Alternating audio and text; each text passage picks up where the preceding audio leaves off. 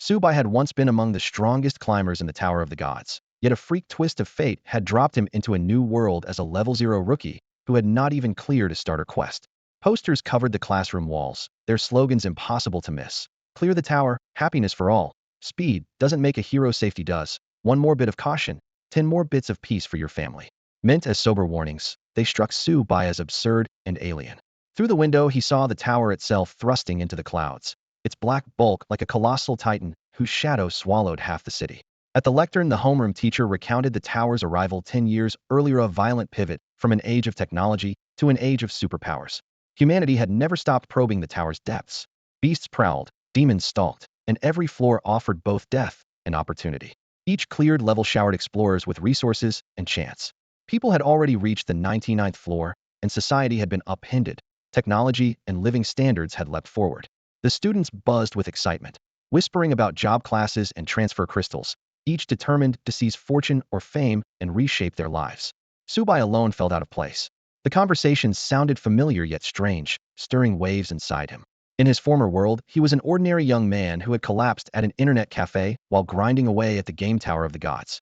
Now he realized this world was a parallel plane where that very game had become reality. In his previous life, he had spent 8 full years climbing to the 999th floor, scouring every map, every secret, every hidden Easter egg. He believed no one outside the developers knew the tower better than he did. Moments after clearing the final floor, the system message had appeared, but before he could view his reward, he was pulled into this unfamiliar world. Regret gnawed at him. The ultimate prize that should have been his was now forever out of reach. A soft chime drew his attention. The female teacher produced shimmering transfer crystals from thin air and passed them out. Amid cheers, students crushed the crystals and vanished in pillars of white light. Subai did the same, and as dizziness washed over him, a mechanical voice rang in his ears. Welcome to the Tower of the Gods. Finding personal information. Please wait. Hope flickered. Could his carefully cultivated account carry over? If so, he would begin with an unbeatable edge. The hope lasted only an instant. Error. Account data does not match the current user. Login failed. Attempting to erase data. Frustration hit him hard. 8 years of effort wiped away in a heartbeat, and though he had half expected it, the loss still hurt. After a brief pause, the system spoke again. Data cleared successfully. Account reset. Welcome to the Tower of the Gods. His vision returned, but before he could survey his surroundings, the voice sounded once more. You have an unread message. Please check your mailbox. Puzzled who could have mailed him so soon, he opened the message. His pupils shrank, shock flooding his face. The subject line was clear, bold, and impossible to mistake. Tower of the Gods, floor 999, clear reward, supreme relic, clock of all things. Subai opened the email at once and skipped the long-winded introduction. In the attached inventory, a single item hung in plain view. Claim your reward? The system prompted. The instant his finger brushed the item, a glowing window filled his sight. Yes, yes. He clicked confirm without a second's hesitation. A moment later, something cold and metallic settled into his palm, a plain black digital watch with a barebones face and no decoration at all. No appraisal was needed. The stats appeared automatically. Name, clock of creation. Rarity, supreme artifact. Level requirement, none. Ability, nurtures all things at the cost of a negligible price. Supreme artifact. Subai's pupils tightened. Inside the Tower of the Gods, gear is ranked from lowest to highest. White rough, gray common, green fine, blue rare, red perfect, purple legendary, and orange epic. Above epic lie artifacts, and at the very peak sits the supreme tier. In 8 long years he had heard the term only in rumors whispered by higher beings. He had never seen one himself. Clearing the 999th floor had actually dropped a supreme grade wristwatch. Not bad, almost the final reward after all. With a low whistle, he buckled the watch onto his wrist without a second thought. In a blink, the surroundings shifted. Noise, the scent of liquor, and the musty tang of wooden floorboards washed over him. Behind the bar, the proprietress with crimson curls, polished glasses, a long-legged elven waitress wove through the crowd with a tray. Several burly dwarves clustered around a round table, downing ale and roaring with laughter. The starting tavern. Subai recognized it immediately. This was the hub for the first 10 beginner floors, a safe house before class change where players could rest, teleport, and pick up routine quests from the mercenary board. Soon the tavern was packed tight with this year's rookies. Beyond the classmates he knew, plenty of unfamiliar faces filled the room, yet every single one hailed from Yin Nation. The system chimed again. Yin Nation has taken the lead in conquering the beginner zone. All Yin players receive the beginner's blessing. All attributes 10. Woohoo! Long live Yin. Long live Sword Immortal Lin. Cheers erupted, and the atmosphere hit a fever pitch. A 10% boost across the board was unbeatable at this stage. Subai's lips curved upward as he pulled up his personal panel. Name, Subai. Level, 1 unclassed. Strength, 80.8. Agility, 70.7. Constitution, 80.8. Spirit, 90.9. HP, 88. Constitution 10. MP, 99. Spirit 10. Physical attack, 1820. Strength 2. Magical attack, 1920. Spirit 2. Equipment, 1. Short sword, white attack 12. 2. Cloth armor, white defense 58. 3. Clock of creation, supreme artifact. The panel matched the in-game interface exactly, though Tower of the Gods values were always guidelines. Real numbers shifted with a player's condition. Take a wound in battle, and both attack and defense would sag. Going hungry drains stamina, and a poor night's sleep saps your mana. The same goes for your health bar. Take a hit like a decapitation or a blade through the heart, and that bar drops to 0 in an instant, killing you on the spot. The numbers on the screen are just a guide. Real survival depends on experience. Now that the Tower of the Gods has manifested in the real world, no one can treat it as an ordinary game. Die here and you die for good. There are no save files, no respawns. That's why the classroom walls are plastered with warnings. Value your life rate with caution. Inside the tavern, a brief cheer faded as greenhorn players swarmed the notice board, scrambling for suitable contracts. Subai didn't join the crush. Instead, he lifted his wrist to study the clock of all things, a supreme artifact disguised as a digital watch. Under the tavern's dim lights, the silver hands gleamed faintly. Cultivate everything. Pay the price? The phrase was straightforward, yet the method and cost were unclear. After a moment's thought, he opened his status screen and silently activated cultivation. Time warped. The watch hand spun backward at a dizzying speed, rolling an entire hour in mere seconds. System messages flared into view. Ding. Beginning attribute cultivation. Strength 1, Agility 1, Constitution 1, Spirit 1. Cultivation time, 1 hour. Slots in use, 410. Select a cultivation option.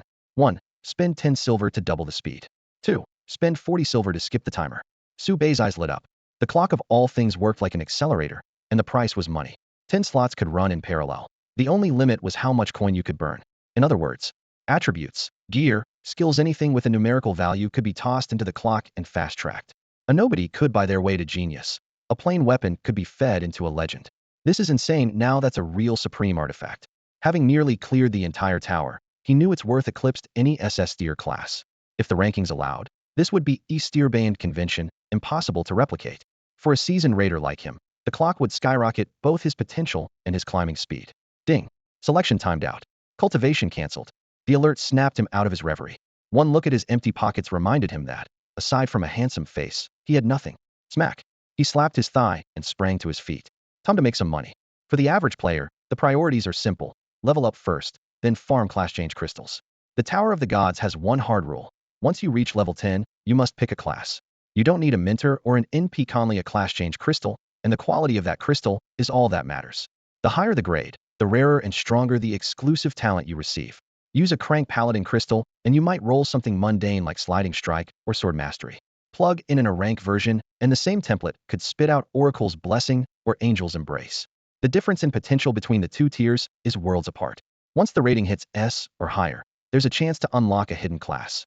An SS rank crystal guarantees it, and the system automatically maxes out its potential. Crystals seem easy enough to obtain. Quests, mobs, treasure chests, plenty of avenues.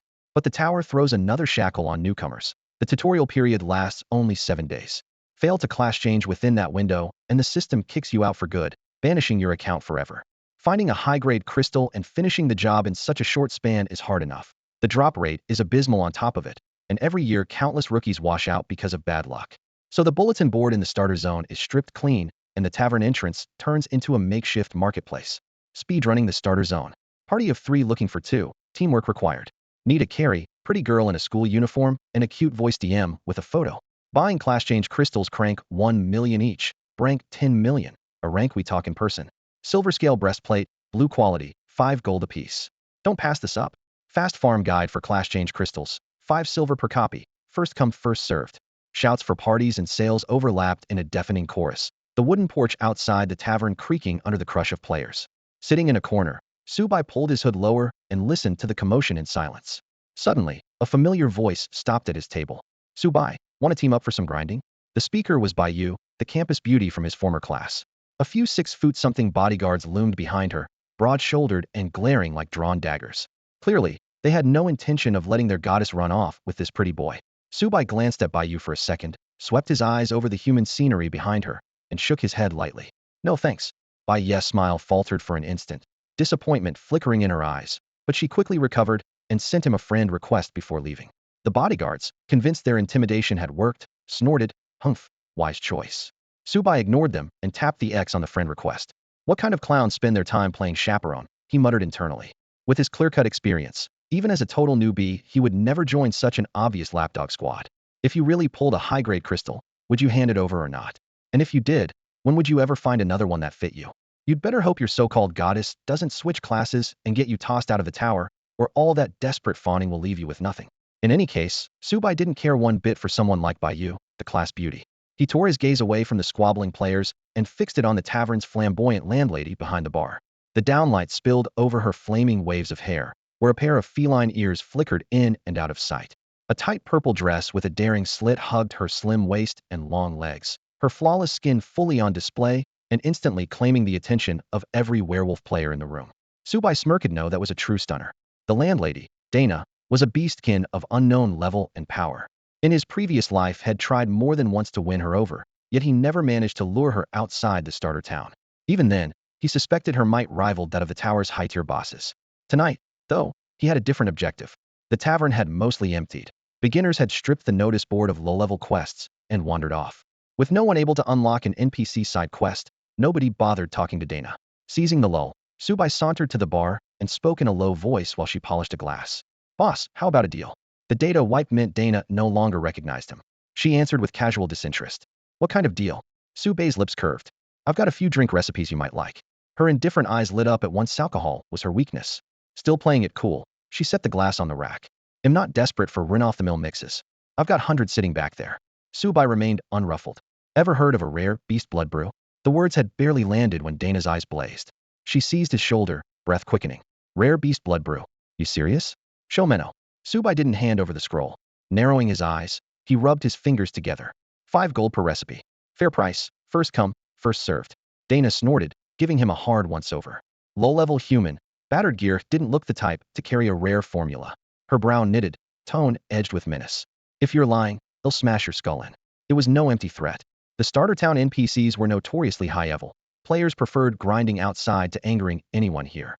A viral launch day clip of Dana pulverizing a tavern troublemaker still kept rookies on their toes. Subai didn't flinch. He rose lazily. If the lady doesn't trust me, they'll sell it elsewhere. He took half a step away when an urgent call rang out behind him. Hey, wait. A slow smile spread across Subai's face. 5 gold it is. But remember, you know what happens to anyone who tries to cheat me. She gave a cold snort and pointed at the spiked club beside the bar, taller than a man, its iron studs matted with flesh and dripping dark blood. A powerhouse like her was on a whole different level from Subai, a mere level 1 rookie. Relax, fair deal guaranteed. Subai leaned back on the bar stool, arms casually draped over the counter as if he were in his own living room. You'd better keep your word. Narrowing her eyes, Dana studied him a moment longer before looking away. 10 minutes later, the bartender set down a drink as red as fresh blood. The beast blood ale glowed like newly split ruby, yet flecks of starlight shimmered in its night-dark depths. A wild, heady aroma flooded the tavern, making the air feel searing hot. Passing staff edged closer without realizing it, and patrons formed a tight circle, eyes glued to the glass. Boss, they'll take it in copper. 15. 18. It's mine. Bids flew in from every direction, and the scene verged on chaos. Bang. Dana slammed the bar, the impact sending perfect ripples across the scarlet surface. Her voice boomed like thunder. Back off. It's mine. Anyone want to try me? At her roar, the crowd backed away, disappointed but silent. Once they dispersed, Subai asked lazily, so boss, how does it taste? What's it worth? Dana leaned in, her pert nose twitching like a hunting beast. She hovered there, reluctant to take the first sip. Only when the greed faded from her eyes did she look up. Her gaze entirely changed. How many copies of that recipe do you have? He'll buy them all. A few minutes later, 4 rare beast blood ale recipes were in Dana's hands.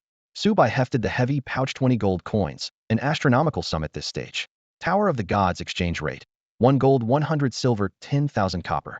In the global chat, players valued 1 gold at roughly 10,000 real-world currency. He had just pocketed 200,000. Meanwhile, other players were grinding outside the newbie village for scraps, lucky to net 10 copper a day. If a green item worth 10 silver dropped, they'd celebrate risking death the entire time. The moment the money hit his hand, Subai opened the cultivation panel and began reallocating his stats. Ding. Cultivation initiated. Strength 10, Agility 10, Constitution 10, Spirit 10. Time required, 10 hours. Active slots, 4. Slots remaining, 6. Choose acceleration. 1. Spend 180 silver to double the speed.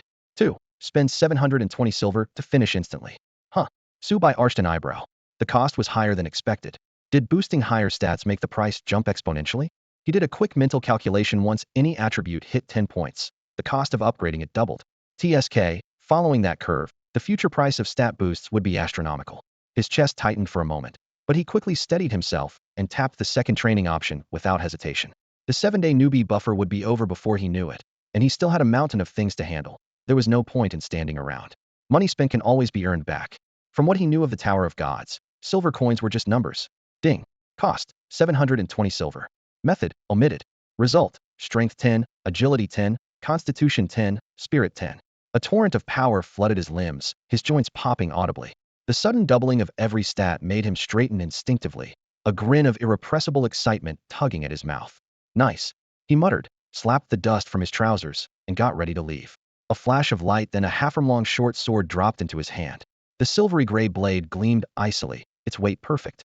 Behind the bar, Dana hugged her crock of beast blood wine and snorted. I'm not cheating you. The sword's a little bonus. Rare brewing recipes were gold to a wine lover. Subai had just sold her, for who knew how many more he might have. A bit of goodwill never hurt. He checked the info. Newbie weapons needed no appraisal. Name, exquisite short sword. Rarity, superior green. Level requirement, none. Physical attack, 2025. Magic attack, 1020. Well, that's not bad. His eyes lit up. It was practically 10 free points of strength. Thanks, boss. He slid the short sword into his belt. If you get more recipes, he'll still take them, Dana said, giving the wine jar a shake. Count on it, told friends first. He winked. She tilted her head, half amused, but he didn't explain further and pushed the door open. The sun blazed overhead. The moment Subai stepped out, he noticed the distant sky churning. In the middle of the azure dome, a gigantic white vortex rotated slowly, sucking in clouds the gateway to the Tower of God's first floor. Cross the monster-infested forest around the novice town, kill the guarding boss, and the teleport qualification would be his. He gazed at the vortex, then lowered his eyes to his plain starter gear, feeling complicated, like watching a meticulously crafted draft vanish beyond recovery, painful, but unavoidable. After a long silence, he exhaled. The last trace of discouragement vanished, replaced by a fresh brilliance in his gaze. This next draft would be even better, even brighter.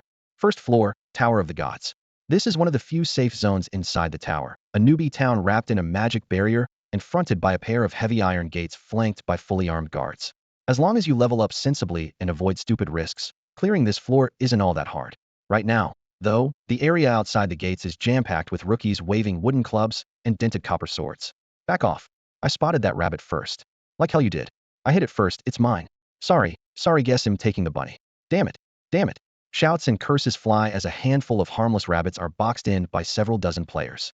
With more than 10 million slots opened for the 10th anniversary event and over 1 million crammed into the East District alone, competition is brutal. Subai stops at the entrance, taken aback by the chaos. In his previous life, Tower of the Gods had been a no-name indie game. You could go hours without seeing another soul, let alone fight over mobs. Scratching his head, he mutters, why are they all after rabbits? They're cute, give next to no XP, and don't even drop coins. With a shrug, he slips toward the other side of the gate. Hey Subai, don't go that way. No guards over there, that's the danger zone. Shouts a bespectacled classmate. Too late. Subai has already stepped across the threshold. Huh, danger zone. Where? 10 meters ahead. A level 1 wind serpent snaps forward, the air slashing with a sharp hiss. Almost on instinct, Subai whips out his short sword, flicking his wrist in a clean, lethal arc. Spurt. The serpent is sliced clean in two, rolls twice on the dirt, then dissolves into a wisp of black smoke. System prompt. HP 20. Target killed in a single strike. Clink. A shiny copper coin drops to the ground. The bespectacled classmate and every nearby rookie are frozen. What just happened? One blink, and that long serpent was gone. The classmate swallows hard. That hat was a level 1 wind serpent. How did you even? Subai casually reenacts the move. Easy. You just go like this, then like this, and that's it. Still, be careful. The classmate lowers his voice, genuinely concerned. If it had crit, it could have one-shot you. Our gear's trash, stats are low, and remember there's no respawn here. Subai smiles, tosses the copper coin, and it lands in the classmate's palm. You're a good guy. Then he waves and strolls straight into the swaying weeds of the danger zone. That area is well beyond the guard's range. If something goes wrong, no rescue will come. Subai doesn't seem to care, humming a tune as he walks. Back at the town gate, the rookies are still red-faced, fighting over the same pitiful rabbits. Most newcomers grind a few mobs at the entrance or run errands inside the town, hitting level 2 or so before daring to hunt outside. Subai strolled in without the slightest hesitation. A good deed, wasted hell be dead in 5 minutes. Just watch, the rookie beside him grumbled, yet his gaze stayed glued to the copper coin in the bespectacled man's palm. He had camped here for 2 hours without seeing a single drop, while the other guy muttered 2 sentences and a coin popped out. Nothing stings like someone else's luck. Su Bei's figure soon vanished into the deeper forest. The canopy blotted out the sky like a vaulted ceiling, waist-high shrubs crisscrossed in every direction, an untamed primeval maze. Wind serpents lurked in this natural labyrinth, ready to spring from the shadows and sink their fangs into any passerby's vital points. Whoosh! The moment he stepped between the trunks, a wind serpent shot straight at his face like an arrow from a bow. Su Bei's expression didn't change. His wrist flicked, and the short sword angled upward. SHK. The blade speared through the serpent's body. It writhed for barely 2 seconds before bursting into black mist, dropping no coins. The interface flashed the word critical. Had the others still been around, their jaws would have hit the floor. The speed and precision of that strike were far higher than before. The slightest misstep would have meant a bite. Only someone utterly confident in his skills would dare meet the attack heat. Su Bai sheathed the sword slowly, face unchanged. For him, this was routine. He knew the wind serpent's stats by heart. Blistering speed and high attack, but virtually no defense and a paper-thin health bar. Even a level 1 rookie could one-shot it by hitting the weak spot. The interface chimed, EXP 10, and the level 1 bar inched forward. The monster's behavior matched the game in his memory perfectly. This place was indeed the Tower of the Gods. The realization put a gleam in his eyes. Every ounce of experience from his past life could be used here. Let's keep going, he muttered, stepping deeper into the brush. Swish, swish, swish, swish. After only a few steps, several wind serpents fired out, twisting bodies aimed straight at his vitals. For most beginners, this area was a death trap. The guides recommended forming a turtle shell with shields to tank the first volley or risk an instant wipe. Players who strolled in as casually as Su Bai were rarer than phoenix feathers. Yet the expected bloodbath never happened. Su Bai shifted his feet, and the short sword whirled between his fingers. Clang, clang, clang. 3 revolutions in a single second. Flashes of cold steel severed every serpent cleanly in 2. Thunk, thunk, thunk. Dull pops rang out. Each strike was a one-hit kill. Notifications rolled in. EXP 10. EXP 10. A single copper coin dropped among the shrubs. TSK, still the same lousy drop rate. Su Bai clicked his tongue, flicked the coin into the air with his toe, and let it land neatly in his small backpack. At that moment, a booming system announcement shook the air. Announcement: the 10th season of the Tower of the Gods is now live. All first kill records in the beginner zone have been reset, and generous rewards await the new first kills. Rookies, seize the chance and surpass your predecessors. It's finally live. I wonder who'll snag the first kill record this year. Who knows? Either way, it's got nothing to do with nobodies like us, someone chimed in. The moment the system announcement sounded, the square erupted. I'm not sure about the other zones, but in the East the 3 great families still run the show. Exactly. I just saw the Lin family's heiress by the teleporter. Reishi was glowing in top-tier gear. Top tier? That's got to be worth a few $100 grand, right? A few $100 grand? Don't insult her. We're talking at least $1 million. Maybe the whole set breaks $10 million. A collective gasp swept through the crowd.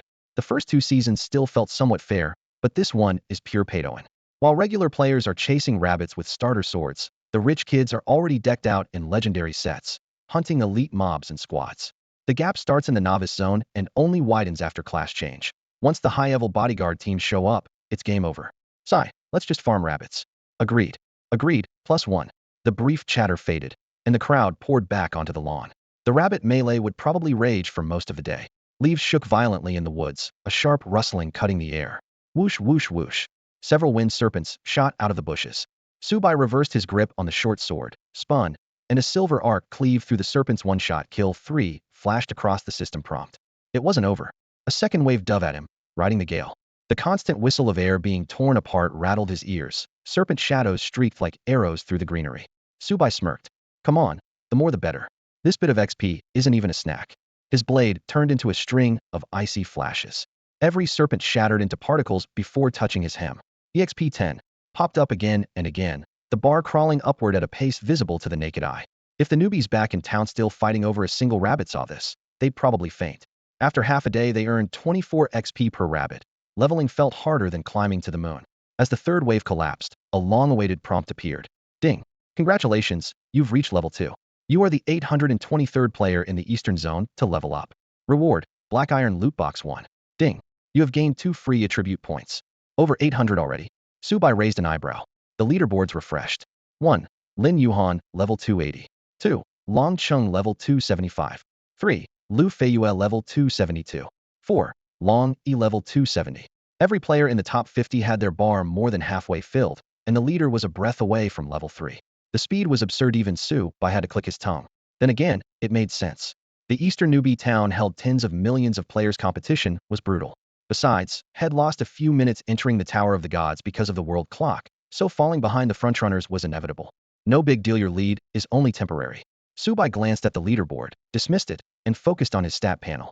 The 2 free attribute points from leveling were laughable, but he muttered, better than nothing, and dropped them both into strength before closing the window. The real prize lay in his inventory, a black iron chest. 1 tap. Ding. Black iron chest opened. You received common cloth armor 1, copper coins 30. So it can drop gear? He raised an eyebrow. A white iron tunic wasn't much, yet for a black iron chest it was decent, and 30 coppers were 30 coppers. He turned his attention to the default short sword in his hand and pulled up the All Things Clock's forging interface. Ding. Begin cultivation of fine short sword. Select number of attempts, maximum 8. He tested 1 attempt first. System prompt. Confirm 1 cultivation attempt, cost 50 copper? Confirm. Ding. Cultivation complete. You obtained fine short sword 1. A flash washed over the blade, raising its damage from 2025 to 2328 3 points in an instant. Pleased with the value, Subai decided to max it out in one go. Confirm 7 cultivation attempts. Cost 9 silver 65 copper? Confirm again. Ding. Cultivation complete. You obtained fine short sword 8. 7 bursts of light flared in quick succession. The metal grew visibly hotter, the hilt scorching until he nearly dropped it. When the glow faded, the blade looked like red-hot steel fresh from the forge, waves of heat rippling off it. Current stats. Name, fine short sword 8. Quality, superior green. Level requirement, none. Physical attack, 50-60. Magical attack, 40-50. Bonus, attack speed 10. After 8 upgrades, the starter sword was borderline rare. With his new strength points, his total attack was close to 100, and Subai nodded in satisfaction. The All Things Clock really is a monster, he thought. Professional blacksmiths could temper weapons too, but each attempt risked failure. The higher the bonus, the steeper the odds.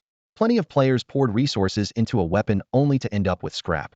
The All Things Clock never failed, it was just expensive.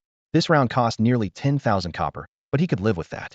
As for the market price of a level-free starter weapon of this quality, he'd figure that out later. The new season had just begun, prices were inflated, and he could ask around once he reached the Tower of Gods. First things first, get the ticket to the tower's first floor. He flexed his wrist, gripped the still searing sword, and moved deeper into the jungle. The earlier skirmishes hadn't even warmed him up. His true target was the limited spawn boss at the far end of the forest, just outside the starter town. Only by killing it could he earn entry to the Tower of God's first floor. Officially, the boss in the western starter town spawns only 10 times on day 1. Even with parties scrambling for the first kill, only a few players will step into the tower today. The new season's first kill record will almost certainly come from that group. The deeper he ventured into the jungle, the more dangerous it became. Besides level 1 wind serpents, Subai also had to watch for other low-tier creatures. The ones blocking his path now were a pack of sawtooth rats. Crunch, crunch. Their thick yellow incisors ground together at high speed, the sound as grating as a buzz saw. Each rat was a size larger than normal, and oily flashes of light flickered across their gray-brown fur. Like wind serpents, they loved to roam in packs. In a blink, more than a dozen level 2 sawtooth rats filled the gaps and hemmed him in. They were slower than wind serpents, but delivered far deadlier bites. Crack! All at once, the rats lunged, their fangs bristling like a steel brush as they sprang at Subai. Normally, this kind of encirclement would require a full squad of average level 2 players to handle. Unfortunately for them, Subai was no ordinary rookie. As they closed in, he stepped forward instead of back, the short sword in his hand flashing coldly as he crashed into their ranks. The 2 rats in front leapt, needle noses aimed at his face, eager for a French kiss. Take this, Subai growled. His sword struck like lightning, plunging straight through their chests with pinpoint accuracy. Pop, pop. 2 crisp blasts rang out, and both bodies dissolved into black mist. The rest of the rats showed no fear, instantly closing the gaps. Swish, swish, swish. Subai's wrist twisted, slashing and sweeping with a speed on par with a level 5 player, completely smothering the pack. He wasted no fancy moves, relying on sheer stats alone. Wherever the blade went, rat shadows burst apart. One-shot kill 5. Ding. EXP 20. Ding. EXP 20. The 10-rat ambush didn't last a minute. When the black mist dispersed, only a few copper coins remained. He scooped them into his pouch and moved on without a backward glance. Most monsters in this forest were level 3 or below and weaker than the field average. Even a strike to their vitals couldn't survive a single swing from Subai. For him, this was barely a warm-up. In under half an hour, had almost reached the forest's edge. His timer stopped at 29 minutes and 30 seconds, just shy of his personal best. Through a gap in the foliage, he spotted the wide meadow that bordered the trees. His destination was close. He hadn't even farmed deliberately, yet his level 2 experience bar was already past halfway, and his Eastern newcomer rank had climbed from 823rd to 512th, a jump of over 300 spots. Among tens of millions of rookies, that was impressive, but Subai clearly wasn't satisfied. As he stepped over the final vine, clanging metal and frantic shouts erupted in the distance. Subai accelerated, bursting from the shade. Sure enough, several groups of players were locked in battle with goblin squads out on the grassland. Roars and the clash of weapons rang out without pause, the fight at fever pitch. The goblins averaged above level 3, their stats dwarfing forest creatures, and the plain was their home. Turf reinforcements streamed in. Luckily, these rookies weren't pushovers. Most were still level 2 and the highest barely level 3, yet their gear glinted in the sun with a cold metallic sheen, each piece looking expensive. Scritch kids, are newbies these days all loaded? Even Subai couldn't help clicking his tongue. He saw at a glance that none of the gear on those players was below superior grade, and the woman in front was decked out in a full rare set. Ordinary rare, yes, but its bonuses rivaled a unique piece. By comparison, his own fine short sword 8 looked downright shabby. Thanks to that top-tier equipment, they were holding their own against the goblin squad despite being outnumbered and a few levels lower. Squad 2, tighten the formation. Squad 3, rotate to the front. Support, pass out potions move. The woman Lin Yuchan, heiress of the Lin family, spoke with steady authority. Under her direction, the 5 squads moved like clockwork. Tanks braced for the charge, backline took turns guzzling potions, health bars stayed green, and their wall never wavered. No matter how many waves the monsters threw at them, they didn't budge an inch. Compared with the chaotic mass of rookies back in the starter town, this team looked drilled and professional. No greed, no recklessness, just methodical progress. At this pace, Miss Lin will reach the boss room in 3 hours. The speaker, Chong Fei, was another fresh recruit bankrolled by the Lins. Gear, consumables, everything came from the family. Their single mission was to secure Lin Yuchan the first kill record and launch her up the Tower of Gods.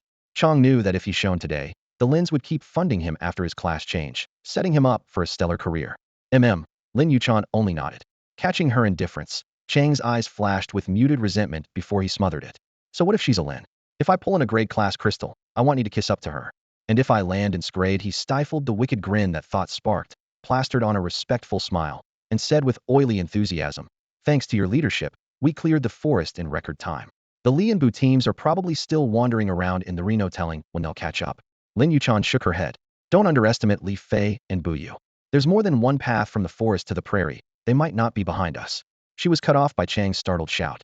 Huh, who's that? Everyone turned. A young man was skirting their flank, moving quietly. When he realized had been spotted, Subai waved cheerfully. Hey there. Every player, Lin Yuchan included, stared in disbelief. Besides their elite group, someone else had made it through the forest this fast, and he was solo, only level 2. How's that possible? Chong blurted. Even with their god-tier loadout, it had taken them nearly half an hour to exit the forest, a speed considered top tier in past seasons. Yet this newcomer had caught up. Even Lin Yuchan felt a jolt of surprise. Subai gave a casual wave and headed for the other side. See you around. Chong froze, then realized his intent and yelled, crap, he's trying to slip past while the goblins are on us. Before the words finished echoing, Lin Yuchan's brow tightened. She snapped her hand down. Squad 3, forget the potions. Link up with Squad 4, stop him. The 5 squads split instantly. One group held the front against the goblins, the other wheeled to form a blocking line and charged Subai. When a first kill is on the line, Lin Yuchan doesn't negotiate. The Lin family built its place in the tower with blades, not mercy. One nameless rookie was expendable. What a nuisance. Subai watched the players closing in, drew the short sword at his waist with relaxed ease, and sighed. You fight your monsters. Why drag me into it? A mere level 2 rookie, and he dares fight back? Players from squads 3 and 4 sneered, as Subai drew his blade. If he threw down the weapon and surrendered, he might survive a bit longer, but standing his ground meant certain death. Hurry up and finish him off, then go help the other squads, squad leader Chong Fei ordered. Yes, sir. A dozen elites from wealthy clans spread out, their formation curving around Subai like the ribs of an umbrella, smooth, practiced, and precise. Subai eyed the oncoming foes without a hint of panic. His voice was almost conversational. Fine, they'll play with you. Whoosh. 10 meters away, an arrow screamed through the air. Clang. Without even lifting an eyelid, he flicked his short sword and split the shaft in two. Watching from afar, Lin Yuchan arched a brow and murmured a surprised huh, clearly not expecting him to be this composed. The clash began in an instant. The vanguard of squads 3 and 4 reached him first, ornate long swords slicing down. Swish, swish, swish. Cold light rained toward him. Subai chuckled, stepped in rather than back, and struck.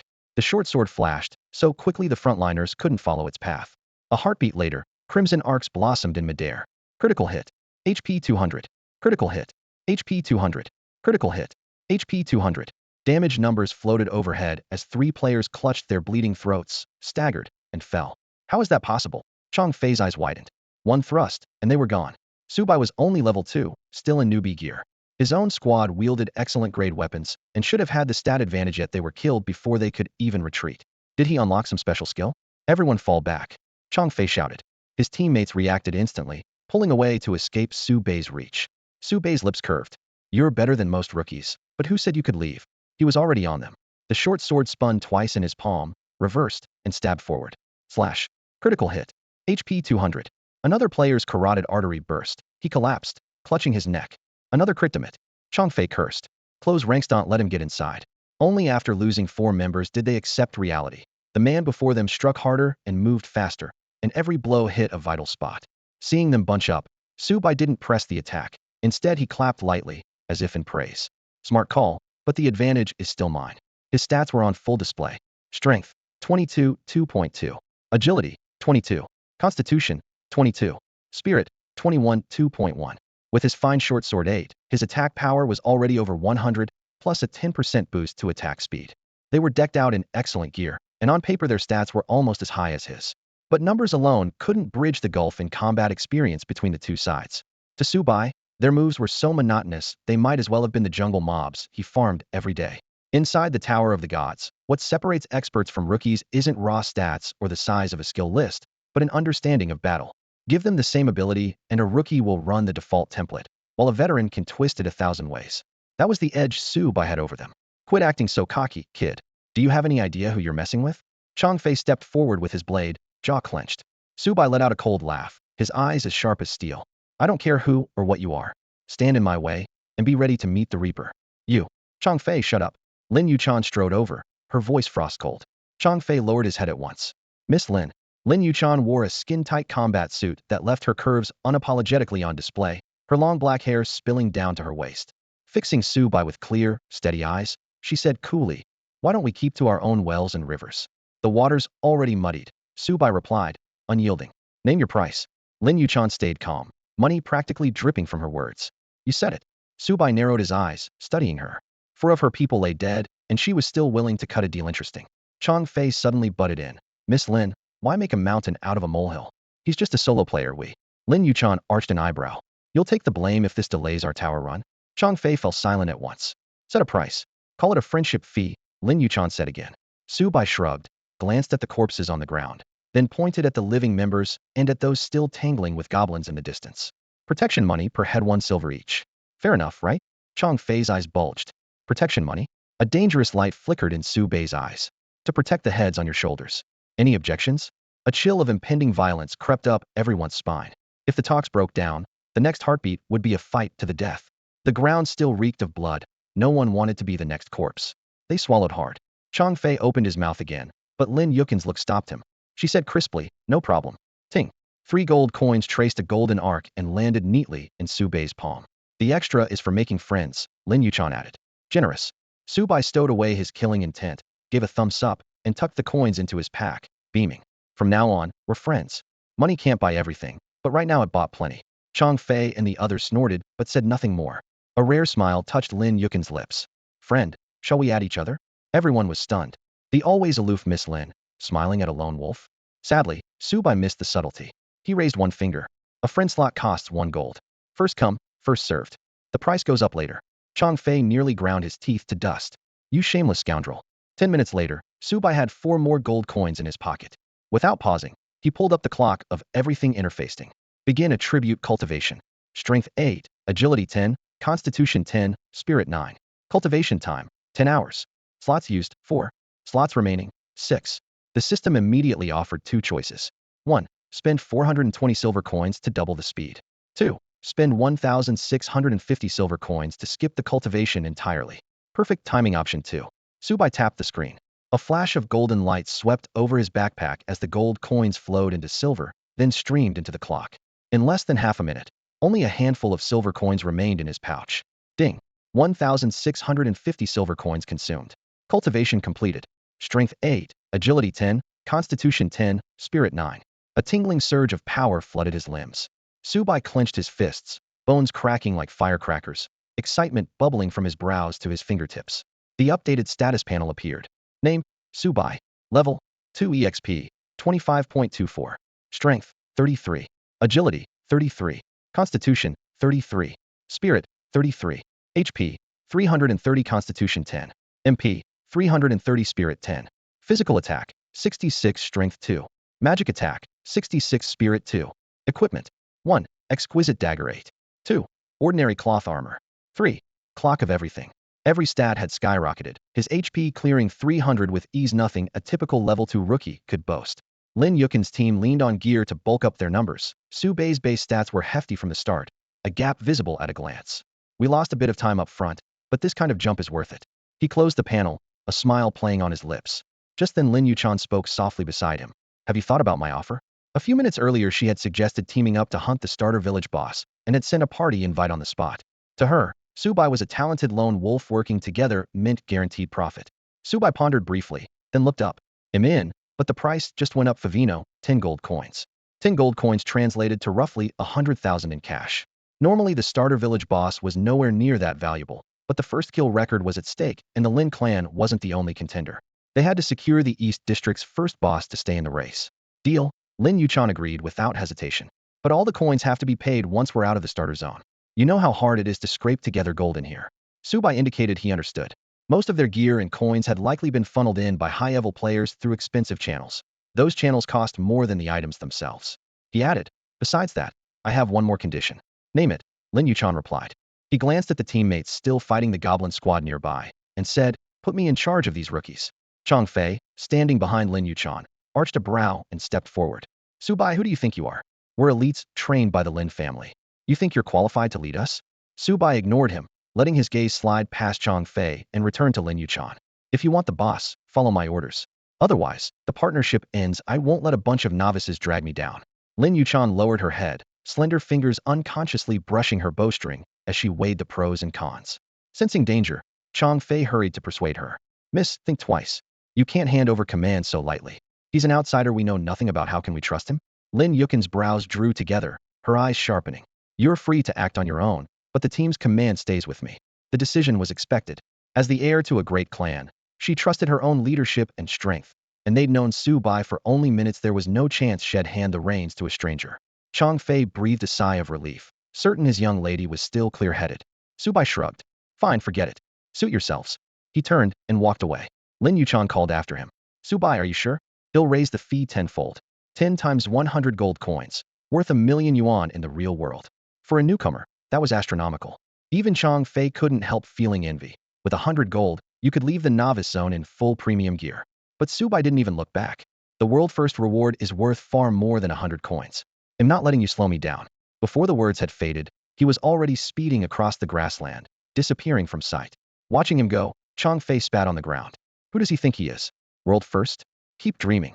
A flicker of irritation crossed Lin Yuchan's eyes, but she held her tongue. She knew Chang Fei wasn't entirely wrong. Subai was a lone wolf. How could he compete with the prodigies backed by nations? Forget a world first, that might not even crack the regional record. As for her, even with the Lin family behind her, she only aimed for a regional first kill. How could Subai possibly stand on equal footing with her? Meanwhile, outside the novice zone, schools, guilds, and everyday viewers were glued to live feeds and data panels, waiting to see who would claim the season's first kill. The front page of the Tower of Gods forum was flooded with new season threads. Think Flame Nation can grab the novice zone first kill record this year? We still have the regional buff early on, so we start strong. After that, it's down to luck. Same as last year. We took the first 9 floors, then Lighthouse Nation's rookie overtook us on the final level. Hard to compete when they spawned an SS-class profession crystal for a rookie. Word is he's already level 80 and close to his second advancement. No wonder Lighthouse Nation treats him like gold. He'll be drafted into the frontline raid team soon. Sigh. When will Flame Nation produce another SS-class rookie? We've had nothing since Lin Yuchan. I'd settle for a single S-class genius this year. Flame Nation hadn't produced an SS-class player since Lin Yuchan, and at this point, even an S-class prodigy would be a blessing. Clack, clack. Goblin patrols shuffled past Subai, crude wooden spears on their shoulders. Their slick green skin glimmered in the sunlight as they chattered, kicking droplets from the grass and ignoring the man standing only a few steps away. Subai strolled right through them, too lazy even to look their way. Any other player would have been slack-jawed, but to him this was nothing more than basic technique. Every creature in the Tower of the Gods has its own aggro radius. If you hit the boundary with precision, you can walk past them unharmed. The catch is that each species has a different threshold, and the slightest miscalculation will get you killed. Subai knew the numbers by heart. He mumbled, forward, back, left 3 steps, right 3 steps, wandering as casually as a tourist while following an exact rhythm. To hunt the Goblin King, you first have to cross this patrol-ridden plain. With perfect aggro control, Subai slipped through fight after fight. While newbies still skirmished at the outskirts, he had already covered most of the distance, trading the buzz of insects for the outline of distant huts the goblin settlement. Boom. A deafening explosion erupted from deep inside the camp, followed by clanging steel and frantic roars. Subai stopped in his tracks. Someone faster than me, he muttered. A pungent stench, part rotten wood, part sulfur, rolled toward him and hung in the air. Crouching, he swiped a finger through the blue dust on the ground and immediately understood. Aging powder. It masks the user's scent, but only against low-level mobs, and only if their level isn't much higher than yours. He rubbed the grains between his fingers. Light blue, the budget formula. Still, that's quite a splurge. Even the cheap version requires hundreds of gold in ingredients. Hauling it to a starter zone costs several times more. One handful scattered here was worth a small fortune. Subai had crossed the plain on experience alone. That team had paid their way through. He followed the odor into the settlement. Just inside the wooden palisade, a 7-person squad was locked in combat with goblin guards. Blue dust still swirled around their boots, and the guards were being pushed back step by step. On a stone bench in the distance, the Goblin King sat with a bone scepter laid across his lap, ears pricked, watching the fight. Good, the boss hasn't aggroed. Subai sighed with relief. If those 7 killed at first, he would be stuck waiting an hour for the respawn, losing any chance at the first kill title. Their gear was hard to miss, full sets of rare-grade armor that threw back every flash of firelight. The leader wore an entire matching set, radiating the same moneyest object vibe as Lin Yuchan. Filthy rich, Subai thought, glancing at his own modest outfit. Only his 8-fine short sword looked remotely impressive. The 7-man squad moved with crisp precision, clearly a cut above Lin Yuchan's earlier subteam. Half crouched in the shadows, Subai watched them like a knife-edged hawk and weighed their strength. With power like that, they probably still couldn't take the Goblin King, right? He was about to relax when he spotted the corner of a golden scroll sticking out behind the captain's back. A mid-tier spell scroll. His pupils tightened. Then he gave a bitter shake of the head. All right, forget everything I just thought. The spell itself wasn't rare, but the materials and workmanship needed to seal it in a scroll cost a fortune, easily as pricey as that bottle of meridian shifting powder. The Goblin King was level 5, an elite boss with base stats far above a normal monster, yet a mid-tier scroll could still vaporize it on the spot. That the squad hadn't used the scroll yet meant they first wanted to clear the surrounding goblins. The spell was probably single target or at most a small AoE. If it were a wide area nuke, Subai figured he would have to wait for the next boss spawn. Only then did half his worry ease. Good, at least it isn't a map wipe. A grin tugged at his lips. He drew his newbie short sword and charged straight onto the battlefield. If he didn't gamble now, when would he? Once the squad closed in on the boss, a level 2 rookie like him wouldn't even taste the soup. Abandoning stealth, Subai let every eye player and goblin alike swing toward him. Brother Wong, someone's coming. A squad member yelled, her shout ripping through the skirmish. The Brother Wong she called out to was Captain Wang Zisher, direct heir of one of the East District's 3 great clans. The girl herself was Li Yuan, heiress of the Li clan. Lin Yuchan would never have guessed the Wang and Li families had joined forces in the starter village, pooling resources to outfit 7 rare-grade sets and 1 mid-tier spell scroll, all to claim the town's first boss. Captain Wang, do we stop him? Zhuahai asked, gripping his weapon. Wang Zisher frowned, studying Subai. The newcomer's movements were swift and tricky, and in a blink had slipped through 2 rings of goblins, already pushing into the fight. No need. Just a lone wolf, Wang Zisher replied coolly. Subai's gear was shabby, and he was only level 2. The gap between him and the boss was a canyon. Even if he reached it, he'd be smashed into paste long before he could land the kill. Li Yuan snorted. Another clueless idiot daring to covet lined Wang loot. Wang Zisher shrugged. If he's really that good, let him try. The others laughed with him. Captain, you're giving him way too much credit. He's broke, and alone he can't even. Roar. The words died beneath a thunderous bellow. Everyone whipped around. Stuck deep in the Goblin King's bulging green bicep was a newbie short sword, blood spilling down its arm.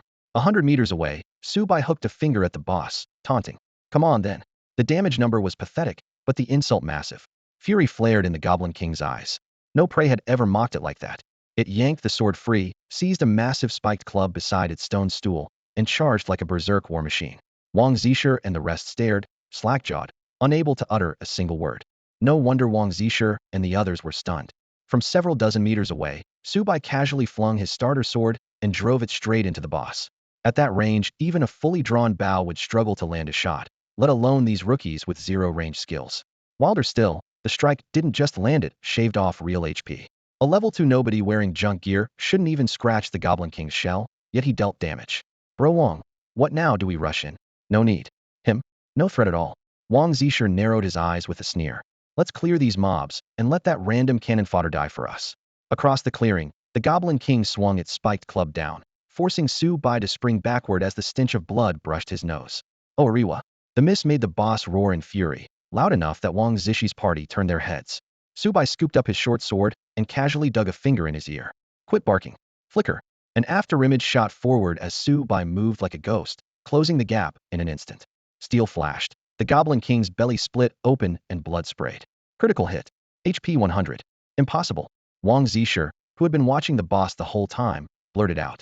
Bro Wang, what's wrong? How does he know flicker? Hearing the term, Li Yuan suddenly recalled her father saying that flicker was a combat technique mastered by only a handful of high-level players.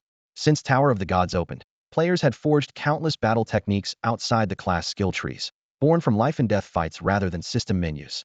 Wang Zisher had hired veterans to teach him, and knew flicker was rarer than phoenix feathers among top players. Yet Su Bai used it more smoothly than any of them. Su Bai gave the Goblin King no breathing room. Muscles tensed. He reversed his grip and stabbed precisely into its lower back. Critical hit. HP 100. Roar. The pain sent the boss berserk. Its spiked club howled through the air, heavy blows falling like a storm. In a blink, the massive club was about to smash into Su Bai's shoulder. Li Yuan's cry froze as the club passed through a fading afterimage. The real Su Bai was already back in close range. Cold steel flashed, and a deep gash opened across the Goblin King's chest. Critical hit. HP 100. 3 strikes, 3 crits. The Goblin King might be an early game boss, but it had been the first one Su Bai killed in his previous life, and he remembered every weak spot: chest, abdomen, lower back, and eyes. So as long as you target those weak points, every strike will crit. The Goblin King's health bar is absurdly long, and its defense sky high. With Wang Zian's 7-man squad, they would need to grind for more than 2 hours without a magic scroll for even a slim chance at a kill. But in Su Bai's eyes, a few tiny tricks could multiply their farming speed several times over. He kicked off the ground and slipped through the gaps like a fish, closing the distance again.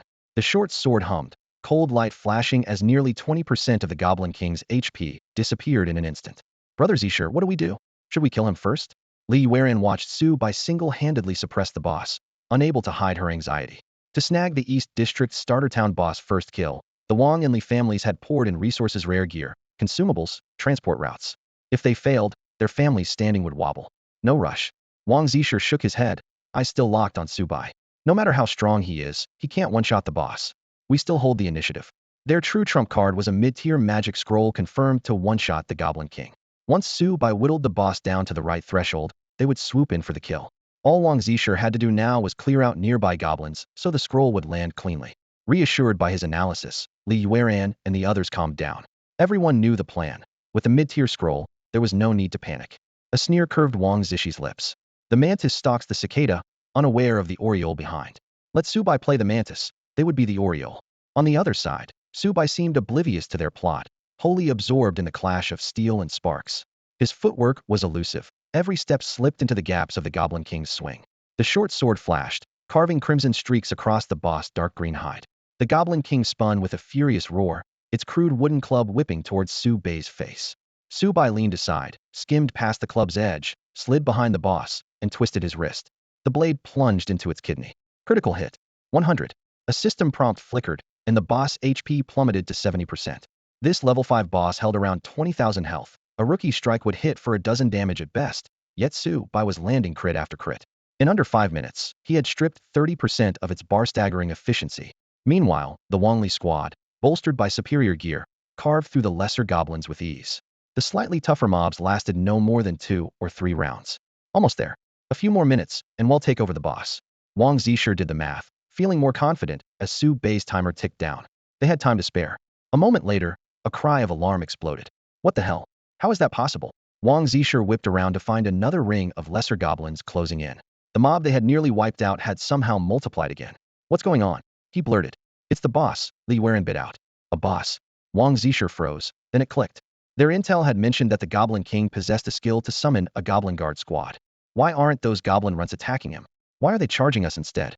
A teammate blurted out. No one had an answer. Wang Zisher was just as perplexed.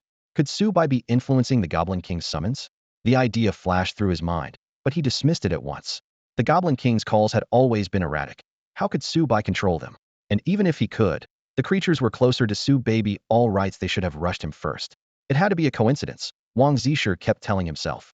More than 20 goblin runts materialized around them, shrieking as they closed in. Jaw clenched, Wang Zisher barked, "Move faster, we still have a chance." At their captain's command, the jittery team steadied. An extra pack of monsters was a hassle, but it only meant a little more cleanup time. With Su Bai whittling down the Goblin King's health, they still had room to breathe. Listen to Zisher. Keep going, let's do this. Li Yuan urged. Yes, sir. The group answered in unison. They were heirs of powerful families and had been drilled for situations like this. Nerves taut, they moved with practiced precision. Sword flashes and spells crisscrossed the cramped tunnel, and within minutes only a handful of runts remained. Huh, we can finally Wang Zishi's grin froze. Just as they were about to finish off the last stragglers, the Goblin King raised its scepter. Green light flared, another pack of runts appeared, and once again they ignored Su Bai, howling straight at the team. Damn it, why? Wang Zisher snarled. His teammates' faces darkened. Why did the little beasts keep bypassing Su Bai? Was it still coincidence? The question hammered at them. The answer arrived quickly. Minutes later, the Goblin King summoned a third escort squad. Same pattern, bypass Su Bai, lunge at Wang Zisher and the others. Is this still coincidence? A teammate whispered, voice quaking. Coincidence, my ass. He's behind this. Another shouted. 3 times was proof enough Su Bai had meddled somehow. At this rate, they would never clear the swarm in front of them. What now, Zisher? Li Yuan asked, panic edging her voice. Failure meant dying before the mission even began and wasting every resource their families had invested. Wang Zisher glared at Su Bai in the distance. The Goblin King's health was down to its last 10%. Any second now it would fall. Wait any longer, and they were finished. Scowling, he suddenly ordered, everyone, full power, clear me a path. Yes, sir. The squad answered once more. Their only shot at turning the tables rested on the intermediate scroll Wang Zisher carried. As long as they got him in front of the Goblin King, he would have a chance to one-shot the boss. They had spent a fortune and plenty of time clearing out every goblin around the king, so the mid-tier scroll would land precisely. But Su Bai's sudden interference forced them to gamble early. Li Yuan raised her rare short bow and fired 3 arrows that streaked through the air like shooting stars. Zisher, don't worry. We'll get you there. The bow was pricey, each arrow cost 5 silver, and a couple of volleys burned through an entire gold coin.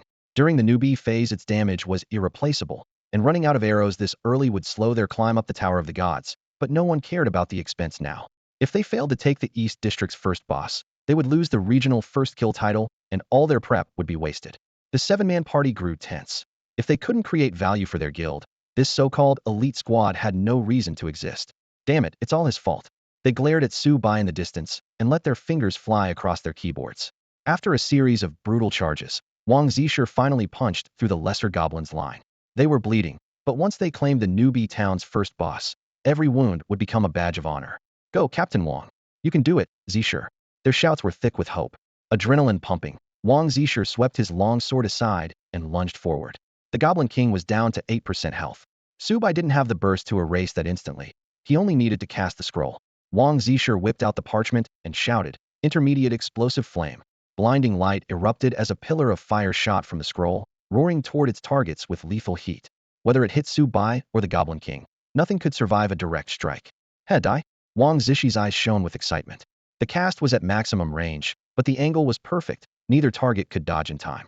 Inside, he howled, die, die, die. The pillar crashed down, engulfing both Su Bai and the Goblin King in flames.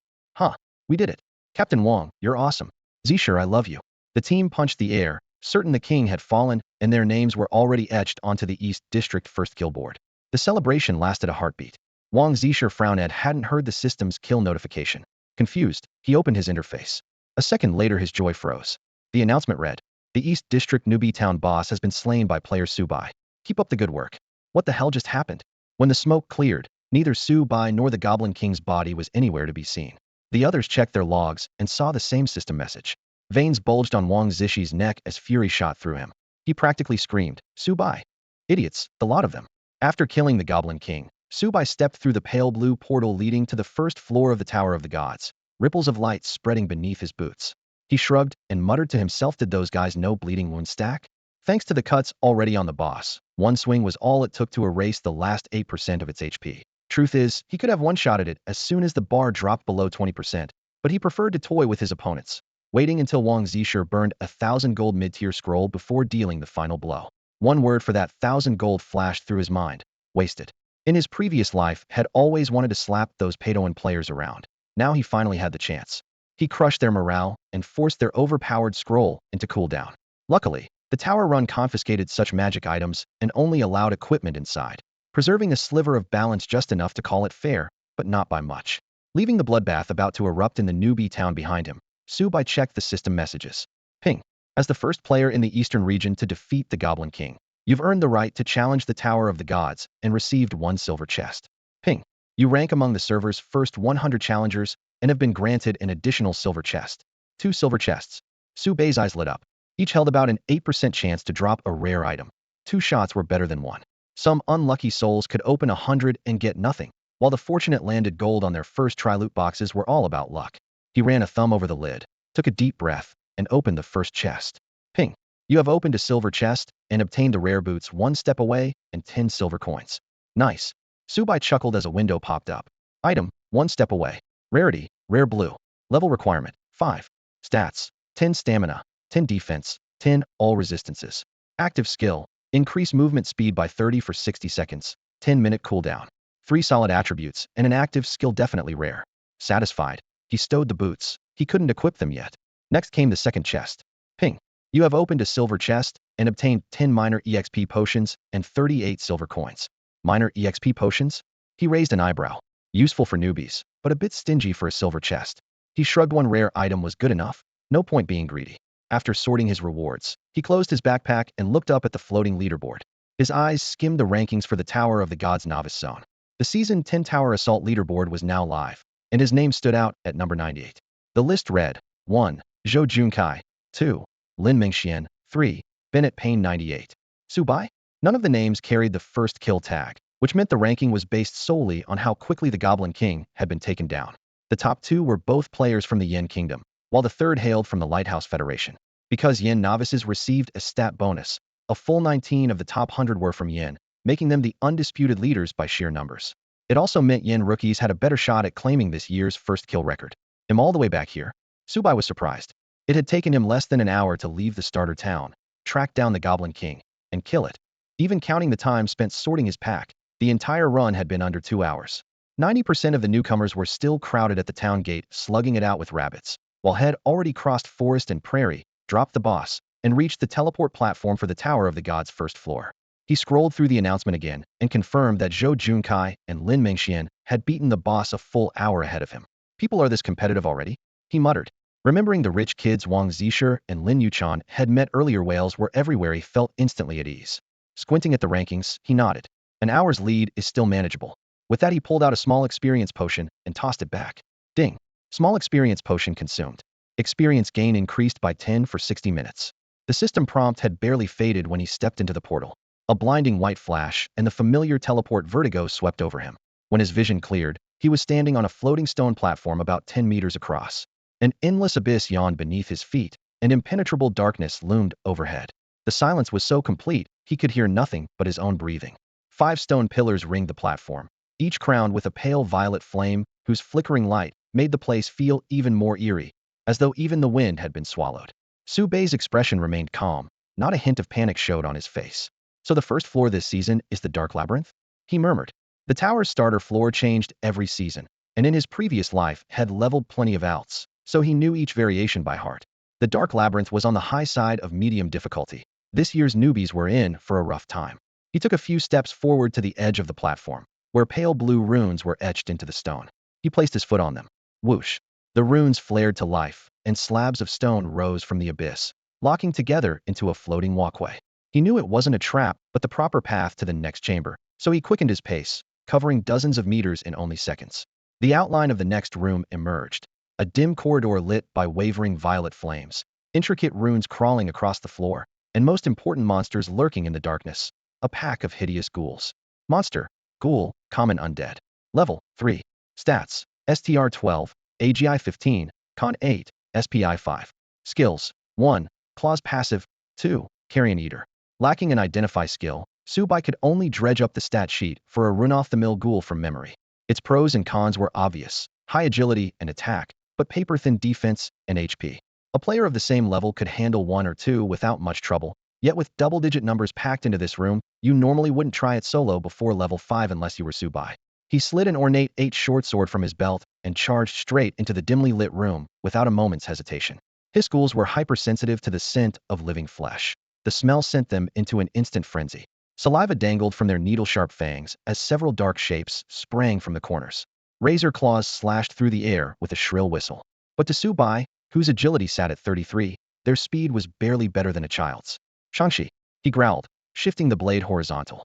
Cold steel skimmed across the first ghoul's throat, carving a thin red line. For a heartbeat, the creature merely felt a chill. Then instinct made it clutch the wound. Splat! A jet of blood erupted through its fingers. Critical hit. Instant kill. A level 3 ghoul couldn't survive that strike. The corpse toppled backward. Subai never missed a beat. His wrist snapped. The tip of the sword angled up thrust.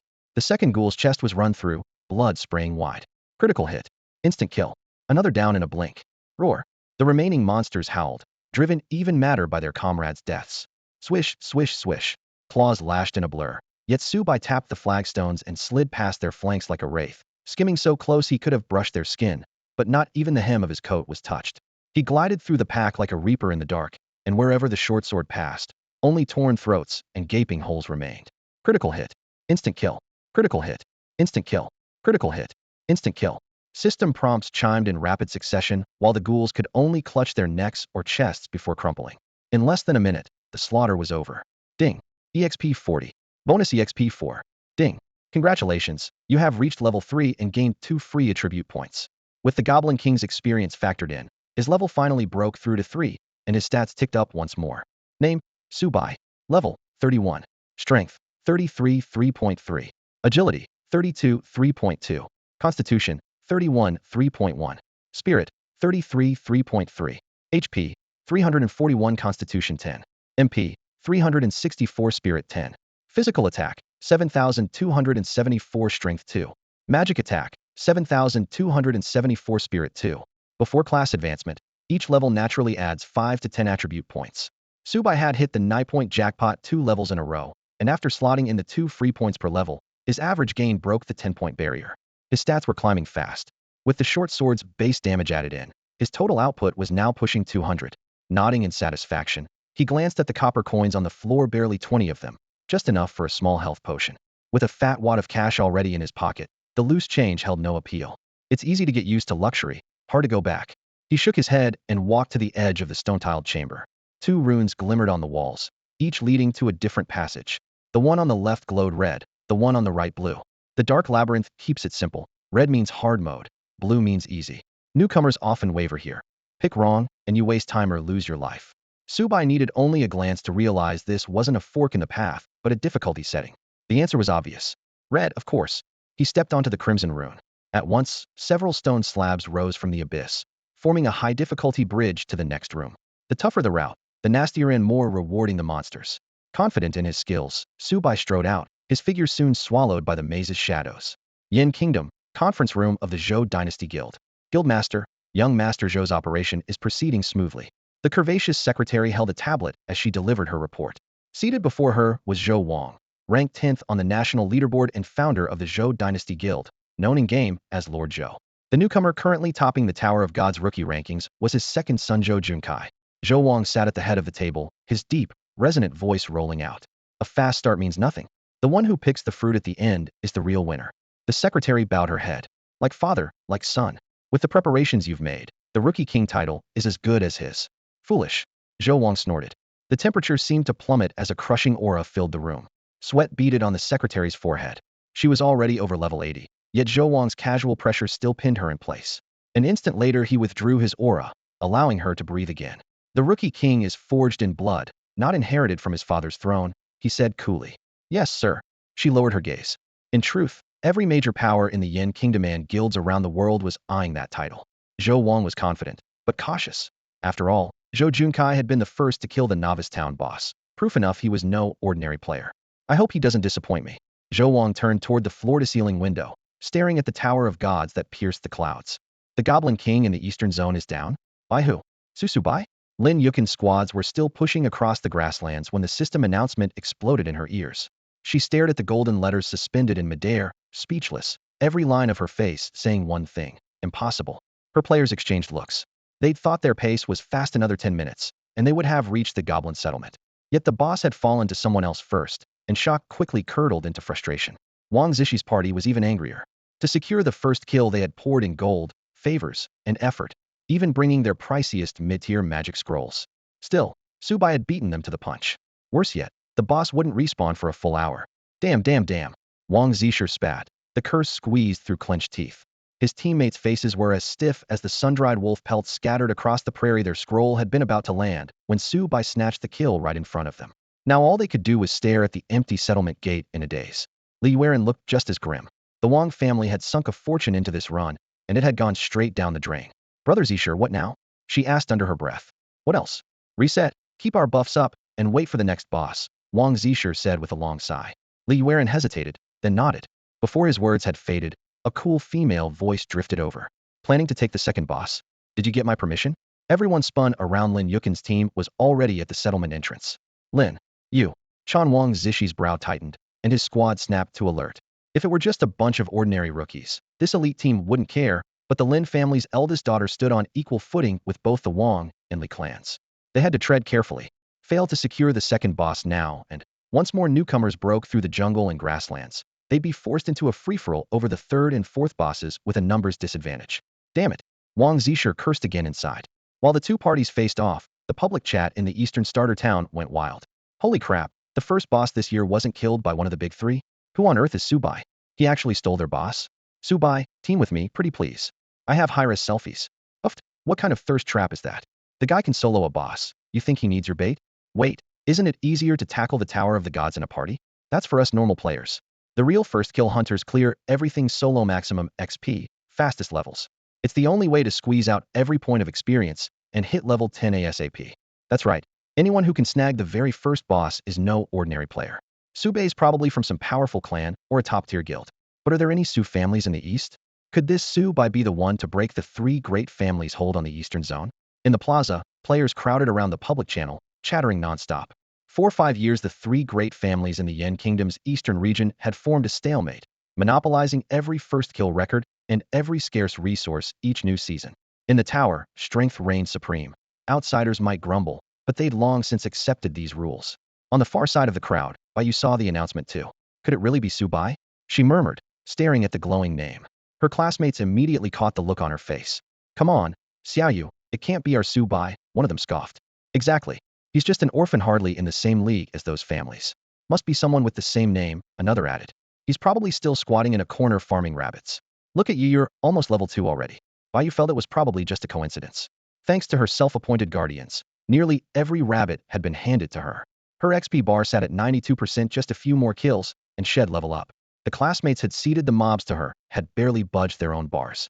Guess I'll need a new party once we hit the tower's first floor, she thought, though her smile stayed sweet. Thanks, everyone. Without you I wouldn't have gotten many rabbits today. Her protectors lit up at once. Don't be so polite, Xiaoyu. Yeah, just hit level 10 and carry us later. We're classmates, we help each other. And you're a delicate girl, we've got your back. Deep inside the dark labyrinth. Critical hit, instant kill. The system prompt flashed as a snarling ghoul clutched its throat and crumpled to the floor. Dust swirled. Subai flicked his wrist. His short sword traced a clean arc and slid back into its sheath. Ping. EXP 40, bonus 4. In barely half an hour he was already closing in on level 4. A minor XP potion helped, but monsters on the tower's first floor were worth far more than Startertown rabbits. At every fork Subai chose the hardest route, high risk, high reward, in both XP and loot. He scooped the silver coins into his pack, then eyed the special rune slabs in the room's center. 5 lay in a fan shape, each glowing a different hue: blue, green, yellow, and gray. So this is the room at last. Took long enough, he said, a faint smile tugging at his lips. The next moment he abandoned the red high difficulty route and stepped onto the gray glowing slab. Boom, boom, boom, boom. Thunderous rumbles echoed from the darkness as stone platforms rose one after another, forming a new, shadowy pathway, suspended in midair. Gray runes in the dark labyrinth signify one Tina hidden room. In this maze of endless chambers, hidden rooms are the hardest to spot. Clearing one grants extra rewards, perhaps a treasure chest, a stack of coins, or nothing at all. The chamber ahead was no accident, but the inevitable result of the path Su Bai had planned since he entered the first floor of the Tower of the Gods. Roar! A deafening howl rose from deep within the corridor. Unlike ordinary rooms, this one was packed with ghouls, more than 50 crowding the narrow stone chamber. The moment they caught Su Bai's scent, they surged forward. Clang! Su Bai drew his short sword. Cold steel flashed in the gloom, and screams mixed with roars. The bottleneck at the doorway kept the ghouls from using their numbers. They rushed in single file, only to have their throats opened and their bodies crumple at his feet. Blood sprayed, painting the tiles red in seconds. These mindless brutes offered little more than experience. Critical hit, instant kill. Critical hit, instant kill. Scarlet damage numbers popped above their heads, and none of them lasted more than a heartbeat. Expressionless, Su Bai moved with cat-like grace among the corpses, his short sword thrusting like a cold harvesting machine. 1 minute and 23 seconds later, every ghoul lay dead. Ding. Experience 40, bonus experience 4. Ding. Hidden room cleared. Battle rating, S perfect. Extra experience 1200. Ding. Level up to 4. Free attribute points 2. The level up was expected. Hidden rooms in the dark labyrinth have a 30% chance to grant extra experience, and this bonus filled the bar. The loot was richer as well, 120 copper coins. Su Bai glanced at his status panel. Name, Su Bai. Level, 40.08. Strength, 35, 3.5. Agility, 34, 3.4. Constitution, 33, 3.3. Spirit, 34, 3.4. HP, 366 con 10. Mana, 374 SPR 10. Physical attack, 7,779 STR 2. Magic attack, 7,476 SPR 2. The latest level up added 8 evenly distributed points, leaving no weaknesses and widening his options for future class changes. At the same time, the regional rankings refreshed. Flame Nation Eastern Rookie Leaderboard. 1. Su Bai level 40.08. 2. Wang Zishir level 3, 12.23. 3. Lin Yuchan level 3, 8.21. Su Bai had expected this outcome. The monsters on the first floor of the Tower of the Gods yield more experience than those elsewhere. The experience needed for each new level soars, and the grind only gets harder. Going from level 3 to 4 costs 10,000 XP, 4 to 5 doubles to 20,000, and 5 to 6 rockets to 50,000. The pattern keeps multiplying. For most players, hitting level 10 and unlocking a class change in just 7 days is pure fantasy. To Su Bai, a rookie eyeing the first kill record, leveling itself isn't the issue, compressing the climb to level 10 into the shortest possible time is. He flicked his wrist, shaking off the fresh blood on his blade, and walked toward the edge of the stone slab. Torchlight revealed 5 colored tiles in turn. Gray runes glimmered among them. Just like in his previous life, he felt certain, though his face showed nothing. In this dungeon, a hidden room appears only 1% of the time, but to him chance is irrelevant. The route is fixed. Follow the path in his memory, and hidden rooms line up like beads on a string. He stepped onto the gray tile again. Crack stone blocks rose and linked into a corridor. Sword ready, Su Bai dashed ahead and entered the next dim chamber. Roar! A grotesque ghoul leapt at him, shrieking and reeking. Steel flashed, flesh flew. 2 minutes later it was over, and the system chimed. Ding! Hidden room cleared. Battle rating, S perfect. Bonus, Gold 1, XP 1000. He pocketed the reward and headed for the next exit. The new chamber's walls showed only 3 rune colors now, gray among them. Everything was unfolding exactly as planned. Most players would screenshot a single hidden room and set off fireworks for a second. Su Bai had triggered a third and only lifted an eyebrow before stepping on the gray tile again. It didn't stop. Gray in the 3rd room, the 4th, the 5th, the 6th until the 9th, where the gray rune vanished, replaced by a deep crimson slab, the entrance to the first floor boss of the Tower of Gods. Su Bai casually opened the season leaderboard. Zhou Junkai topped it, but without a first kill badge, meaning the boss was still undefeated. In the tower's 10-year history, the fastest first floor clear is 2 hours, 23 minutes, 45 seconds. Zhou Junkai has been online under 2 hours, so failing to take the kill is no surprise. Too slow, Su Bai muttered. Fine, let me set a new record. With that, he strode into the boss room. Unlike any room he had encountered before, the floor master's chamber stretched out like a soccer field. A broad stone floor ran unbroken to the far wall, while rows of pillars lined both flanks like silent sentries, supporting flickering violet flames that floated in midair. The central aisle was completely choked with monsters. More than 100 snarling ghouls were crammed together, and on either side, 20 wolf-head, bat-winged gargoyles stood in frigid silence, standard fare in a dark maze. Any rookie who mistook them for decoration would meet a grim end. At the far end sat a three-turtle minotaur, enthroned. Its face was lost in shadow, only the sound of its heavy breathing drifting out. Beside the throne, a massive battle axe leaned against the armrest, its edge catching the purple firelight with a lethal glint. The sight alone was enough to make most players' knees buckle. Roar! The monsters threw back their heads and bellowed in unison, a sound that could easily force a casual player to disconnect on the spot. Subai, however, stepped forward with a calm expression. His measured, echoing footsteps snapped every pair of predatory eyes onto him. Roar! The second wave of howls hit, like a shockwave, making the air vibrate. Subai rubbed his ears and frowned. Quit screaming. If you're going to fight, hurry up, I'm on the clock. No more words were exchanged. With a casual gesture, the Minotaur sent the horde forward. Over 100 ghouls charged, talons sparking across the flagstones, foul drool flying from jagged jaws as they surged like a tidal wave. Retreat or break through? The answer was obvious. Subai drew a finely crafted short sword with his left hand, kicked off the ground, and shot forward like an arrow. Flash! The leading ghoul's throat split under the blade, a geyser of blood spraying as the creature collapsed. Ding! EXP 40, bonus EXP 4. The system notification flashed in his ear. He didn't even blink. More ghouls poured in behind. Phase shift, he called. His figure flickered like a shadow, weaving through claws and fangs. Every strike aimed for him missed, and the ghouls he lured crashed into one another, clogging the narrow aisle in a snarling heap. Without leadership, their formation was worse than a goblin patrol. In less than 2 minutes, their attack pattern lay in ruins. Subai had slipped almost to the back of the chamber, ignoring the gargoyle statues on either side. Normally, the Minotaur would wait until only a tenth of its minions remained before joining the fray, but Subai had no intention of following that script. The giant still sat on its throne. Eyes hidden in shadow watched the approaching intruder, and the axe head tipped slightly, throwing off an even colder gleam. It had not yet launched an attack, but a plume of white vapor hissed from its nostrils as its massive frame shifted into a state of alert. If Subai remembered correctly, his stat panel looked like this. Monster, Minotaur. Type, Elite Boss. Level 5.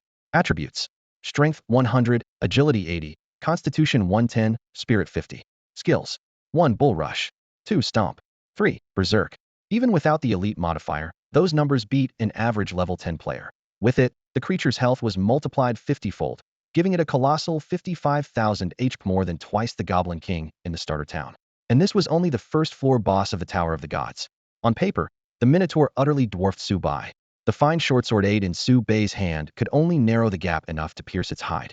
Because not every room granted experience, he was still a hair shy of level 5 and couldn't equip the rare boots. One step away. Most of his other gear was plain starter junk, offering almost no boost for the impending slugfest. Any other rookie would have bailed and come back later, higher leveled, or with a full party. Subai didn't. He skipped the trash mobs altogether, strode straight into the boss chamber, and stopped beneath the Minotaur's throne. Tilting his head back, he taunted, "Why so comfy up there? How about a round with me?" The Minotaur sat unmoving, indifferent to his provocation. Subai chuckled. "Still the same cold shoulder as in my last life, huh?" With that, he snapped his wrist and flung a spare starter shortsword like a throwing knife. Whoosh. Clang. The Minotaur lifted one thick fist and batted the blade aside. The iron snapped in midair, both halves clattering uselessly to the floor. Subai didn't even blink, though a faint curve appeared at the corner of his mouth. A heartbeat later, the Minotaur wrapped its massive claws around a great axe and rose, dust sifting from the stone throne. Roar! The hot, fetid blast of its breath made the torches shudder. At the roar, a pack of ghouls swarmed forward.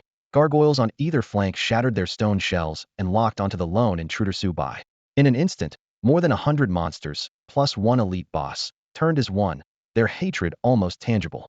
Subai smiled softly, tightened his grip on the short sword, and stepped in to meet the Minotaur. Roar! The huge axe howled downward. Subai barked slipstream. A light tap of his toes, and he blurred past the descending blade like a fencer, all grace and momentum. Sliding in at the beast's flank, he drove his short sword home. Shrip! A gash half an arm long split the Minotaur's side, blood arcing out. Critical. 150. For a creature that size, it was little more than a scratch. The monster didn't pause. It ripped the giant axe around again, this time sweeping for Subai's head. Flash gap. Subai's form wavered, and the massive axe hacked through a fading afterimage. Since he had never changed classes, he lacked any active skills of his own, so he was forced to rely on the advanced combat techniques he had painstakingly mastered in the game. Flash gap meant seizing the split-second lull between one enemy's swing and the next to slip away, simple in motion, but demanding uncanny perception and razor-sharp timing. He had tried it once during his slog against the Goblin King and discovered, to his delight, that everything he had learned in the game worked just as well in reality. Besides Flash Gap, he commanded moves like Step Thrust and Steel Slash. Without these techniques, his raw stat sheet strength would never have let him solo a normal boss, let alone charge into the first floor of the Tower of the Gods. Advanced combat techniques differ completely from high-level skills. Skills are pure numerical damage, whereas techniques showcase a player's own fighting aptitude. Only technique can wring 100 or even 200% of the power out of both stats and skills. The Minotaur looming before him was the perfect example.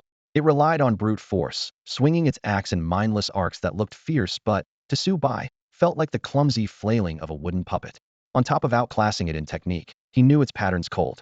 Minotaurs are common throughout the Tower of the Gods, not just in the Dark Labyrinth. Subai had fought higher level, even epic rank versions whose move sets were far more varied.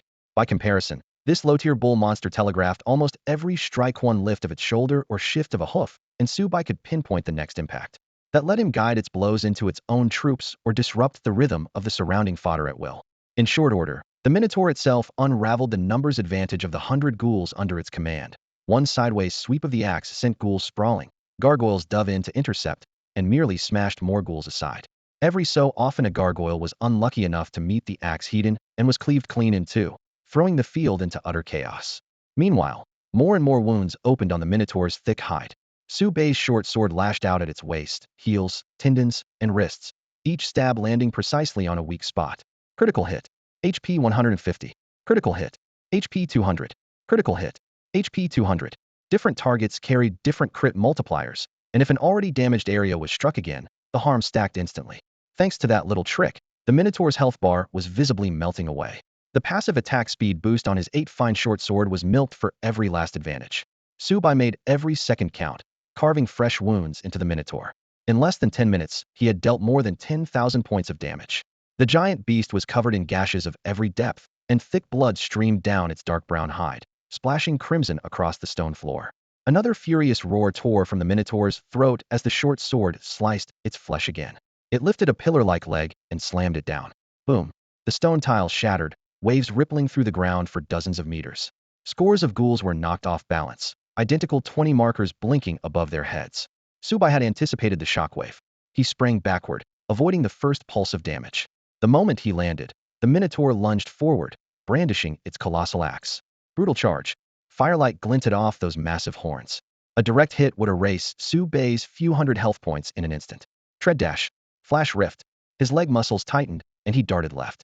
The horns skimmed his chest as the beast's eyes, big as bronze bells, locked on him with murderous intent. What are you staring at? Never met your dad before?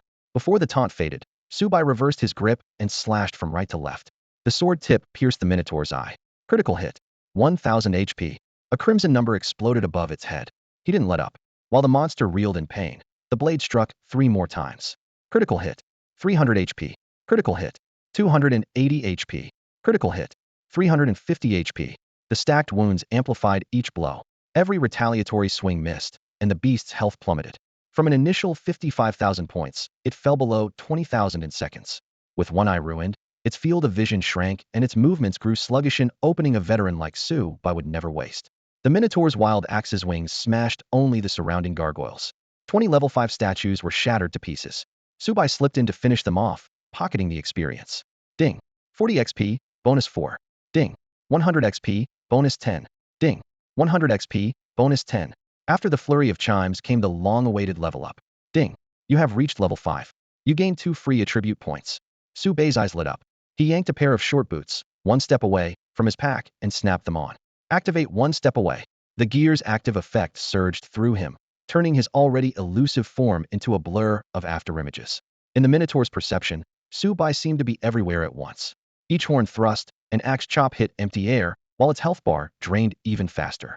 Humiliation boiled over into rage, triggering the monster's berserk state.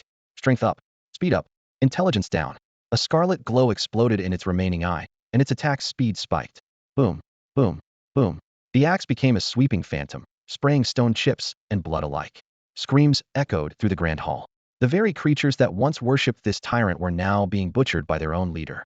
5 minutes after the Minotaur began massacring its own troops, the berserk state finally faded. Its massive bovine head drooped as it panted, blood still bubbling from split muscles, while severed limbs and shattered bones littered the floor. Not a single creature had survived the slaughter. Is that human dead? Momentary clarity seized its thoughts. The Minotaur jerked its head up, crimson eyes sweeping the hall. Human, cursed human, looking for me. A teasing voice drifted from the shadows behind the throne. Subai stepped out, the corner of his mouth curled in mockery. The Minotaur bellowed, wretched human, you're still alive. It remembered how it could never reach this crafty prey. Subai had stayed hidden behind the throne the entire time. Those on the ground had suffered even worse. Ghouls and gargoyles, aggroed by Subai, had been trapped in the passage by their towering leader. Unable to reach their target, they were ripped apart by the Minotaur's frenzy. The scattered remains told the tale. Seeing Subai's taunting smile, the Minotaur realized it had been used yet again. Wrath. It charged, blood-soaked body barreling forward, but after 2 heavy strides its thick legs buckled, and it crashed to its knees. Pain hammered its chest, each breath a struggle. The backlash of Berserk had arrived. 3 minutes of plummeting strength and speed with stamina drained to the bottom. Subai closed in unhurriedly, short sword in hand, joking as he walked. That rage mode was meant for your last 5k HP, but you burned it with 20,000 left. Should I call you brave, or just stupid? Despicable outsider. The Minotaur snarled. His answer was a short sword plunging into its heart. Critical hit. HP 3000. Blood spurted. System prompts rolled across Subai's vision, bleeding. 100 HP, 200 HP, 150 HP. Another strike was unnecessary. Within a minute the Minotaur's health dropped to 0 and, under a resentful glare, it dissolved into pure experience. Ding. Congratulations on defeating Floor Boss Minotaur. Floor 1 of the Tower of Gods cleared. Admission ticket to Floor 2 obtained. Ding. Floor 1 complete. Battle rating, S. Perfect clear. Bonus EXP 10,000. Ding. First player this season to slay a floor boss. Reward, Gold Chest 1, Newbie EXP, Orb 1, Gold Coins 50. Ding. Clear time, 58:59. New record for Floor 1 first kill. Title Minotaur Slayer acquired. Gold Coins 50, EXP 10,000. The notifications came so quickly Subai barely had time to read them. The new season's rewards were exceptionally generous, and a rare spark of delight crossed his face. The record-setting clear time, however, barely seemed to surprise him. The expected completion time is within 1 hour. In his previous life, gamers had worked out every conceivable speedrun strategy to squeeze the clock. The official record for Floor 1's Dark Maze of the Tower of the Gods was 28 minutes, fully 30 minutes faster than Subai's current run. That tactic, however, dumped both experience and loot, making it a lousy deal. Subai badly needed levels and resources, so he avoided that extreme approach. Even so, he still set a new modern record at 58 minutes. While he was sorting his rewards at the exit, the outside world went berserk. The forum's front page was flooded with the same headline. 58 minutes. 58 minutes. What kind of monster is this? Are you kidding? Can a human even do that? What's with today's kids? They pushed the record under an hour. My best time was 5 hours and that took 8 tries. Tell me about it. Wasn't this Subai guy on his first run? If he's already sub an hour, what happens next? Look, Subai's level just jumped to number 1 on the newbie board. Yen Nation rules. Subai rules. I don't know which clan he's from, but I'm backing him. With a rookie this fierce, the Rookie of the Year trophy is basically ours, right? Probably. Yen Nation hasn't seen a newcomer this scary since Li Jianxian. Yeah, he does give off a Li Jianxian vibe. While the forum blew up, every major Yen Nation guild was in chaos. Find me everything on this, Subai. I want a full report now. Almost simultaneously, dozens of large guilds issued the same command, hammering their databases with search queries. But the tower's newbie leaderboard showed only names. All other info was hidden. All they could confirm was that Subai was from the eastern region of Yen Nation. That region had registered over 1 million new players this year, and there were thousands named Subai. Pinning down the right one was like finding a needle in the ocean. In the spacious control room of the Dynasty Guild, Guildmaster Zhou Wang stared coldly at the newbie rankings. On screen, Zhou Jun's name had slipped from first to second both on the level board and the overall tower standings. Subai now sat at the top. The data panel showed Zhou Jun had reached the boss room in just 2 hours, putting his progress above 90%, still good enough to rank among the fastest runs ever. Under the clatter of keys, the secretary beside him bit her lip and spoke carefully. President, young Master Zhou's performance is already impressive. His time is nearly last year's record. Second place is still losing, Zhou Wang replied, his voice ice cold. Past records don't matter. She hesitated, then tried again. There are 9 floors left. If young Master Zhou completes his class advancement early, he could still turn it around and take Rookie of the Year. Zhou Wang didn't argue. He simply stared at the screen, eyes unreadable, lost in thought. Boom. The shell exploded in the middle of the ghoul pack, followed by a chorus of screams as blood and splintered bone rolled down the corridor. Squinting at the flickering HUD, Zhou Junkai watched experience points race across the system log, each burst of white light pushing his level higher. A perfect grade weapon really is lethal, he laughed, patting the black and gold cannon balanced on his shoulder. The grin faded a little. Ammunition cost a fortune, or he could have doubled his farming speed. Thanks to this cannon, he had dispatched the Goblin King in the novice zone and broken into the Tower of the Gods ahead of everyone else. Remembering that brutal fight, he ran a hand along the barrel. The multi-flora cannon had once been his father Zhou Wang's signature weapon, famous on Yan Nation's leaderboard.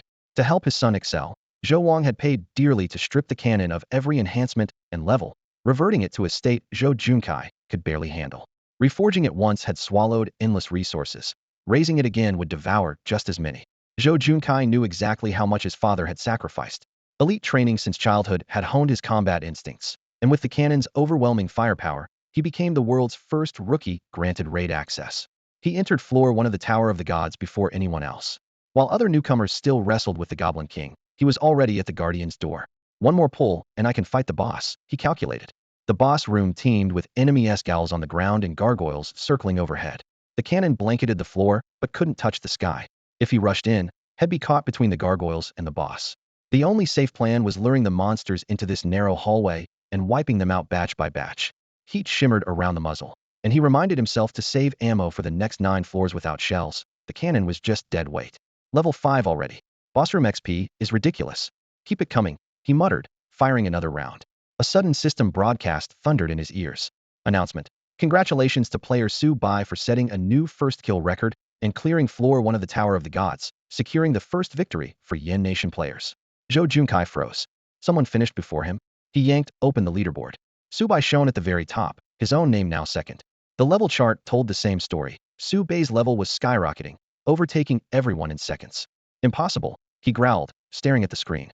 His own run had been flawless. His farming pace at its limit was on track to shatter the rookie clear time record. Yet Su Bai's time was right there in black and white. 58 minutes, 59 seconds. He stood frozen in disbelief.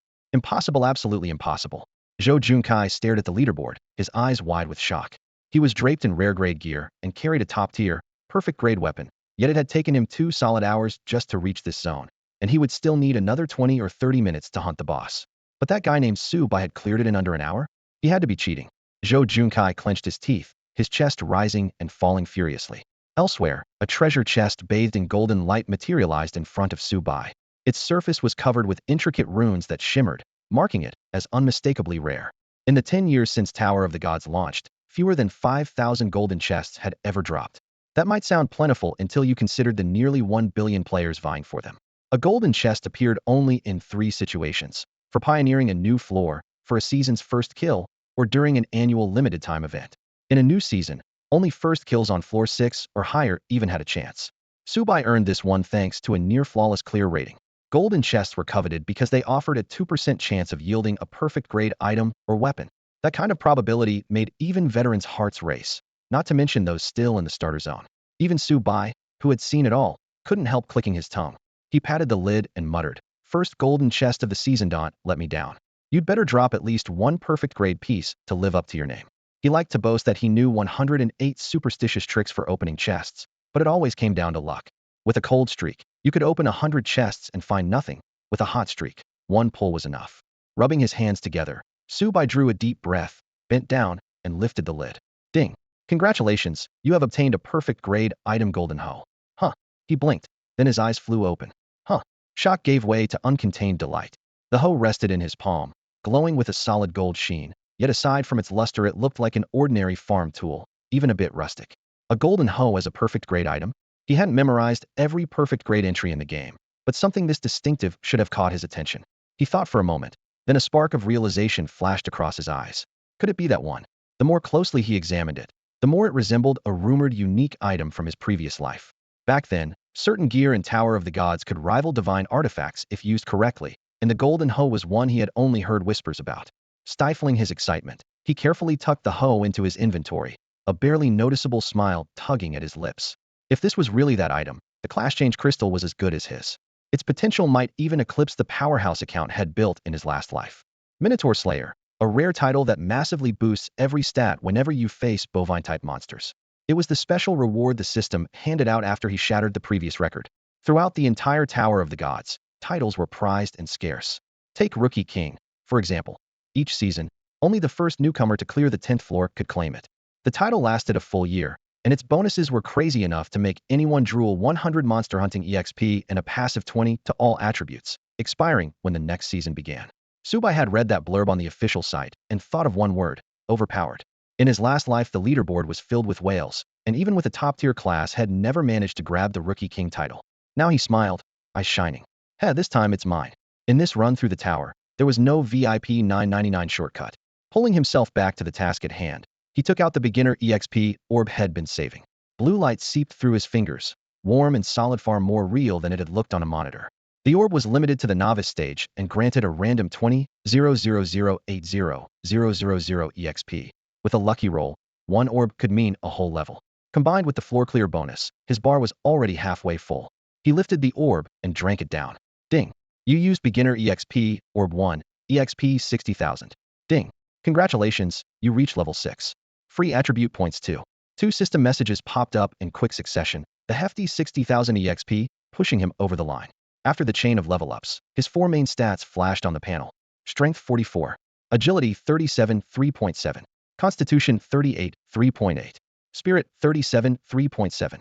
The 6 free points head banked since level 4 could finally be spent. He allocated them without hesitation. Strength 44. Agility 39, 3.9. Constitution 44. Spirit 39, 3.9. For most level 6 rookies, those numbers would be dazzling, but Subai wasn't satisfied. He activated the clock of creation. Ding. Beginning cultivation, strength 10, agility 11, constitution 10, spirit 11. Time required, 12 hours. Current session, 4 of 10 remaining today. Choose an option. 1. Spend 820 silver to have the time. 2. Spend 3,280 silver to finish instantly. Flushed with 100 gold, Subai picked option 2 without blinking. Ding. 3,280 silver spent. Cultivation complete. Strength 10, agility 11, constitution 10, spirit 11. Raw power surged through his limbs. Sweat beaded on his forehead, but the rush felt incredible. When the panel settled, every core stat hit a clean 50. And he still wasn't done. Eyes blazing, Subai did a quick tally of his remaining coins and started another round of cultivation. Ding. He initiates the stat nurturing process, and each core attribute strength, agility, constitution, spiritualizes by 10. A fresh prompt pops up. Nurturing time, 15 hours. Items nurtured, 4. Items remaining, 6. 2 options appear. 1. Spend 1,600 silver coins to double the speed. 2. Spend 6,400 silver coins to skip the wait entirely. The price has doubled again. Subai feels a stab of pain in his chest, but he still grits his teeth and presses 2. Ding. 6,400 silver coins consumed. Nurturing time skipped. The panel gives a crisp update. Strength 10, agility 10, constitution 10, spirit 10. The moment the coins pour out, the 4 stats register almost instantly. His profile refreshes. Name, Subai. Level, 638.52. Class, unassigned. Strength, 66. Agility, 66. Constitution, 66. Spirit, 66. HP, 660. Constitution 10. MP, 660. Spirit 10. Physical attack, 132. Strength 2. Magic attack, 132. Spirit 2. Equipment, 1. Clock of all things supreme relic. 2. Finely crafted short sword 8 rare. 3. 1 step away rare. 4. Ordinary cloth armor common. Normally, a rookie who clears the Tower of God's first floor can't possibly jump 4 levels in one go. Subai did it thanks to the first floor rewards, 10 consecutive hidden rooms, and a perfect rating every time an XP windfall that shot his bar sky high and left everyone else in the dust. On the leaderboard, Zhou Junkai sits in second place at just level 5. Without the first kill bonus, even an immediate clear wouldn't push him to level 6. For speedrunning prodigies, that single level gap is a canyon. If Zhou Junkai couldn't grab the first kill despite his head start before Subai even entered the tower, his chances only shrink from here. Subai turns to the historical records for clearing the first 10 floors. The best time 36 hours, 18 minutes, 12 seconds was set by an SS Steer Paladin from Lighthouse Nation. He drew an SSS crystal on the 3rd floor and, with the Paladin's brutal single-target power, broke the record once held by Yen Nation's Li Jianxian. He still ranks 2nd on the tower's power list. Looks like the strong here aren't to be underestimated, Subai mutters, half closing his eyes at the data. Then he says the opposite. If a trash class like Paladin can finish in 36 hours, that's acceptable. Anyone overhearing him would be slack-jawed.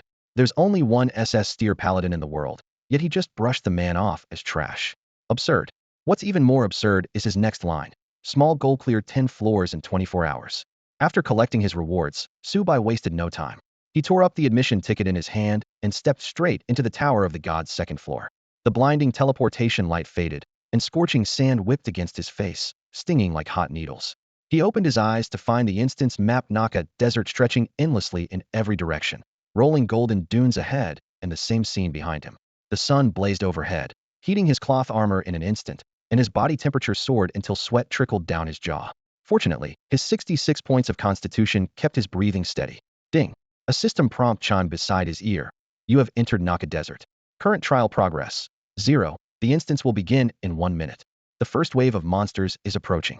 Prepare yourself 59, 58, 57.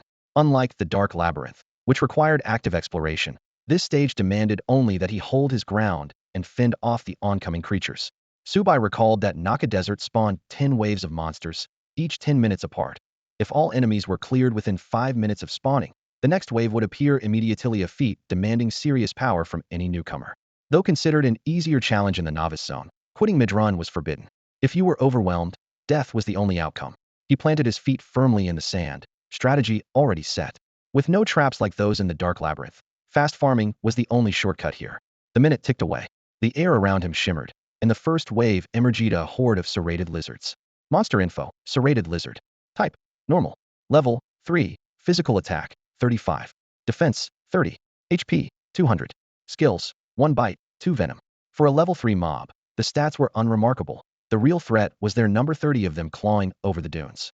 With stubby limbs, they moved slowly, dragging shallow grooves through the sand. Most rookies would exploit that weakness, but to Subai they were simply painfully slow. So slow, he muttered, drew his short sword, dug his heel into the sand, and dashed forward. Swish, swish, swish. Holding the blade in a straight grip, he flickered past 3 lizards, driving lightning-quick thrusts into the backs of their necks.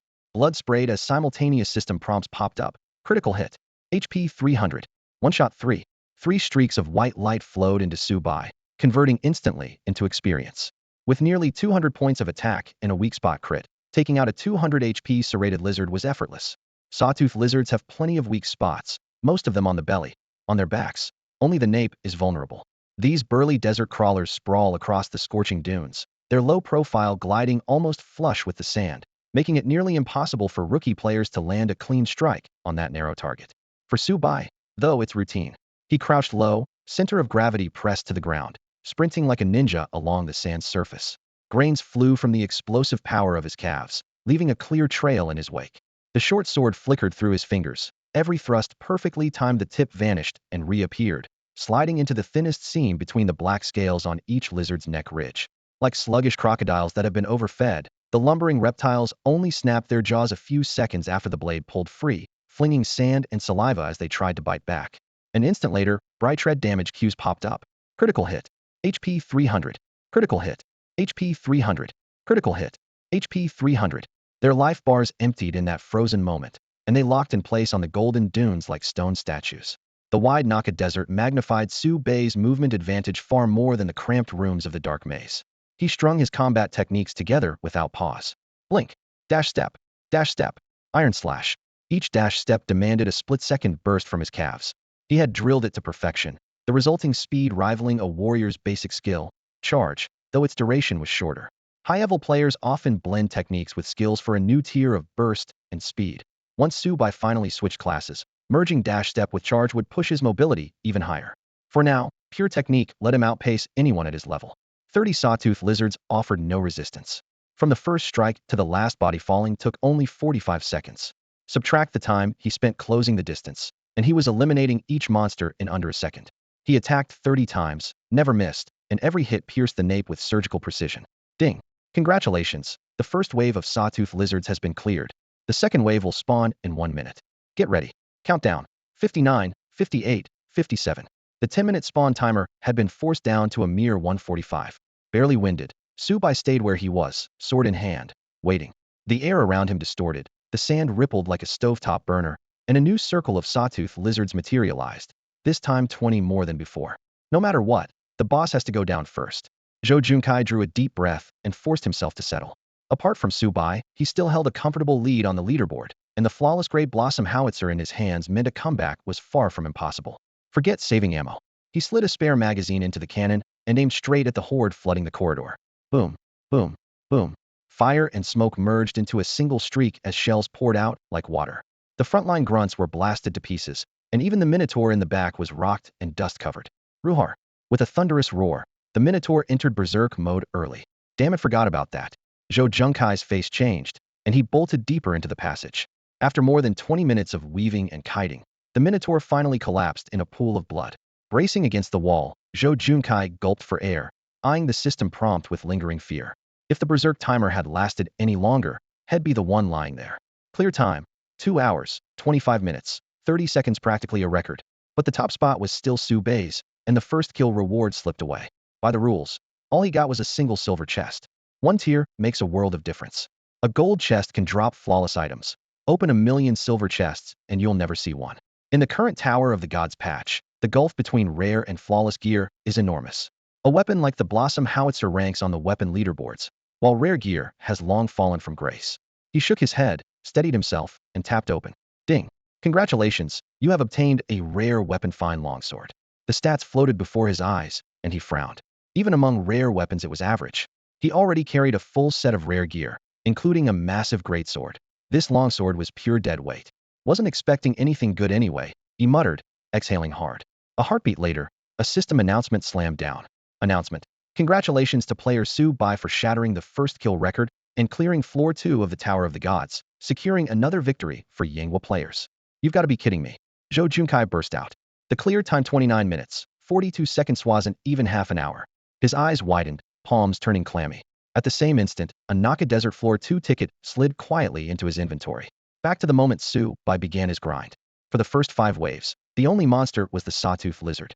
Wave 1: 30 lizards, cleared in 45 seconds. Wave 2: 50 lizards, cleared in 1 minute.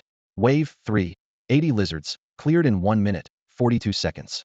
The 4th wave consisted of 100 creatures and took him just 2 minutes to clear.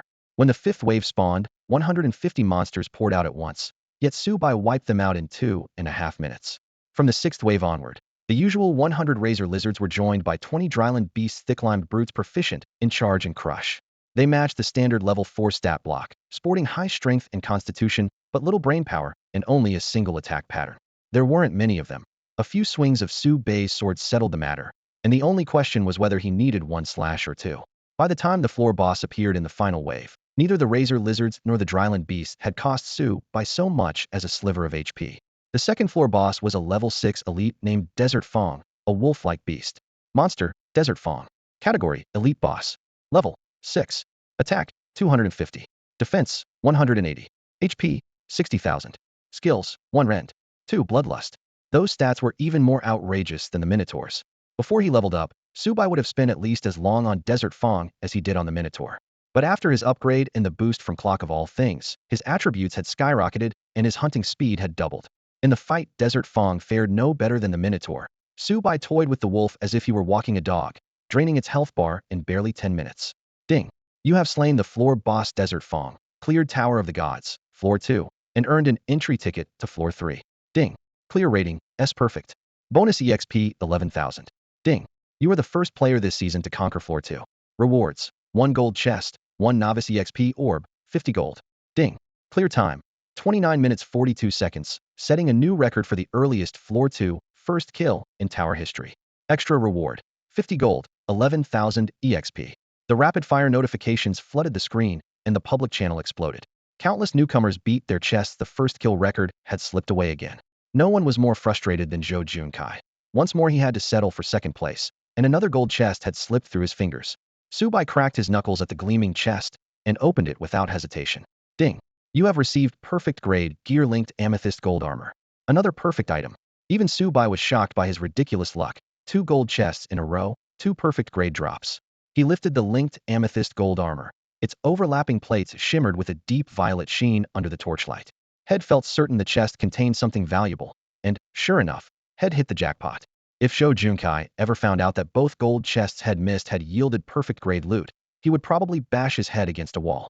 But all that had nothing to do with Su Bai. He turned his attention to the armor's stat window. Name: linked purple gold armor. Quality: perfect red. Required level: 5. Stats: physical defense: 50-80. Magic defense: 60-90. Health: 1000. Evasion: 10. Resistance: 10.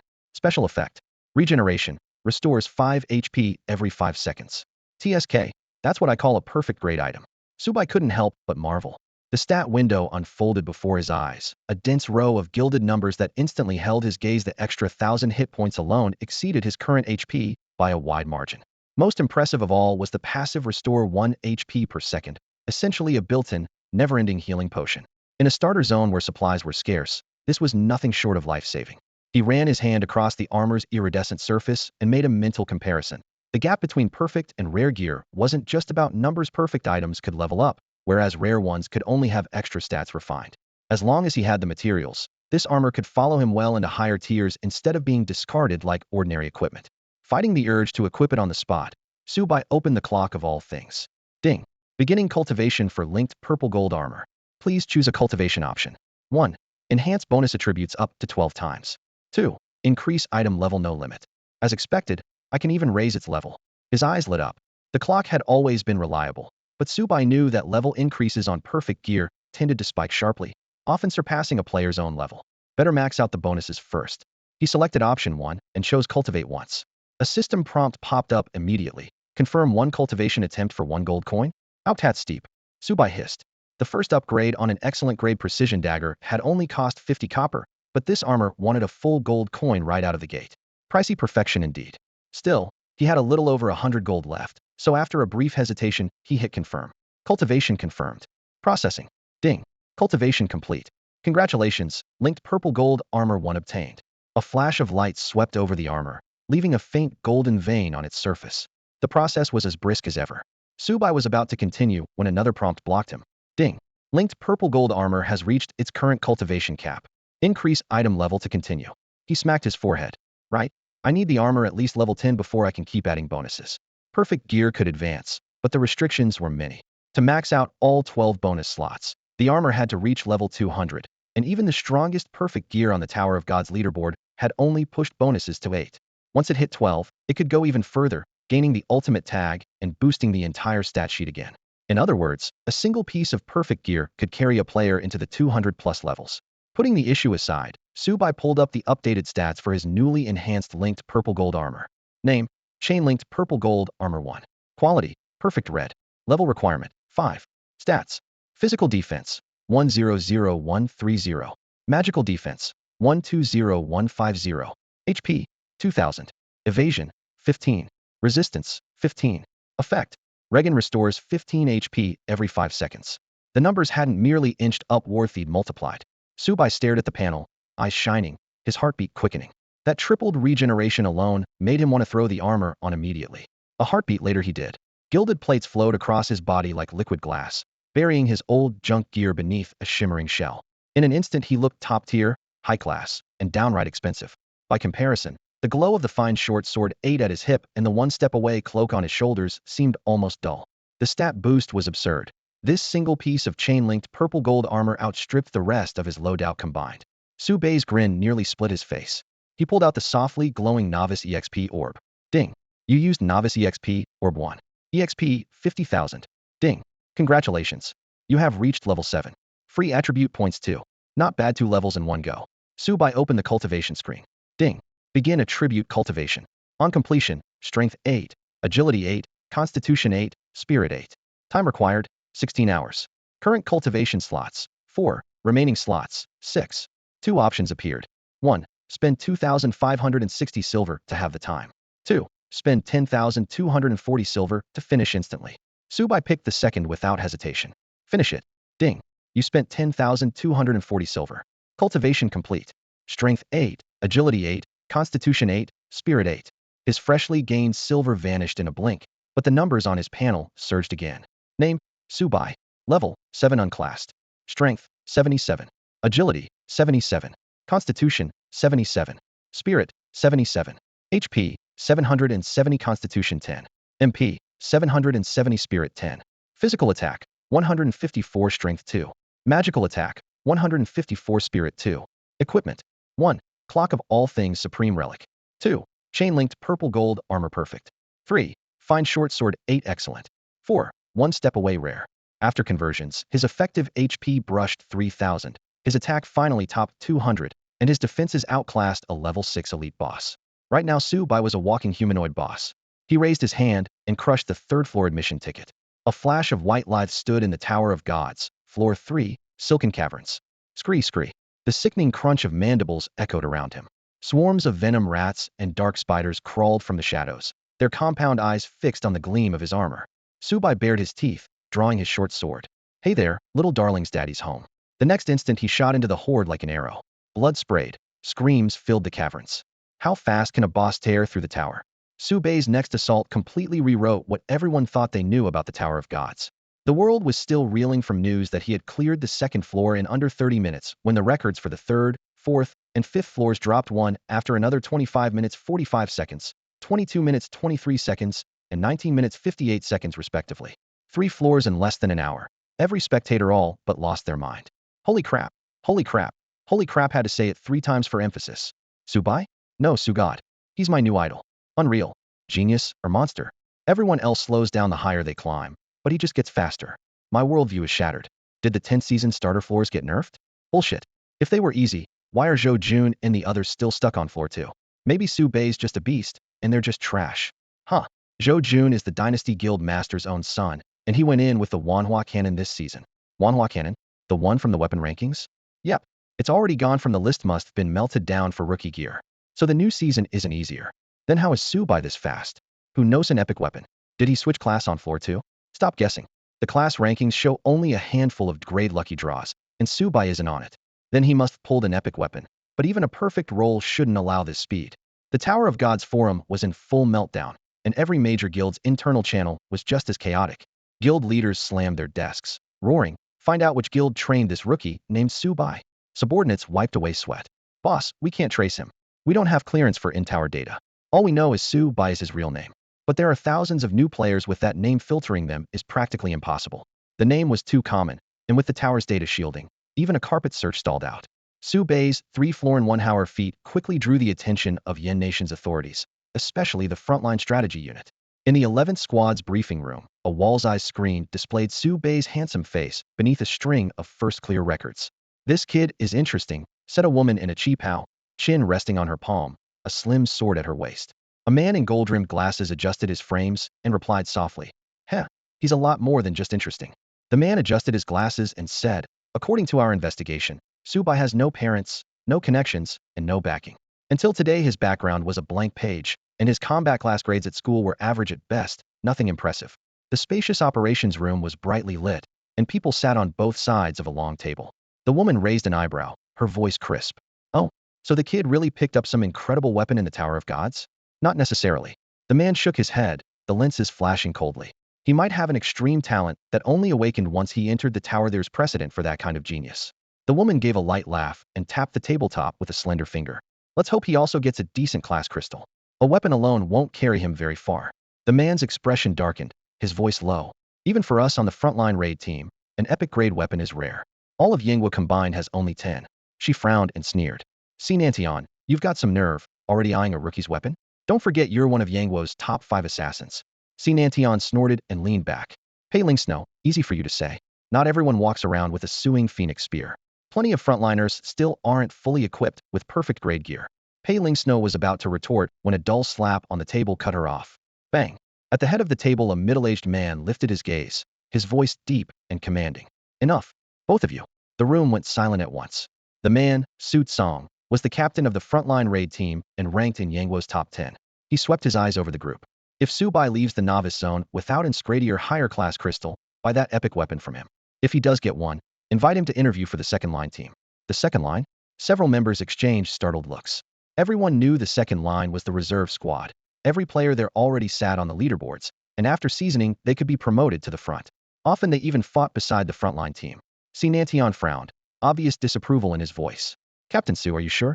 By protocol, rookies start in the trainee squad, prove themselves, move to third line, then second. That's enough." Su Tsong cut him off. "You and I know exactly how weak the trainee squad's been the last 2 years. Asi Nantian still looked unhappy. But he's a rookie. Putting him in the second line might waste resources." Su Tsong's gaze chilled. "If he takes this year's Rookie King title, why shouldn't we keep him on the payroll? Or do you think the Rookie King doesn't deserve it?" The phrase Rookie King cut like ice. Si Nantian closed his mouth. In the 9 seasons since the Tower of Gods opened, every surviving Rookie King had become a world-class powerhouse. No one dared doubt that weight. Pei Lingsnow chuckled lazily. "Si Nantian, worry about yourself. If you don't finish your second advancement this month, Get ready to report to the second line.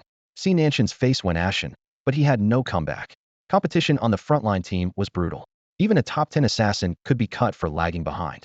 Pei Lingsnow, meanwhile, had completed her second advancement a month earlier and was still climbing fast.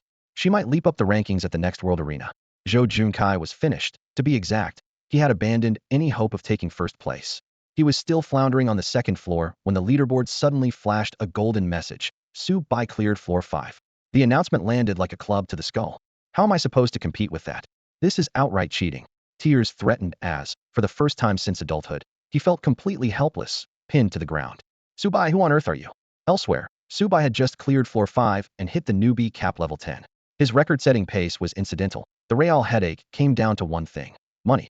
After level 10, the system no longer hands out natural growth points. So he spent his remaining free points and locked in the following stats: Strength 88, Agility 88, Constitution 88, Spirit 88.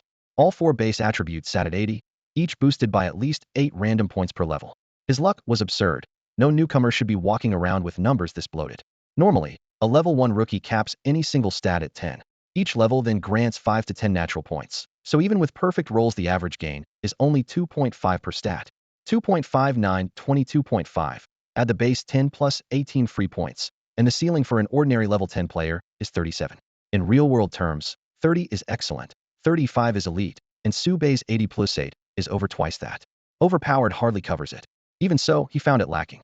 Level 10 should mean at least a clean 100 in every stat. From 80 upward, each additional point costs 1,280 silver, 12.8 gold worth, well over 100,000 in real cash. Pushing every stat to 90 takes 40 points, 51,200 silver, 512 gold, roughly 5 million yuan. Going from 90 to a full 100 is worse, 102,400 silver, more than 1,000 gold, north of 10 million. Grand total, about 15 million. The number made Su Bai swallow hard. What stunned him wasn't the in-game gold, but its real-world value. He had never seen that kind of money in his previous life. Still, earning it in the newbie zone wasn't impossible. After several tower runs, he had already banked 300 plus gold. If he grabbed the first clear bonus on the next 5 floors, he could pocket at least another 500. That would put him at around 800, still more than 700 gold short. Subai scratched his head. Clearing the 10th floor should unlock the rookie champion bonus around 200 gold coins. Maybe more, he muttered. The first kill prize was generous, yet it still fell short of the budget he needed for his upcoming class change, and every training expense would balloon once he switched. While he was still in the novice stage, he had to pile on as many stats as possible to save a fortune later. The problem was obvious: the rookie zone didn't generate gold at all. Aside from the first kill payout, most players never even saw silver, let alone gleaming gold. Even if he farmed the first 10 floors until he dropped, he'd walk away with nothing but a handful of copper. An idea suddenly struck him. He opened the contact list on his wrist comm. The lone entry, Lin Yuchan, sat there. The moment he tapped the chat window, a flood of unread messages popped up. Lin Yuchan, you stole Prince Shi and Li Yuran's boss? Lin Yuchan, you actually claimed the world's first kill? You really pulled it off? Lin Yuchan, interested in teaming up? The Lin family would love to have you. Lin Yuchan, become a Lin family retainer, annual salary, 20 million. Lin Yuchan, make it 30 million. Lin Yuchan, final offer 50 million. Lin Yuchan, I've wired 1 million to your personal account in real currency. Lin Yuchan, even if we don't strike a deal, take it as a friendly gesture and an apology for trying to hunt you down.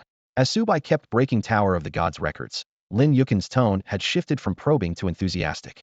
Generous. I like wealthy friends, Subai chuckled, though he knew their rapport was strictly monetary. He typed one word, online? The reply came almost instantly. Lin Yuchan, online. Subai smirked, pulled a translucent crystal from his inventory, snapped a photo under the light, and sent it. Interested? A few seconds of silence. Lin Yuchan, a class change crystal? What's the price? Exactly, it was a class change crystal. Since the 4th floor, the drop rate had been decent, and thanks to his personal farming tricks, he already had a stash of 30, 20th grade, 8th grade, and 2nd grade, nothing higher for now. Subai quoted, grade, 10 silver, A grade, 30 silver, grade, 1 gold, grade, 20 gold. Anything above C, we negotiate. Lin Yuchan, what's the catch? She wasn't stupid, the prices were clearly below market. Subai sent 2 lines. 1. Payment in game currency only. 2. The deal must be completed in the rookie zone. He could practically see her frowning. The Lin family wasn't short on cash, but scraping together that much gold within the rookie zone would be tough. Still, if they secured the crystals, their overall power this year would surge, whether for personal use or resale. Subai added, opportunities like this are rare. Don't keep me waiting. Lin Yuchan had always been decisive. After a brief pause, she replied, "Deal, but you sell only to us. They'll take every crystal you have." Straightforward. Su Bei's laugh was low. If the Lin family bought the lot, he could skip haggling with the other factions. He answered, "Good. I've got 30 right now. They'll send photos of any new drops. Gather the funds once I'm out of the tower, we trade." Lin Yuchan replied with a single word doki and hurried offline. Judging by her quick exit, she was already mobilizing. Su Bai had 30 job change crystals in his pocket, worth no more than 6 gold altogether. He was still a long way from the amount he needed. The novice period lasted 7 days, and with a little more than 6 days left, he believed Lin Yuchan's spending power could easily raise several hundred, even 1,000, gold. All he had to do was keep farming crystals. I'm grinding crystals anyway, so we'll just grab more while I'm at it, he decided, scrapping the plan to sell them for real money. Instead, he would trade them for gold and invest directly in his stats. It was simply more cost-effective. Decision made. He crushed the ticket to the 6th floor without hesitation.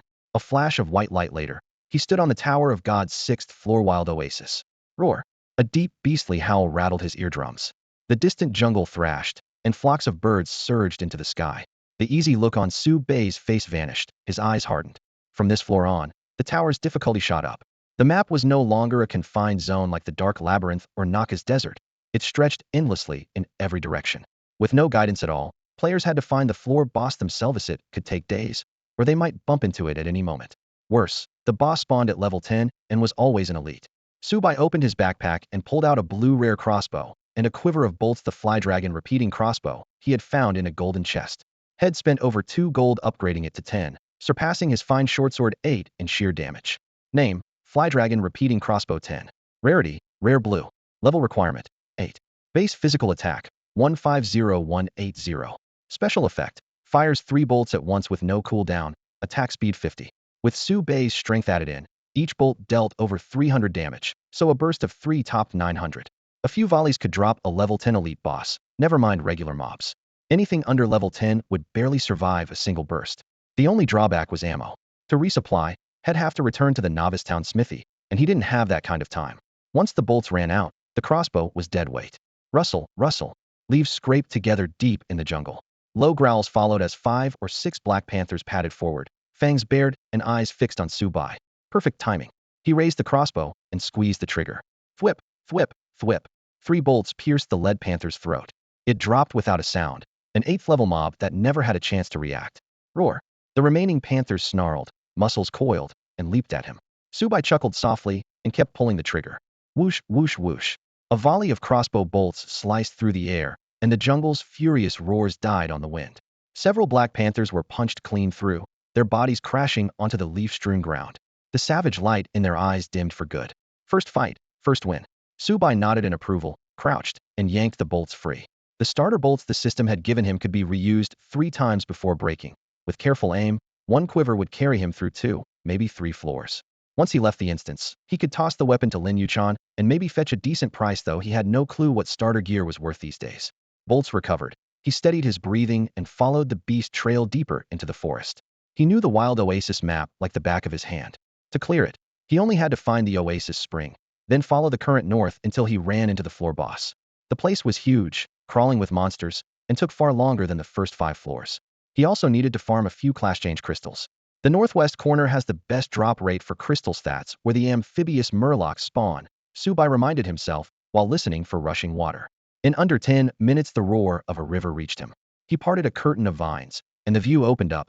A clear stream cut across the oasis like a silver ribbon. The water served as both a landmark and the boss patrol route. With a little luck, he'd meet the creature soon enough. First, though, he needed murlocs. Now that he was level 10, the experience bar no longer mattered. Once he beat the 10th floor and snagged a suitable class change crystal, he'd graduate from the newbie zone and become an official Tower of God's player.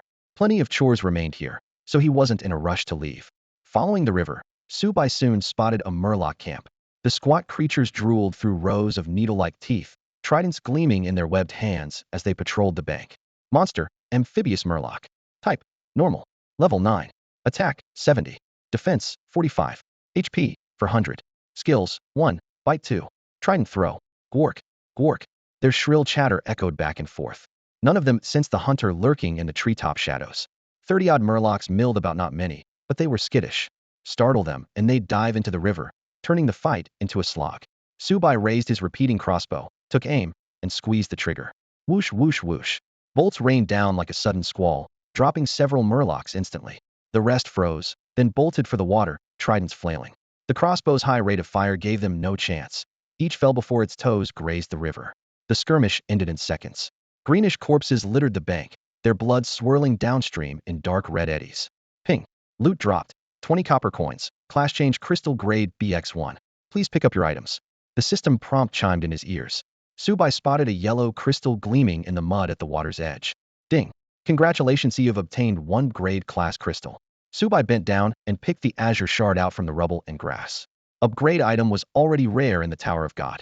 According to official stats, of the tens of millions of rookies each year, only half clear the first 10 floors and become full players. Of those, 70% end up with F, E, or G grade classes, 20% with grade, leaving a mere 10% above C. Upgrade credential speaks for itself. Anyone who unlocks upgrade class combat or life gets headhunted by every major guild as soon as they leave the tower, treated like management trainees, with starting salaries north of $1 million. He checked the crystal stats. Grade class Crystal Warrior line. Not bad. Warriors are always popular, though which branch you roll is pure luck. Subai didn't rush. He snapped a photo and sent it to Lin Yuchan. I'm not impressed. If it's not scrayed, don't bother. She replied almost instantly. No surprise there. He'll buy it for 10 million cash, or 100 gold in game. He crunched the numbers. In the starter zone, gold is scarce. Cash is worth roughly 9 times as much. Add another million, he texted back. Deal, she answered. With the sales settled, Subai tossed the crystal into his pack and kept following the river. He unfolded his wyvern repeating crossbow, took aim at the murlocs on the northwest bank, and loosed volley after volley. Arrows hissed through the air. More than 300 fishmen collapsed into their own blood. Maybe all his luck had gone into that grade crystal, because the drops afterward were awful. 5 grade crystals, 3 a grade, not a single D. He finished gathering the loot when a deafening roar shattered the air. Well, speak of the devil, he muttered, eyes lighting up. Boom. The river exploded as a 3-meter oasis fish fiend burst skyward, howling. Spray soaked the entire jungle. Monster info. Name, Oasis Fish Fiend. Type, Elite Boss. Level, 10. Physical attack, 310. Defense, 200. HP, 80,000. Skills, 1 Cleaving Strike, 2 Leaping Rush, 3 Throw. By now Subai had also reached level 10. His stats were: Name, Subai. Level, 10 cap reached. Class, unassigned. Strength, 88. Agility, 88. Constitution, 88. Spirit, 88. HP, 880. Constitution 10. MP, 880. Spirit 10. Physical attack, 176. Strength 2. Magic attack, 176. Spirit 2. Equipment, 1. Clockwork Cosmos Supreme Artifact. 2. Chain-linked Violet Gold Armor Perfect. 3. Wyvern Repeating Crossbow 10. 4. Fine Shortsword 8 Excellent. 5. One Step Away Rare. With this loadout, every core stat of his dwarfed that of a level 10 elite boss. His only shortcoming was HP. Subai let out a cold laugh and pulled the trigger. Whoosh, whoosh, whoosh. 3 volleys of repeating crossbow bolts ripped through the air, turning the dozen oasis fish demons that had just broken the surface into living targets. Dozens of quarrels punched straight through their scales. Critical hit. HP 1000. Critical hit. HP 1000. Critical hit. HP 1000. A crimson cascade of damage numbers floated above their heads. In a blink, 8,000 points were gone. Roar. An ear-splitting howl echoed through the jungle. The next instant, the creature's massive body slapped the river apart and vanished back beneath the water. Subai pushed off a branch, using trunks and vines as cover while he sprinted toward the bushes on the western bank. Swish, swish, swish. Icy fish spears burst from the river and slammed into the mud where he had stood a heartbeat earlier. Had he stayed, they would have skewered him. Knowing the fish demon's attack rhythm by heart, Subai planted his feet, knocked another bolt, and aimed at the torso, breaking the surface. Critical hit. HP 1000. Critical hit. HP 1000. Critical hit. HP 1000. The bolt sunk deep into its chest, and blood dyed the river red. Roar. Furious, the monster wanted to lunge out and counterattack, yet leaving the water meant exposing itself to the crossbow. Hiding below made it impossible to lock onto Subai. Trapped between choices, it thrashed helplessly. Whoosh whoosh. Another wave of bolts sliced through the air, aimed right at its throat. Gurgurgle roar. Clutching the coral protruding from its neck, it barely managed to deflect the rest. Critical hit. HP 1000. Critical hit. HP 1000. It yanked out the bolts and snapped them in half. Curse you, sneaky coward. Show yourself if you dare. Roaring, the fish demon hurled its heavy spears in rapid succession. Cold steel arced across the clearing, blanketing the nearby jungle. Swish, swish, swish, swish. The spears buried themselves in brush, and Earth Nun found their mark. Splash, splash, splash. It slapped the river in a rage, losing all reason. Then, planting the mutated legs that replaced its tail, it hauled itself onto the bank, dragging a spear taller than a man as it charged toward the source of the bolts. Whoosh, whoosh, whoosh. 3 more bolts flew from the flank, all punching into the artery of its neck. Blood sprayed as fresh criticals popped up. Damn it, where are you? It veered wildly, crashing into even denser undergrowth. Hidden in the shade, Subai stayed in motion, shooting from cover to cover so the monster never laid eyes on him. Heh, whether it's in the game or here, you're still the same idiot. He chuckled, squeezed the trigger, and loosed another volley. Critical hit. HP 1000. Critical hit. HP 1000. Perfect shots pierced scale and flesh. The Oasis fish demon was kite like a practice dummy until its health bar bled dry. Even in its final moment, it never saw Subai's face. Bathed in its own blood, it collapsed into the bushes, unwilling and enraged. Ding. Congratulations, you have defeated the floor boss Oasis fish demon. Tower of the Gods, floor 6 cleared. Entry ticket to floor 7 obtained. Ding. Floor 6 cleared with an S rank perfect clear. Bonus reward, silver chest 5. Ding. You are the first player of season 10 to slay the Oasis fish demon. Rewards, gold chest 1, beginner EXP, orb 1, 50 gold coins. Ding. Clear time, 1 hour 58 minutes and 59 seconds. New record for the earliest first kill on floor 6 of Tower of the Gods. Rewards, title unlocked, 50 gold coins, silver chest 5. Clearing the 6th floor took Su by nearly 2 hours. The jungle was damp and suffocating. Most of his time was spent slogging through vines and mud, and the moments he actually swung his sword at a monster were few and far between. Fortunately, he knew every boss spawn point like the back of his hand. A clueless rookie would have wandered this maze-like forest for a day or two before finding the floor guardian, the Oasis fish demon's lair. Upon reaching level 10, the system rewards upgraded from simple experience points to 10 tempting silver chests. Even Subai arched an eyebrow at the generosity. A silver chest couldn't produce a perfect grade weapon, but the drop rate for rare gear was respectable. With a little luck, he might not need a class change crystal at all. The gold from these chests could cover the fee. He opened all 10 at once. Ding. You obtained small healing potion 10. Ding. You obtained gold 5 and silver 50. Ding.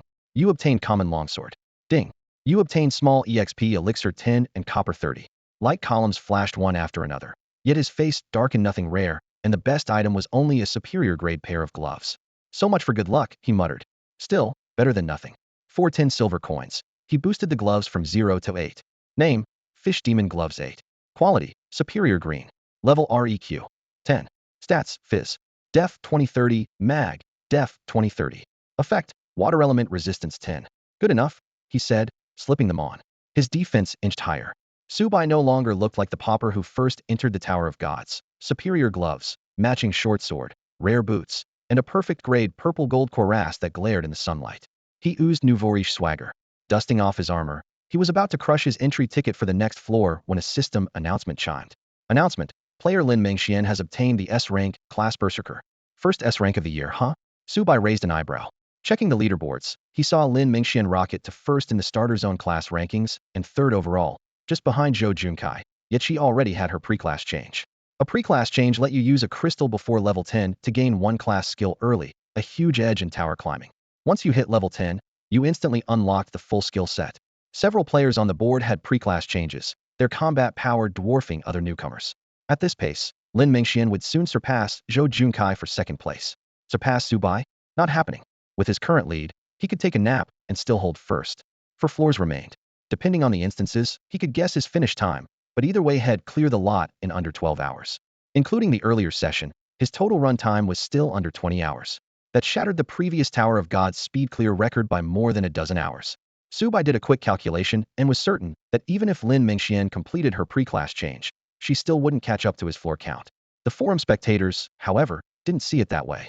On the Tower of God's official forum, a new batch of hot threads exploded across the screen. Who is Lin Yuchan? Some pampered heiress?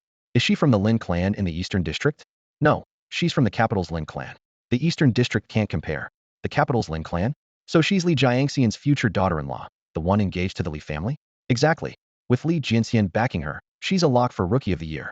Don't forget, Subai is already on floor 7, and she hasn't even cleared floor 3. Yeah, but Subai never pulled a class change crystal. Hell run out of steam. After her pre-class change, Lin Yuchan's power doubles, and she'll get another bump at level 10. Agreed. Li Jianxian tops the global power rankings. There's no way he didn't prepare some trump cards for his future daughter-in-law. She's probably still hiding her ultimate move. The thread only grew hotter. Everyone understood what the name Li Jianxian signified, the number one on the global power rankings, the Yin Kingdom's acknowledged legend, the very embodiment of invincible. As both his future daughter-in-law and a member of the capital's Lin clan, Lin Mingxian had access to a full suite of premium gear and rare items. Since launch, she had stayed right on Zhou Junkai's heels, leading the second tier behind Su Bai. Trained personally by Li Jianxian from childhood, her combat instincts were impeccable. Without them, she could never have held third place among millions of rookies. Outside the gate to floor 3, the first to panic was Zhou Junkai. Another one. He clenched his fists, barely holding back a curse. First place was already gone, and now even second was slipping away. As expected, less than half an hour later Lin Mingxian cleared floor 3 and officially overtook him on the leaderboard. The newbie's own chat barely reacted, everyone had seen it coming. Zhou Junkai drew a deep breath. His face was dark, but he kept his composure. Narrowing his eyes, he sneered. So what if you get ahead for now? Just wait until floor 5. His father, Zhou Wang, had lined up an entire arsenal for him. The perfect grade weapon was only the appetizer. The real ace was a special item that could mine a top-tier class change crystal, with a high chance of yielding an S-grade crystal. If it worked, he could pull off a dramatic comeback. Maybe I can even surpass Su Bai, the thought set his blood ablaze. This year's Tower of Gods rookie showdown has been nothing short of spectacular. In the center of the arena, a massive holographic screen refreshes non-stop, its bright yellow rankings casting flickering light across the stands as screams and gasps ripple through the crowd. Barely 5 minutes in, a dark horse named Su Bai pulls away from the field. His name flashes crimson at the top of the board while the second tier is left in the dust. First floor, second, third. Within hours he opens up a commanding lead. At the 5-hour mark the standings shake for the first time. Lin Mingxian suddenly surges ahead. Armed with a freshly dropped S-grade pre-class crystal, she blasts past Zhou Junkai and strides into the 4th floor. Between the blinking numbers the announcer booms. Lin Mingxian, now in second, has reached floor 4. Su Bai is still working on floor 7.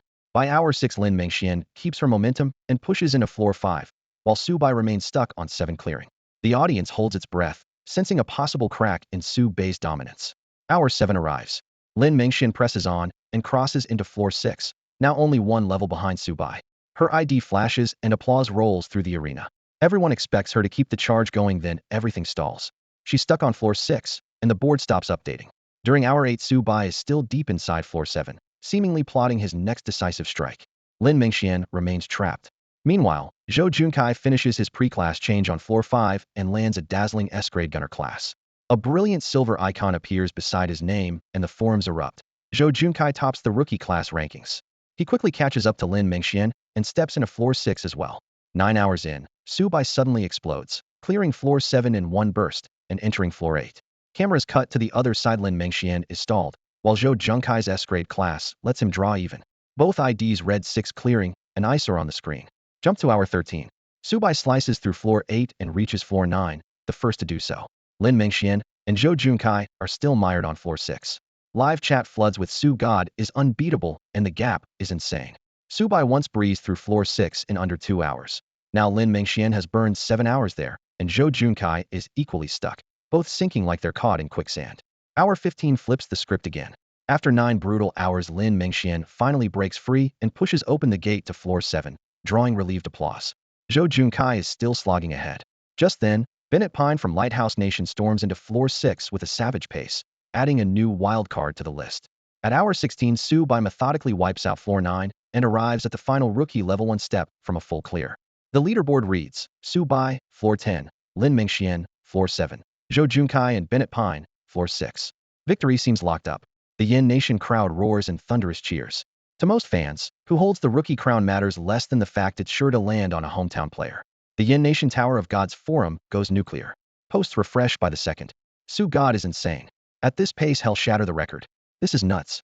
The fastest 9-floor clear used to be 26 hours. She did it in 16. Remember, Su Bai is still classless. He's breaking records without a class. That's downright terrifying. Is he refusing to pick a class on purpose? Or hasn't he found the right crystal? Clearly he just hasn't found the right one. A rookie like Su Bai definitely wants an overpowered class. Well, that's pure luck, isn't it? Not always. Look at Zhou Junkai and Lin Mingzu and think they got their crystals by chance. Had to be some special item involved. Ugh, I'm so jealous of those rich kids. Having wealthy parents must be nice. So you're saying Su Bai is just an ordinary guy? No way. Why not? Have you ever heard of a major clan in Yin with the surname Su? He still hasn't chosen a class. They'll bet anything he's not from some powerful family, certainly not as loaded as the Zhous. Good point. If that's true, I respect him even more. A kid from a normal household topping the rookie zone? That talent is terrifying. The murmurs rose and fell, and the name Su Bai spread like wildfire. For years, the big clans had monopolized the Tower of the Gods. Ordinary players relied on sheer luck to farm class crystals, while the heirs of wealthy families bought their way to them. Ragstorch's stories had become a running joke. Now Su Bai had burst onto the scene, and every eye was fixed on him. Before the uproar died down, the system pushed a scrolling announcement 3 times in a row.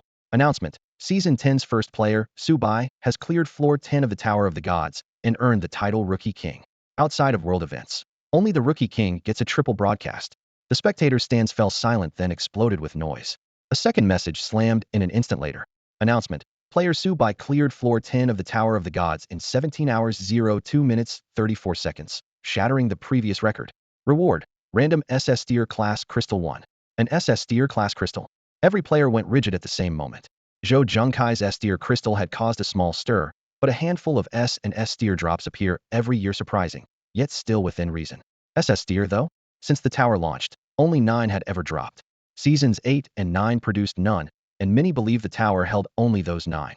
Who could have imagined that less than a day into the new season, the 10th would drop and a player from Yin would claim it?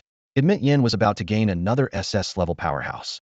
The nation's last SS-ranked player was Li Jianxian, the top fighter on the global leaderboard.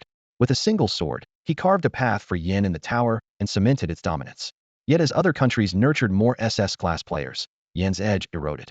During world-scale raids, international coalitions frequently targeted Yin, and even Li Jianxian couldn't hold them off alone. Yan's players had longed for a successor, and after 10 long years, that person had finally appeared. Him crying, "Heaven bless Yin. Glorious." Countless players from Yin wept in excitement, overwhelmed by the moment. Conference room of the 11th Squad, Frontline Raiders Group, Yin Nation. Bang.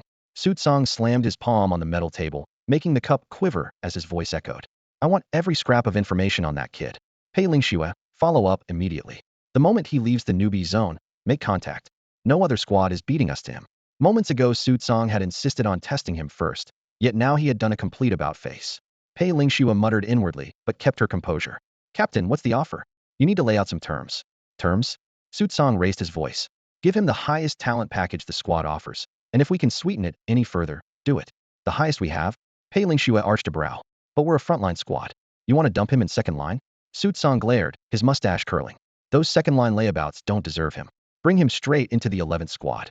They'll pay his salary myself if I have to."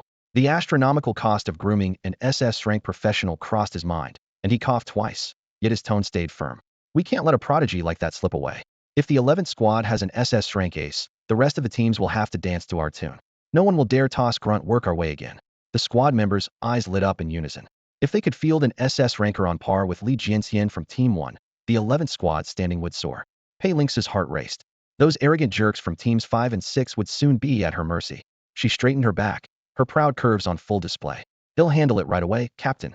Consider it done." Sutsong nodded in satisfaction. The 11th Squad might lag behind others overall, but Yin Nation's beloved goddess Pei Lingxue was on their roster. If money couldn't lure him in, while other incentives existed. In stark contrast to the 11th Squad's excitement, the guilds reacted very differently. Nearly every guild master stopped digging into Su Bai's background, realizing an SS-rank player was far beyond their reach. Forget SSS. Even an S-rank rookie would almost certainly be claimed by the Raiders group, and S-rank newcomers usually joined its reserve force first. Only those who failed to make the official roster turned to major guilds, where they typically stepped straight into key positions. Some guilds, however, were founded by frontline raiders themselves. These guilds worked closely with the authorities and often provided support roles in large-scale operations. Zhou Wang was a prime example, still a raider. He leveraged group resources to turn a small guild into a giant within just 3 or 4 years. Yet even the Dynasty Guild wouldn't dare touch a super rookie like Su Bai, because the Raiders group was sure to claim him. Whether Su Bai eventually lands in a second-tier squad, a third-tier squad, or a specialized branch of a first-tier team will depend on the decision-makers above him. The light in his hand slowly faded, and a prismatic crystalline SS rank random class crystal hovered quietly over his palm, casting an icy blue glow. A single tap would complete the class change and create the world's 10th SSS rank player. In front of countless livestream screens, billions of viewers stared at the rookie leaderboard, waiting for the name Su Bai to jump to the top. Everyone wondered, would the 10th SSS rank class be combat-oriented or life-oriented? A life class was rare, but a combat class could directly boost the world's fighting power. All eyes were fixed on that crystal, and any normal player would have activated it at once. Subai, however, merely glanced at it and tossed the crystal into his inventory as casually as if it were a common health potion rather than one of only 10 in existence.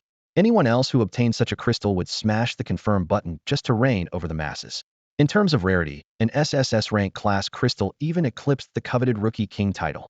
Not every past Rookie King had been SSS rank, and not every SSS rank player had claimed the Rookie Crown. The two honors were simply in different leagues. One SSS rank player once said, "If S rank and SS rank have an upper limit, then SSS rank means no limit at all." Even the current world champion, Lin Yuchan, has tapped into only 2 or 3/10 of his SSS rank class potential.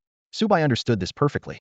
As the only man in his previous life to clear all 999 floors of the Tower of Gods, he had studied every glittering SSS rank class on the chart. Sword Immortal, Holy Knight, Alchemist, each one bursting with potential, yet still insufficient to conquer the tower alone. To him, climbing to the summit with a single SSS rank class was a pipe dream.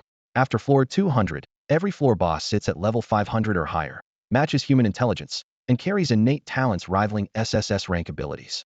An SSS rank class might dominate the first couple hundred floors, but the deeper levels stretch it thin. To sweep the tower with SSS rank alone, you would need at least 1,000 players of the same caliber before negotiations could even begin. Subai had witnessed it firsthand. Wealthy SSS rank players clad in legendary gear and even wielding divine artifacts assembled massive raid parties, yet only a handful ever reached floor 800. As for a true clear, he alone had done it. It wasn't superior intellect or deeper pockets that set him apart, it was sheer persistence. For 16 straight years, he poured every waking moment into this game, devoting untold effort to studying every monster and item. Of the tower's myriad class types, he knew at least 98% like the back of his hand. Outsiders believe there were only 10 SSS rank class crystals in the world, but Subai's intel told a different story. The real number of SSS rank classes exceeded 500, and many crystals could respawn. The scarcity of SSS rank players came not from a lack of classes, but from the world's glacial progress in conquering the Tower of Gods. Every time a team clears another 100 floors of the Tower of the Gods, the boundaries of the novice town expand dramatically, and the first 10 beginner dungeons grow right along with it.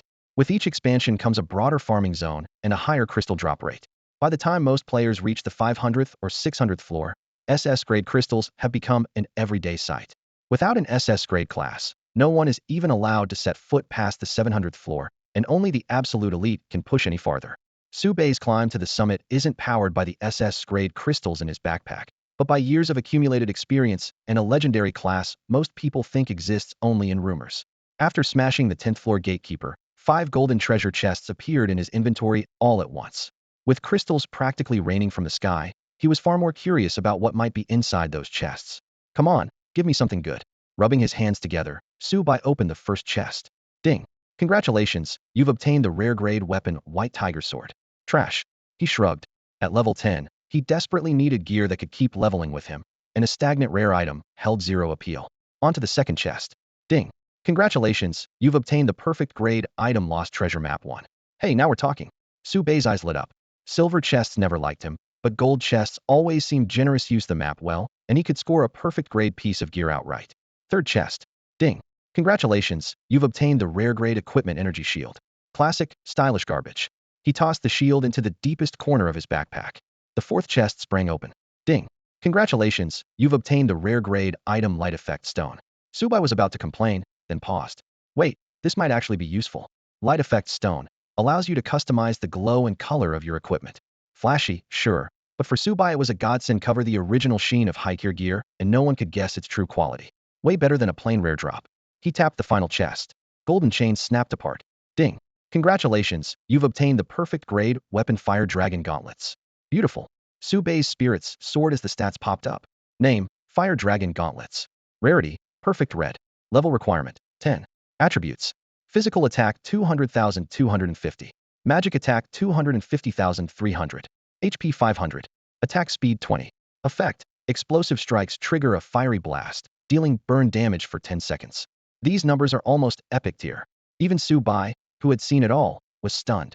He equipped the gauntlets immediately. Crimson, scale-like light rippled over his forearms. Then he punched the air. Boom. It was as if the atmosphere itself ignited. A ball of flame detonated outward. Sparks showered the cavern, and the thunderous blast echoed off the walls. "Now that's flashy." Subai laughed to himself. thoroughly satisfied. He hadn't expected the fire dragon gauntlets to come with a passive damage skill. After cracking open 5 gold chests and collecting their rewards, Subai eyed the 30-odd silver chests still sitting in his inventory. Should he open them all? The debate lasted less than 2 seconds before he decided to tap them all at once and be done with it. Ding. Congratulations, you have obtained an excellent item. Fine shorts. Ding. Congratulations, you have obtained a common weapon, an iron sword. Ding. Congratulations, you have obtained an excellent item, moon earrings. Ding. Congratulations, you have obtained 10 small XP potions and 5 gold coins. The system notifications kept chiming, but valuables were few and far between. Out of more than 30 silver chests, he only pulled 2 rare items. The rest were mostly excellent or common grade. At least the 30 gold coins made the haul mildly profitable. He tried cramming the new gear, potions, and materials into his pack, only to get stuck halfway through. The 50-slot novice backpack was already bursting, leaving no room even for stackable consumables. Great, guess I'll have to bundle everything up.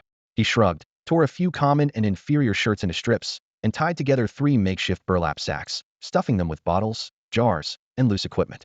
It looked less like climbing the Tower of the Gods for a class change, and more like stocking a warehouse. Still, no one could blame him. Previous rookie kings had been strong, but none had taken every first kill on each floor, much less broken the speed clear record every time. In 10 seasons, nobody had ever posted numbers as outrageous as his. The thought made Subai grin to himself. He considered himself well-seasoned, yet he had never seen such luxury gear drop during the newbie phase. In his previous life, the early game was always ruled by whales. Grinders like him usually didn't catch up until much later.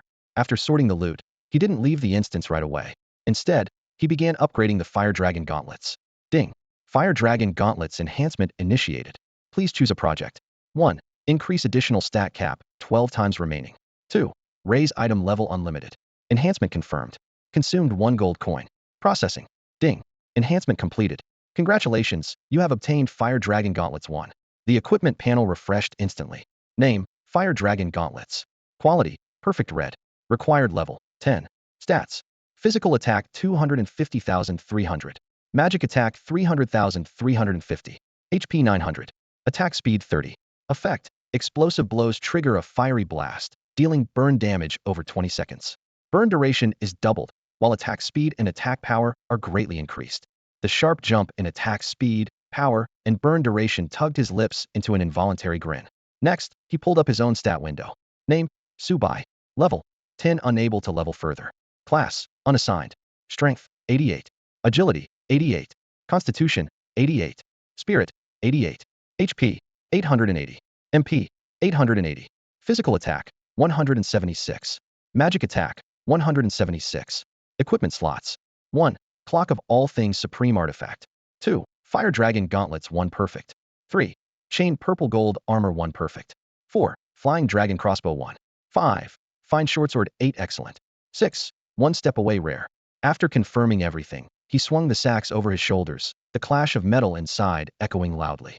Taking a deep breath, Subai stepped into the shimmering circle of the teleport array. East District Novice Town, the starter tavern. What's up with Subai?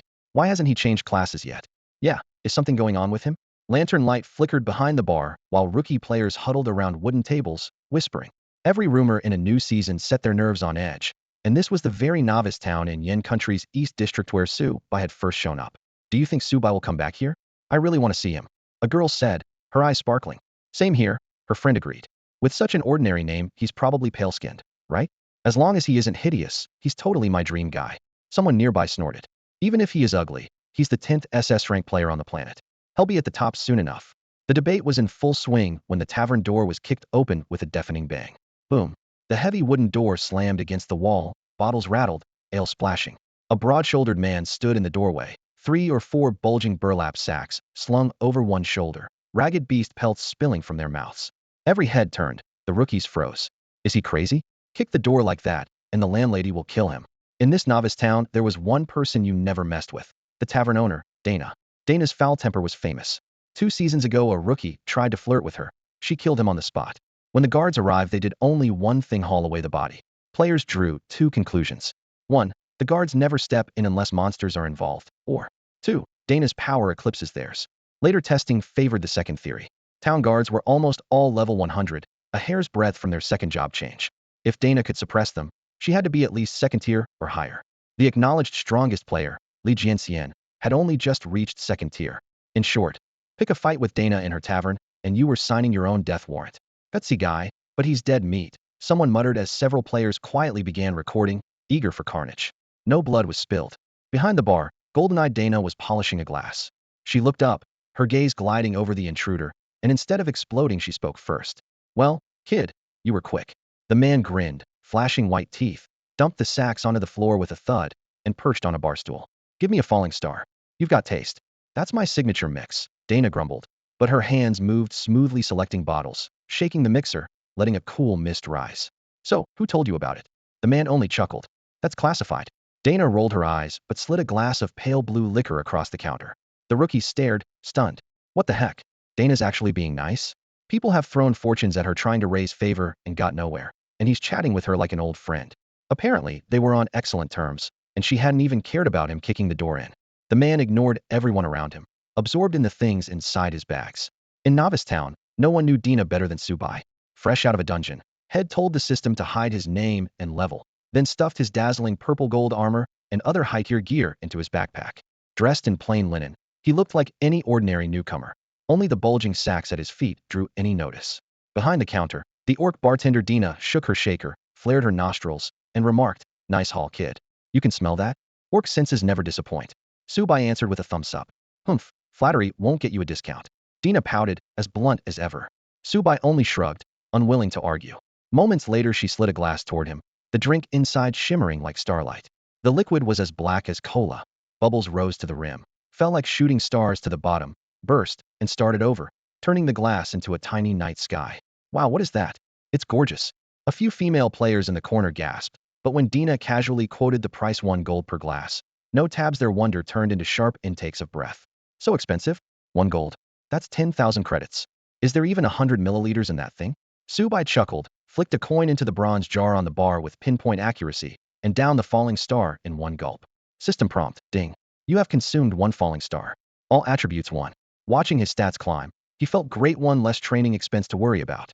Across from him, Dina curled her lip. "Swine-eating pearls. You don't even appreciate it. You care about taste. I care about value. No conflict there." Subai set the glass back on the counter. "If you're not into drinking, why collect so many rare recipes?" His gaze locked on her face. "Because they're for you." A flush crept up Dina's ears. She quickly composed herself and rapped the bar with a fist. "Kid, daring to flirt with me? You got a death wish?" "Who's flirting?" "Just stating facts." Subai spread his hands. It was the truth. In his previous life, he had scoured the world for rare recipes to raise Dina's affection, because this orc bartender was obsessed with alcohol. Even after climbing to the top of the Tower of Gods, had never managed to take her out of Novice Town, one of his greatest regrets. Subai was sure Dina still hid a special side quest or an unknown backstory, and he had to try again. While that thought flashed through his mind, the tavern door swung open once more. A tall woman with flowing hair and striking poise strode inside. "Holy, that's Lin Yuchan." The players in the tavern buzzed all over again. Lin Yuchan strode in at the head of a team of several dozen. The newcomer's attention shifted from Subai and Dai Na to the source of the footsteps. In the eastern region of the Yin Kingdom, the Lin clan reigned supreme, and as its eldest daughter, Lin Yuchan had long been hailed as a favored child of destiny, a beauty who could topple cities. Wherever she appeared, she became the center of every gaze. This year, the eastern region's 3 great families had planned another race for the world first clear of the Tower of the Gods. Then a player named Subai shattered their plans. He grabbed the first kill, the golden loot chest, and even the world record all at once, turning a would-be slugfest into a non-event. His clear time was so absurd that it made any first-day climb by the other teams pointless. After receiving Subai's message, Lin Yuchan chose to withdraw and preserve her strength. Barely a dozen hours later, everything felt different. Lin Yuchan recalled their first clash. His defiant air had rested on absolute power. If she hadn't backed off and smoothed things over with raw financial muscle, her team would have been wiped out. Remembering the handful of gold coins and the extra million in cash she had spent sent a chill down her spine. "You're here?" Subai turned his head, voice indifferent. The usual frosty aloofness was gone. Lin Yuchan answered softly and stepped up to him. The rookies in the tavern were stunned. Who was this man? He joked with Dai Na, and even Miss Lin treated him with such respect. Hearing the whispered speculation, Subai swept the room with his eyes. "Not the best place to talk. Let's move." He turned to the woman behind the bar. "Dai Na, give me a private room upstairs." Dai Na shot him a fierce glare. "Mind your manners." Even so, she tossed him a key. "Room 203. Go." Subai snagged it midair and flashed a cheeky grin. "Thanks, dynamic sis." "Drop dead." Dai Na rolled her eyes. He shrugged, signaled to Lin Yuchan. lifted the bulky sack from the floor, and headed for the stairs. Lin Yuchan stationed several squads at the stairwell and followed with her core members.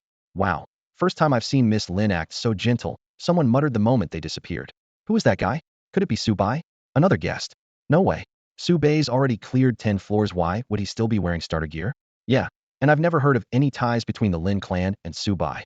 While they argued, the two people in question were already seated in room 203, negotiating the price. When Su Bai loosened the bulky sacks and dumped them onto the floor, a cascade of glittering gear poured out. If the blackout curtains on the second floor hadn't already been drawn tight, that blinding glare would have shot through the windows and set the whole street buzzing. Lin Yuchan's composed expression cracked instantly, and the core members behind her froze with their mouths hanging open, jaws nearly hitting the floor. They'd braced themselves, expecting Su Bai to bring plenty of equipment, but not this carpet bomb level of supply. A quick glance showed well over 100 items. Nothing below common quality, plenty of superior pieces, and enough rare gear to cover an entire table. That's the lot. Su Bai exhaled, as if shedding a heavy burden. You figure out the price. Lin Yuchan finally snapped out of her daze, eyes darting between the floor and the tabletop. After a brief hesitation, she asked, what about the class change crystals? Oh right, almost forgot. Su Bai casually swept the rare items aside. Clang. The gear hit the floor like scrap metal, making everyone flinch. These were hot commodities this season, yet in Su Bai's hands they looked no more valuable than junk. A heartbeat later, their pupils dilated again. He started pulling out class change crystals by the handful, thumping them onto the wooden table. Multicolored light flared, turning the room as bright as day. The onlookers instinctively shielded their eyes, needing several seconds to adjust. 80th grade, 50th grade, 30th grade, 20 grade, 5 grade, Su Bai recited. So many. Did he buy out an entire dungeon? Someone blurted. Even Lin Yuchan, born into a powerful family, had never seen such an outrageous stockpile. The team was still reeling when Su Bai dropped another bomb. Oh, and I've got an grade crystal too. Interested? Holy. Fuda member's legs gave out, his knees smacking his greaves with a dull clang. The pain was nothing compared to the shock. Normally composed, Lin Yuchan forgot her poise and leaned in until she was almost nose-to-nose with Su Bai, voice pitching high. Where is it? Su Bai remained unfazed, fishing out a blood-red crystal from the depths of his pack. Here, take a look and give me a quote. Hands trembling, she accepted it. The interface bloomed before her. S-grade class change crystal, Arcanomancer. My god, it really is S-grade. A teammate tried to stifle the exclamation and failed. This was a top-tier crystal just a step below the mythical SSS grade and the ultimate dream for most rookies. Every gaze reddened with desire for power, yet clear judgment prevailed. The man before them was terrifyingly strong. Only someone of his caliber could scatter luxury gear across the floor and then casually reveal a priceless S-grade crystal. And they all remembered several of their own had already died by his sword. How much? Lin Yuchan asked, her voice trembling. Though born into a prominent family, she knew the odds of farming a top-tier class crystal were practically non-existent. The Lin clan couldn't match the resources behind Lin Mengxian and Zhou Junkai. They had no way to hoard such rare items. Materials with even a chance of dropping a top-tier crystal were vanishingly scarce, and her family simply couldn't gather them on a large scale. Yet now, with nothing more than the S-grade crystal before her, she could leap straight into a top-tier class. It was a shortcut. No one could refuse the opportunity she had longed for. Her fingers tightened around the faintly glowing crystal, her gaze burning. After a brief hesitation, she set it back on the table, knowing she couldn't take it until Su Bai named his price. Su Bai looked up and said calmly, the plan's changed. They'll take just 500 gold coins from the starter zone. Everything else we trade at normal market rates. Push the 4 base stats to 100 first, well add the rest after the class change. It's cheaper that way. Pouring resources into the starter area just devalues them. I understand. Lin Yuchan nodded, then added, even if you wanted everything in starter zone gold, I couldn't manage it. Output here is limited. No group can produce that many coins. Worried he might misunderstand, she repeated, this is the beginner zone. If there's a cap on production. Su Bai knew that well enough. How much could a bunch of rookies earn? A million newcomers crammed into one starter town, averaged 30 copper a day, barely 3,000 gold coins daily. After 7 days that was just over 20,000, and that was the ideal case. Real numbers were lower. Not every newcomer would sell all their currency, either. They still needed potions, lodging, and food. Very few coins reached the market, which was one reason he didn't plan to keep funneling resources into his stats here. Excluding those few grade crystals, all the other class crystals come to about 500 gold, Lin Yuchan recalculated. Let's call it 500. The rest of the materials at market rates add up to roughly 450 gold. Considering we're closing this in the starter zone, I'm not gaining much. Of course, the S-grade class crystal isn't part of that total. Su Bai nodded, agreeing. Lin Yuchan took a deep breath. How would you like to settle, cash or straight gold? Without noticing, Her tone had grown more respectful.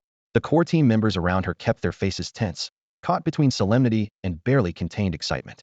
Others might not realize it, but they did. If the Lin clan secured this gear and these crystals, they would be the biggest winners in the eastern region this year. Subai might not have revealed his very best equipment, yet this was still the bulk of the rewards from his clear. In other words, it was the haul of this year's Rookie King. If the Lin family managed to secure all these supplies, they could groom another wave of promising new players. They might seem useless now, but in a few years those rookies would become the backbone of the clan and add depth to its foundation. Subai thought for a moment, then raised 10 fingers. 10% in cash, the rest in gold coins. By the way, I'll send you a list later. If you can track down anything on it, just deduct it at market price. Agreed. Lin Yuchan nodded without hesitation. She knew the list itself was a favor. Simply running errands for a rising star was already worth a lot. Subai's willingness to barter signaled goodwill, and if they seized the chance, the long-term gains would dwarf this batch of goods. Once the terms were settled, Lin Yuchan motioned for her team to start counting, while she lowered her head and fired off quick messages, hashing out the finer points with someone else. Meanwhile, Subai let out a long yawn and sprawled across the plush sofa. After more than 10 hours of grinding the Tower of Gods, even an uninjured body felt drained. This was the perfect time for a quick nap. Roughly 2 hours later, the hushed discussions in the room finally died down. Mr. Subai, we've finished tallying everything. Lin Yuchan stood by the coffee table, her tone respectful. Oh. Subai rubbed his eyes, sat up, and stretched lazily. A thin layer of sweat formed on Lin Yuchan's palm. She had actually fallen asleep. Yet even if he had walked out, she wouldn't dare shortchange him by so much as a single item. Offending a rookie king with limitless potential over pocket change would be sheer folly. Clearing her throat, she began her report. 80 pieces of common gear at 10 silver coins each, totaling 5 gold coins. 30 pieces of fine gear at 1 gold coin each, totaling 30 gold coins. 10 pieces of rare gear at 100 gold coins each, totaling 1,000 gold coins. Rare gear goes for that much. Subai's eyes lit upon 1,000 gold coins meant 10 million in cash, even pricier than a class change crystal. Seeing his curiosity, Lin Yuchan explained, rare starter gear is always in demand in the Tower of Gods. It's not much use after you change class, but you can store it at the Rookie Tavern so friends or family can equip new accounts. The storage fee is high, so doing that with common or fine gear isn't worth it. I get it. Subai remembered using the same trick in his previous life for alts, until he found it easier to farm the gear himself. Lin Yuchan paused to confirm. Mr. Su, are these prices acceptable? Just call me Subai. He scratched his head. Sure, let's go with that. The offer was better than had expected. Relieved, Lin Yuchan continued. 5 grade class change crystals at the market rate of 1,000 gold coins each, totaling 5,000 gold coins. TSK Subai clicked his tongue inwardly. 5,000 gold coins equaled 50 million in cash. In his past life, had never even seen a million. Outwardly, he remained calm. All right, that works. Only one item remained. Lin Yuchan's gaze drifted to the scrayed class change crystal on the table, her heartbeat quickening. Forcing herself to stay composed, she looked up at Subai, her voice slightly tight. Next is our offer for the scrayed class change crystal. 200 million? Subai echoed Lin Yuchan's offer, pretending to ponder while a tempest raged in his mind. One scrayed job change crystal for 200 million in cash, 20,000 gold coins when converted. He forced down his excitement. Sensing the hesitation, Lin Yuchan hurried to elaborate. Mr. Su, inscribed crystal is almost impossible to price. 200 million isn't high. On top of the 20,000 gold coins, we'll give you a private residence in Gale City inside the Tower of Gods. Gale City. Several teammates widened their eyes, nearly blurting out in shock. Gale City is the first human stronghold within the tower and the Yen nation's strategic bastion. Players from Yen can enter freely and treat it as a rest hub. Yet housing there is astronomically priced, never under 10,000 golden money alone can't buy it. 99% of players have no right to own property. Only the top 1%, those who have made major contributions to the nation, qualify. In other words, that residence is worth more than the 20,000 gold on offer. For most players, it's an emblem of prestige beyond any monetary measure. Subai didn't know the exact value of a Gale City home, but his teammates' expressions told him enough. Considering the hidden cost of converting 20,000 gold, the cash already exceeded his expectations. He nodded decisively. Fine. 7 days from now, full payment. Agreed? Lin Yuchan thought for a moment, then nodded solemnly. Agreed. She produced a piece of parchment, the tower's exclusive trade contract. Please sign. Once the ink dries, either party that defaults will be permanently expelled from the Tower of Gods. Interesting. I didn't know players could use these, Subai said, eyes lighting up. In his past life, parchment contracts were mostly for binding dealings with other races, very rare between players. Using one here carried far more weight than ordinary paperwork, especially with Lin Yuchan, the favored heiress of the Lin family. They wouldn't ruin a gifted successor over a few gold coins. And if they tried, Subai had his own ways inside the tower to make them pay. They signed. The moment their pens left the parchment, the characters glowed faintly. Ding. Contract completed. The system notification chimed. Pleasure doing business, Lin Yuchan said, extending her hand. Likewise. Subai shook it firmly.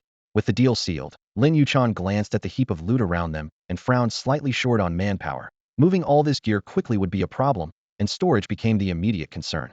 Subai noticed her concern and smiled. Just leave everything with the innkeeper's wife. I doubt anyone in the starter town would dare lay a finger on her property. Lin Yuchan's eyes lit up. That's actually a good idea. She looked up at him, testing the waters. Mr. Su, what are your plans now? Subai had just closed a big deal and was in high spirits, grinning from ear to ear. Say whatever's on your mind. And like I said, just call me Su. By formal titles make my skin crawl. Then how about Brother Su? She offered. He nodded. Compared with Mr. Su, that was at least bearable. Taking the cue, Lin Yuchan went on. If you're interested, once you change classes you could work with the Lin family. We may not rank among the absolute elites, but we still have an edge in the eastern sector and plenty of experience clearing lower tier dungeons. Subai didn't turn her down outright. We'll see. I'm not ready to change classes yet. What? Not ready? Lin Yuchan was stunned. Shed assumed he was simply waiting to sell his gear for top dollar before taking the next step. Starter zone items fetched the best price in the starter zone, after all. Yet even after offloading everything, he still wasn't in a hurry. He had an SS grade class change crystal just sitting in his inventory, a priceless treasure. Most players would use the moment they laid hands on it. Subai, though, kept putting it off. But why? She couldn't resist asking. He shrugged. That's something I'd rather keep to myself. The teammates behind him looked just as puzzled. Lin Yuchan hesitated, then voiced her concern. Brother Su, you might want to rethink that. Inside the starter town you're relatively safe, but once you step outside there are no guards. She didn't finish the sentence, but her meaning was obvious. Tower of the Gods allows open PK, and outside the town no one enforces the rules. Just as she had tried to ambush him earlier, others could do the same. The authorities on Earth couldn't do much about what happened inside the tower, and a powerhouse like the Lin family even less so. Now the whole world knew Subai had an SS grade class change crystal. The longer he held onto it, the more people would covet it. Subai chuckled. And who exactly would dare take it from me? Before the words had faded, he pulled a blood-red crystal from his backpack. Its eerie glow drowned out every other piece of gear in the room. Lin Yuchan and her teammates almost stopped breathing, their eyes glued to it. Is that an SS grade class change crystal? One teammate stammered. What else would it be? Subai replied calmly. Holy crap, it really is. The teammate clapped a hand over his mouth, afraid his shout would carry downstairs. My God, this is the first time I've ever seen one in real life. So this is what an SSS crystal looks like. With you the color's beautiful, but it feels uncanny, almost gives me the chills. One teammate folded his arms and shuddered, his voice barely trembling. Hearing him, Subai looked up and said calmly, that's an SS class profession trait. A profession trait? Lin Yuchan arched a brow. Born into a wealthy family, she'd seen countless rare treasures, yet she'd never heard of an item that made people feel cold just by looking at it. Subai continued, each SS class job crystal unlocks the highest form of a profession. Take Li Jiangxian's sword immortal, it outranks every related class, swordsman, blade master, one-handed fencer, and so on. If they fought, the lower class would have every attribute forcibly suppressed. That top-tier suppression is unique to SS class professions. The group finally understood. Even with their privileged backgrounds, they knew little about real SS class crystals. If Lin Yuchan didn't know, the others certainly wouldn't. After a moment's pause, Lin Yuchan said solemnly, Brother Su, you should use this SS class crystal as soon as possible. No sense tempting fate. The blood-red crystal floated in midair, casting a seductive glow that made her heart race. But she was only level 3 or 4, as were a few teammates. There was no way they could threaten Subai. Besides, he already carried the Rookie King title and was nearly unbeatable in the novice zone. Subai narrowed his eyes and flashed a sharp smile. Someone wants to snatch it? Let them try. I'd like to see who can take it from me. His brash confidence filled the room. Lin Yuchan stiffened. Shed sensed his strength and poise when they first met, but after his record-breaking streak it felt even more solid. Only the Tower of God's top elites radiated such presence, and even they might fall short. He couldn't have cleared the 10th floor by luck, she thought firmly. What shocked her most was Subai's casual treatment of the SS glass crystal. He handled it no differently from the gearhead traded earlier, as if it were an everyday item. He tossed the blood-red crystal into his backpack and said no more. The teammates exchanged looks, disappointment flickering in their eyes. They were tempted, but no one dared act. With everything sorted, Subai lounged on the sofa, legs crossed, and gestured toward the door. Miss Lin, I'm sure you have matters to attend to, so I won't keep you. Take care. Polite, yet unmistakably a dismissal.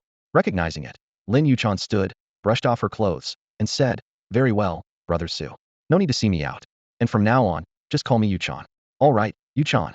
Subai nodded easily. They had already sorted the loot by category, each item neatly arranged. So now the team only had to box everything up, making the job far simpler. After tidying up in no time, Lin Yuchan led the group down the stairs. The moment their feet hit the ground floor, the tavern erupted. Yet one low growl from the landlady, Dana, silenced the hall at once, so still that even a mug tapping the table rang out. Subai didn't follow them. Hours of non-stop fighting had left him exhausted. Even in his past life grinding dungeons, he had rarely pushed himself this hard. He sank into the private room's plush sofa and closed his eyes for a nap. Subai? That's really his name? During that brief rest, a clip of his meeting with Lin Yuchan had already gone viral. Writing the footage, busybodies dug up his file in seconds. An orphan from the foundling home on Southeast Avenue.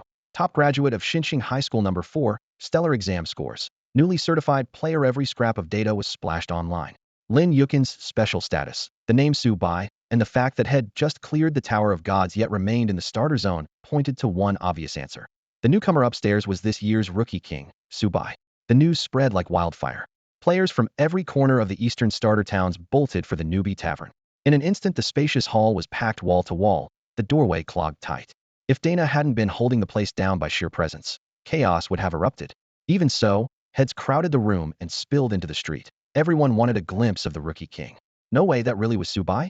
He didn't look the part at all. Rookie kings are supposed to be draped in epic gear. He was dressed worse than me. Are you stupid? He's hiding his identity on purpose. Even his name and level were cloaked. You think a regular player can do that? Huh, that actually makes sense. Wow. I got a close look at Subai. He's gorgeous, a brand new heartthrob. Good grief. Have you seen the crowd outside? Must be tens of thousands. Tell me about it. Lucky I squeezed inside first. He looks even better up close. His whole vibe is off the charts. Bro, spill the details. It started 2 hours ago. Out of nowhere, the sky cracked with thunder. Then Subai kicked the tavern doors open with a bang. He kicked the doors? Dana didn't beat him up for that? Who knows? That's the gap between a rookie king and the rest of us. Not only did she spare him, they were laughing and chatting. I've never seen her like that. Haha. Subai's my classmate. I've got his autograph. Starting bid. 1 silver coin, first come, first served. Damn. Immentuos silvers. 305. 10. They'll take everything you've got. Inside and out, the tavern boiled like water on a rolling boil. Behind the counter, Dana polished a glass and muttered, that damned Subai starts a riot and then hides upstairs, and now I can't do business. No way, I'm going up there. She set the glass down, told a waiter to mind the bar, and stomped upstairs in her high boots. Creaked wooden door flew open as Dana pushed it in, revealing Subai sprawled on the sofa, sound asleep. I'm downstairs keeping the crowd off your back, and you're up here taking a nap? She gave his calf a non-gentle kick. Hey kid, wake up. Subai rubbed the sleep from his eyes and sat up. Huh? Nana, what are you doing up here? Since when do you get to call me Nana? It's sis to you. Dana snorted and jerked her chin at the floor. The muted racket rising through the boards rolled like distant thunder, making their eardrums throb. Clean up your own mess. The fee you paid for this room doesn't cover my services. Subai hurried to lift a corner of the curtain. The street below was jam-packed with people. He sucked in a cold breath. That many? All here for me. He hadn't expected his cover to be blown this quickly, much less to draw such a crowd. Figure something out fast, or I'll deal with you first. A dangerous glint flashed in Dana's eyes. Subai let out a dry chuckle and flicked 10 gold coins out of his pack. The metal discs arced through the air. Dana's eyes lit up as she snagged them mid-flight. Enough to settle things? He asked. Her attitude flipped instantly. Grinning, she nodded. Plenty. Leave it to me, I'm a pro at crowd control. Subai quickly added. Feel free to rough them up, just don't kill anyone. He knew all too well how violent this woman could be. Dana muttered, such a pain, then patted her chest in assurance. Relax, I'm not a serial killer. Subai thought to himself. That look on your face said otherwise.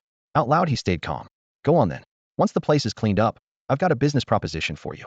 Business. She blinked, then her eyes lit up. Got another rare liquor recipe to sell? Great, great, wait right there. Before the words had fully left her mouth, she was already charging down the stairs. Nothing excited her like talk of booze. Watching her retreating figure, Subai shook his head. May as well hand over a few more recipes, no point letting them gather dust. Roughly half an hour later, the tavern and the street, once packed shoulder to shoulder, were 90% empty, and the air suddenly felt spacious.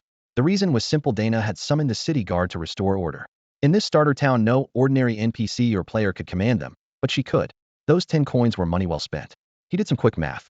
Lin Yuchan had left him a little over 800 gold. After the 500 head spent on boosting his stats, he still had enough to play with. Before long, Dana's long legs carried her back up the same stairs to the second floor room. She leaned in close to Subai. All right, out with it. How many rare recipes have you got this time? Subai shrugged. It's not about that. Something else. Huh? You should have said so sooner. A trace of disappointment crossed Dana's face. If the deal goes through, he'll even throw in a few rare liquor recipes, Subai added. Dana rolled her eyes, her golden pupils lifting in irritation. Quit pausing for breath and just say it in one go. What do you want to trade? And for the record, I only deal in booze. Oh, really? Subai narrowed his eyes and reached inside his jacket. Between his fingers pulsed a blood-red class-change crystal, throbbing like a living heart. The glow sharpened every line of his face. Well, you actually pulled a top-tier class crystal, Dana said, surprised, then gave a shrug. What's that got to do with me? If you found it, use it. Subai didn't answer. He flipped the SS-grade crystal into the air. It landed neatly in her palm. I want to start the God's trial. At those words, Dana's casual air evaporated. Her pupils contracted, and the atmosphere turned blade cold. Arms folded, Subai lifted an eyebrow. What's wrong planning to kill me? Dana ignored the jab, eyes locked on his face. Where did you hear about the God's trial? From whom? That's my concern, Subai said evenly. Just tell me am I eligible? The silence stretched until Dana finally spoke. Yes. Clear all 10 floors of the Tower of the Gods rookie zone in under 24 hours, and you earn a special red class change crystal. An SSS crystal like this is your ticket into the God's trial. The God's trial, the starter zone's only hidden instance. Subai knew it offered no gold and dropped no gear. The lone reward was a unique hidden class crystal. You really want in? Dana asked, frowning. If you walk away empty-handed, you'll have wasted a top-tier crystal. Getting another is next to impossible. Her warning was fair. Entry rules were brutal. 1. Possess a red SS grade class change crystal. 2. No class change allowed, not even a pre-class path. 3. Harder than the tower's 10th floor. 4. No gear permitted, only the plain starter outfit issued by the proctor. In short, you face monsters nastier than those on floor 10 with nothing but your base stats. For most newcomers, it's a hopeless, hell-level dungeon. But in his previous life, Subai had cleared it flawlessly and claimed the hidden class crystal that paved his way to the tower's summit. He knew both the payoff and the peril. Shaking off his usual nonchalance, he spoke with unwavering resolve. I'm going in. Proctor, initiate the trial. You only get one shot, Dina said gravely. Subai nodded, his eyes fixed on the red crystal in her hand. It was the number 10 class change crystal, one of only 10 discovered in the entire Tower of the Gods. In his last life, any crystal with a 2 or 3-digit serial number almost guaranteed a unique hidden class, making it priceless. He knew exactly how much failure would cost. Seeing no objection, Dina accepted the crystal and asked again, positive you want to activate it now? You just cleared a floor, why not rest a bit longer? I already did, Subai replied, stretching lazily. We've got barely 6 days left, so let's get on with it. Her gaze sharpened, probing his confidence. Seems you know a thing or two about the trial of the gods. Fine, but if you die in there, don't blame me. Whatever. It wouldn't be the first time, Subai shrugged, swallowing the rest of his muttered comment. Jumping straight into the trial was a massive risk for him too. In his previous life, he had needed more than 100 attempts on a low-level alt, just to clear it, burning over 100 SS grade class change crystals and dying just as many times. By then, his main account had climbed past floor 800 and was nearly unbeatable, yet the trial still crushed him. That spoke volumes about its brutal difficulty. Humph, go ahead and die if you want, but what a waste of those rare liquor recipes, Dina snorted. Care to hand them over before you kick the bucket? Sure. Subai smirked and tossed over the recipe sheets head drafted in the private booth. She caught them like treasure, skimmed a page, and instantly knew they were real. You actually have them. Is this all? Nothing else? That's everything, Subai replied with an easy wave. She eyed him for a few seconds, convinced he was holding back, then let it go. Fine, rush off to your death, then. Her tone was biting, but the warning sincere. Subai stayed unfazed. Annoyed by his calm, Dina tightened her grip crack. The red crystal shattered in her palm. Razor-sharp fragments sliced her skin, and blood beads mixed with the shards as they hit the floor, spreading into a dark vortex. It was black as night, yet dotted with starlight. The vortex sank, unleashing a violent pull. Dina stood on the edge without moving, but Subai felt the suction grip his whole body. His coat whipped in the roaring air. Ding! The trial of the gods has opened. Do you wish to enter? Friendly reminder. Once inside, you cannot return. Please think carefully. The system prompt echoed just as he remembered. Subai nodded silently. Dina spoke again. You sure you want to go down there? You can still back out now. Subai raised an eyebrow. When did you get so long-winded? He asked. Drop dead. Dana shot back, livid. Ungrateful mutt. Before the words were out, she lashed out with her boot, kicking Subai straight into the swirling vortex. Damn it, not again, was all Subai managed to shout before a sharp pain shot through his backside, and he plunged downward with a yelp, swallowed whole in an instant. Above the vortex, Dana stood steady on the rock, frowning to herself. Not again, huh? That guy's really got a screw loose. Even so, her gaze grew distant. This was the first time a player of the current era had broken into the trial of the gods, and no one knew if he could last to the end. She sighed. How long until someone finally brings that class back? In the boundless darkness, a single flame sputtered to life with a sharp hiss. A second followed, then a third and a fourth, until countless tongues of fire burst from the riverbed, their flickering light dappling the void. Subai opened his eyes on a slab of cold, unyielding stone. A system prompt thundered in his ears. You have entered the trial of the gods. Equipment and inventory are locked. All buffs are suspended. Complete the trial to restore them. He drew a deep breath and stood. Jagged black reefs jutted beneath his feet, while a pitch-black underground river surged nearby. Jets of flame leapt from its surface, casting molten red glimmers in the water. Look a moment longer and you'd spot layers of charred corpses drifting on the current, eternally roasted by lava, yet never sinking. The air reeked faintly of burnt flesh. A chill crept up Su Bei's spine. The first time he'd seen those contorted bodies, he had no idea what they were. Only after reaching the 900th floor had he learned the truth of the trial of the gods. It was a gauntlet that sifted out heroes, and every corpse in that river had once cleared it. Absurd, yet undeniable. Becoming such a hero was exactly why he was here. He pulled up his status window. As expected, every buff and weapon was sealed. Name, Subai. Level, 10 cannot level up. Class, unassigned. Strength, 100. Agility, 100. Constitution, 100. Spirit, 100. HP, 1000. Constitution 10. MP, 1000. Spirit 10. Physical attack, 200. Strength 2. Magic attack, 200. Spirit 2. Equipment, 1. Novice longsword shoddy. 2. Novice short shoddy. 3. Novice tunic shoddy. The so-called novice gear offered virtually no bonuses, barely enough to keep him covered. His backpack was likewise locked, leaving him without a single usable item. Only one object remained strapped to his back, mercifully spared by the system, the first perfect item he had ever drawn, a golden hoe. Just as he expected, Subai thought as he stared at the golden hoe. The golden hoe was never meant to be a weapon. It offered no boost to combat power at all.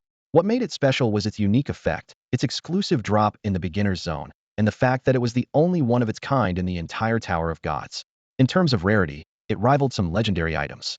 Therefore, Subai had never intended to fight with it, and simply slung it back over his shoulder. Ding! A familiar mechanical voice exploded in his ear. A large wave of burrowing demons is approaching. Players, prepare to engage. Countdown. 59, 58, 57. Subai let out a long breath and drew the crude starter sword at his waist.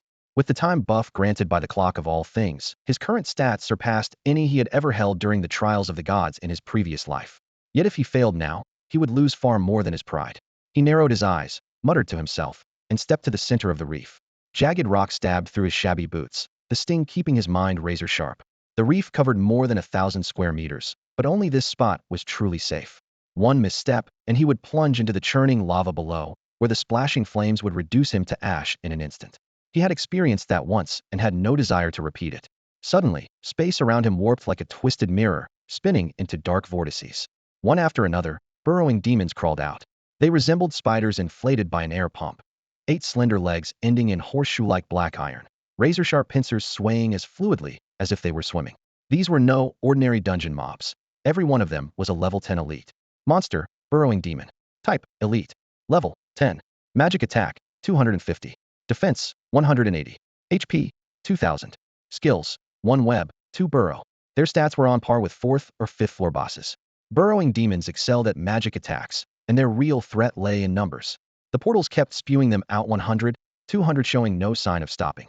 If they amassed, their magic volleys would turn the entire reef into a death trap. No more waiting. Subai lunged forward with his sword. Flash.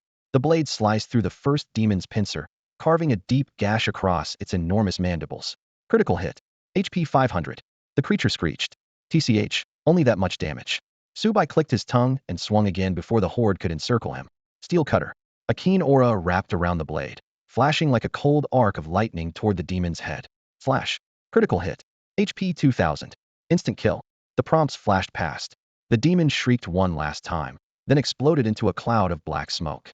The floor was spotless, as if nothing had ever happened here. Ding. Demon slain. 1. Score. 1. Current total. 1. Keep going. The cold system prompt rang in his ears. Stingy as ever, Subai muttered, but his hands never paused. He lifted his sword and charged at the next burrow fiend. Steel slash. Steel slash. The long sword flashed with icy light. Every strike slid precisely through the joints atop the demon's skulls, and critical hit numbers rippled across his HUD. What looked like simple sweeps and chops were actually high-level maneuvers, techniques veteran players in his previous life had honed specifically for the early game. In the newbie stage there were no skills, and mana was practically useless. To survive with nothing but basic attacks, players had to get creative. The elites had distilled an entire skillless combat style, and Steel Slash was its centerpiece. By forcefully condensing a thread of sword aura along the edge, the blade's sharpness and damage skyrocketed. 1. On a sword it was called Sword Chi. 2. On a knife it was called Blade Chi. Different names, same principle, and all of it burned mana. If you could channel even a wisp of power into your weapon, the technique activated. The better your control, the greater the boost. Steel Slash, Extended Sword Chi. Sword Chi threw an entire suite of moves that let melee players punch far above their weight in the early game. Without them, even with his monster lore, Subai could never have cleared this test. Critical. HP 2000. One-shot kill 3. Sword light churned, and 3 burrow fiends burst into black mist. Ding. Demon slain. 3. Score. 3. Current total. 10. Tip. At 100 points you gain 1 full status restore. The next system message followed instantly. Hearing that, Su Bei's worry eased. The dungeon was no different from what he remembered. Rustle rustle. The surrounding portals stayed open, and fresh burrow fiends crawled over the rocks, quickly forming a miniature stampede. They raised their twin pincers, scraped their fangs together, and spewed clouds of inky pellets, arcane shells of dark magic. The grains drifted lazily in the air, yet each packed a punch. A single breath carried hundreds, and every pellet dealt 3 to 5 damage. With hundreds of fiends firing at once, 2 or 3 volleys would shred him long before he reached that precious 100-point restore. Steel Slash. Steel Slash. Flash gap. Pushing off a rock, Subai streaked through the dwindling pockets of open space. Black pellets screamed past, exploding in tight clusters. His sword crackled with aura, the edge erupting in cold sparks. Every swing erased a demon in a puff of smoke. Their numbers fell at a pace he could see, but he dared not relax. One misstep, and the swarm of pellets would tear him apart. Yet the 4 portals showed no sign of closing. As soon as one wave of burrow fiends dissolved into mist, the next surged out of the shadowy gateways, filling the gaps in an instant. The cave demons kept pouring in. For every one Subai cut down, another crawled out just as fast. Kill! Kill! He shouted, though his gaze remained icy. His longsword flickered like an afterimage, silver arcs slicing the charging demons into chunks. Black mist rolled at his feet, and fresh monsters scrambled from the portal behind it. Subai never gave an inch. If anything, his assault grew more ferocious, his kill count skyrocketing. Within moments he had reached 100. Ding! You have reached 100 points. Would you like to use your recovery now? The system chimed. He glanced at his status panel. HP 10001000, mana 962, 1000. He hadn't taken a scratch, and the technique had cost only a few dozen mana. It wasn't that sword energy was cheap. His control had simply reached an absurd level. Even Li Jianxian, hailed as the strongest swordsman alive, would struggle to fathom such precision. Only the elite players who once topped the charts in his previous life could appreciate what they were seeing. At this moment the blade was sheathed in a steady film of sword energy that didn't waver in the slightest. Normally, externalized mana rippled like running water, yet in Su Bei's grasp it flowed in perfect laminar fashion, almost frozen. The current was so smooth the naked eye couldn't catch a Ripley level of control measured in strands of hair. Because of that, his expenditure had been pared to the absolute minimum. His mana bar had barely moved. Not bad, he murmured, eyes gleaming. Compared with earlier runs at the same tier, this one had cost him the least mana. His base stats had risen across the board. Most importantly, Spirit had broken 100, granting him a larger pool and faster regeneration. With numbers higher than in my previous life, there's no way I fail this trial, he snorted, accelerating his sword once more. Critical. 2000 HP. Critical. 2000 HP. One-shot kill 10. One-shot kill 12. Strings of crimson text rose into the air as weak point hits made clouds of black mist erupt against the jagged rocks. Su Bei's steps never faltered. His sword never slowed. His stamina almost seemed bottomless. The cave demons were just as relentless, streaming from the obsidian portal, hurling themselves to their deaths, and being replaced in an endless loop. While Subai fought for his life inside the Trial of the Gods, the outside world was already in an uproar over his name. What's Subai playing at? Why isn't he using that SS grade class crystal? Yeah, it's been ages. What is he waiting for? He's got nerves of steel. I'd have popped it the moment I got it. Same here. Aren't you afraid someone will steal it? Relax.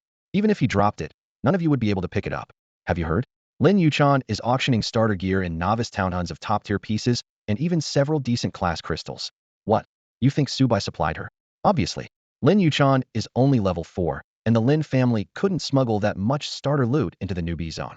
Who else but Subai? That's not a big deal at all.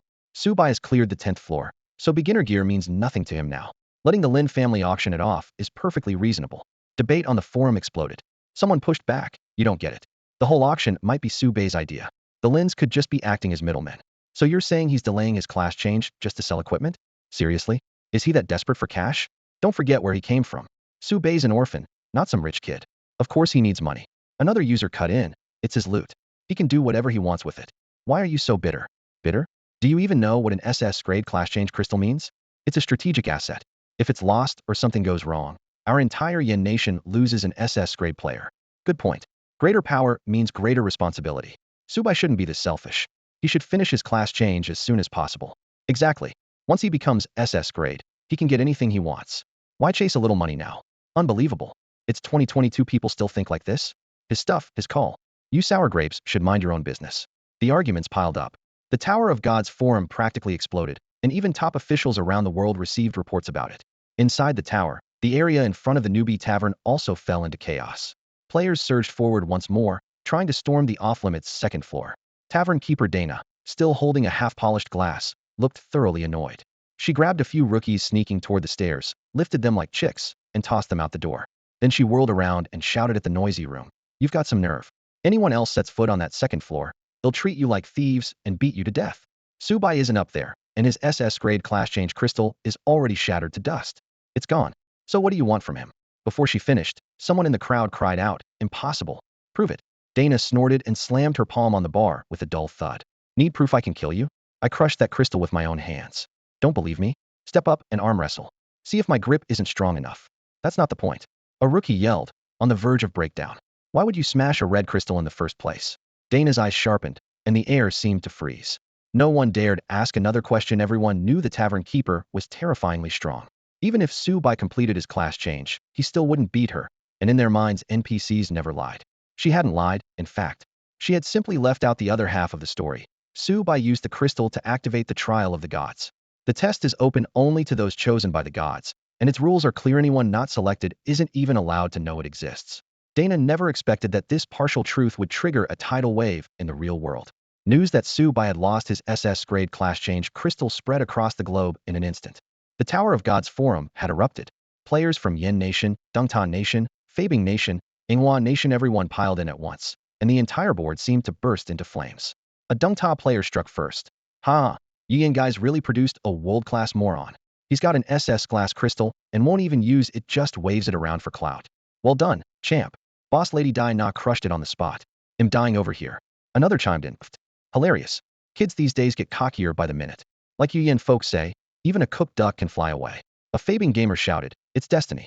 Yin Nation doesn't deserve a second SS class super player. That glory belongs to Fabing, and no one's taking it from us. Not to be outdone, a Yinghua player retorted, nonsense. The next SS class super player will definitely come from Yinghua. This year's prodigy is Yusin Guang, son of Master Yusin Tianhel, surpass his father for sure. The feed overflowed with schadenfreude and sneers. When Su Bei first landed an SS class job change crystal, players from other nations had groaned in unison. Yin Nation already had the living Buddha, Li Jinxian, suppressing everyone for 9 years. Though other countries eventually produced their own SS class super players, it barely kept the balance, and consensus held that Yin had no one in the pipeline. Then Su Bei appeared out of nowhere, grabbed an SS class crystal, and threw the powers back into turmoil.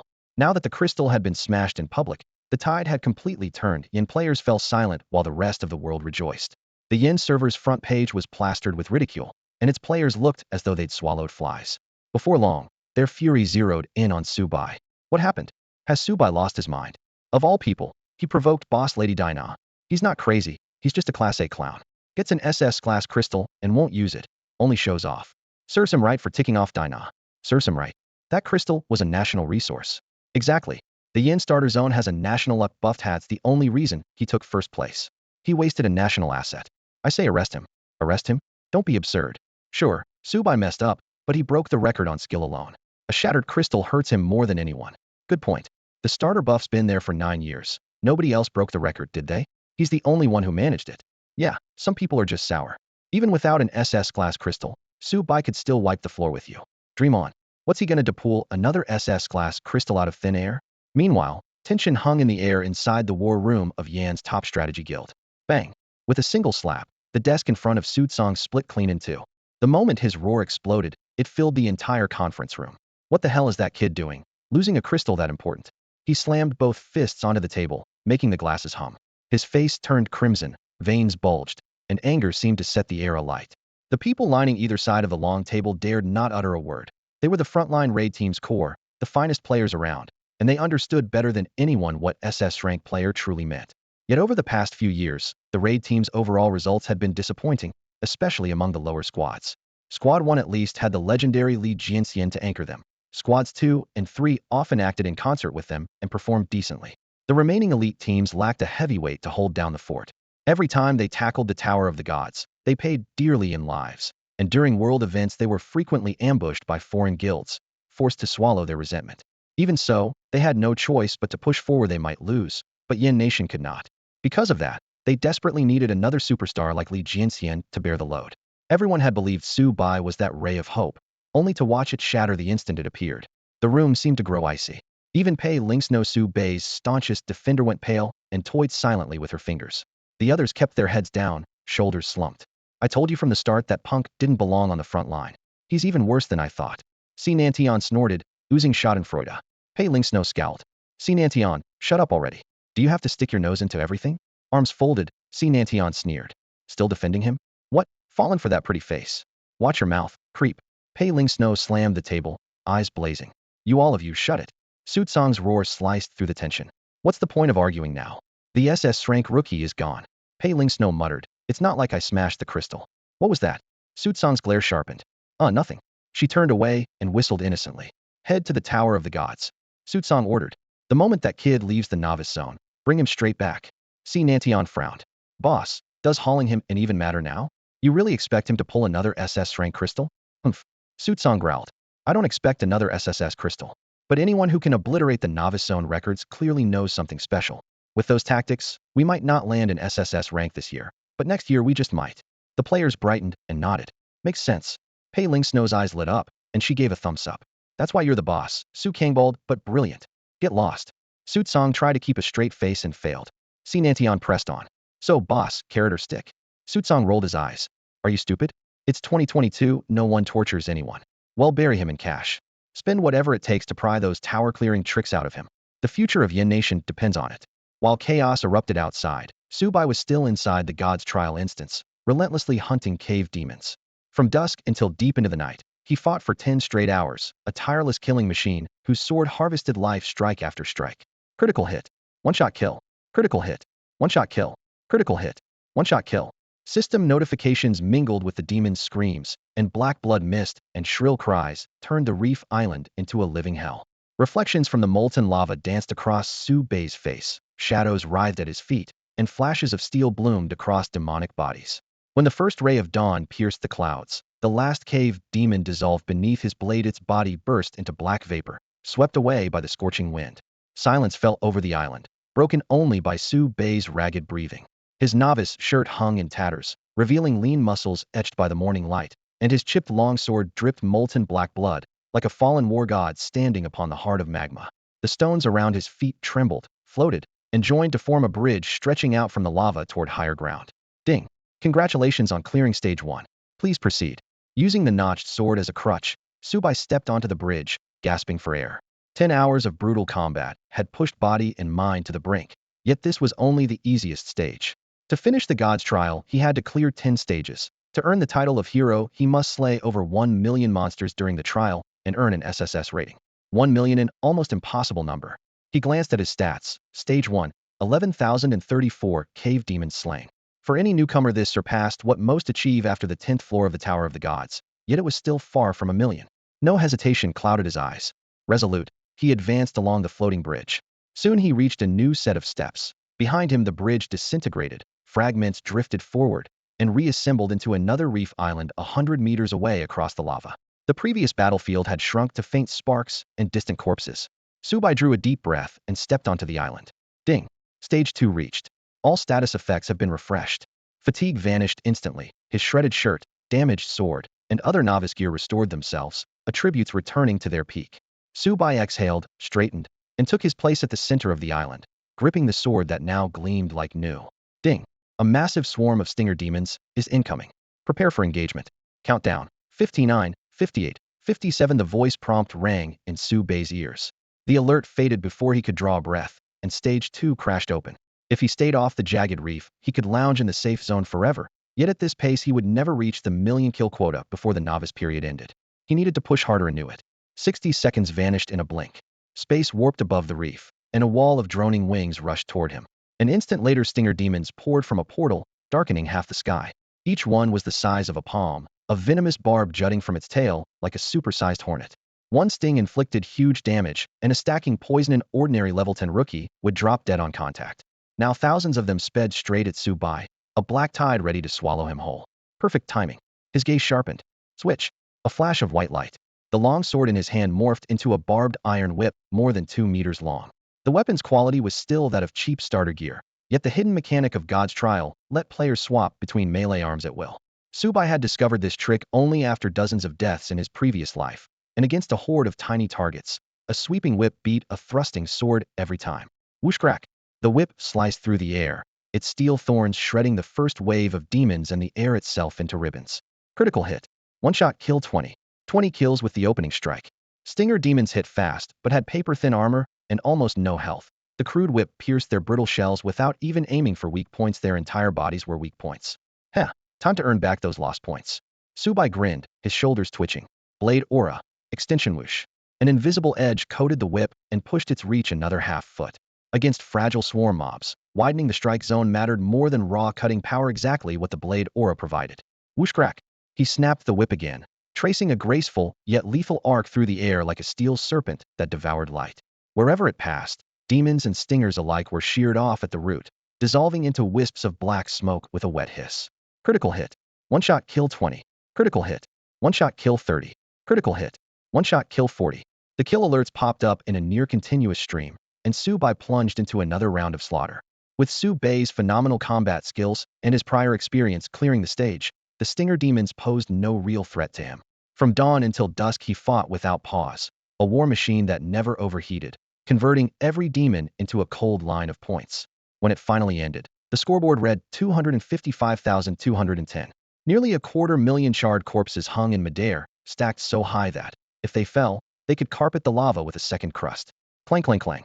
The reef island trembled again as massive stone slabs assembled themselves into a new skybridge, rising along the same path as before 100 meters straight up. Panting, Su Bai snapped his whip back into its sheath, switched to his spear for balance, and began the climb, stepping onto the springy rock as if it were a giant trampoline. When he looked down, the lava lake had shrunk to a tiny blood red, enough to make anyone with vertigo faint on the spot. Ding! Stage 2 reached. All stats restored. A flood of white light spread from his boots to his hair, refilling his stamina and focus in an instant. Ding! A horde of warlock imps is approaching. Prepare to engage. Countdown 59, 58, 57. He slung the spear across his back and summoned a short bow. A quiver made of faint light formed beside him, its arrows spawning without end. When the countdown hit 0, the space around the island tore open and several violet-black portals bloomed. Bat-winged imps with bluish faces fluttered out, their features twisted yet childishly round, their hands empty. Unlike the stinger demons, they did not dive straight at him. Instead, they circled high above, chanting ancient curses with open mouths. Su Bai's eyes narrowed. He plucked 5 arrows from the quiver and fired in a blur whoosh, whoosh, whoosh, whoosh, whoosh. Each shaft cut through the air and struck an imp squarely in the forehead. Critical hit. One-shot kill 5. The system text flashed across his vision.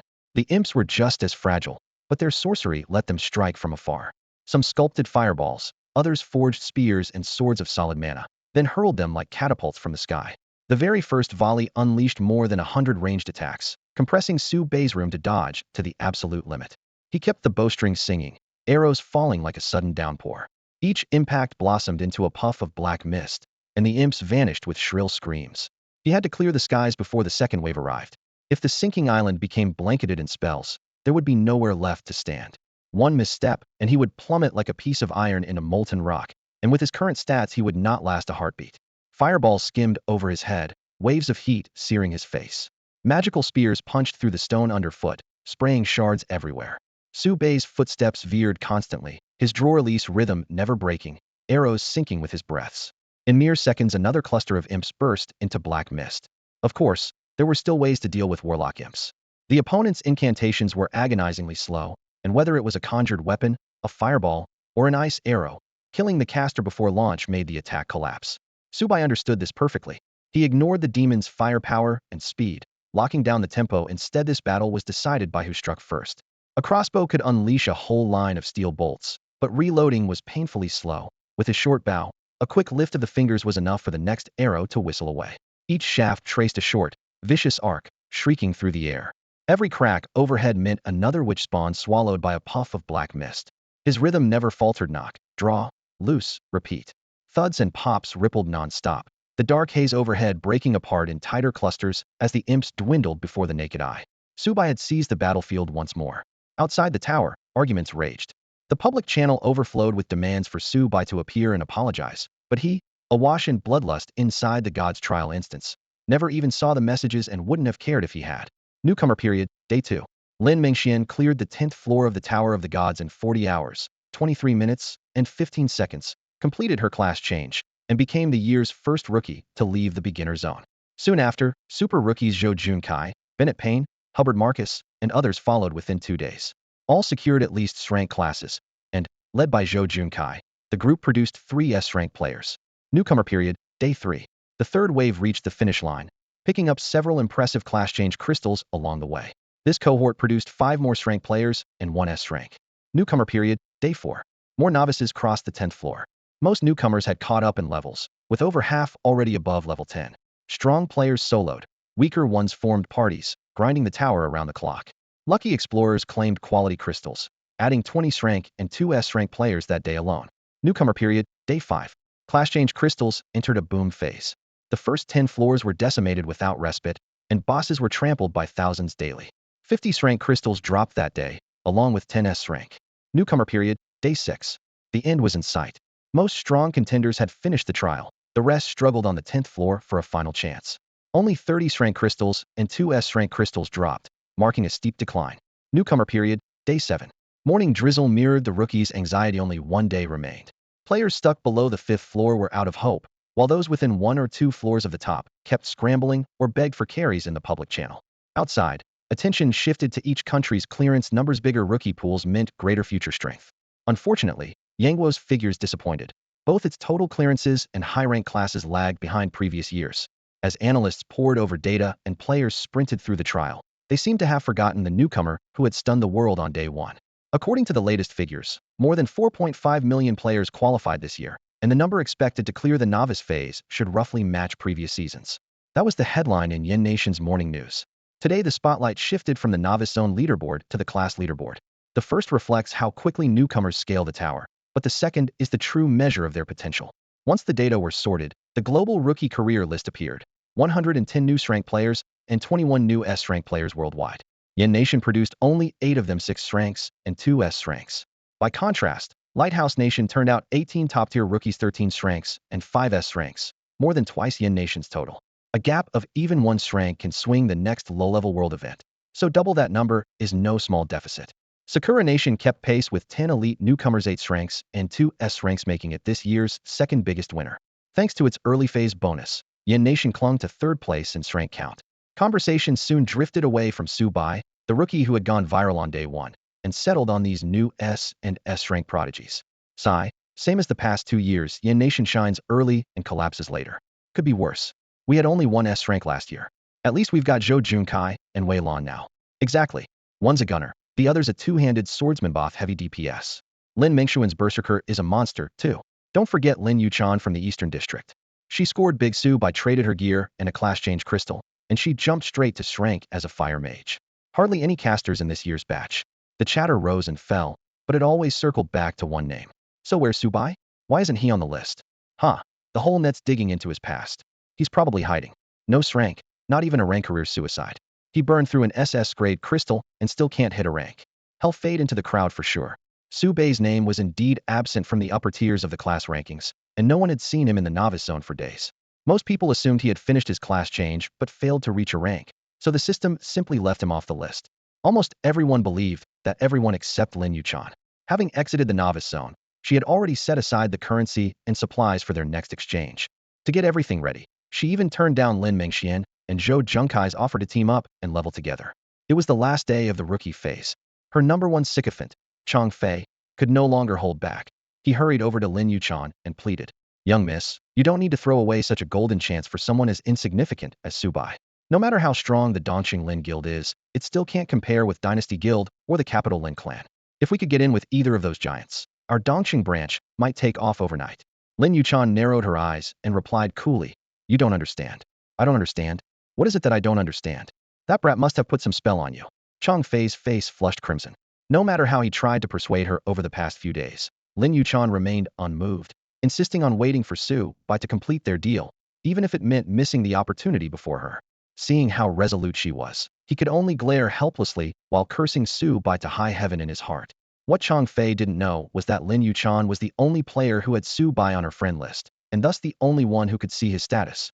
From the day they left the starter tavern, she had noticed that Su Bai had been marked abnormal in her list. Soon after, rumors spread that he had lost the SS-grade class change crystal. From this, Lin Yuchan concluded that the truth had to be far more complicated. The boy must be hiding something. And she was right. His status never returned to normal. That meant he hadn't slunk away in shame because he couldn't farm a high-quality crystal, as the gossip claimed. He was still trapped inside the beginner zone. "I don't know when you'll emerge, but you must have your reasons," she thought, staring at the name on her friend list. "I just wonder what kind of surprise you'll bring to this world when you do." Trial of the Gods, 10,000 meters above a sea of churning lava. A crimson lotus demon, 100 meters tall with wings sprouting from its back, swung its infernal blade and brought it crashing down on the puny human before it. Boom. The entire rocky islet was cleaved in two, splitting apart with a thunderous crack.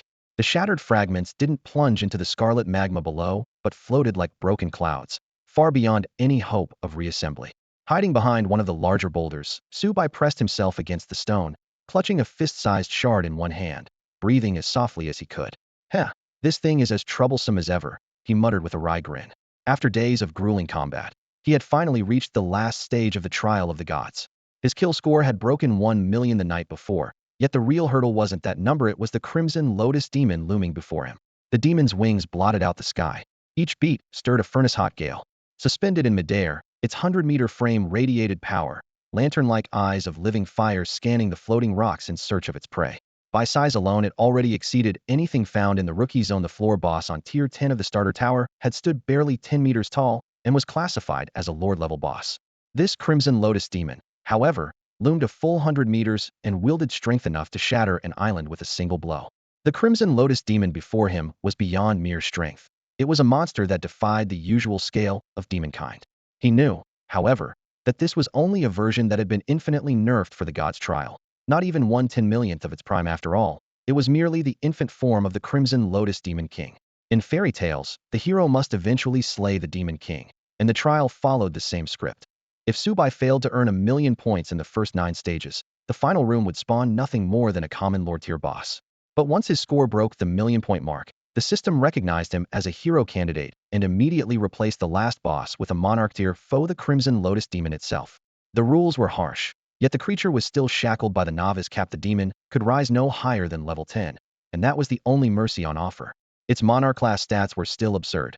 Monster, crimson lotus demon, classification, monarch, demon, level 10, magic attack, 5,000, defense, 2,000, HP, 1,000,000, skill, hellfire. Monarchs never had a mana bar. Magic was etched into their blood, free to draw on as long as any trace of it lingered in the air. With its unique hellfire, even a casual swipe carried burning damage. With more than 5,000 magic attack, a single graze would obliterate Su Bai in an instant. The 2,000 defense meant his own measly 200 attack could not even pry open a seam in its armor. On paper, the fight was already lost. In his previous lives run of the God's Trial, more than 90% of his defeats had come at this monster's hands. Powerful, unbeatable, those seemed to be the demon's eternal footnotes. A monarch never mellowed just because you added the word juvenile. Yet even the most impossible creature has a weak spot. Throughout the entire Tower of the Gods, fewer than 10 people knew what it was, and Su Bai happened to be one of them. Now he clung to the underside of a jagged outcrop, eyes steady, not a hint of panic in them, holding his breath as he waited for the moment to strike. Time slipped by in minutes, 20, 30. His iron patience and flawless movement let him drift from rock to rock without a sound. The massive crimson lotus demon, face twisted in fury, swept its hellfire-coated blade through the air in a vicious search. Every chop shredded the floating isles into finer rubble. The entire island had nearly been reduced to dust. Scarcely a boulder remained large enough to hide a single human. While debris rained down, Su Bai used the high clouds as cover and kept moving. The chase became a game of cat and mouse. If the cat ever caught the mouse, the latter would die without question. Su Bai had no margin for error. This is a lot more thrilling than my last life. Su Bai's gaze darkened as the thought crossed his mind. In that former life, he only faced a game that could be restarted, but here a single failure meant death. No one would give him an extra life.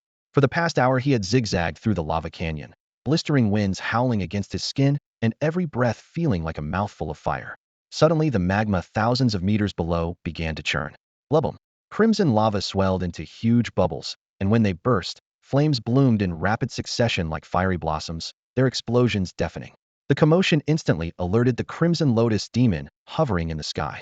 The massive black silhouette jerked to a halt, limbs tensing as its scarlet eyes locked onto the roiling inferno below. At last it's coming, Su Bai muttered, knuckles whitening while his heart hammered behind the shattered crag. The next moment the charred corpse floating on the lava snapped its eyes open, twin beams of gold cracking the air like lightning. A column of golden light shot upward, pierced the thick cloud cover, and reignited the sky smothered by the demon's shadow. Though still a juvenile tyrant, the Crimson Lotus demon would brook no insult. Black fur bristled along its body, and a savage hiss rolled from its throat, the shockwave scattering whole fields of cloud and, incidentally, exposing Su Bai against the empty sky. Luckily, every shred of the demon's attention stayed fixed on the corpse below, missing the speck-sized human entirely. "Mere demon, how dare you roar!" The scorched corpse thundered. As the words fell, a pillar of sword energy lunged skyward, cleaving the air. The demon had no time to dodge. Sword light speared through its chest, flat 3 inches left of the right breastbone, ripping flesh, bone wing, and muscle in one stroke. Its thick right arm, pitch black wing, and the enormous hellblade it held all tumbled into the lava, tossing up a curtain of fire dozens of meters high. A scream ripped across the sky, red-black blood spraying like rain and weaving a bloody gale in seconds. One strike had pushed the infant demon king to the brink of death. Yet the swordsman's remaining life faded with that blow. After releasing the earth-shattering slash, the golden light in those charred eyes dimmed. Before it vanished entirely, the corpse cast a fleeting glance at Su Bai, then stilled once more. It settled on the lava as though it had never moved at all. Only the Crimson Lotus demon's agonized howls remained, reminding Su Bai that everything had seen was real. He clicked his tongue silently. Entombed in the magma was a champion title reserved for the mightiest heroes. Though the body was dead, a spark of life still lingered, otherwise the lava would have devoured it long ago. Champions are born nemesis of demon kings, and a juvenile monarch hovering above their remains was destined to trigger that lethal strike, and this was exactly the moment Su Bai had been waiting for. Perfect timing. His eyes sharpened as he sprang from behind the rocks. The grappling hook in his hand morphed into a longbow. He raised it, drew the string, and whip, 3 icy arrows streaked out, burying themselves deep in the demon's gaping wound. The Crimson Lotus demon shrieked again. It wasn't a cry of pain, but a roar of fury. The Crimson Lotus demon burned with rage, flames seeming to ignite deep inside its pupils. It hated Su Bai's surprise attack with every fiber of its being, yet he ignored the demon's wrath entirely, his fingers dancing as the bowstring thrummed again and again. Swish, swish, swish. He loosed 3 arrows at a time, each volley snapping from the string like a strand of beads, every shaft cutting a clean line toward a vital spot. Rah! The demon swung its mangled left arm, trying to bat the arrows aside. Metal rang, but its attempt proved useless. Rip! All 3 arrows sliced through its palm, bright crimson damage numbers flashing across its hide. A mocking smile curled on Su Bai's lips. Still think your defense is as thick as before? The sword aura from that charred corpse hadn't just wounded the demon, one slash had crippled it and slashed every stat it had. Now the Crimson Lotus demon's defense and health were down to 1/10 of normal. Only its attack power remained terrifying. No defense, bleeding fast god or not, you're still dead meat. Su Bai snorted, sidestepping the demon's enraged counterblow. Boom. The rocky islet shattered once more, debris hanging in midair until the island's original shape was unrecognizable. Luckily, the rubble stayed suspended, giving Su Bai footholds. A 10-kilometer fall would have been lethal. He darted across the drifting stones as if they were solid ground, dodging while firing. With half its body and weapon gone, and only one wing keeping it aloft, the Crimson Lotus demon moved far slower than before. Opportunity was Su Bai's specialty. Every arrow drilled into an old wound, threading severed tendons and triggering weak point crits that hacked away huge chunks of its health bar. Curse you, human! The demon bellowed, yet it could only dance to Su Bai's tune. He had no time for banter. Every ounce of focus went into evasion and counterattack. Even crippled, the demon's stats still dwarfed his own several times over. Skill and experience were all that kept him alive. Shadow slip, step drive, blink stride. Advanced footwork blended into one seamless flow, his figure a streak of light weaving through the rubble. Even Li Jianxian, the world's top player, would struggle to match this precision. Sweat seeped across his brow, and exhaustion flooded his limbs. Had been fighting nonstop for days without a single moment of rest. He could heal aching muscles and restore his stamina, but nothing could erase the fatigue clouding his mind. After days of relentless battle, Su Bei's nerves were stretched to the breaking point, yet he forced himself to maintain a focus that bordered on superhuman. Across from him, the Red Lotus demon was no less desperate. Once a king among fiends, it had already been sliced in two by Su Bei's blade. Now a mere human had it cornered. Fury blazed hotter than its own hellfire. Roaring, it gathered flames around its fists, each swing detonating with a sonic boom as it hammered at Su Bai. The fiery shockwaves tore the air apart, loud enough to split eardrums. Rage didn't dull the demon's aim, it sharpened it. The creature knew patching the gaping wound across its chest was useless. Su Bei's arrows would still find their mark. Instead, it used its massive frame, raining down blow after blow to smash the rocky platforms beneath him. Boom, boom, fists fell like pile drivers. Reefs shattered and spun away, leaving Su Bai fewer footholds. One last titanic punch sent every remaining shard flying beyond his reach. Now he could either brace for impact or dive into the seething magma below, certain death either way. SSS human die? The demon hissed, a blazing fist hurtling toward him. Su Bai showed no fear. From inside his cloak he flicked a pebble the size of a knuckle. It burst midair, scattering glittering dust. Tricks like that won't save you, the demon scoffed, its fists still barreling forward. A handful of graveler 10 handfuls scowled stop a blow that wide. The scorching wind slammed into him. Su Bai tapped a sliver of stone with his toe, body swaying. Blink. In the next instant he stood on a palm-sized shard to the left, still inside the fiery arc. Blink, blink, blink. In a single heartbeat he flickered a dozen times, dancing through gaps in the air, each step landing on a different floating fragment. When the fist closed in again, he barked. Blink. The demon's punch met empty space.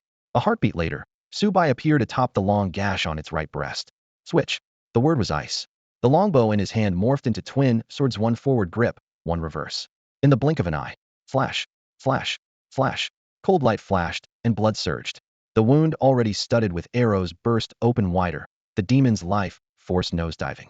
This time the Red Lotus demon didn't roar in anger, but shrieked in pain. Its strength bled away. A mangled wing beat once, twice, then failed. Life bar empty, it plummeted. Magma's blaze reflected in its unwilling eyes before swallowing the monster whole. At that moment, a mechanical chime sounded in Su Bei's ear. Ding. Congratulations, you have cleared the trial of the gods. Your point total, 1,082,022, meets the requirement to redeem the unique hidden class.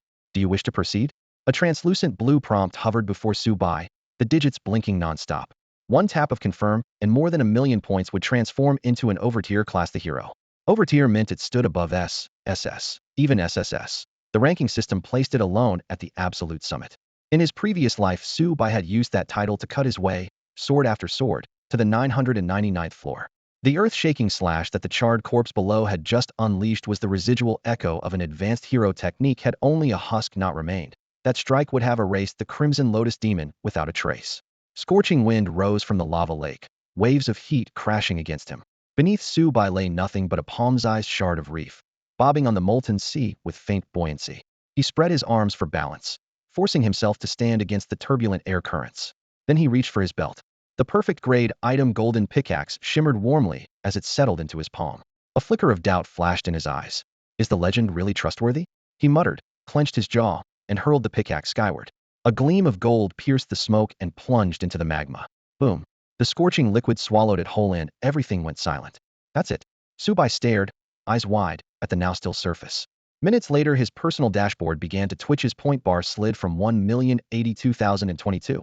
5, 10, 50 hundreds melted away, then thousands, then tens of thousands, until it hit zero. Before he could shout, the magma exploded. A crimson fountain shot to the clouds, flinging the charred corpse upward. Wrapped in the blazing tide, the scorched shell flaked away, revealing flesh and bone glowing with prismatic light. A heartbeat later, two red-hot bodies blasted from the lava stream, wreathed in fire, hurtling straight at Su Bai. Haha, so it's real. Su Bai roared with laughter. Instead of retreating, he stepped forward and opened his arms to the inferno. The two bodies turned transparent in midair, then shrank into twin beams of light that buried themselves between his brows. Ding. Congratulations. You have acquired the twin class hero and demon king. The system's voice boomed in his ears. A tidal wave of power poured into him. Su Bai felt ice and fire alternating through his veins, muscles ripping then knitting together in an instant. Two wills wrestled for control inside him. One moment his face curled into a wicked grin, The next it settled into solemn serenity. How long the struggle lasted he could not tell, but at last the turmoil subsided. Ding! Class change successful. Gasping, Subai opened his eyes. The shattered island of rock beneath his feet had fully restored itself. From 10 kilometers up, the rocky island plunged back into the center of the molten sea. Lava surged like a tide, and the massive landmass stood alone like a forlorn god, forever suppressing the souls adrift in that fiery ocean. Subai pushed himself off the scorched ground. Apart from a faint soreness, he felt stronger and more complete than ever. Without hesitation, he focused on the virtual status panel before him, and the numbers that appeared made his eyes sparkle. Name: Subai. Level: 1000.00. Class: Demon King, Hero EX. Strength: 500. Agility: 500. Constitution: 500. Spirit: 800. HP: 5000. Constitution 10. MP: Physical attack: 2000. Hero bonus 100. Magic attack: 3200. Demon King bonus 100. Class skills: 1. Universal Weapon Mastery. Hero can learn any non-magic skill and instantly maximize its proficiency. 2. Endless Firepower. Demon King can learn any non-physical skill, and every such skill has 0 cooldown. Equipment: 1. Clock of All Things Supreme Relic. 2. Fire Dragon Gauntlets 1 perfect. 3. Linked Purple Gold Armor 1 perfect. In just a few lines, Subai's 4 primary stats had soared more than 5-fold. Both attack values doubled again thanks to class passives, and his mana was now literally limitless. Any single entry rivaled the terrifying boosts of an SS tier class. What truly made his blood race, though, were the twin signature abilities listed after Demon King and Hero: Universal Weapon Mastery and Endless Firepower. The first needed no introduction. In his previous life, he had used it to push his main character to floor 999 of the Tower of the Gods. Any non-magic skill: the deadliest sword technique, the most armor-piercing gunshot, the tightest guard, the most explosive martial art could master in an instant with proficiency immediately maxed, sparing him the endless grind. Subai knew that a player who commanded every combat style on Earth would never fear the gods. The gods themselves would fear him. Sadly, back then he belonged to the hero faction, unable to stand against the deities, much less test the title Godslayer. He had planned to try it after reaching the summit, only to be whisked away to this world before he could. So now his gaze left the hero title and settled on the unfamiliar Demon King. Endless Firepower was even more absurd than he had imagined. He could learn any magic skill, every spell had 0 cooldown, and paired with infinite mana, it was downright broken. Subai was sure that even without the hero class, the Demon King alone could carry him back to the tower's peak. And this time, he had both. I told you, given another shot, the story would be even more magnificent, Subai declared, eyes blazing with excitement. The Golden Hoe itself would never earn Su by the Demon Lord class. Without 1,000,000 points, the idea was pure fantasy. In his previous life, he had heard rumors about the Golden Hoyan item, said to be Wonio-vacant. Its use was brutally simple. Throw any object or item into a river, toss the Golden Hoyan after it, and 2 identical copies would float to the surface. One player supposedly leveraged this quirk to claim 2 classes at once, yet both were mediocre and the account was abandoned, leaving the host secret to occasional forum whispers. Subai had been half skeptical back then, but this time he tested it himself and it worked. His success hinged entirely on his knowledge of the trial of the gods. Corpses lay strewn around the lava lake, heroes and demon lords alike. The 2 opposing factions had neutralized each other and now served as his stepping stones. He absorbed every class trait their bodies carried. Perfect. Subai clenched his fists, convinced the past few days of desperate effort had finally paid off. Staring at the bodies bobbing on the boiling magma, he muttered, "Rest easy, seniors. They'll put your skills to good use, might even chop down a couple of gods this time." With that, he exited the trial space. His vision blurred. It felt as though a finger had flicked him. When he opened his eyes, he was back in the private room on the tavern's 2nd floor, slumped into a soft sofa. Downstairs at the bar, Dana stopped polishing a glass mid-stroke, her face paling. She slammed the glass down and bounded up the stairs. Bang! The wooden door flew open. Subai lay sprawled out, lifting his eyes just long enough to glance at her before rolling over, too lazy to greet her. Dana sniffed the air, her nose wrinkling. "Why do you smell like a whole apothecary?" Subai lifted an arm and gave himself a quick sniff. "Haven't showered in a few days, maybe? They'll clean up later, let me nap first. Worst case, they'll buy you a new sofa." "That's not what I mean." Dana shook her head. "Did you pull it off, or not?" "Of course I did. You know who you're talking to." Hands tucked under his head, Subai couldn't resist showing off. Dana pursed her lips. Anyone who made it out of the trial alive had clearly passed, but what she really cared about was him asking which class you ended up with. "That's classified." Subai grinned, playing mysterious. I can check for myself." A cold snort escaped Dana as golden light flickered in her eyes, locking onto him. Subai didn't even flinch. High-tier beings could forcibly inspect the panels of lower-tier players. Despite his new class, he was still an open book to her. In the next second, Dana's expression froze. Good heavens, you actually got that class. And you even she clapped a hand over her mouth, too stunned to finish the sentence. You lunatic, how did you manage it?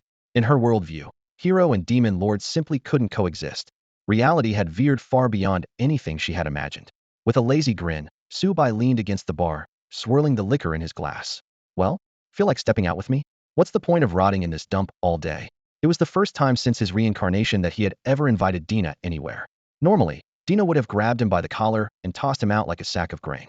This time, she merely folded her arms and studied him, as though weighing the offer in earnest. After a long pause, she sighed. Forget it. Someone like me is made to watch over a bar, sip cheap booze, and stay out of everyone's way. Whatever's out there, it has nothing to do with me. The familiar carefree tone remained, but the swagger had faded, leaving a trace of unspoken sadness. Subai had expected that answer and didn't press. Once the barrier around the starter town lifted, high-level players could still come back. Even if Dina chose to stay, he would have plenty of chances to see her again. All right, we'll leave it at that, he said, stretching. The day I crave your wine, it'll drop by. Only a few hours remained before the novice period ended.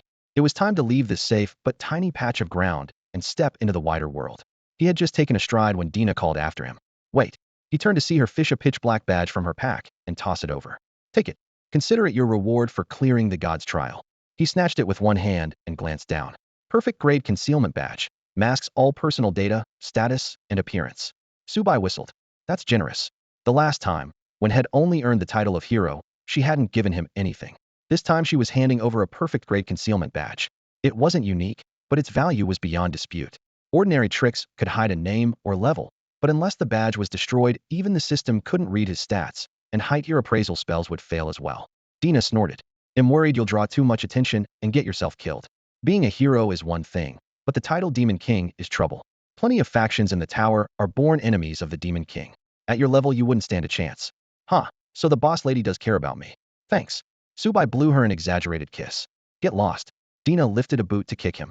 Before her toe made contact, his figure vanished, pulled from the starter zone in an instant. Her kick sliced through empty air. She muttered a few curses at the vacant room, then fell silent. Standing alone, she looked strangely lonely, and a faint, unreadable light flickered in her eyes. Subai had finally logged in. The first to notice was, of course, the only person on his friends list, Lin Yuchan. The moment Subai's abnormal status icon disappeared, she jumped to her feet as the system notification popped up. Subai is online and currently in the same city as Rim City. Rim City is the first NPC city that Yin Nation players encounter after leaving the beginner zone. Here you can pick up quests or head through the outer teleport gate to tackle floors 11 through 30 of the Tower of the Gods. Only after clearing floor 30 is a player allowed to move on to the next city. The city teems with hidden missions and generous rewards, as well as a large number of profession in peaks, both crafting and combat, offering countless ways to learn new skills. Subai materialized right outside the city gate. Urged along by a guard, he walked inside. Familiar streets, buildings, and crowds washed over him, and he couldn't help feeling nostalgic amid the bustle of carts and carriages. He had hidden his character name and stats, and even concealed his appearance. To others, his face looked like it was covered by a block of mosaic pixels, with a lightstone suppressing the glow of his perfect grade gear. He appeared to be an ordinary rookie apart from that pixelated mask. He had barely taken a few steps when he saw Lin Yuchan hurrying toward him at the head of a large party. Brother Su, she called as she rushed up. You found me fast, Subai said, a little surprised, then remembered they were still on each other's friend lists, which meant she could track his location through the marker. Guess I'd better turn that off, he mused. Lin Yuchan avoided saying his name outright. She knew he was under heavy scrutiny right now. Brother Su, could you come with me? She whispered. Sure, lead the way, he replied. She nodded and led him to a tea house, Lin's tea house. The Lin family owned property in Rim City as well. Real estate here didn't match the prices in Gale City, but every square foot inside the Tower of the Gods was precious, and owning a storefront spoke volumes about the family's wealth. The moment they stepped inside, opulence greeted them, sandalwood beams edged in gold, crystal chandeliers casting a soft glow. Such lavish decor for a simple tea house made the Lin's fortune plain. Lin Yuchan escorted Subai up to the third floor. The private room was just as extravagant, its door plate lined with 8 consecutive 8s, the Celestial Supreme Suite. Subai tried to keep a straight face despite his inexperience with such luxury, silently marveling that once the deal was done, he would be a billionaire too. Please, have a seat, Brother Su, Lin Yuchan said, ushering him to the head of the table and personally pouring their finest tea. Then she clapped her hands lightly, and 2 aides carried 2 large chests up the stairs. Swish. The lid of the first chest swung open, and a flood of golden light filled the room packed to the brim with gold coins. Even though he had braced himself, The glare still dazzled Su Bai. Lin Yuchan smiled and spoke in a low voice. Brother Su, please check the total. At the price we discussed, that's 25,000 gold coins. As she spoke, she signaled for her people to lift the lid of the chest. The heavy coins were piled into a small mound, and their glow rippled outward like liquid light. 20% has already been converted into cash, she added calmly. 50 million credits were just transferred to your personal account. From the remaining 20,000 coins, we spent about 3,000 on the supplies you requested, so there are 17,000 left, all in this box.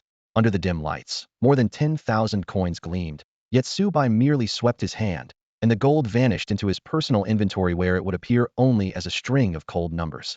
Watching those numbers climb actually calmed him. In his last life, he had farmed hundreds of millions of coins that never paid out, so he had learned to treat virtual wealth as mere characters on a screen. This time was different. These characters could be cashed out instantly, making him a billionaire in the truest sense. His chest warmed, but he forced down the excitement and turned to the other chest. That one holds the supplies. Yes. Lin Yuchan nodded, and her aide opened the lid again. Rows of healing potions and experience elixirs were neatly lined up, their glass polished to a shine, with several special items Su Bai had requested tucked among them. Su Bai skimmed the list and saw that 95% of the materials were already here, leaving only a few rare items. He could track them down himself in time, but now that his purse was full, paying for them was far easier. Besides, Lin Yuchan's offer was below market price. She was clearly using private channels, and he took note of the favor. Impressive efficiency, he said, showing a rare hint of surprise. I'm glad we met your expectations, she replied with a smile. They'll keep people searching for the rest and alert you the moment we find them. They'll leave it in your hands. Su Bai inclined his head. It's no trouble. Lin Yuchan returned the nod, then shot a look at her team. They withdrew in unison and closed the door behind them, leaving the room silent except for the two of them. After a brief pause, she seemed to steel herself. Brother Su, may I ask what your current class rating is? Su Bai raised an eyebrow. Why do you want to know? A merchant's instinct told Lin Yuchan the mood had shifted. She spoke quickly. Please don't misunderstand. I'm not prying. It's just that, inside and outside the tower, everyone is talking about you losing your class change crystal. And online there are many, well, attacks on you. A flicker of confusion crossed Su Bai's eyes. He had spent the past few days buried in instance testing and hadn't even opened the tower's public channel. How do they know my class change crystal is gone? It really is gone. Lin Yuchan's heart lurched. What had been only speculation was now confirmed. The SS-grade crystal was indeed lost. Yet Su Bai showed no regret, not even the slightest ripple of emotion. What could that mean? A storm of questions rose in her mind, but she still began to explain to Su Bai everything that had happened during his absence. So that was it. The moment Su Bai learned the tip had come from Dana, he could picture the whole scene. Dana wasn't human, after all, and had no idea how violently the mortal world could shift. Even Su Bai himself hadn't expected a single SS-grade crystal to cause such an uproar. It's just an SS-grade crystal. Is everyone really losing their minds over it? He muttered helplessly. Oh well, Lin Yuchan froze, though inwardly she raged. Do you hear yourself? Of course an SS-grade crystal matters. She prided herself on being worldly, yet Su Bai's offhand remark blew past her defense as if he could shrug at an SS-grade class change crystal. Could his own class be rarer than SSS? The notion was absurd, and she dismissed it at once. People barely understood SS-grade crystals. Anything beyond them was pure myth. Yet Su Bai looked utterly composed, nothing like someone who had just lost a top-tier class opportunity. He even seemed energized, skilled at reading faces. Lin Yuchan instantly suspected there was more to the missing crystal, or perhaps he had already obtained another one. Possibilities flashed through her mind in rapid succession. Whatever the truth, the confidence on Su Bai's face couldn't be ignored. That had to be it. Her evaluation of his potential within the Lin family remained pegged at SS grade, and her attitude grew even more cautious. Brother Su, your abilities are extraordinary. You may not care, but others tis is only the 10th SS grade crystal in the world, she reminded him respectfully. Su Bai thought it over and had to concede the point. In his previous life, when Tower of the Gods first launched, SS grade classes were insanely rare, but as higher floors opened, the scarcity plummeted. Anyone who reached the upper levels seemed to have won. With that in mind, he dropped the subject and went straight to the point. All right, what do you want? He knew the Lin family hadn't gathered supplies for him out of sheer friendship, not in the middle of a media storm. Lin Yuchan didn't answer immediately. Instead, she lifted a Yixing teapot and began to brew tea. Her wrist was steady, the arc of water graceful as it fell into white porcelain cups, steam carrying the fragrance through the room. Even Su Bai, a complete layman, could see her mastery of the tea ceremony and watched, intrigued.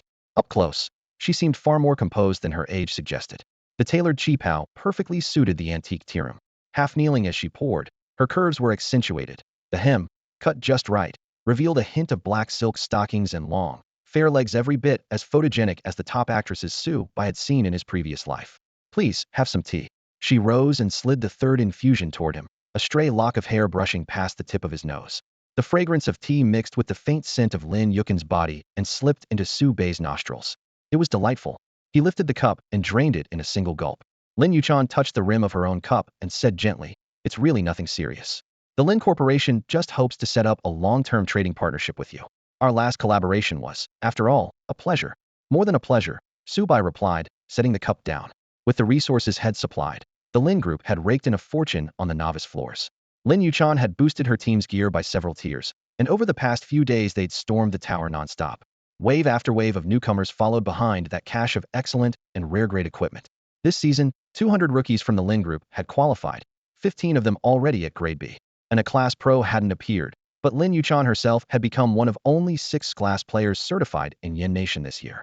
Better yet, those premium starter items were reusable. When next season rolled around, they'd raise another crop of seed players. Rather than jump straight to terms, she laid a silver key on the table. "Brother Su, this is the key to a house in Lingfeng City. It was part of our previous deal." "Perfect." Su Bai tossed it casually into his pack. Lingfeng City lay above the 50th floor of the Tower of the Gods, a zone he couldn't enter yet. For the moment the property was just an investment, but its upside looked solid good portfolio material. Lin Yuchan continued, "If you ever want to unload loot, the Lin Group will buy everything at 10% above market." "How does that sound? Paying more and taking the whole lot?" Su Bai raised an eyebrow. "What's the catch?" She smiled serenely. "Nothing complicated. I'd like to invite you to join the Lin Guild and help us clear a few floor bosses, say, the drowsy Nereid on floor 11. So that was it. Su Bai understood at once. Past the novice zone, the tower's difficulty spiked. Floor bosses carried innate abilities no solo player could handle. Taking down an elite boss usually demanded at least 100 ordinary grade C professionals. Choosing the right guild was crucial. The higher the level, the nastier the boss's talents. Even among elites, a level 20 boss and a level 30 boss were worlds apart. He considered for a moment. "I'm willing to help tackle floor bosses, but I'm not signing up. I'm a lone wolf, always have been." That had been true in his previous life as well. Head rarely grouped, never mind joining a guild. Lin Yuchan actually felt relieved. If he was truly SS class, a mid-tier guild like hers couldn't hold him anyway, and a raid team was all she wanted. Su Bai added, "Just so we're clear, it'll only carry you through 5 floors. Nothing more." "What?" Lin Yuchan blinked. 5 floors. She had hoped to sweep from floor 11 straight to 30, clearing everything Lim City currently offered. 5 floors would barely net 2 levels. Didn't the Lin Group have the manpower for that? Then Su Bai dropped another bomb. "And we'll need 5 casters. If you're coming, you take 1 slot. The rest must be same level, max DPS builds." Running floor 11 with that setup? Isn't that dangerous? Lin Yuchan frowned. This wasn't the novice zone. Most teams fielded at least 20 members and kept in a grade tank up front. "Nonsense," Su Bai shot back. "You want a record? A 6-man party is most efficient. Pack the raid with strangers, and the command chain falls apart." Lin Yuchan's eyes widened. She shot to her feet, knees banging the table, and leaned forward. Before Su Bai could say another word, her ample chest smothered his mouth. "Ah!" Lin Yuchan's cheeks turned scarlet as she sprang to her feet, but she moved too quickly, slipped, and toppled straight onto Su Bai. The tea table clattered, porcelain cups rolled, and the teapot overturned, sending scalding tea flying in every direction. Su Bai was pinned beneath her, the soft weight on his chest leaving him momentarily breathless while a faint, delicate fragrance filled his senses. "It smells nice." "Sorry," Lin Yuchan stammered, face burning. She pushed herself up, tea dripping from her hair. Her silk qipao was soaked and clung to her skin, tracing every striking curve. Flustered, the cool aloofness she usually carried had vanished. Su Bai covered his mouth and coughed twice, but his gaze lingered on her until she let out a shy, reproachful squeak, prompting him to look away. 10 minutes later the tea room was back in order. The cups rested neatly on the tray, and the floor shone after a thorough wipe. Lin Yuchan, now in dry clothes, smoothed her skirt and sat down again. A faint mix of tea and her own youthful scent drifted through the air. The awkward silence stretched until she finally spoke. "Were you talking about speedrunning record floors?" She had regained her composure, mind switching to business mode, yet disbelief lingered. Su Bai wanted to break the records for floors 11 through 30 of the Tower of the Gods numbers set by SS rank elites from around the world. Break them just like that? She was skeptical. Wait, hold on, she thought, recalling how Su Bai had already set a world first kill record during the tutorial phase. Maybe he did have some special strategy. "Su, can the lineup you proposed really break those records?" she asked cautiously. Su Bai smoothed the wrinkles from his collar, the faint scent still hanging on him. He shrugged. "Believe it or don't. Record rewards aren't as good as first clear bonuses anyway, and I'm not desperate to farm records. Before the second class change, First clear rewards were indeed far more lucrative. Chasing record times consumed effort with little return compared to leveling and questing. Seeing how certain he was, Lin Yuchan could only nod. Of course I trust you. If we do reset the records, the Lin family will pay accordingly. You won't be disappointed. Subai gave a non-committal nod. He normally preferred solo runs and hated socializing. But working with Lin Yuchan had been pleasant so far. She was perceptive, tactful, and those lofty peaks were certainly eye-catching. He glanced at his system interface. All right, let's run it tomorrow at noon. I have other things today. Bring your own potions, and I get first pick on drops. With that, he rose to leave. No problem, Lin Yuchan replied quickly. But could we add the Lin Guild prefix to the party name? Breaking the tower record meant little to Subai, but it was a different story for Lin Yuchan. If the Lin Guild's name appeared on the leaderboard even for clearing only the first floor, it would serve as free advertising. With new players currently looking for a guild, the right publicity could attract a solid wave of recruits. Sure, Subai gave a brief nod. Setting a record was a trivial favor for him. His real challenges lay elsewhere. After agreeing on a time to enter the tower, he made a casual excuse and left the tea house better to tackle his pressing problems than waste time here. The first issue was his skills.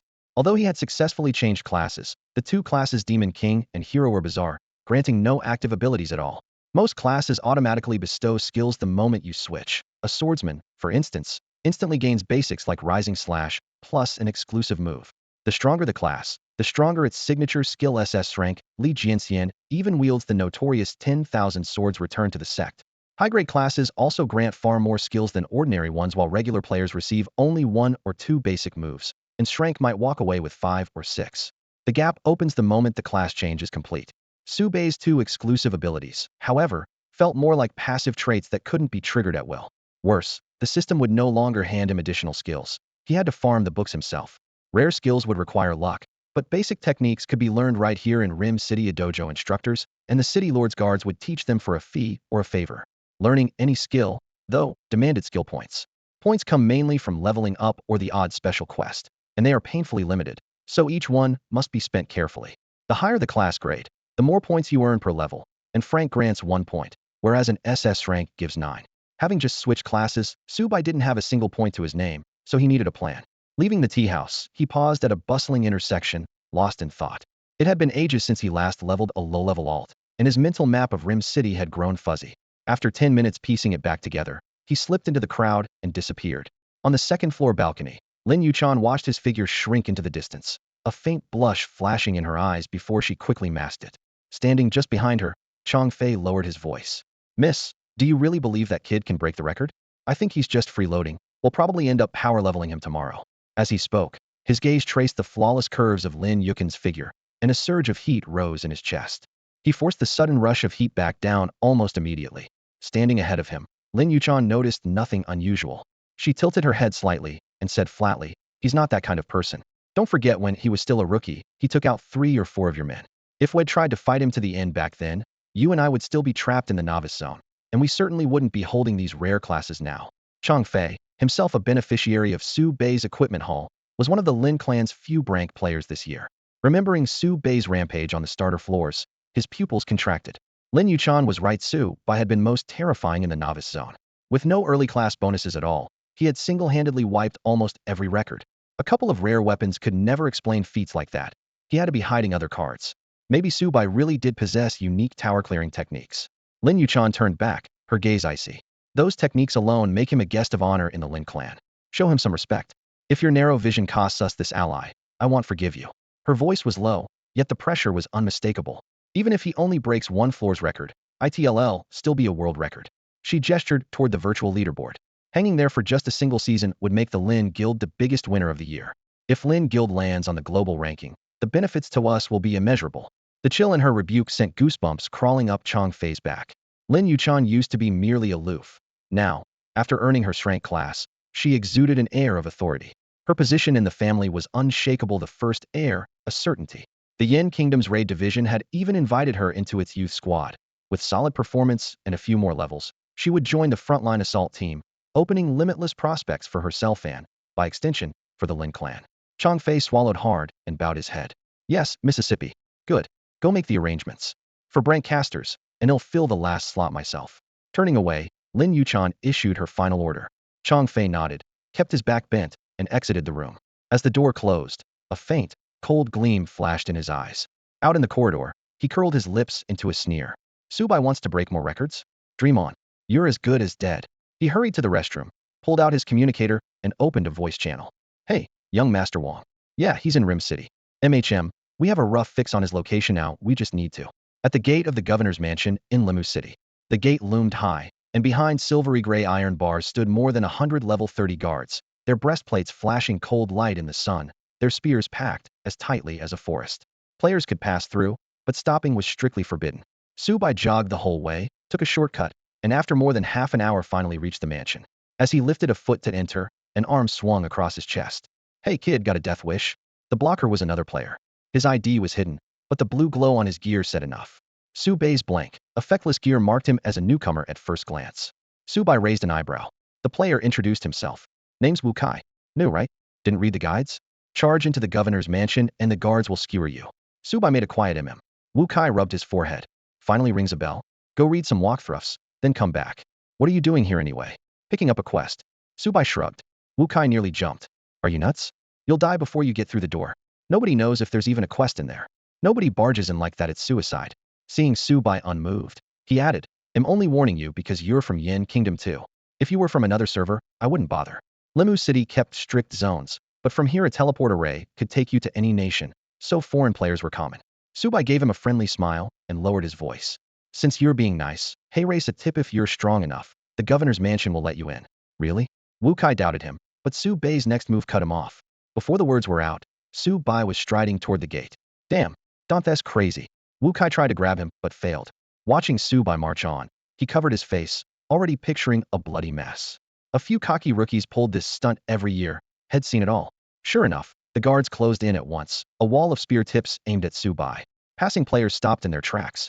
Another one with a death wish. Do new grads even read guides? Yesterday a newbie soloed the graveyard outside town and got chopped by skeletons. This guy's just as clueless. He's done. Wait, he looks familiar. Where have I seen him? Is he related to you? Shut up you. The chatter rose and fell. But the expected carnage never came. Subai said a few words to the guards, and the fierce soldiers instantly lowered their spears and opened a path. The two sentries outside swung the doors wide and personally escorted Subai into the governor's mansion. In a matter of seconds, Subai slipped into the city lord's manor, and the huge gates closed behind him. Holy crap, he actually got inside. The player at the front of the crowd gaped, his voice cracking. This is crazy. I've been grinding in Rim City for a whole year and never seen a single player get through those doors. No kidding. I heard the last time was during an event 5 years ago, and all anyone caught was a blurry side shot of the city lord. I watched that first-person video. You couldn't even see his face. If this rookie has his screen recorder on, maybe we'll finally finish the Missing Faces album. The buzz of conversation rolled on. Farther back, Wu Kai stood open-mouthed for a long moment before muttering. He really got in. Inside the manor.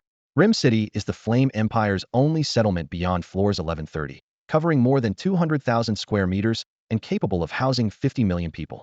As the city's sole commander, the Lord's power is a mystery to outsiders. Subai, however, knows the truth. The Guardian here, Black Lin, is a level 200 Greatsword Master, while the highest level publicly recognized on Blue Star is a Paladin from Lighthouse Nation at just over 100. The gap is so huge that even Li Jianxian would be one-shotted. In his previous life, Subai's status as a hero let him come and go from Rim City without so much as a word. This time he merely gave his name, and the two gate guards bowed and asked him to follow. Instead of leading him through the main hall, the guards headed straight for the training grounds. The corridors were broad, armored footsteps clanging in the silence. After more than 10 minutes, a muffled boom erupted ahead. Boom. A stone wall split in two under a razor-sharp arc of sword energy, rubble crashing to the floor. The one wielding the blade is none other than the city lord, Black Lina level 200 Greatsword Master. Facing him is the captain of the guard, the Earth Mage Orlando Marin, an impressive level 180.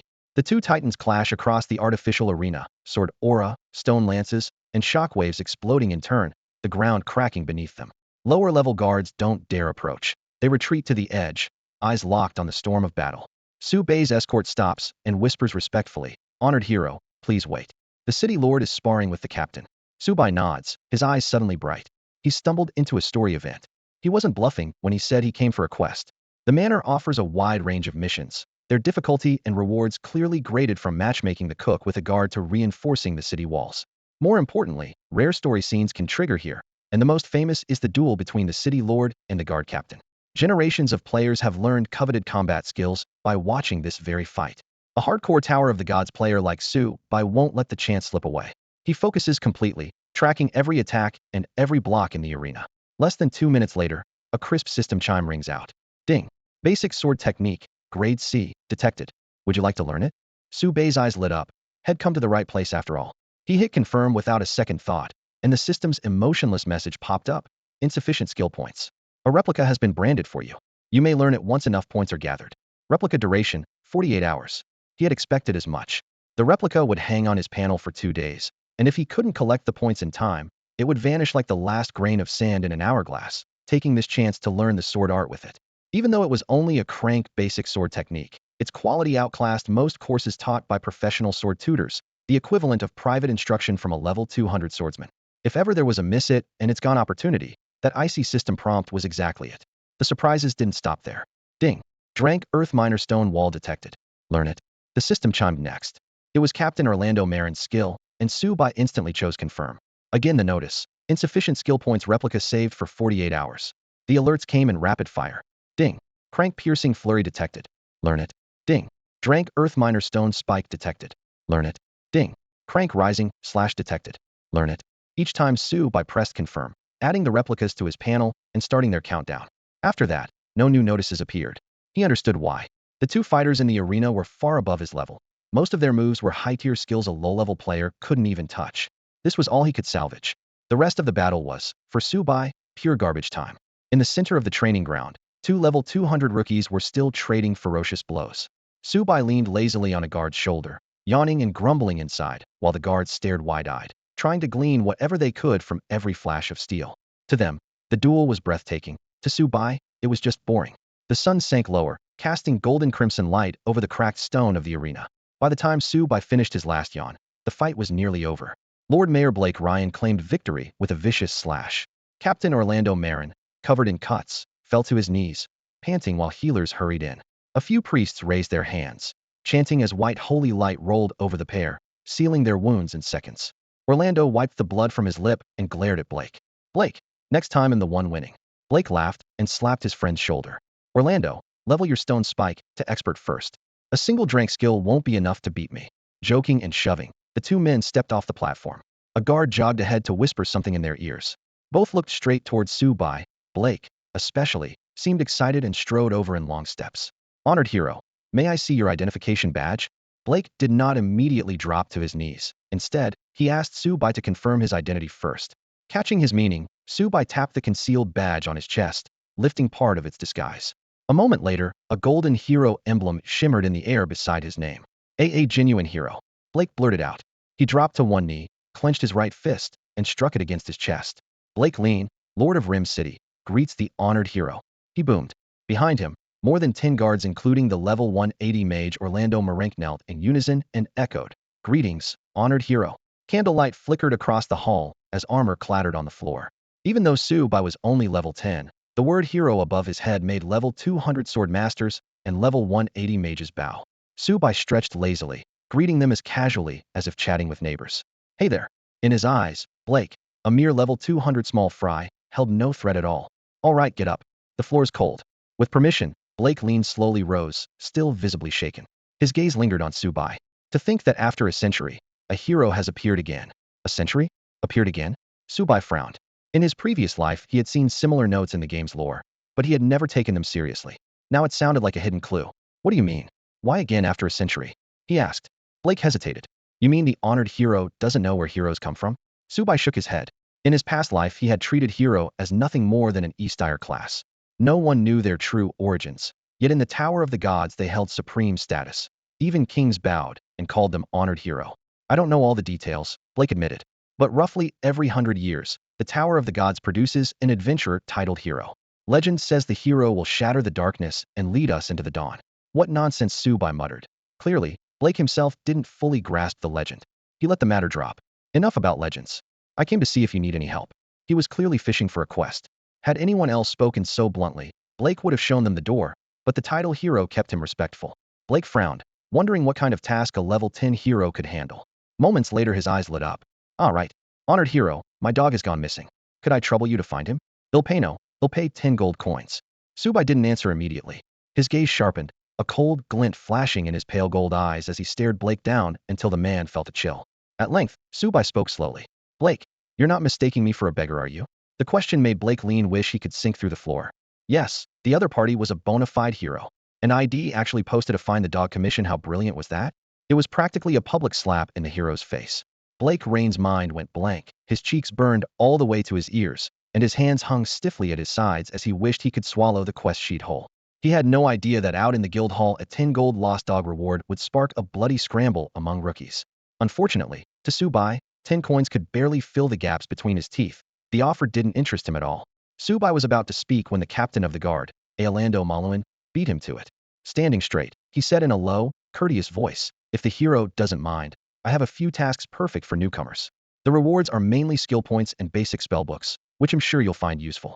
With that, Aolando tapped quickly on the magic terminal beneath his sleeve.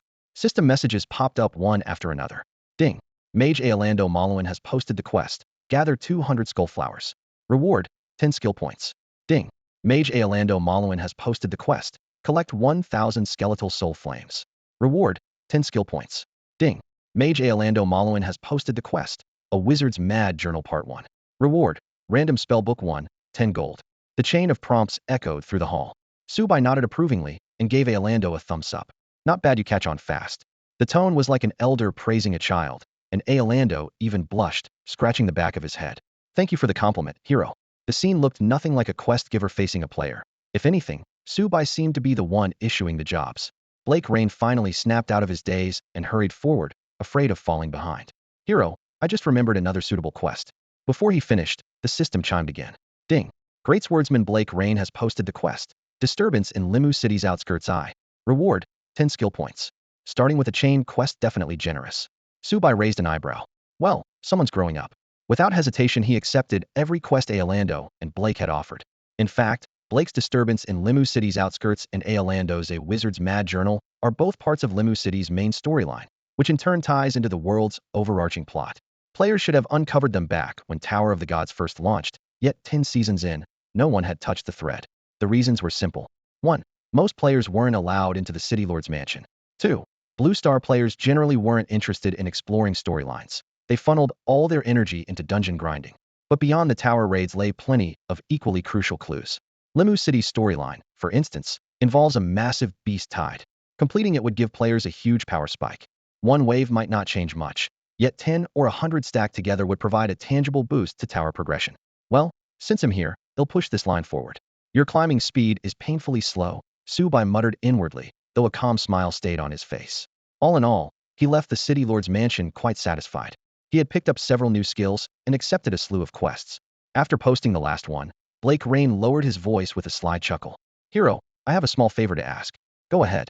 Subai answered casually. Anyone bearing the title of hero is a master of combat. Blake's eyes gleamed. Could you give us some guidance? I won't let you work for free. I'll pay 50 skill points out of my own pocket. Ding. System message. Blake Rain has issued the Quest Warrior's Guidance.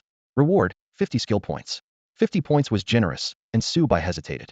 He didn't really want to spar with high-level NPCs, but turning him down felt awkward. After a moment's thought, he nodded.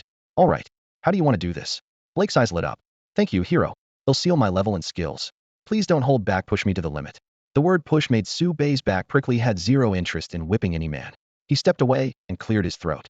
No need to match my level. Cap yourself around 30 so no one says I bullied you. Blake's pupils shrank. You're confident, hero. At level 30, I can still use plenty of basic abilities. If I'm not mistaken, you've just changed classes and don't have many skills yet, right? Not many. I have none at all. Subai sighed inwardly but kept a calm face.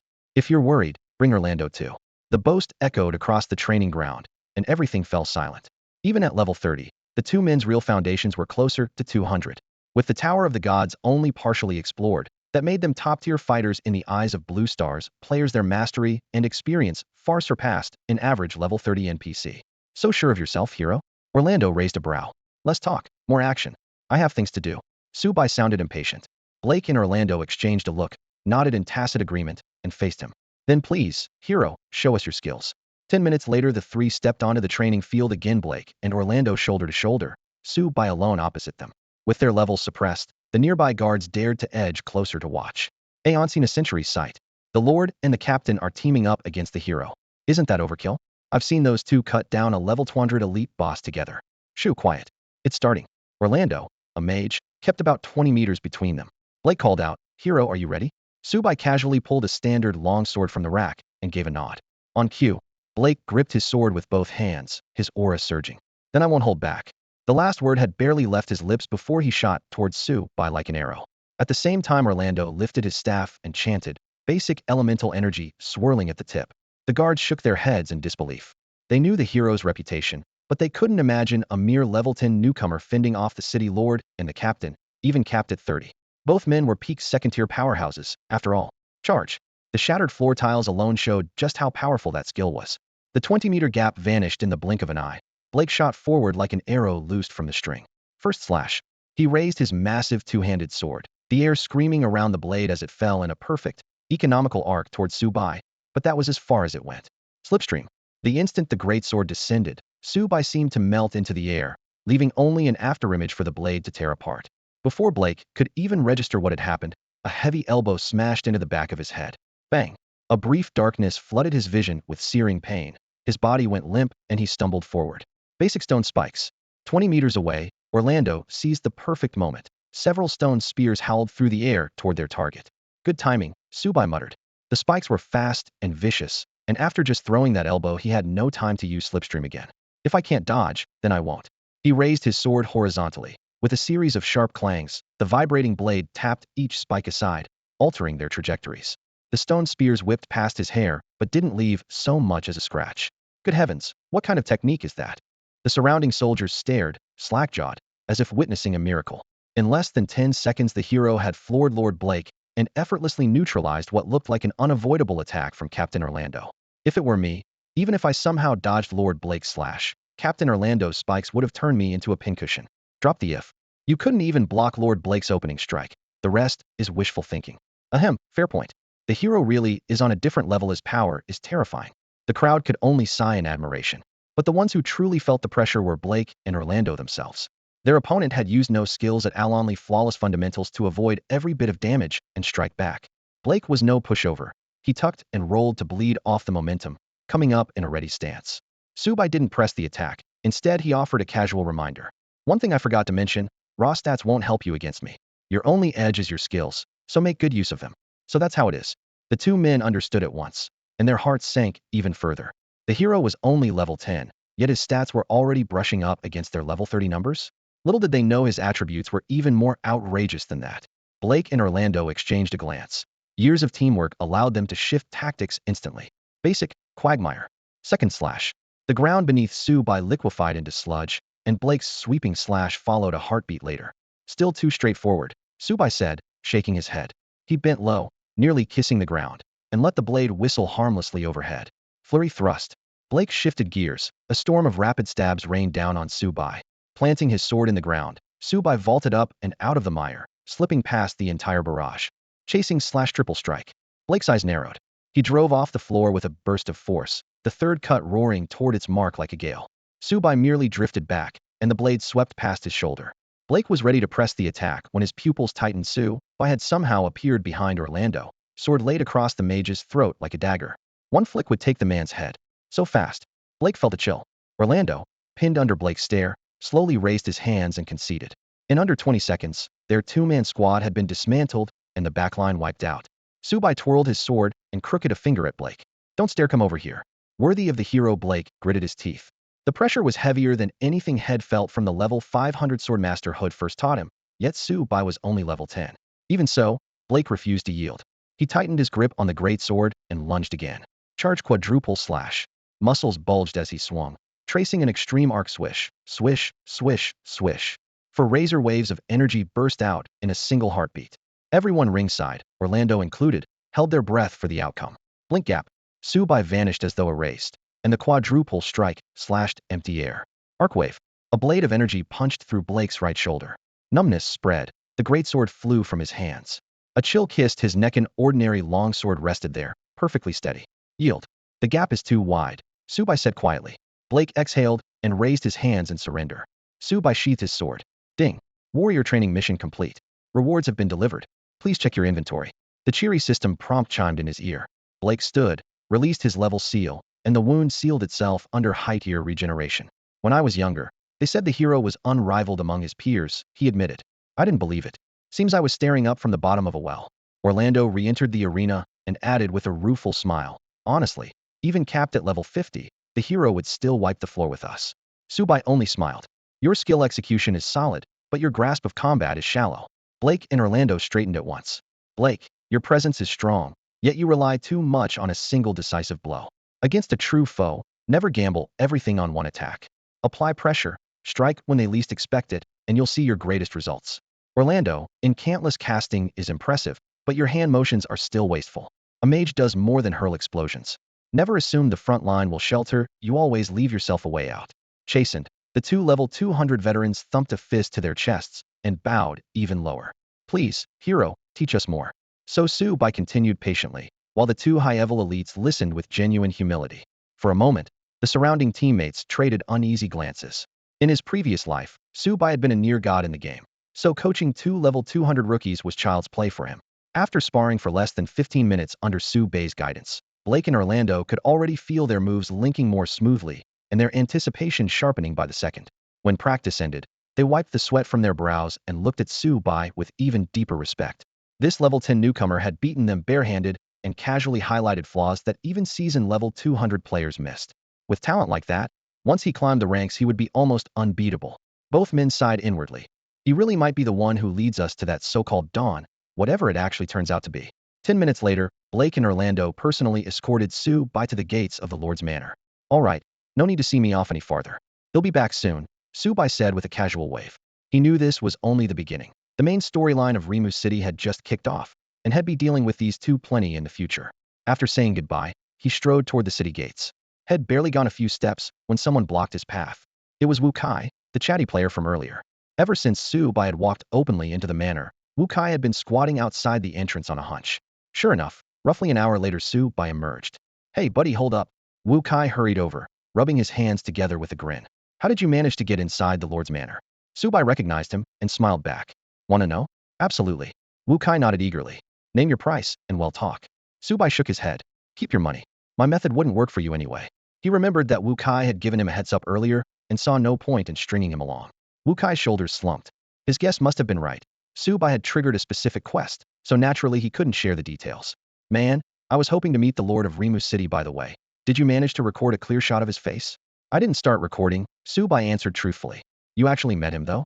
Wu Kai yelped, slapping his thigh in regret. What a waste. A video of the Lord's face would make a fortune. Oh, there's money in that. Subai raised an eyebrow. Wu Kai's surprise deepened. You haven't heard? The game's been live nearly 10 years, and the Lord of Rimu City has never shown his full face. All we've got online is a side profile from years ago. If someone uploaded a clear video to the Tower of Gods forum, tons of players would pay gold to view it. Only then did Subai see the business potential. Pay-per-view videos were basically the same as monetizing strategy guides in his past life. And if that worked for the Lord's video, why not for every major guide in Tower of Gods? Had been wondering how to make quick cash, and the answer had just landed in his lap. Guess he'll start with Rimu City's main quest, Subai thought, a grin tugging at his lips. The Rim City main quest is unique. Even if someone leaks the first half, no one else can snatch it away. On top of that, it will trigger a large-scale event later, so the combined buzz from the quest and the event is practically guaranteed to go through the roof. When Wu Kai heard Subai admit he hadn't recorded any footage, the anticipation on his face vanished at once. Subai, however, curled his lips into a grin, lowered his voice, and said, well, I didn't record it this time, but there'll be another chance. Seriously? Wu Kai's eyes lit up. Damn, man, that video would make a fortune if we posted it. He stared at Subai with envy, almost reaching out to grab that elusive shot at instant wealth. Subai leaned in half a step and whispered, bro, interested in getting in on this? Wu Kai froze, surprise filling his eyes. Yeah, of course. He was only in a rank nobody who had been stuck in Rim City for more than 2 years without clearing the 30th floor. Even if he had the chance to climb higher, he probably wouldn't dare. The upper levels of the Tower of Gods were only more dangerous. Players like him were everywhere in the city. Everyone dreamed of striking it rich overnight, but the chance never landed on them until now. So, what exactly do you mean by cooperate, handsome? Wu Kai blurted out. I want to make a complete, start-to-finish guide video for the City Lord's Mansion quest, Subai explained. But I don't want my real identity out there. Editing, uploading, account management ID like you to handle all of that. What he didn't add was that if this went well, future guides could also be handed over. They were still little more than strangers. It wasn't time to discuss deeper collaboration yet. Still, Wu Kai was well connected, and Su-bai needed someone like that. I am in, no doubt about it. Wu Kai stammered, barely believing his luck. Great. Let's add each other first and talk details later. Su-bai patted him on the shoulder and sent a friend request. Sure. Wu Kai accepted at once. A system chime sounded ping. Player Su-bai has accepted your friend request. Su-bai waved and disappeared into the crowd. Wu Kai watched for a long moment, palms sweating with excitement. When the notification tone finally faded, he muttered, Su-bai? Why does that name sound so familiar? He rubbed his chin, then his eyes lit up. Oh my god, Su-bai. That was the rookie who had shaken the world on the first day of the new season.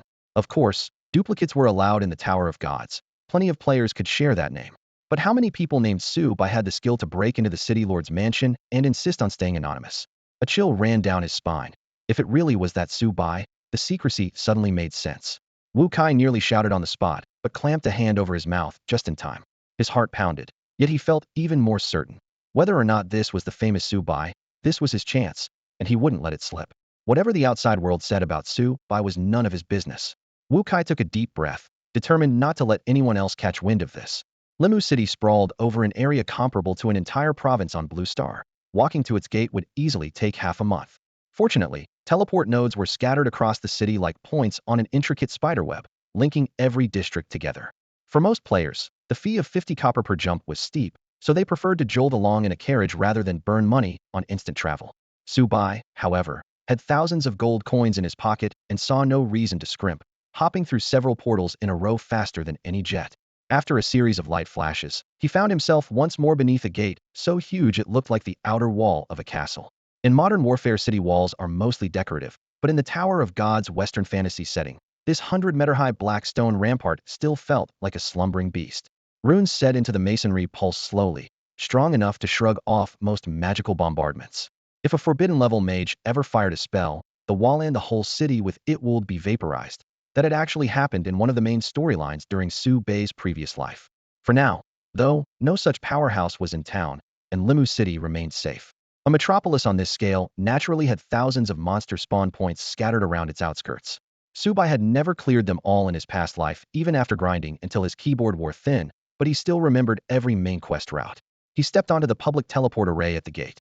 Several guards in steel breastplates looked up as part of their routine. Destination? Land of the Restless Dead, Su-bai answered. 80 copper. Double for the trip back, one guard said, palm open.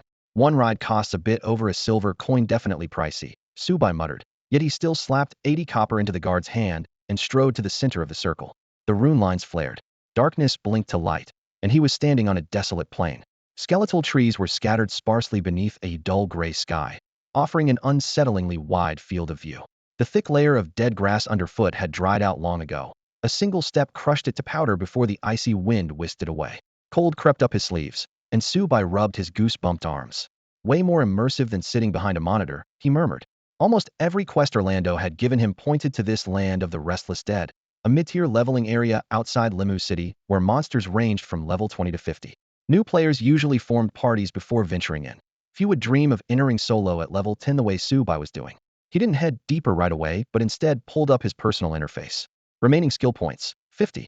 Skills replica, crank basic swordsmanship, crank rising slash, crank flurry thrust, drank minor stone wall, drank minor stone spike.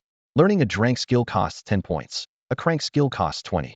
After a moment's thought, he picked rising slash, flurry thrust, and stone spike. Basic swordplay is an entry-level technique that helps players get comfortable with simple slashes, lifts, and thrusts, but its damage is modest. For Su-bai, even in a rank version wouldn't make a difference, let alone crank. His eyes quickly shifted to 3 other skills instead: rising slash, flurry thrust, and stone spike. 1. Rising slash, a launcher that keeps the target airborne, letting you toy with them at will. 2. Flurry thrust, a burst combo that becomes almost infinite once the enemy is in the air. 3. Stone spike, only drank and average in damage, but it can be cast endlessly. Quantity turns into power. Ding. A series of crisp chimes sounded, and a familiar translucent panel bloomed in front of Su-bai. His active skill list was no longer empty. Name: Su-bai. Level: 1000.00. Class: Demon King, Hero EX. Strength: 500. Agility: 500. Constitution: 500. Spirit: 800. HP: 5000. Constitution 10. MP: Demon King passive. Physical attack: 2000. Hero bonus 100. Magic attack: 3200. Demon King bonus 100. Class skills: 1. Weapon mastery hero, can learn any non-magic skill and automatically max out its proficiency. 2. Endless Firepower Demon King can learn any non-physical skill, and all non-physical skills have no cooldown. Active skills. 1. Crank Rising / LV 20 Max 20 cannot be upgraded, keeps target airborne for 10 seconds. 2. Crank Flurry Thrust LV 20 Max 20 cannot be upgraded, 10 thrusts in 3 seconds. 3. Drank Stone Spike LV 10100 summons 3 stone spikes. Equipment. 1. Clock of Creation Supreme Relic. 2. Fire Dragon Gauntlets 1 Perfect. 3. Linked Purple Gold Armor 1 Perfect. Thanks to Weapon Mastery, both Crank martial skills jump straight to level 20. Normally, maxing out a Crank skill would take at least a year of grinding. Rank caps at 40, a rank at 80, and strength can swallow years. Subai skipped all that the moment the system chimed. A 10-second juggle from Rising Slash is practically a death sentence in low-level fights. Even against high-resistance monsters, it widens the damage window dramatically. When paired with Flurry Thrust, it forms the best combo a low-level swordsman can ask for. Stone Spike, meanwhile, has no cooldown under Endless Firepower, so what it lacks in raw punch it makes up for in sheer volume. Closing the panel, Subai casually drew a plain starter sword from his pack. The ornate 8-short sword and crossbow head used earlier had been sold off, and this blade was something he grabbed from a blacksmith on the way. It would do for now. The cold sheen of metal reflected in his eyes, mirroring the unknown shadows lurking deep within the Tower of the Gods. With the long sword slung over his shoulder, Subai sauntered straight toward the depths of the land of the dead. The deeper he ventured, the colder the air grew. Gray wind howled along bare trunks in the deadwood forest, giving him nowhere to hide. Within a few steps, frost had already formed on Subai's exposed skin. He exhaled a plume of white breath and muttered, "Should have worn another layer." Setting foot in the land of the restless was nothing like controlling an avatar from behind a screen. Luckily, the chill hadn't yet seeped into his bones when he ran into his first enemies. Clack, clack. Ranks of skeleton soldiers drifted through the trees, brittle clicks ringing out as branches struck bone. Monster, Skeleton Warrior. Type, Normal. Level, 21. Attack, 260. Defense, 150. HP, 3000. Skills, 1/2. Guard. Aside from a slightly larger health bar, the stat sheet was just a reskin version of the level 10 elite crypt demon. Subai glanced at it, smirked, and flicked his wrist, launching a stone spike. Whoosh whoosh whoosh. 3 spikes tore through the air and skewered the front line of skeletons. Critical hit. One-shot kill 3. A 200-point magic strike blew the bone frames apart, shards scattering everywhere. With damage like that, it's hard not to crit, Subai chuckled. Since the spell had no cooldown, he kept walking and raised his hand again. Whoosh whoosh whoosh. Whoosh whoosh whoosh. The skeleton warriors tried to charge, but the moment they stepped within 10 meters, they collapsed into heaps of white fragments. Ding. EXP 500, bonus EXP 100. Ding. EXP 500, bonus EXP 100. Notifications kept rolling in, and the experience bar jumped upward. He was getting the full 20% bonus for fighting above his level. Subai let out a long breath. Now this feels like real grinding, not that newbie zone. The corrosive ground quickly devoured the remains, leaving only scattered copper coins gleaming in the dark soil. With a sweep of his hand, the coins flew into his inventory, and he pulled up the quest log. Skeleton Flowers, 0200. Soulfire Shards, 301000. Soulfire came from killing skeletons, while the flowers had to be gathered deeper in the land of the restless. He still had a dozen hours before his rendezvous with Lin Yuchan, so 200 flowers wouldn't be a problem. The map was etched clearly in his mind, wasn't about to get lost. Throughout the entire trek, he hadn't seen a single other player. Unless they had a special quest, most people would rather farm the Tower of the Gods dungeon than suffer in this ghostly place. Clack, clack, clack, clack. A sudden, piercing rattle made his scalp prickle. Subai looked up. A dense formation of bone-white soldiers poured into view, well over 100, by a quick count. Level 30 skeleton warriors lurked in the back ranks. Their attack and defense outclassed the level 20s, yet they still fell within his kill range. Perfect. Time to farm some skill proficiency. He gave a cold laugh, flexed his arm, and conjured another volley of stone spikes. Whoosh whoosh whoosh. Critical hit. One-shot kill 3. The skeletons were so tightly packed he could have hit them with his eyes closed. Before long, the skeletal battalion noticed Subai. Bones clacked together as the undead tightened their loose formation and surged toward him in a dark wave. Stone spikes. Stone spikes. Stone spikes. With a slash of his hand, magic crystallized at Subai's fingertips. Taupe-colored spears burst from the ground, row upon row forming a jagged net that tore through the front rank of skeletons.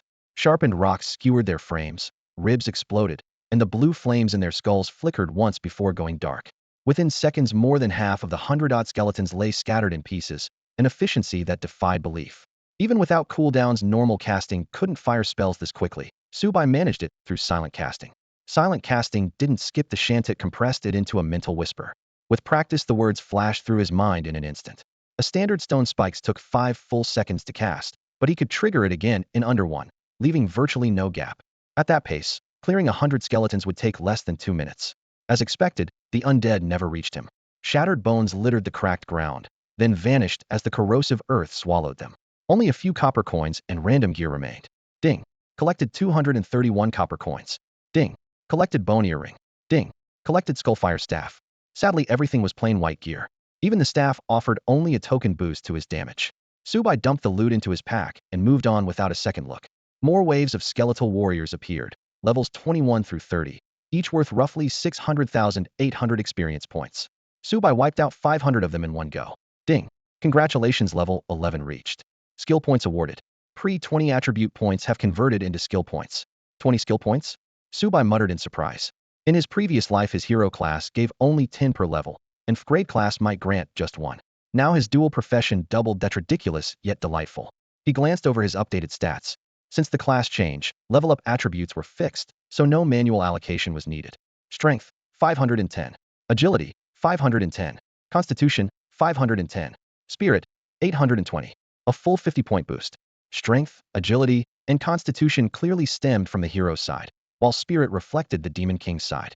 So this is an E's grade class. Even SS grade jobs can't compete. Subai closed the panel, satisfied. From his knowledge, an SS grade class gained at most 30 total attributes per level, whereas Head just pocketed 50. Subai pressed on through the land of the restless dead. As he advanced, the skeleton warriors grew thicker by the step. Starting with the 6th wave, every squad numbered at least 100, and some swelled to nearly 300, their bleached bones packed like a forest of pale trunks. Their level rose as well, and among the ranks appeared skeleton mages wielding dark violet staffs, lobbing ash-colored fireballs from afar.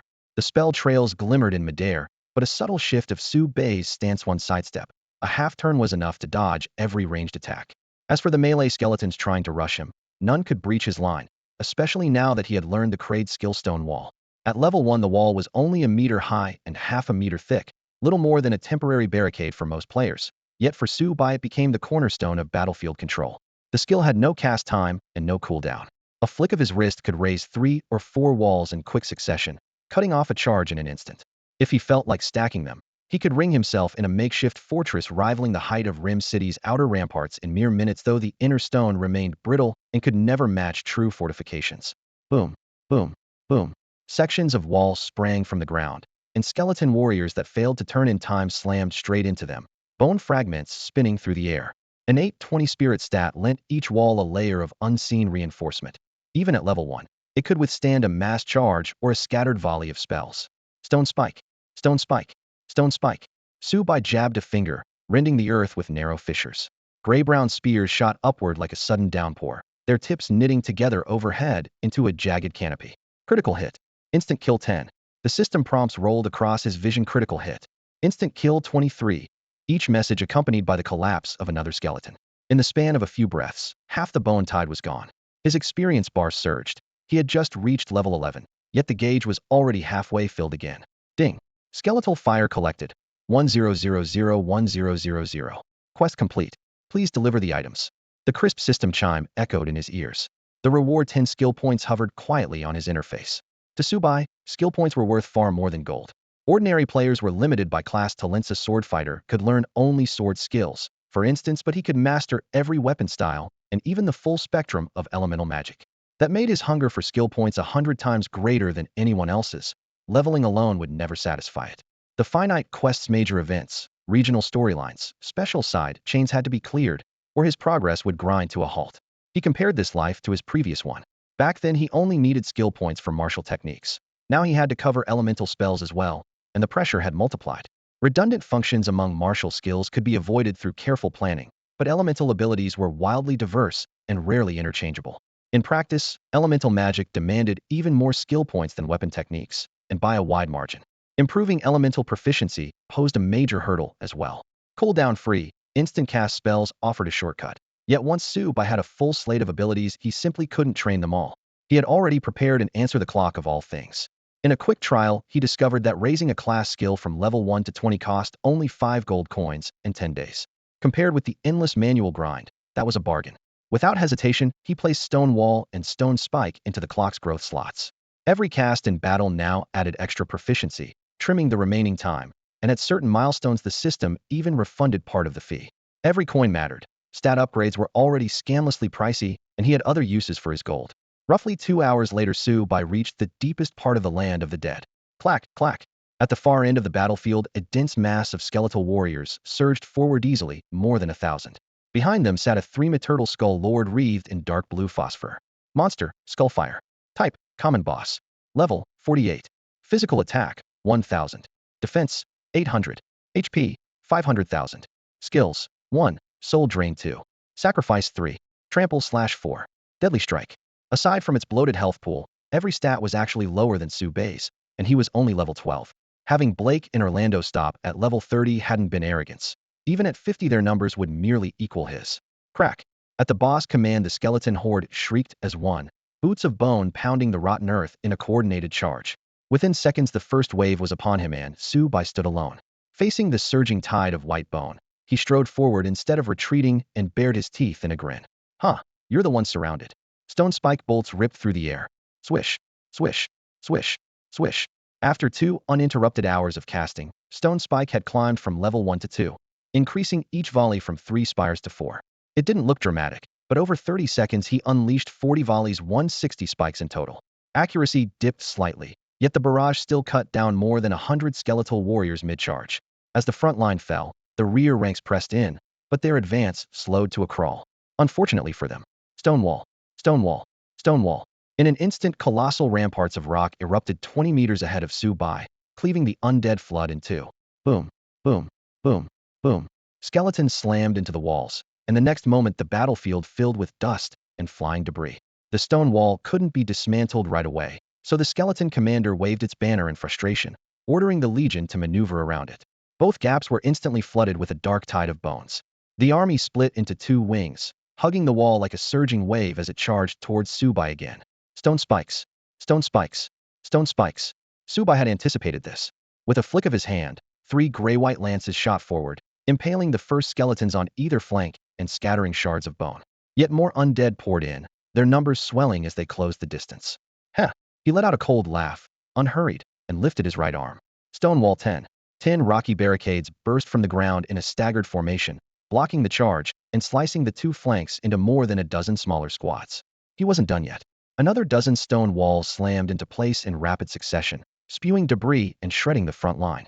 After several rounds of disruption, every momentum bonus the skeleton warriors had was wiped out. Their once neat ranks dissolved into chaos. Sensing disaster, the skeletal commander raised its banner high, desperate to rally the scattered troops. Su Bai denied it the chance, his finger tapping down like a metronome.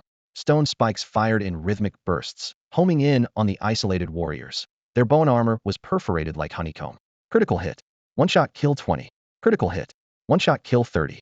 System messages filled the air as rows of skeletons collapsed, their remains swallowed by the corrosive ground in an instant. By the time the commander scraped together what could still move, fewer than 200 battered frames were left. Dismiss. With a casual wave, Su Bai reduced the dozens of stone walls to dust. Retracting a spell cost mana too, but to someone with his mana black hole constitution, the drain was negligible. Most players would rather leave the walls standing than pay that price again. Screech. The skeletal commander could wait no longer. A shrill cry burst from its throat as it raised a bone sword wreathed in blue fire. In an instant, the surrounding skeletons clutched their heads and screamed. The soul flames in their skulls ripped out as streaks of light that streamed into the blade. The blue fire churned into a searing red blaze, and the sword emitted a deep hum. Sacrifice. Su Bai recognized the move at once. The more skeletons the commander offered up, the more terrifying the strike became. In essence, it was a minor divine skill. With enough sacrifices, it could unleash a devastating burst of damage. Cutting down enemies dozens of levels higher had never been a problem, but Su Bai had already burned through most of the skeletal army. Fewer than 200 warriors remained as offerings, limiting his damage boost. Not that he planned to let the captain drag this out. He drew his long sword and shot across the desolate field like lightning. With 510 agility, he closed the gap in a heartbeat. Hiscrack. The captain rasped, immediately grasping Su Bai's intent. This supposed ranged mage wanted to fight face to face. Instead of dodging, it felt smug. If both combatants were melee, there'd be no need to chase. Su Bei's silent sneer said otherwise. Smart, yet still suicidal. Launch. A flash of steel arced upward, striking a key bone joint. The towering skeleton was pried into the air. The captain was stunned without monstrous strength. No juggle skill could lift his massive frame. Thrust. Su Bei's calm expression belied the whirlwind blur of his blade. Critical. 5,000. Critical. 5,000. Critical. 5,000. Red numbers cascaded as the captain panicked. How could this man's melee damage be so insane? Worse, every strike hit the exact same weak point. 10 thrusts in 3 seconds shaved off 50,000 HP of its total health. Crack. The captain thrashed midair, but a level 20 launch locked it down for 10 full seconds. Against Su Bei's overwhelming power, escape was impossible. For those 10 seconds it was prey on a cutting board. I'm not done. Thrust. 10 more hits, another 5,000 each. Thrust. 10 again, identical crimson numbers flooding past. 3 rounds stripped away 150,000 HP. Su Bei shifted his stance, shoulders and elbows snapping tight. Launch. 1, 2, 3, for the second juggle refreshed. Because cooldowns ended with the recovery animation, and Su Bei's motions were razor-sharp, his skills were practically spam-ready, unlike long-winded elemental spells. A third launch, followed by thrusts. A fourth launch, followed by thrusts. Every time the captain neared the ground, Su Bei sent it skyward again. The bonefire greatsword clenched in its hand never once swung. Crack. Humiliation and fury sparked a memory. Its father had taught a counter-juggle technique, but it had never bothered to practice. Too late now. Su Bei's final thrust drilled straight into the skull center. Critical. 20,000. The health bar vanished. 2 sickly green flames flickered in the sockets, then died. All that remained was regret for opportunities squandered. The skeleton leader's remains were strewn across the ground, gradually dissolving into the soil like the rest of the bones. Ash scattered on the wind, damp black earth devoured the fragments, and the air reeked of scorched calcium.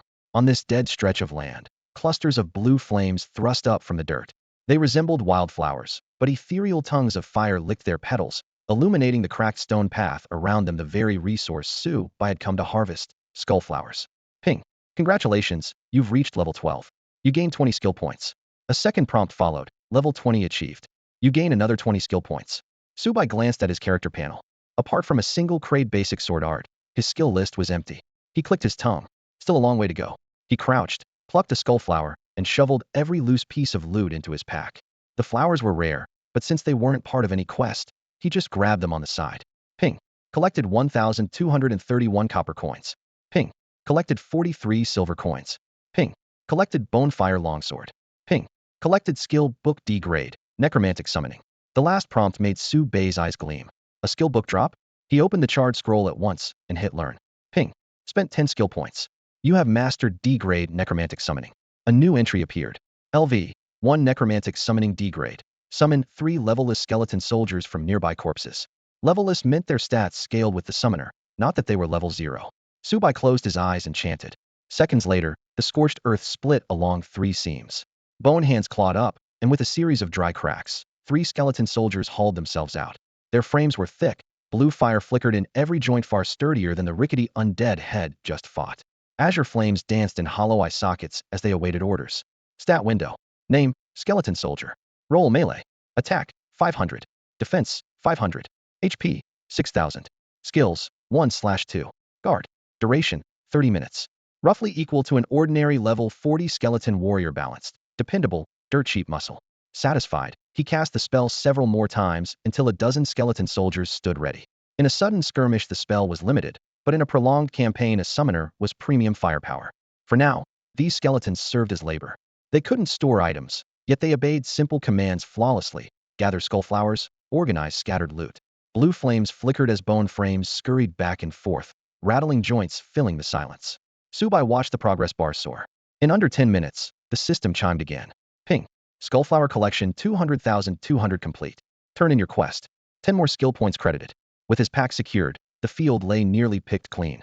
Apart from the skill books, everything else was, as Su Bei called it, fashionable trash, too worthless to use, yet too wasteful to leave behind. Back in town, he could only unload it all on the general store in one Q-trait bundle. Until better gear dropped, thrift came first, so he crammed every bit of junk metal into his backpack.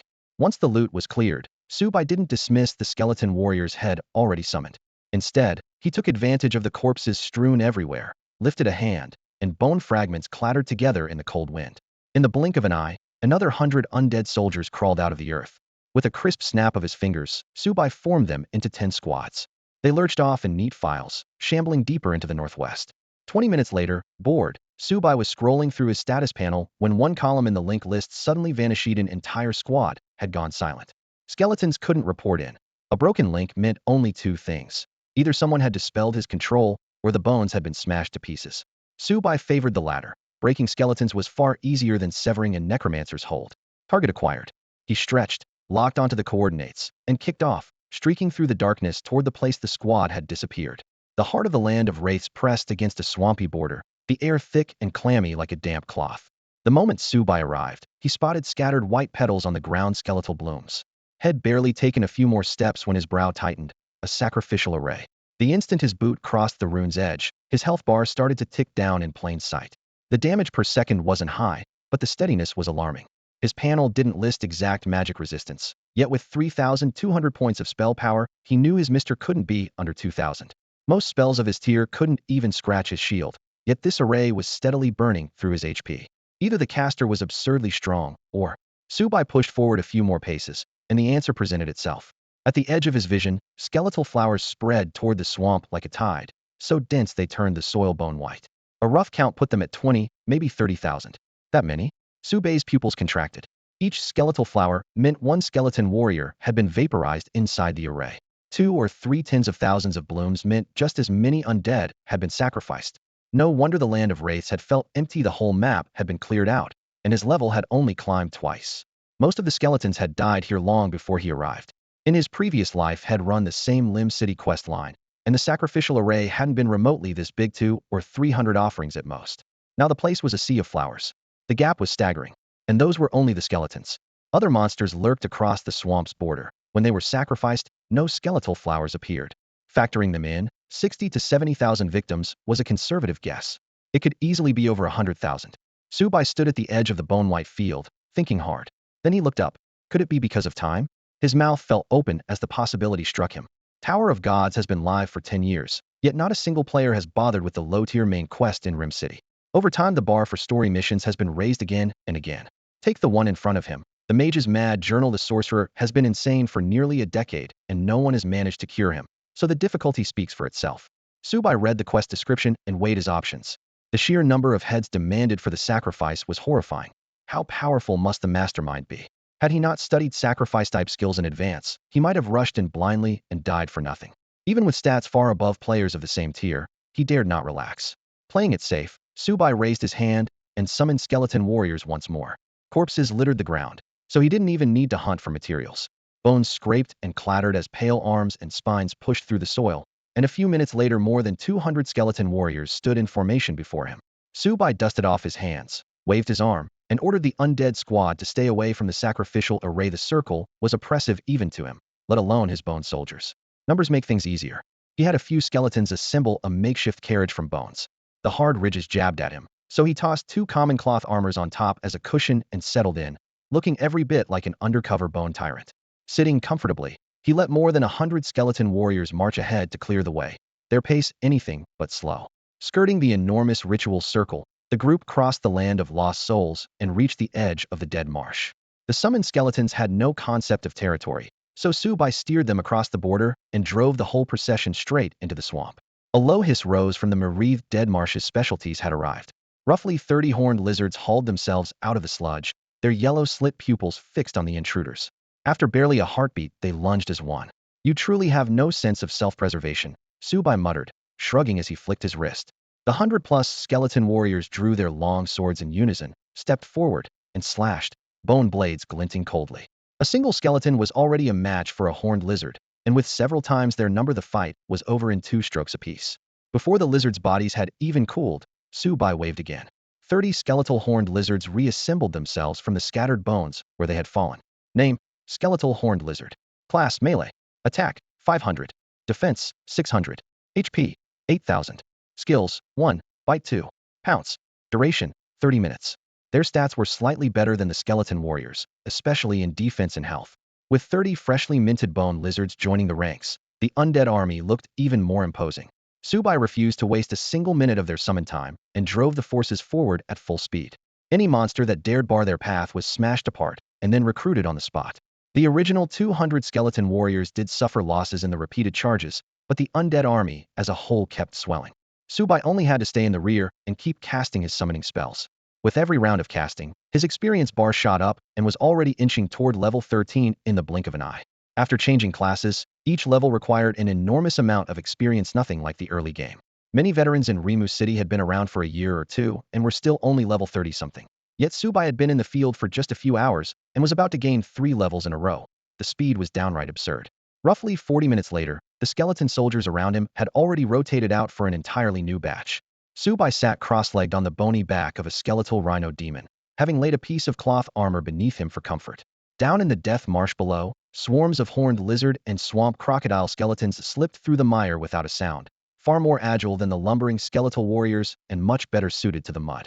The party's overall marching speed rose sharply as a result. Whenever they ran into an elite monster, Subai went forward alone to finish it off, leaving the regular mobs to be steamrolled by his summons. The number of summons was edging toward a full battalion of 1,000. Suddenly a crisp ding echoed. Your necromantic summoning has reached level 2. Please check your stats. Already? Subai blinked in surprise.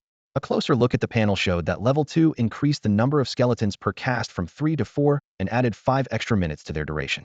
A minor tweak on paper, but in his hands it translated into an immediate surge in combat power. The skeletal army officially broke the 1,000-unit mark. With this 1,000-strong undead legion, he marched into the heart of the death marsh, carving a path of total destruction. Under Su Bei's precise and unflappable command, it took barely an hour to clear more than half the swamp. Roar, roar, roar. As the army advanced, a gut-wrenching bellow erupted from deep within the trees. Su Bei's eyes lit up. He had finally located the target. Almost simultaneously, a dozen skeletons lost connection and died again. The roars grew louder, joined by the clash of metal and the crack of shattering bone. The vanguard had made contact. Subai didn't hesitate. With a sweep of his arm, the main force surged onto the battlefield like a tide. Skeletons bulldozed the undergrowth, branches collapsing layer after layer until the view suddenly opened. Yupan, the target monster, came into full view. It was a mountain-sized humanoid beast, easily 3 to 4 meters tall, with arms as thick as an ape's and a shaggy mane covering its body. A canine head bristling with fangs glared with feral light. It casually snatched up a skeletal swamp crocodile and swung it like a club, the whistling wind ending in a ground-shaking smash that scattered bone fragments everywhere. The surrounding skeletons swarmed again, but the giant howled, pounding the ground with simian fists. Mud exploded, the tremor knocking more undead to pieces. It crushed one skeleton, then a second, then a third, seemingly possessed of inexhaustible brute strength, savage and mad. For all their numbers, the skeletal horde still couldn't stem its rampage. Subai frowned slightly. As expected, the quest difficulty had ramped up considerably. Subai had slain monsters like the one before him in his previous life. Back then, observing it through a game screen, had merely found the design grotesque. Now, seeing it with his own eyes, even someone as battle-hardened as he felt a jolt in his chest. A hide stitched from pus-covered pelts, a spine cobbled together from snapped bones, twisted human faces wedged between wolf skulls. This was a moving fortress of corpses, some of them unmistakably human. Reason had long been devoured. All that remained was a beast's howl. Seated on the broad back of a rhinoceros demon, Subai let out a long sigh. Very well, he murmured, I'll set you free. He straightened, lifted his left palm, and called out, stone spikes. Boom, boom, boom. Thick spears of rock burst from the ground, but the monster swung up the carcass of a skeleton-horned lizard as a shield. Shards of stone and bone sprayed everywhere. Oh, Subai narrowed his eyes, his fighting spirit fully ignited. This creature was several times stronger than the version head faced before, a boost granted by the sacrificial array the witch had drawn beneath its feet. The souls and flesh of more than 100,000 beasts had become its nourishment. Give it a few more years, and even players under level 100 would have to avoid it. Unfortunately for you, in the one you met today, he drew the long sword at his waist. Cold light cascaded down the blade. Stone spike, stone spike, stone spike. A dozen more lances of rock shot forward. The fusion beast growled and rolled aside, escaping by a hair's breadth. The opening was fleeting. Subai cracked the earth underfoot and flashed in close. His sword swept upward, an uppercut strike. Steel bit deep, lifting the massive body into the air on a geyser of blood. Flurry thrust. Like a sudden downpour, the sword became a blur, ripping 10 ghastly wounds across the creature's chest and abdomen. Blood poured over its slick hide. Critical hit. 2,000 critical hit. 3,000 critical hit. 2,500. Rag. A shriek echoed through the valley. Never since its creation had it felt such pain. High resistances let it crash back to earth almost immediately, denying Su by a full aerial combo. Without hesitation, he shifted tactics. Flurry thrust. Swish, swish, swish. The monster's instincts were sharp, but Su Bei's blade was sharper. Every dodge ended in a waiting edge. He targeted the soft tissue and joints, each stab explosive and excruciating. After 2 more volleys, the beast finally tore free and lurched backward. Distance would have been safest, yet pain drove it mad. Bloodshot, misaligned eyes glared at Su Bai as 2 whip-like bone arms lashed out. A howling gust split the air. The impact sounded like a giant hammer striking a drum, a force strong enough to cleave rock, and it swept straight for Su Bei's face. Fool! Su Bai let out a cold snort. Instead of blinking away, he gripped his long sword with both hands, raised it high, and brought it crashing down steel rend. The moment the blade descended, razor-sharp energy raced along the gleaming steel, hissed through the air, and sliced straight into the creature's rock-like ape arms. Critical hit. HP 100,000. Roar. The chimera shrieked as both massive limbs were severed at the shoulders, a spray of blood turning into dark red droplets in midair. It lurched back, staring in disbelief at the much smaller human facing it. How could he be this strong? A mocking glint flashed in Su Bei's eyes, and the look crashed into the monster's chest like a boulder. Terror spread instantly. Except for that man, this is the first human I've ever feared. No, he terrifies me even more. The creature realized, voice quivering inside its mind. The reason was simple. The strength it prided itself on could not reach even a tenth of its full power before Su Bai, and the entire fight it had been dragged along helplessly. With its arms gone, the battle tilted at once. Su Bei's assault surged like a tide thrusts, sweeps, reverse cuts, each arc of light ripping through tendons and bone with flawless precision. The monster tried to flee, but a ring of watchful skeleton warriors closed it in. Individually they were weak, yet a moment's delay was all Su Bai needed. It had forced a breakout once, only for his sword to puncture its lower back and drive 2 bloody holes clean through. 10 minutes of relentless abuse passed, and the chimera could endure no longer. With a low whimper it crashed to the ground, limbs severed, torso riddled with wounds, unable even to twitch. Its stubborn vitality became torturite, could only stare at Su Bai with human-like eyes brimming with fear and panic. Huh. Su Bai sighed softly. Without hesitation, his sword flashed across the thick neck. Clean and decisive, the head rolled a few times and settled. The pain never reached the brain before everything ended. It was his final mercy. Thuda goatskin-wrapped notebook dropped to the ground. Su Bai bent to pick it up. Ding. Quest: the wizard's mad journal I completed. Please turn it in promptly.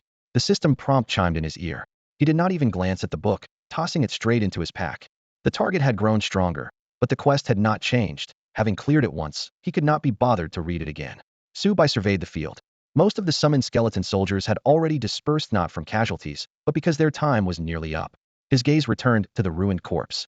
He took a skeleton flower he had gathered from his pack and placed it gently on the creature's chest. As the petals touched flesh, ghostly blue fire flared and raced along the fur. The searing flames swallowed the body, reducing it to ash and silence. Su Bai did not convert it into a summon. He granted it release. Only after finishing all of this did he consider the mission truly closed. Orlando's quests were all done. Dawn was just breaking, and the system clock read 5 a.m. With 2 or 3 hours left before his appointment with Lin Yuchan, Su Bai stretched in the thin morning mist and let out a lazy yawn. It was too late to rush back and grind Blake's quests. Those were part of Rim City's main storyline and had no time limit, so he could tackle them whenever. With a casual gesture, he summoned a burly horned drake that crouched obediently at his side. Once mounted, Su Bai galloped toward the wilderness outside the city walls. That area was dotted with teleportation beacons. As long as you carved a mark in advance, you could warp back to town anytime, and the magic circle itself repelled monsters perfectly safe. His memory served him well. It didn't take long to find the right spot. He dismounted, pressed 2 fingers together, and snapped. Snap! The crisp sound echoed, and hundreds of skeletal soldiers crumbled to ash, scattering like dust on the wind.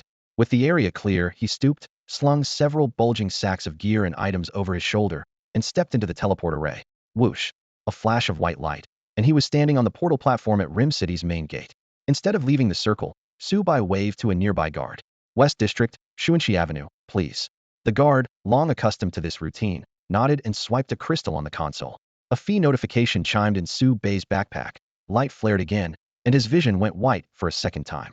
When the glow faded, he landed steadily on Shuanxi Avenue in the western quarter. All that blinking left his eyes aching. He rubbed his brow and muttered to himself, portals are great and all, but they really burn your retinas. One of these days, he'll need titanium alloy eyeballs. The bulging sacks on his shoulder drew plenty of stares, but no one dared make a move. The Rim City guard's reputation saw to that. Su Bai strode into a general store that also bought loot, dumped the bags, and a clatter of metal filled the room. That's a hall. Where'd he clean out? A fortress. Nearby players gawked at the pile of everyday gear stacked like a small mountain numbers like that usually showed up only after a grand guild expedition. Subai couldn't be bothered to explain. Leaning an elbow on the counter, he rapped the wood. Anyone in? I'm here to sell. Hearing the commotion, several clerks hurried out. Spotting the hall, they brightened instantly. Big spender. They ushered Subai into a back room and offered a lump sum price, 27 gold and 89 silver. Not bad. Subai did the math, clearing 2 monster camps for that much coin. Plain grinding really didn't pay. Record quests were far faster. He sighed. The early game gold rush had long been sucked dry. Making tens of thousands of gold now was a tall order. Of course, that wasn't a dead end. For a veteran like him, there were plenty of ways to make money. Subai had no intention of becoming a merchant. Given a second life, he wanted to write an even more dazzling chapter than the last one and refused to waste his energy on side pursuits. Making money was fine, but only in moderation. Brushing the dust from his clothes, he turned and left the general store. In the end, the supplies never went to the Lin family. Although both sides had agreed verbally, the goods were so poor that the Lins would gain nothing and might even feel obliged to him. Subai wasn't a fool, and he saw no reason to create awkwardness over such a paltry profit. After leaving, he strolled twice around the nearby blacksmith shops along the flagstone street. Hammers clanged non-stop, yet to his sharp eyes every craftsman's work fell short. Their forging level was simply too low. It wasn't surprising. This wasn't the Tower of Gods from his previous life, where even life skill players who camped on the lower floors could hone their skills to astonishing heights. Back in that tower, alongside combat players like him, there thrived a group obsessed with life professions. For 10 straight years they studied forging, sewing, and alchemy, pushing every skill to its limit. Many of Su Bei's old weapons had come from their hands. When he reached the upper floors, all his gear was legendary or better, items that only a handful of NPC master smiths inside the tower could produce. Yet some monstrous players had managed to craft legendary weapons and even divine artifacts.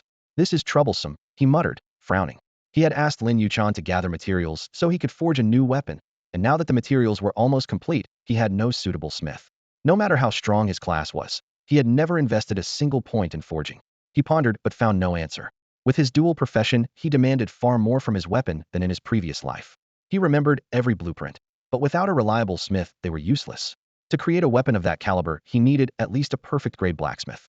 The trouble was that only a handful in the current Tower of Gods had reached that standard, and most life skill players could barely make rare gear. Rumor had it there were perfect-grade masters somewhere within the first 100 floors, but none of them lived in Rim City. Fortunately, he still had time. As long as the weapon was finished before he left Rim City, he would be satisfied. Shaking his head, he shelved the matter for the moment. He casually bought a few ordinary staves from a forge and sold off his spare longsword, greatsword, dagger, whip, short knife, and other miscellaneous weapons. When the trading was done, he headed straight for the teleport array that led to the plaza where the martial and magic instructors gathered. Unwilling to run side quests, he simply threw money at the problem and cheerfully bought 2 or 3 dozen skill books. Most of the instructors' offerings were mediocre, ranging from grade to grade, with even a grade hard to come by. Still, something was better than nothing, and with his limited skill points he couldn't learn everything anyway. After screening them, he chose only a few. Combat skills, grade backstab, grade critical strike, grade crescent slash. Spells, grade fireball, grade water sphere, grade water arrow, grade boots of wind. Each grade skill cost 5 points, while the grade took 10, and he spent the remaining 40 points in his pocket without hesitation. All right, time to turn in the quest. Subai clapped his hands and walked toward the teleport array. At that moment, a hurried voice cut through the crowd and reached his ears. Subai? Stop right there. The moment the words were spoken, every passerby turned to look. Subai? Which Subai? Someone muttered, and all eyes locked onto a young player nearby whose face was pixelated and whose chest carried a concealment badge. Without those 2 measures, they would have recognized him instantly. The newcomer showed no mercy, his voice ringing out. Subai, you lost an SS grade class change crystal and still dare to show up? Think hiding your face will keep people from knowing who you are? The noisy street went silent for a heartbeat, then erupted. Holy crap, it really is that Subai. Come to think of it, that does make sense. The rookie phase had just ended for this season. On the very first day of Season 10, the newcomer Subai cleared the 10th floor, then disappeared entirely. Given his talent, even without the SS grade crystal, he should have breezed through the novice trial. So most assumed he had already left the starter zone for higher levels. In hindsight, he must have found a way to hide his trail. Now everyone studied the player with the blurred face, his build, his manner. The more they looked, the more certain they became. What kind of normal person slaps a mosaic over his own face? Someone sneered. Under their stares, Su Bei's brow knitted. He didn't know the player, accusing him neither a classmate nor an acquaintance. With his face pixelated and his gear and ID masked, How could this stranger possibly recognize him? Since leaving the starter zone, Subai had only met Lin Yuchan from his friends list. Could the Lin family have leaked the news? He dismissed the thought. Lin Yuchan wasn't that foolish, and making trouble now would only hurt their partnership. Still, anyone who knew about the mosaic traced back to the Lin family, so the leak likely came from them. He ignored the heckler and stepped into the teleporter ray. In a flash of light, he vanished before the crowd. The street was left with a circle of stunned players. Guess it really was him, never denied it. Too ashamed to show his face, so he pixelated it. The Flame Nation almost had another SSS player this year, and he blew it. Exactly. If Head awakened a rare class, his name would be on the rankings. What a waste. Subai had expected every one of these remarks and couldn't be bothered to respond. Who would have the last laugh was still anyone's guess. After chaining several teleports, he finally emerged at the mouth of a deserted alley. A night wind swept through, tossing scraps of paper from an overturned trash can that spiraled beneath the street lamp. Subai shook his head. The concealment badge worked well, but recognition was always a risk. The real problem was the conspicuous mosaic that drew attention no matter what. Even so, the panel masking effect was worth every credit. At least he no longer had to worry about someone spamming appraisal on him. Subai canceled the pixelation filter covering his face, took out a lightstone to mute the glow of his gear, and wrapped a strip of gray cloth around his head, exposing only a pair of dark eyes. The disguise was rough, but it beat walking around with a mosaic for a face. He muttered that he couldn't keep living like this forever, yet for now it would have to do. Once adjusted, he slipped into the crowd and breezed into the Lord's Manor to hand in Orlando's quest. 40 skill points and a random spellbook dropped into his inventory, along with the follow-up quest, The Wizard's Mad Diary 2. He ignored the points for now and cracked open the spellbook. Ping! Brank! Frozen Blade Spear. The system chime made him blink, then his eyes lit up. A Brank spell. With the Tower of the Gods still in its early stages, anything Brank was absurdly rare. Blake, a full-blown level 200 Greatsword Master, was still swinging Crank skills proof enough of the book's worth. Rare, however, meant pricey. A Brank spell cost 40 skill points, twice the fee for Crank. He tapped confirm, and his hard-earned points vanished in an instant. Hours of work, gone. Time to grind again. His gaze drifted to the two well-heeled NPCs Blake and Orlando. They could only shrug. They had plenty of junk quests, but almost none with skill point rewards. Even they wanted to say, we're tapped out. Feeling Sue Bay's stare, Blake grimaced and offered, Sir Hero, it's tough to farm points in town, but the Tower of the Gods is different. Hit a hidden room or special NPC, and you'll rake in more points than we ever could hand out. Sound good? Subai rolled his eyes. He already knew the tower's farming routes by heart, mandatory knowledge in his last life. Boss mechanics you could forget, skill point routes, never. Looks like it's tower time. A glance at the clock told him he had a short window before meeting Lin Yuchan. Another quest wouldn't fit, so he might as well warm up by clearing a few mobs outside the city. Whether to keep teaming with Lin Yuchan was still up in the air, but at the very least they needed to talk and untangle the facts. Decision made, he stopped humoring Blake and Orlando. Beyond the main quest line, those two cash cows had been milked dry. He strode out of the manor, stepped onto a teleport sigil, and in a flash of light landed at the southern gate. The glare made bystanders rub their eyes, but he touched down without a wobble. The outskirts were really just a lowlying ring of plains beyond the walls. Monster spawns were thin, yet because the path led straight to the Tower of the Gods, it was busier than the city streets. Head barely stepped outside when he sensed something off. Several groups were loitering at the gate, and the moment he appeared their eyes flicked toward him with a calculated interest. As a combat specialist, Subai could sense trouble a mile away. The street was noisy, yet a few hostile gazes stabbed into his back like throwing knives. One quick glance told him several groups were working together, and their target was him. He wondered if they were here for him personally, or just running the veteran player's farm the newbies routine that shows up every season. His face stayed blank, but every nerve was strung tight. The groups fanned out, quietly tightening a net that blocked his only route back to the city, eyes shining with the urgency of hunters afraid their prey might bolt. Their moves were smooth. Clearly this wasn't their first job. With a sudden slide of his foot, he burst into a sprint, not toward the gate, but toward the distant outskirts instead. He shot forward like an arrow, covering dozens of meters in a breath. Behind him, several people shouted, "Watch him! Don't let him get away!" Their formation shattered, and they charged after him. The moment Subai stepped out of the city's tree lane, he spotted another 2 or 3 dozen players lying in wait, sealing off every exit. The ambushers drew their weapons and closed in with savage grins. "You Subai?" The frontmost player barked. Even with a mask on, they had identified him instantly, clearly in league with the group behind. Hearing the name, nearby spectators turned their heads at once, murmuring as the familiar scene of a public surround unfolded. Here we go again, Subai sighed to himself. He hadn't run because he feared a fight, only because he hadn't wanted to reveal his identity in the crowd yet. Here he was anyway. The pursuers arrived, and the onlookers stepped aside. The player who had shouted his name that morning pushed to the front, ID and level displayed for all to see. Jing Pingtian, level 42 grappler. Jing Pingtian gave the silent Su Bai a quick once-over, then raised his voice theatrically. Gather round, folks. Feast your eyes on this season's legendary rookie of Yin Su Bai. The shout hit the crowd like a thrown stone. More players squeezed in for a better look. Seriously? Is that really Su Bai? He's been off the map for days. And look at that bargain bin gear. Does he fit the image? Why not? Anyone smart keeps good gear in their bag instead of flashing it on Main Street. Yeah, makes sense. Conversation buzzed on all sides. Su Bai shrugged, putting on a helpless face. You're looking for Su Bai. What's that got to do with me, a guy surnamed Su? One player froze, scratching his head. Wait, a guy surnamed Su? Isn't that just Su Bai? Before he could finish, a teammate flicked his forehead. Moron, can't you tell he's messing with you? Su Bai, a guy named Su, same thing. Realization dawned, and the player cursed, feeling completely played. A second later he noticed he was the only one who'd fallen for it, and his cheeks burned bright red. He looked up again, and his glare at Su Bai turned even more menacing. Noticing that Su Bai was still joking around, Jing Pingtian immediately cut in, raising his voice. Su Bai, let's see where you run this time. Su Bai let out a cold laugh, tilting his chin to meet the man's eyes. Go on then. Which guild or family sent their lapdog after me? We don't serve any faction, Jing Pingtian scoffed. We speak for every citizen of Yin Nation. Don't you owe the public an explanation for losing that SS grade class change crystal? Su Bai lifted an eyebrow. Why should I explain anything? I earned that drop. Enough Games, no more pretending. With that, he yanked off his mask. His sharp, handsome features were now fully visible, and his tone hardened. Dream on. If you want an SS grade crystal, go farm one yourself. Even if I ground mine into powder and drank it, what business is it of yours? Of any of you? The crowd erupted. Oh my god, it really is him. Give him an inch, and he wants a mile. I've seen moral blackmail, but this is shameless. After being cornered for so long, Su Bai's patience snapped, and his words grew even sharper. Jing Pingtian had assumed unmasking him would force a retreat, but Su Bai was standing tall. A moment's thought told him why. Their moral high ground had no real logic behind it. In a debate, they couldn't beat Su Bai, yet debating wasn't their goal.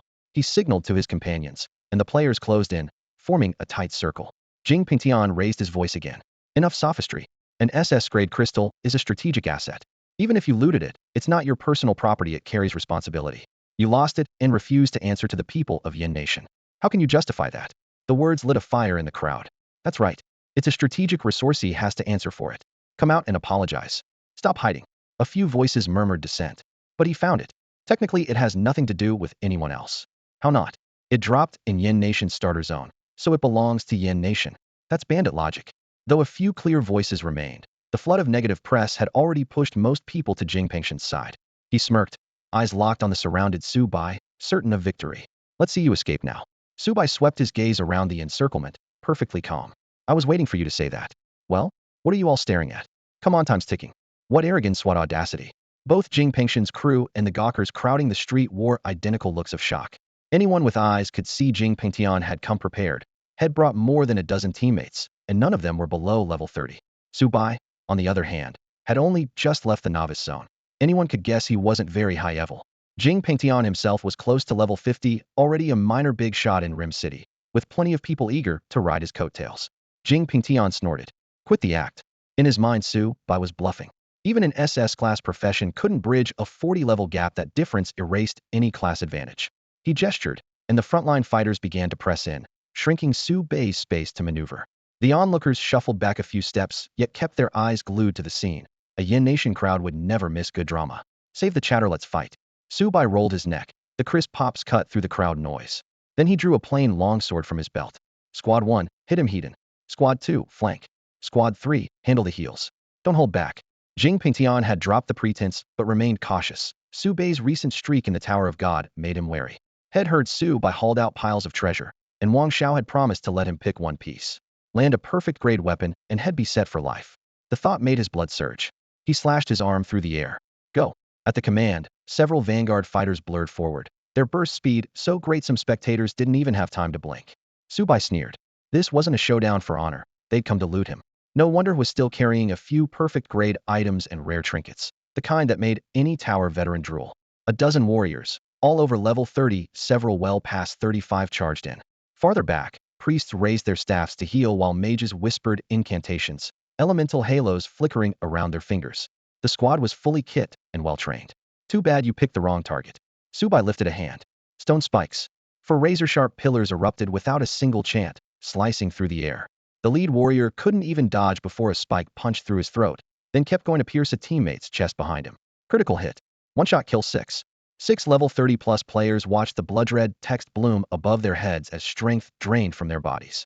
They toppled forward like felled logs. 6 players, wiped out with a single strike. It happened so fast the priests in the back row didn't even have time to blink, and the spectators were even more bewildered. 6 people dead already?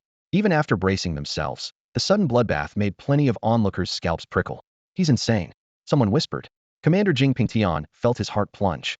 So the rumors were true. Su Bai, the man who had smashed every record on the first 10 floors of the Tower of the Gods, had never relied on luck. His power, just as Wang Xiao had warned, was absurd. That snapcast just now was so quick even a veteran like Jing missed every bit of the chant. 3 years on the battlefield had shown him plenty, yet had never met a rookie this terrifying. Casting speed, angles, accuracy all maxed out. 2 stone lances had even skewered 2 players apiece, nailing their teammates in a single line.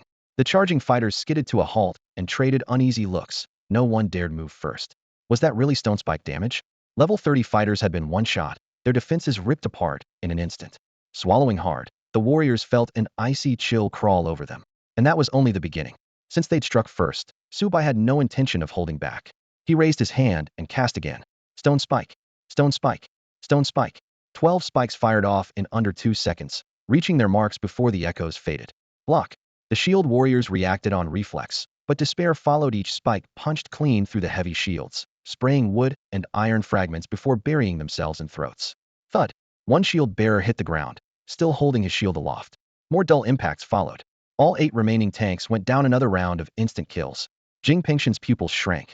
If the first volley showed tricky angles, this one was pure damage overload. A newcomer fresh from the novice zone had just blown through the guard of level 30 tanks damage Jing himself couldn't match.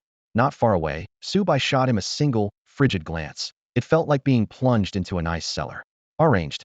Open fire. Now. What are you staring at? Jing screamed. The ranged players snapped awake, raised their staves, and dumped half-charged spells. Fireballs, ice bolts. More fireballs sat Su Bai in a torrential barrage. Su Bai didn't even bother to dodge. He lifted one hand. Stone wall 10. Boom, boom, boom. 10 1-meter walls popped up, stacking into a staircase that completely hid him. Flames and frost hammered the rock, throwing up clouds of dust. Another earth spell? Is he an earth mage? Jing wondered, already uneasy. The next second shattered that guess. From the gaps between the walls, spells shot back without the slightest warning, even faster than before. Fireball, ice bolt, water blast, stone spike. Basic skills, carrying the power of 3 elements. Critical hit. Instant kill 10. The line of casters dropped like wheat beneath a scythe, collapsing in swaths before any of them could even try to dodge. This is insane.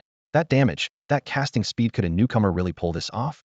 Even Jing Pingtian gasped, and the spectators at the edge of the field cried out and instinctively shuffled back a few steps. Something's wrong, seriously wrong. Jing Pingtian's eyelid twitched. Su Bai was wearing nothing but entry-level gear. His character sheet showed no rare attributes. Yet every skill he triggered produced numbers that were completely off the charts. Had he already advanced into an SS-class profession? Jing Pingtian dismissed the idea as soon as it surfaced. If Su Bai had really become an SS-rank player, his name would be on the class leaderboard. That list still held only 9 SSS entries. The remaining 91 were all SS. Many of them rookies who had climbed up this year. But Su Bai was nowhere to be seen. They had checked that list over and over, otherwise they would never have been stupid enough to pick a fight. By their estimation, Su Bai could be at most in a rank class. A rank was rare, sure, a borderline prodigy, but with the backing they had, wiping out an undeveloped rank should have been trivial. Yet the damage Su Bai was dealing right now felt unmistakably SS level, so high it made their scalps tingle. A thin film of cold sweat beaded across Jing Pingtian's forehead.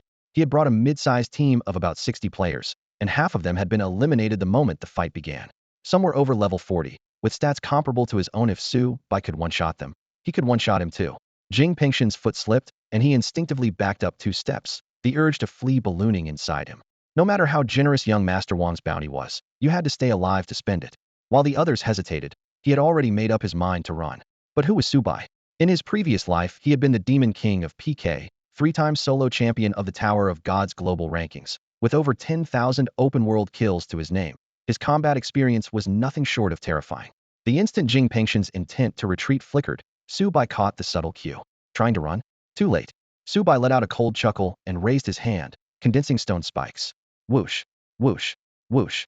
3 stone spikes shot toward Jing Pingtian, boxing him in. His pupils shrank to pinpoints. Face be damned. He roared, Gale go. Wind elements surged around him, and he pushed his speed to the limit, darting more than 10 meters in a single breath. Su Bei's stone spikes skimmed past his back and hit nothing.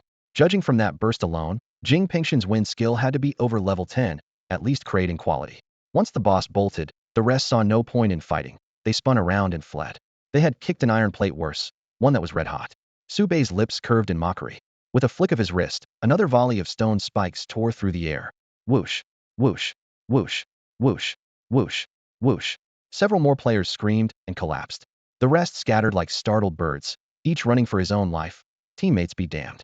Su Bai couldn't be bothered with deserters. His gaze locked on Jing Pingtian. He strode after him, body shooting forward like an arrow. Stride burst. He stepped forward and shot ahead. Even without a movement skill, the burst from that single stride rivaled many low-tier dash abilities. With more than 500 points in agility, he left the mage Jing Pingtian far behind in an instant. In less than 30 seconds, Su Bai was already closing in on his target. Backstab. The moment he locked onto the figure, he triggered the skill and accelerated again, flashing behind Jing Pingtian like lightning. A cold longsword slid across the man's throat, its icy gleam freezing him in place. Any twitch would cost him his head. Who sent you? Su Bei's voice came from behind, sharp as a blade. As he spoke, he pressed down, slicing the skin so a thin line of blood crept along the edge. The sting shot through Jing Pingshan's nerves. He didn't even dare swallow, only tremble. So no, big brother. Sir, please spare me, he stammered. No one sent me. I lost my head. I was being stupid, please. Before he could finish, the sword pressed deeper, and the blood flowed faster. Last chance. Talk or die. Su Bei's tone didn't waver. Jing Pingtian clamped his mouth shut. It wasn't that he didn't want to speak, simply couldn't. If he kept silent, only he would die. If he talked, his entire family would follow him to the grave. A heartbeat later, the sword whipped free. A mist of blood traced an arc as Jing Pingshan's head flew, landing with a dull thud and rolling several times before stopping. His vacant eyes stared at the sky, filled with resentment, unwillingness, and a bitter regret for ever provoking such a man. Su Bai flicked the blade, scattering the blood, then sheathed it and turned away. He wasn't a butcher, but he had no mercy for anyone who came looking for his life. Someone who barges in with a blade shouldn't expect leniency. Besides, this wasn't his first kill. It felt no different from cutting down a monster. Right or wrong barely registered anymore. As for the onlookers, the main players had left. Sticking around meant nothing. Half of the elite squad lay dead, and the bystanders had no courage to pursue him. Even those who resented Su Bai could only complain behind his back. He strode into the woods on the outskirts of the city and soon vanished. Roughly half an hour later, Lin Yuchan arrived with her team, following the coordinates, and met up with Su Bai in the forest. Before he could speak, she had her people drag Chong Fei forward from the rear of the squad. Brother Su, sorry to trouble you. Hey, race the traitor, deal with him as you like, Lin Yuchan said crisply. Su Bei's gaze settled on Chong Fei, unsurprised. From their first meeting, he had felt the man's hostility. What did surprise him was Lin Yuchan's speed. In so little time she had uncovered the traitor and delivered him without hesitation. Chong Fei had been one of her trusted subordinates, yet she handed him over without a second thought. Kill me. Torture me whatever you want. Chong Fei rasped at last, still forcing a show of bravado as he glared at Su Bai. Su Bai met his furious stare, then slowly crouched down, a hint of puzzlement in his eyes. Among the people I cut down back then, were any of them your family or friends? He asked calmly. No. Chong Fei gritted out the unexpected reply. That is strange, Su Bai raised an eyebrow. So what makes you hate me this much? Chong Fei's gaze lingered on Su Bai, slid to Lin Yuchan, then dropped to the floor in silence. That tiny detail told Su Bai almost everything. He straightened up, brushed the dust from his knees, and said evenly to Lin Yuchan, he's your man. Handle it yourself. Lin Yuchan paused for a moment. Very well. She lifted her staff. Without an incantation, a flame danced on the crystal tip and instantly swelled into a fireball that shot toward Chong Fei. The sticky blaze engulfed him in a blink. Ah! He turned into a human torch, rolling and screaming on the ground, but the chains pinning his arms made escape impossible. Seconds later the shrieks cut off, and he collapsed into a heap of ash. Lin Yuchan let out a long breath. She tapped the air, and a pale blue trade window popped up. She sent over 1,000 gold coins with the note. Sorry for the trouble, Brother Su. Dealing with Chong Fei was her explanation. The gold was the compensation, and she knew the difference. Su Bai accepted the transfer without protest and hit confirm. The system chime sounded. Glancing at his balance, he said lightly, still as generous as ever. First offer, 10 million, plenty of sincerity. There won't be a next time, he reminded her. Understood. Lin Yuchan nodded solemnly. When I get back you'll reflect on this and tighten control over my people. Seeing her sincere attitude and having suffered no loss himself, Su Bai let it drop. As for the comments online, Chong Fei had merely stirred the pot. The wind was already blowing that way, and Su Bai had no interest in explaining. Lin Yuchan exhaled in relief, then looked at him expectantly. Brother Su, about the recording. Any doubts she once had were gone. She had watched a level 13 Su by wipe out a team of level 30 to 50 elites, and her friend list indeed showed him at level 13. Aside from SS level potential, she had no explanation. The leaderboards didn't show him perhaps a system limit or a masking item, she guessed. Whatever the reason, Su Bai was now firmly rated SSS by the Lin family. Su Bai glanced at her. Is everyone here? All present, Lin Yuchan replied instantly. Per your request, 5 of us in total, me included. Besides me there are 3 wind mages and 1 fire mage. All rank, level 20. I'm level 15. Not bad. Pretty efficient. Su Bai scanned the group without a word. Let's form a party, he said, sending invites through the interface. Lin Yuchan was eager to latch onto this powerful, mysterious ally. She gestured for her teammates to hit accept at once. As soon as the party formed, Su Bai instructed, post your skills and signature abilities in the party channel clean format. I need to sort them out. Believing transparency boosted efficiency, Lin Yuchan took the lead, listing her abilities one by one. The others, seeing no objection from their patron, hurried to dump their panels as well. At level 20, a player's toolkit was limited, and the Brank Mage's loadouts were exactly what Su Bai expected except for one entry that caught his eye. Tier 1 signature skill, Yinma. Effect, summons a lesser flame fiend that splits over time. At level 1 it can split into up to 5 copies, and each basic attack deals extra fire magic damage. Such a rare summoning spell made Su Bai nod in approval. A flame fiend was deadly even on higher floors. Solo, Lin Yuchan could likely reach around floor 500 of Shunji Tame impressive for an strength player. With true heavy hitters carrying her, she might climb another 100 or 2 floors. Beyond that, she would slow everyone down. Alright, let's go. He closed the channel and started walking. Hey wait, Lin Yuchan called. Brother Su, any ground rules? Right. Just one. Do what I say. We'll work out the synergy inside the instance. Reaching floor 11 alone takes hours. We've got plenty of time. I didn't mean Lin Yuchan forced a smile, but Su Bai was already moving, and she hurried to catch up. From the 11th floor of Shunji Tao onward, no clearance permit was required. Each player received 5 dungeon runs per day, yet clearing even one could take days. Failure simply wasted attempts, so many preferred grinding outside. The portal stood in the forest beyond the city, and although it was still early morning, a long queue had already formed. Producing a gold-rimmed pass, Lin Yuchan led her party straight to the front. Recognizing a direct descendant of the Lin clan, the waiting players fell silent and watched them step onto the teleport pad. Just before transport, at Lin Yuchan's suggestion, Su Bai renamed the party Lin Clan Guild, then set loot distribution to leader only Su Bai. All drops went to him, while experience was split 50-50 between him and Lin Yuchan. The others received none. It wasn't greed, these players were stuck at level 20, which was also the cap for the 11th floor instance. If any of them leveled up mid-run, they wouldn't be allowed into the next floor dungeon with the team anyway. A burst of light swept them away, and Su Bai's team arrived on the Tower of the Gods' 11th floor, the Urshud Highlands. One moment later the scenery had changed. Gray-brown scree underfoot, ragged ridgelines in the distance, and pale fog spiraling along the ravines. The area was also called the Madness Range, but the true range lay higher up, where the followers of an outer god made their lair, and those creatures fully deserved the word madness. Down here, it was merely a gathering spot for ordinary monsters tainted by an outer god's aura, a mid-tier challenge by any reasonable standard. After a brief adjustment, Su Bai looked back at his teammates. Lin Yuchan took point, and the rest were all female casters. In this timeline, magic classes were still dominated by women. Male players were rare. Even so, Su Bai's tone stayed firm and even. You can be rusty, but if you ignore my calls, you're out, no second chances. Every head, including Lin Yuchan's, bobbed in immediate agreement. Lin Yuchan's shoulders tightened. Breaking the floor record wasn't just a Niceto have. If they pulled it off, the Lin Guild's name would echo far beyond Yin Nation. Her subordinates exchanged uneasy looks. They didn't share her absolute faith in Su Bai. The recent scandal had been loud, and while today's fight proved his potential wasn't the same as an SSS rank. And even if he really was SSS, so what? The current record on the 11th floor belonged to an SSS paladin from the United States, the world's second-ranked combatant. Doubts churned, but no one dared voice them. Lin Yuchan had handed command to Su Bai without reservation. Silence hung over the staging area for a few seconds before Lin Yuchan finally spoke in a hushed voice.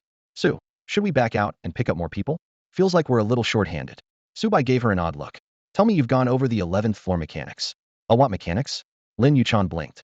Clearly, she hadn't. Su Bai cleared his throat, glanced at the countdown on the dungeon screen, and explained. Starting on floor 11, the number of players determines how many monsters spawn. The brackets are simple. 6 or fewer, lowest count, 7 to 20, the next tier, then 21 to 100, Uniahone to 500, 5ahone to 2000, and so on. The bigger the party, the more mobs you draw. The teammates traded looks. Shui Yang, the youngest member, was the first to speak, her voice rising in surprise. That's an actual thing? You knew about this? Lin Yuchan swung around to her.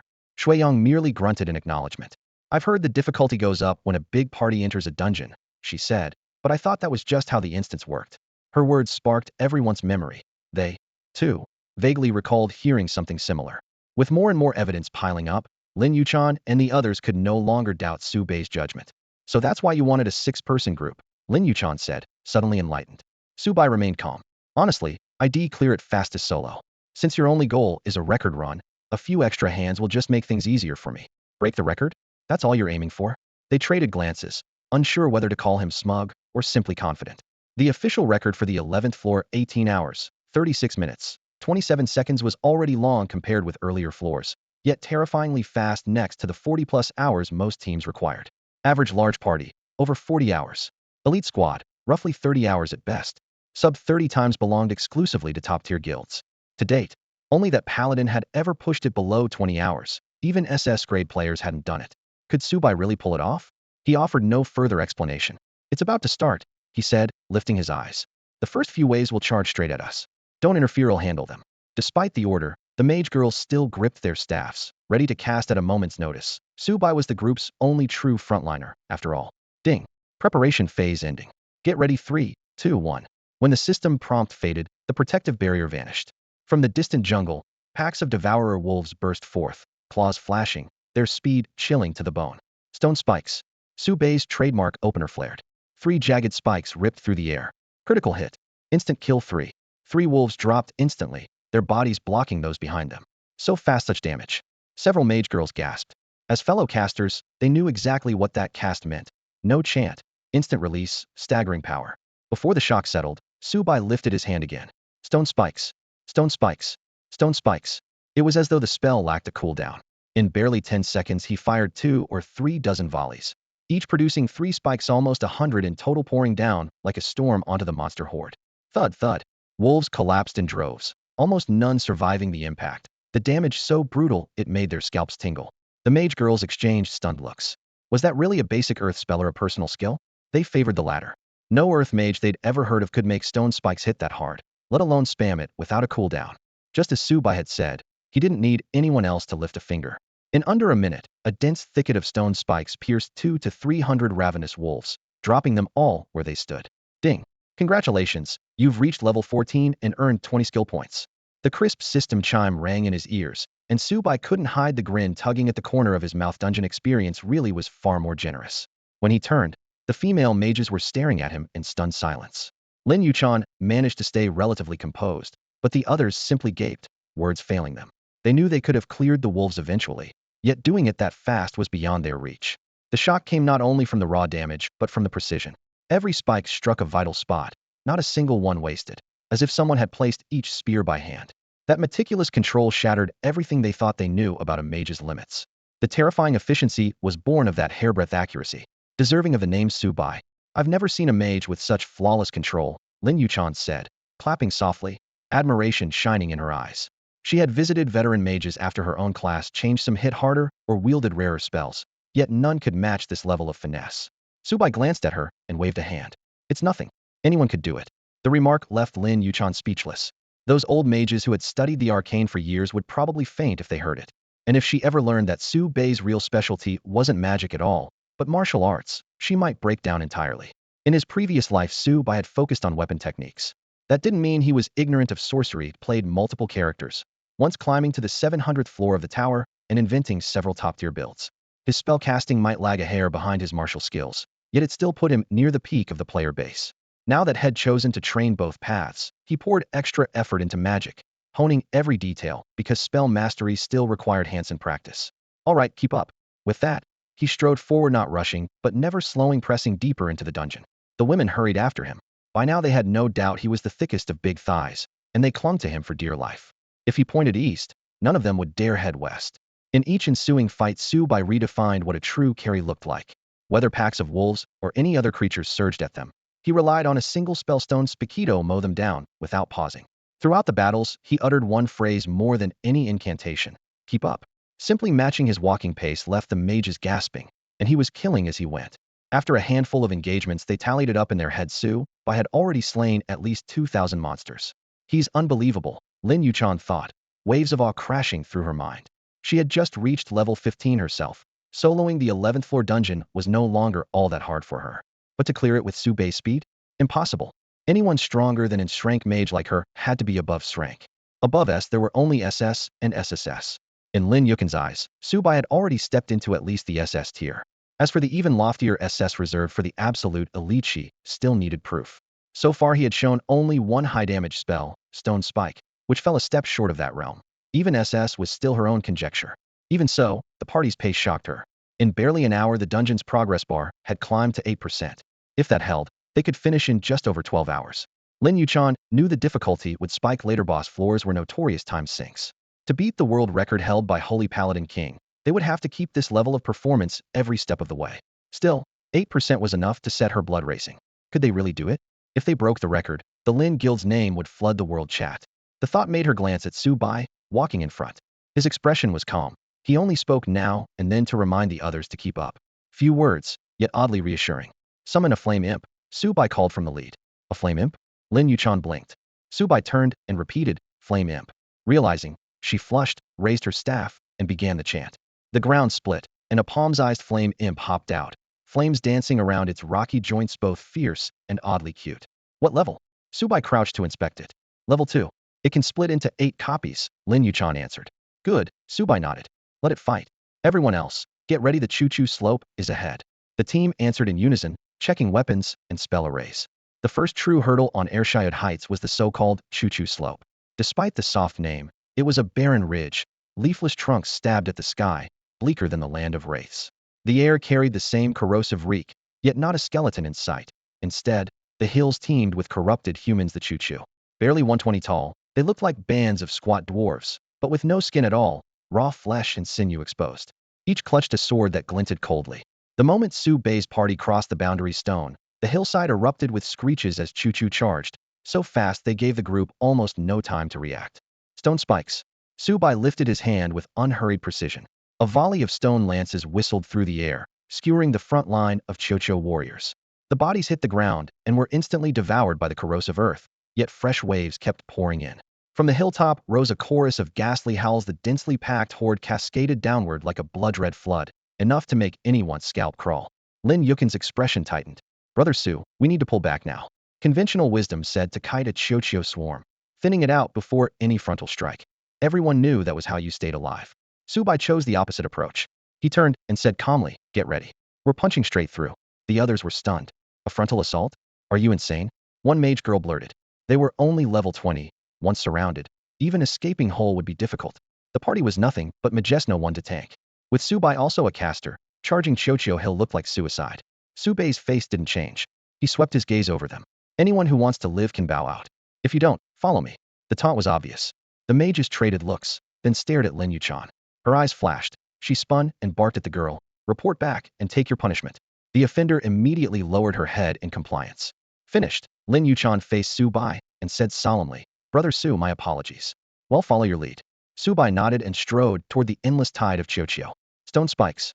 He raised his hand again, and a hail of lances slammed into the horde, dropping another swath of creatures. This time Lin Yuchan and the others unleashed everything they had. Ice arrow. Water WIRM. Firewall. Area spells burst among the monsters, detonating fountains of blood. Cho-Cho under level 15 were swift but fragile. Against level 20 mages they evaporated on contact. Lin Yuchan's flame demon was even fiercer. It hadn't unlocked an AoE skill yet, but it could still hurl 2 fireballs per second like a pint-sized Gatling gun. Its blasts hit harder than the others' spells, ripping through the Cho-Cho ranks. In moments the little demon had piled up 200 kills, its body swelling with energy. When the energy overflowed, it split, producing a second flame demon. Both demons dealt the same damage but now had 4 hands between them, flinging 4 fireballs each volley. They swung their arms like pitchers, fastballing one blazing orb after another into the enemy lines. Explosions of flame erupted, screams echoed, and fireballs intertwined with stone spikes, and arcane blasts fire and frost flew side by side until a bloody corridor was carved straight through the monster tide. It was fast. It was ruthless. With the hilichurls packed so tightly, wiping out 5 or 6 at a time was easy. Among the young mages, Lin Yuchan was the only one who could match Su-bai's kill rate. She hurled stone spikes with one hand while guiding her flame fiend with the other. Together they gouged a path through the narrow mountain trail, leaving shattered rock and scorched earth in their wake. Subai led the charge, sword flashing, and Lin Yuchan gritted her teeth and followed close behind. The rest of the mages had no choice but to press on after their leaders. Shrill screeches echoed non-stop as hilichurls fell, a sound so dense it grated on the nerves. No matter how many they cut down, fresh waves poured from both sides of the ravine, covering the slopes as far as the eye could see. A hint of helplessness crept into everyone's heart. This was only the foot of the mountain, and the mobs ahead would surely be thicker. Yet Su Bai, striding at the front, stayed perfectly calm. He didn't even bother to look back, as though everything were under control. Seeing that, Lin Yuchan swallowed the tactical advice she had been about to give. After a while, her flame fiend split for the first time, 2 became 4. Each small fiend spun up a fireball in its palms, launching 8 blazing spheres every second. Explosions boomed through the hilichurl ranks, openings instantly refilled by new enemies, torn open again, then refilled once more. The creatures knew neither fatigue nor fear. Their eyes held only the squad before them. Fortunately, Su Bai and Lin Yuchan's combined firepower was overwhelming, and not a single hilichurl had crossed the 50-meter safe line. By now Lin Yuchan had overtaken Su Bai as the main damage dealer. The 4 lesser fiends were deleting 10 hilichurls a second slightly faster than Su Bai himself. 100 kills every 10 seconds. In under 10 minutes, several thousand hilichurls had been reduced to ash, and even Su Bai's brilliance was momentarily outshone by her barrage. Then the 4 fiends split again. Whoosh! 8 flame fiends lifted off, spitting 16 fireballs each second like a magical Gatling gun. Even a single orb exploded in a wide radius. The 8 fiends moved in perfect sync, flames rolling in their hands before they loosed them in rapid volleys. Womp womp womp. Blossoms of red fire chewed gaping vacuums into the monster horde faster than the hilichurls could fill them, creating rare pockets of open ground. The sight was so spectacular that starry admiration lit the younger mage's eyes. Their lady really was incredibly. At this rate, they might actually clear Choo-Choo Slope. They were silently cheering when Lin Yuchan's urgent voice cut in. Brother Su, my flame fiends are about to expire. We need a plan, fast. What? They're about to vanish? The others cried. After they split into 8, they only last 10 minutes, she explained. And my cooldown is still 30 minutes out. There was no time for secrecy. She spilled everything. Subai didn't even turn his head. I know, he replied calmly. Had seen the skill before and understood its limits well enough. You know? Lin Yuchan froze for a moment, then let it go. So, Brother Su, what's the plan? Once the flame imps disappear, our firepower won't stop the hilichurls from closing in. Subai finally dropped his reserve and replied calmly. Relax. The flame imps aren't going anywhere. Not going anywhere? What does that mean? Can he really extend their duration? The question flashed through Lin Yuchan's mind, puzzlement flickering in her eyes. Still, his confidence kept her from pressing further. If anything went wrong, she could always sever the assault and use a scroll to leave the instance. They had 5 runs a day, losing 1, so Su Bai could gauge the dungeon wasn't a big deal. Up ahead, 8 small flame imps kept pouring out torrents of fire. Until their timer ran out, they were perfect laborers, no mana upkeep, terrifying output. They were the trump card of Lin Yuchan's glass profession. She had seen the scene countless times, yet the 8 frantic figures in that sea of fire still filled her with pride. The Brank mage girls behind her watched, eyes shining. They were spellcasters too, but envy was all they could muster. At level 20, they had only 2 or 3 area spells good enough against hilichurls 5 levels lower, but the cooldowns were long and the mana costs cruel. Step onto hilichurl hill, and their blue bar vanished in seconds, forcing them to chug potions like mad.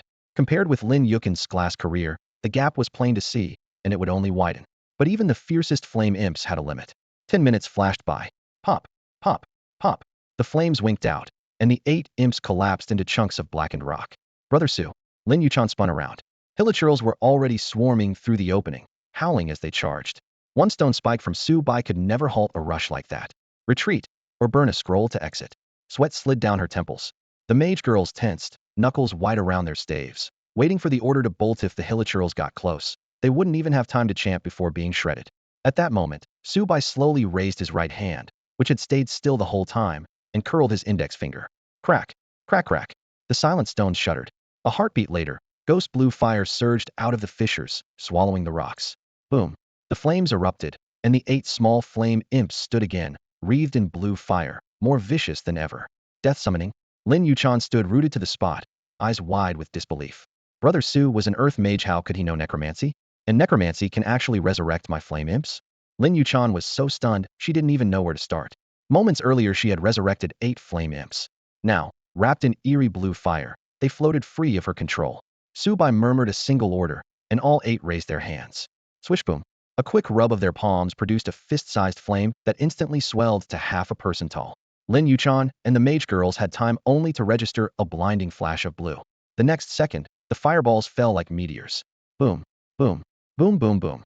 They smashed into the dense hilichurl ranks, explosions sending shockwaves through the air. Earth, rock, and broken limbs flew skyward. One blast alone scattered a whole column, its force rivaling a cruise missile. The first volley of 16 fireballs hit, their detonations seeming to tear open the ridge. Within 500 meters, not a single hilichurl survived. The imps raised their hands again and launched another 16. Boom, boom, boom, boom, boom, boom. The bombardment was relentless. The flame imps behaved as if they had infinite ammo, firing another chain of 16 in a heartbeat. Half the mountainside was shaved away. Charred rubble tumbled while the air still shimmered with heat. Corpses lay so thick they formed a macabre carpet, and the corrosive sludge beneath them couldn't swallow the remains fast enough. Lin Yuchan and the mage girls were frozen, staves forgotten. The carnage before them defied description. She couldn't fathom its same imps she had summoned wreaked havoc on a different scale in Subei's hands.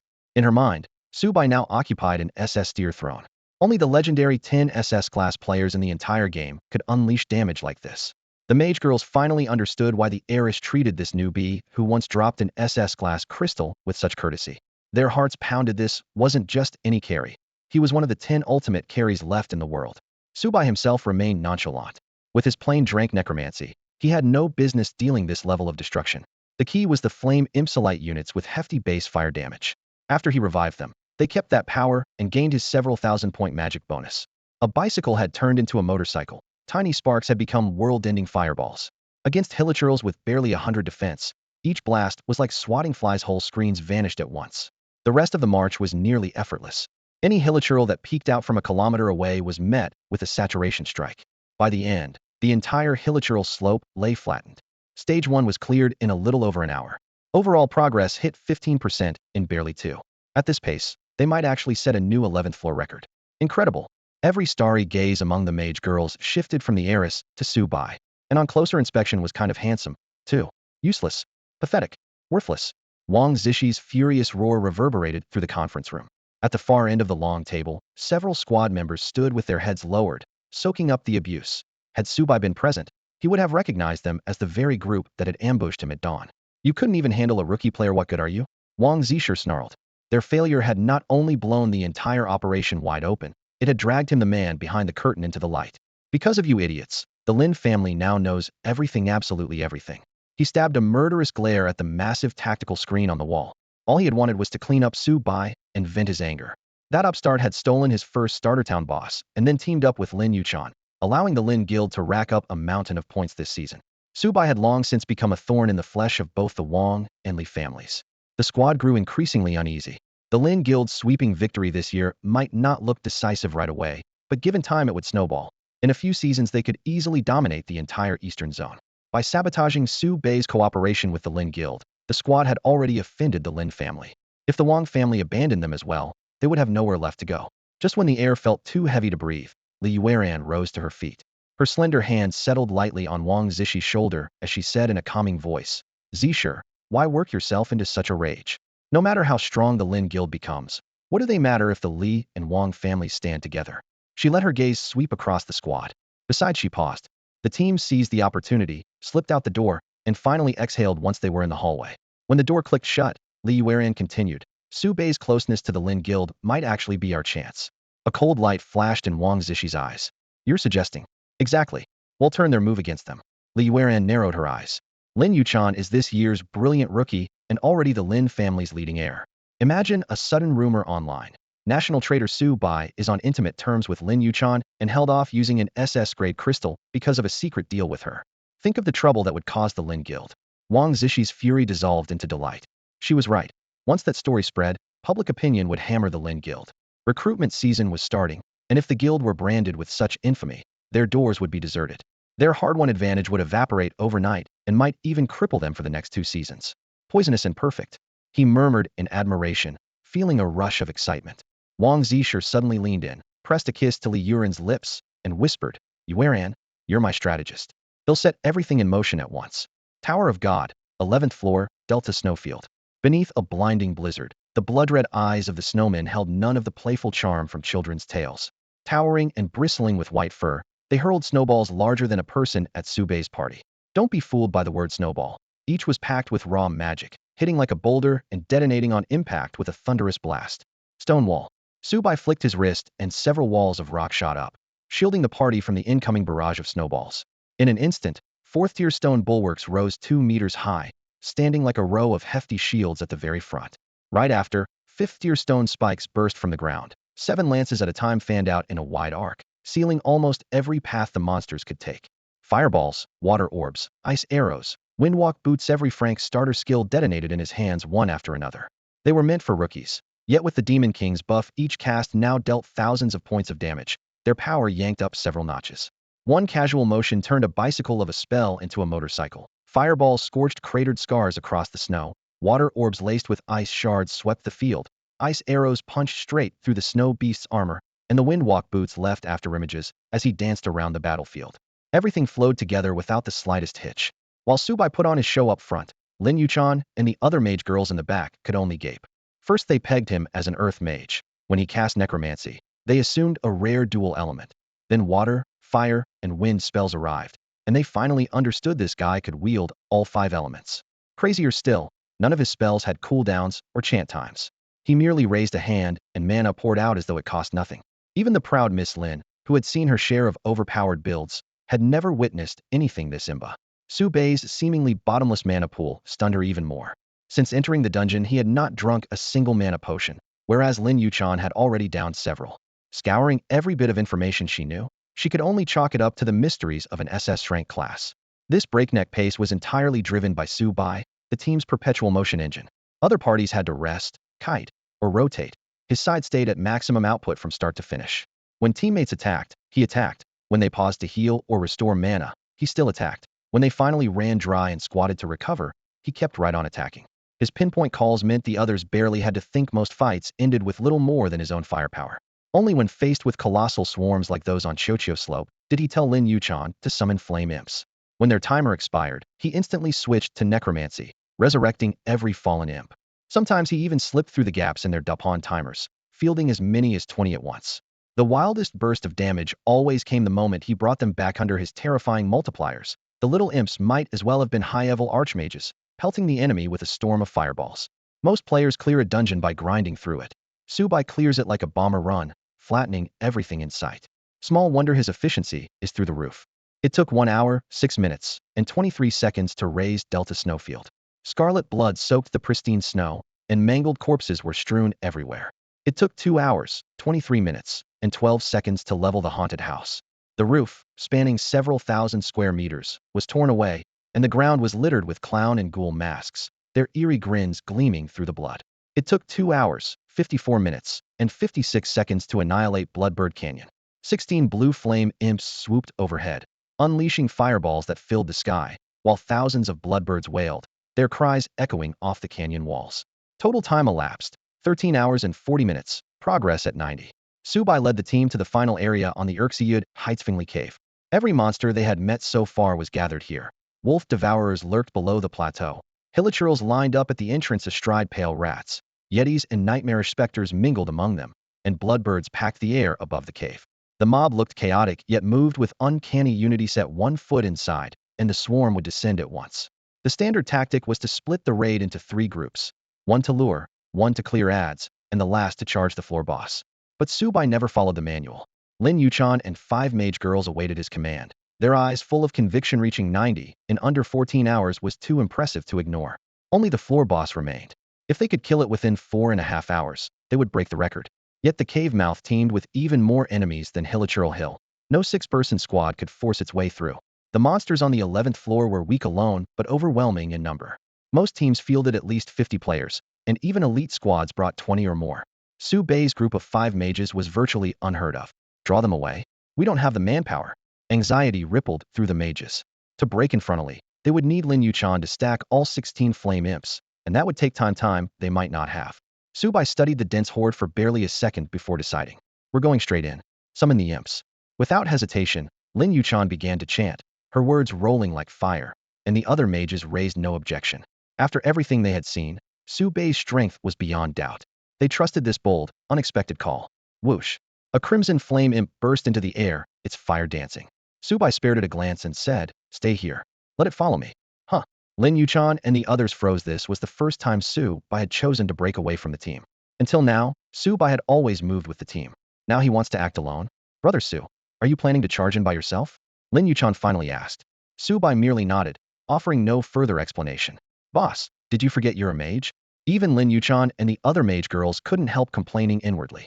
They all remembered how Su Bei's explosive damage had once kept monsters 100 meters away.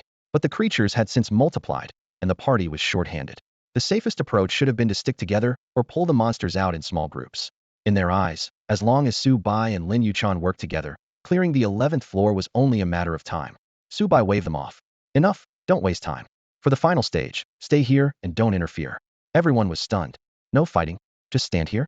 The girls exchanged bewildered looks, unsure what to say. Before they could react, Su Bai shot forward like an arrow, covering dozens of meters in the blink of an eye. Lin Yuchan had no choice but to send her flame demon after him. Luckily, the summon was highly intelligent and could follow complex orders instantly. Only when Su Bai slowed a little could it barely keep up. From the cavern roof, a bloodbird spotted Su Bai first. Its shrill screech tore through the air, alerting its kin. Within breaths, dozens more circled overhead. With piercing cries, every creature at the cave mouth boiled over. Devourer wolves lunged first. Hill trolls and pale rats followed. Behind them came chest-beating yetis and grotesque, dancing imps. On the cliffs, ranks of bloodbirds took wing. It was as if a dam had burst. An army of monsters surged forward, the ground itself seeming to quake. Lin Yuchan and the others felt their scalps tingle just watching from afar. "Miss, maybe we should call Brother Su back?" One of the mage girls asked, her voice shaking. They had cleared the 11th floor before, yet this scale of assault still triggered every mage's instinctive Furno amount of damage could save you once a beast got in your face. By all logic, Su Bai should have been no exception. But the moment the horde charged, Su Bai did the opposite. He ran straight into the thickest part of it, fighting the current. Their cries of warning were swallowed by the beast's roars long before they could reach him. Lin Yuchan frowned, yet her eyes held a complex light, a blend of worry and an almost unshakable faith. Watching Su Bai and the monster tide race toward each other, she somehow believed in him even more. That slender silhouette looked insignificant before the surging beasts, yet in Lin Yuchan's eyes it was as if a pair of pitch-black, demonic wings unfolded behind him, their shadows sweeping across the sky and draping over every monster ahead. The wings were colossal, blotting out the sun, as though they meant to devour the world itself. Su Bai did charge straight into the monster horde, but there were no demonic wings on his back as Lin Yuchan had imagined. Instead, he had slipped on a pair of perfect-grade fire dragon gauntlets. With a hiss, flames burst from the gaps between his fingers and wrapped around both fists. That was the gauntlet's passive effect, blazing explosion. Every strike ignited a fiery blast and inflicted a 10-second burn. As perfect-grade gear, their base damage was impressive, and because blazing explosion counted as a magic skill, it also scaled with his spell power. Fist chi, Su Bai muttered. Pale blue currents surfaced within the blaze, his newly acquired Frank skill. The system had automatically pushed its proficiency to the Frank cap, level 10. The move was straightforward. Coat the fists in internal force that could be thrown like sword beams or used in close combat, and it lasted a long time, a staple for any boxer. Boom. He launched a punch. Fist chi and flames twisted together, forming a massive crimson fist that howled through the air. It crashed into a pack of devourer wolves, detonated in a shockwave, and sent bodies flying. Crimson damage markers flashed and vanished in a red mist. Lin Yuchan and the others stood frozen. My god, is that really a boxer skill? Looks like it, but those flames are pure magic damage. This makes no sense. Of course they couldn't understand Su Bai cultivated both martial and arcane arts. That single punch combined the armor-piercing bite of a weapon technique with the scorching burn of magic. Even a mere Frank fist chi, paired with the fire dragon gauntlets, hit as hard as the blue flame imp's great fireball. Su Bai himself hadn't expected such outrageous numbers, yet his expression stayed calm as he raised his fists again. Boom, boom, boom. A string of sonic cracks tore along the ground. Streams of fused fist chi and fire streaked 100 meters before erupting in the middle of the horde. Pillars of flame shot skyward, and monsters were hurled in every direction. Su Bei's entrance alone delivered a greeting the army would never forget. He didn't linger. Sidestepping, he pushed deeper into the ranks. Furious roars erupted as the monsters tightened their formation, layers of bodies closing around him. In seconds, Su Bai and a cluster of blue flame imps were swallowed by the tide. From afar, Lin Yuchan's team lost sight of both sides. Yet the continuous booms told them everything. Corpses kept arcing into the sky. Were it not for that uproar, they might have feared Su Bai was already overwhelmed. No one was more astonished than Lin Yuchan herself. She noticed her fragile flame imps were still unscathed. One had split into two, then four, and they were about to double again. It was obvious inside that sea of monsters. Subai had shielded them so thoroughly that not even stray splash damage had touched them. Subai moved with ruthless precision, his fists flashing out like twin dragons. Whenever a monster closed in, he struck first-stone burst of fist energy exploded outward, tearing the creature to shreds. In his previous life, he was famed not for magic, but for the martial skills etched into his very bones fist, sword, and blade techniques mastered to perfection. Now he used only the most basic fist aura, yet it flowed as smoothly as water.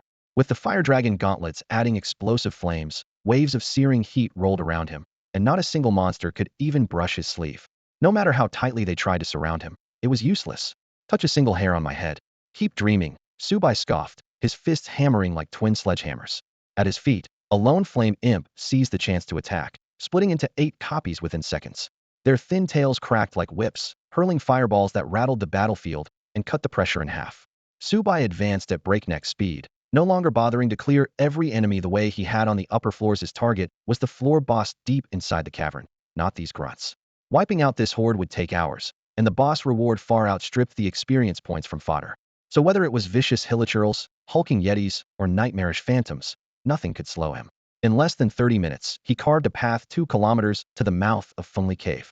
By then, the 8 little flame imps had burned through their energy and collapsed with soft thuds. Su Bei's eyes lit up. This is what I was waiting for.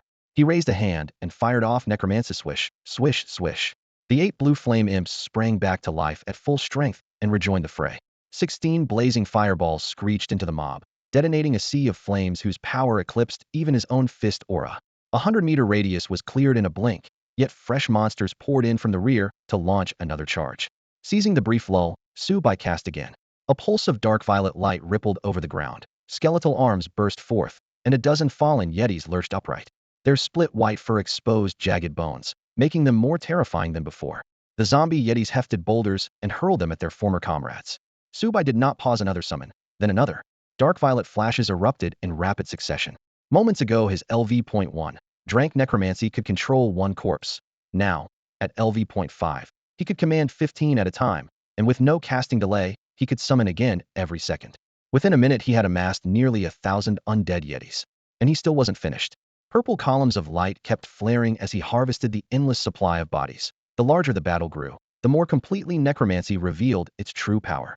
1,000, 2,000, 3,000. When the tally broke 10,000, a system prompt chimed in his ear. Ding. Congratulations, your necromancy has reached level 6. Maximum summons, 20. The number of summons surged again, and Su Bei's skills leveled up at a breathtaking pace. 2 factors fueled this speed. His spells had no cooldown and required no incantation, and his infinite mana perk gave him unending reserves. While most players could cast a few hundred summons in an entire day, he could unleash more than 100 in a single minute. For every other spell, his actions per minute were even higher. The handful of frank spells he had learned just before entering the dungeon had already reached level 3, and his most used spell Stone Spike and Stone Wall had skyrocketed to levels 8 and 7, massively boosting their damage and control. Upgrade notifications flashed on his skill panel in an endless stream. Thanks to his relentless, round-the-clock casting, the army of summons outside the cave soon exceeded 10,000. Though still outnumbered by the surrounding monsters, their power more than doubled under Su Bei's sky-high magic attack. Hold the line. He gave the order in a calm voice. A ripple of mana spread outward, and the summoned troops planted themselves at the cave mouth, while 8 blue fire imps sheltered behind the wall, safely hurling fireballs. With the front stabilized, Subai slipped into Wind-Carved Cavern without a backward glance. At this pace, his summons would eventually clean up every monster outside. On a distant ridge, Lin Yuchan and her companions watched him punch through the entrance heat-in, eyes wide. He really forced his way in from the front. One young mage whispered hoarsely. Lord Subai is incredible. I know, right? Charging in alone, his strength is insane. Is he really only in his teens? He feels stronger than a level 50 player. The 5 girls clustered together, their chatter non-stop, Lord Subai slipping out of their mouths without a second thought. Determination flashed in Lin Yuchan's eyes. Cracking Wind-Carved Cavern in under 15 hours and toppling the floor boss in another 3 would set a new record, had to be SS rank. As the final goal of her plan loomed closer, excitement built in her chest. They'd expected several days of probing to break floor 11, yet this first attempt was already nearing success. Maybe just maybe it would work. Heart racing, she stared at the cave entrance, calculating the moment the boss would fall.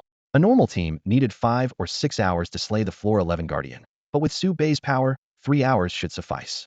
10 minutes later. Ding. Congratulations. Your party has cleared floor 11. Clear time, 14 hours, 58 minutes, 59 seconds. The system notification thundered in her ears. Lin Yuchan froze. Before she could react, a new world announcement lit up the sky. World announcement. Congratulations to Su Bai and the Lin Guild for setting a new clear record for floor 11 of the Tower of Gods. Clear time, 14 hours, 58 minutes, 59 seconds. World announcement. Congratulations. Congratulations. Congratulations. The words, blazing in bold red, swept across every screen in Tower of Gods 3 times in a row, like living fire. The sheer shock of a shattered record seemed ready to burst out of the monitors. This was the allure of setting a new benchmark, the glory every player dreamed of claiming. Until now, the clear time records for the first 99 floors had been monopolized by the top names on the global power rankings. Everyone else could only look on. But the status quo had just been torn apart.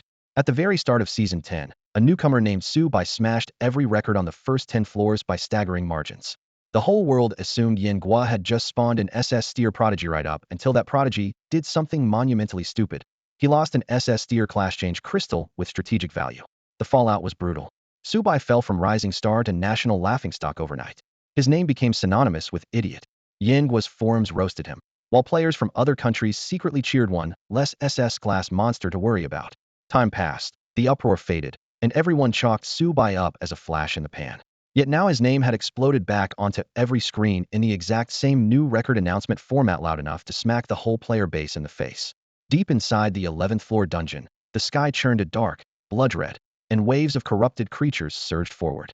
Steel clashed against bone armor, sparks flying. Lin Yuchan stood on a crumbling stone stairway, frozen as the monster horde collapsed before her eyes. He actually did it, she whispered, her voice trembling. She had never imagined soon could mean this soon. At that very moment, the forums detonated with the new world record. This is insane. Insane. It's Su Bai again. Posts and comments rocketed past in real time. Pop-ups flooded the screen faster than anyone could read. Why is it him again? Didn't he fail to class into SSS tier? Ridiculous. Absolutely ridiculous. Was our earlier guess wrong? Isn't his ceiling supposed to be Ataya? An Attire breaking a world record? Keep dreaming. Yeah, and by 3 whole hours?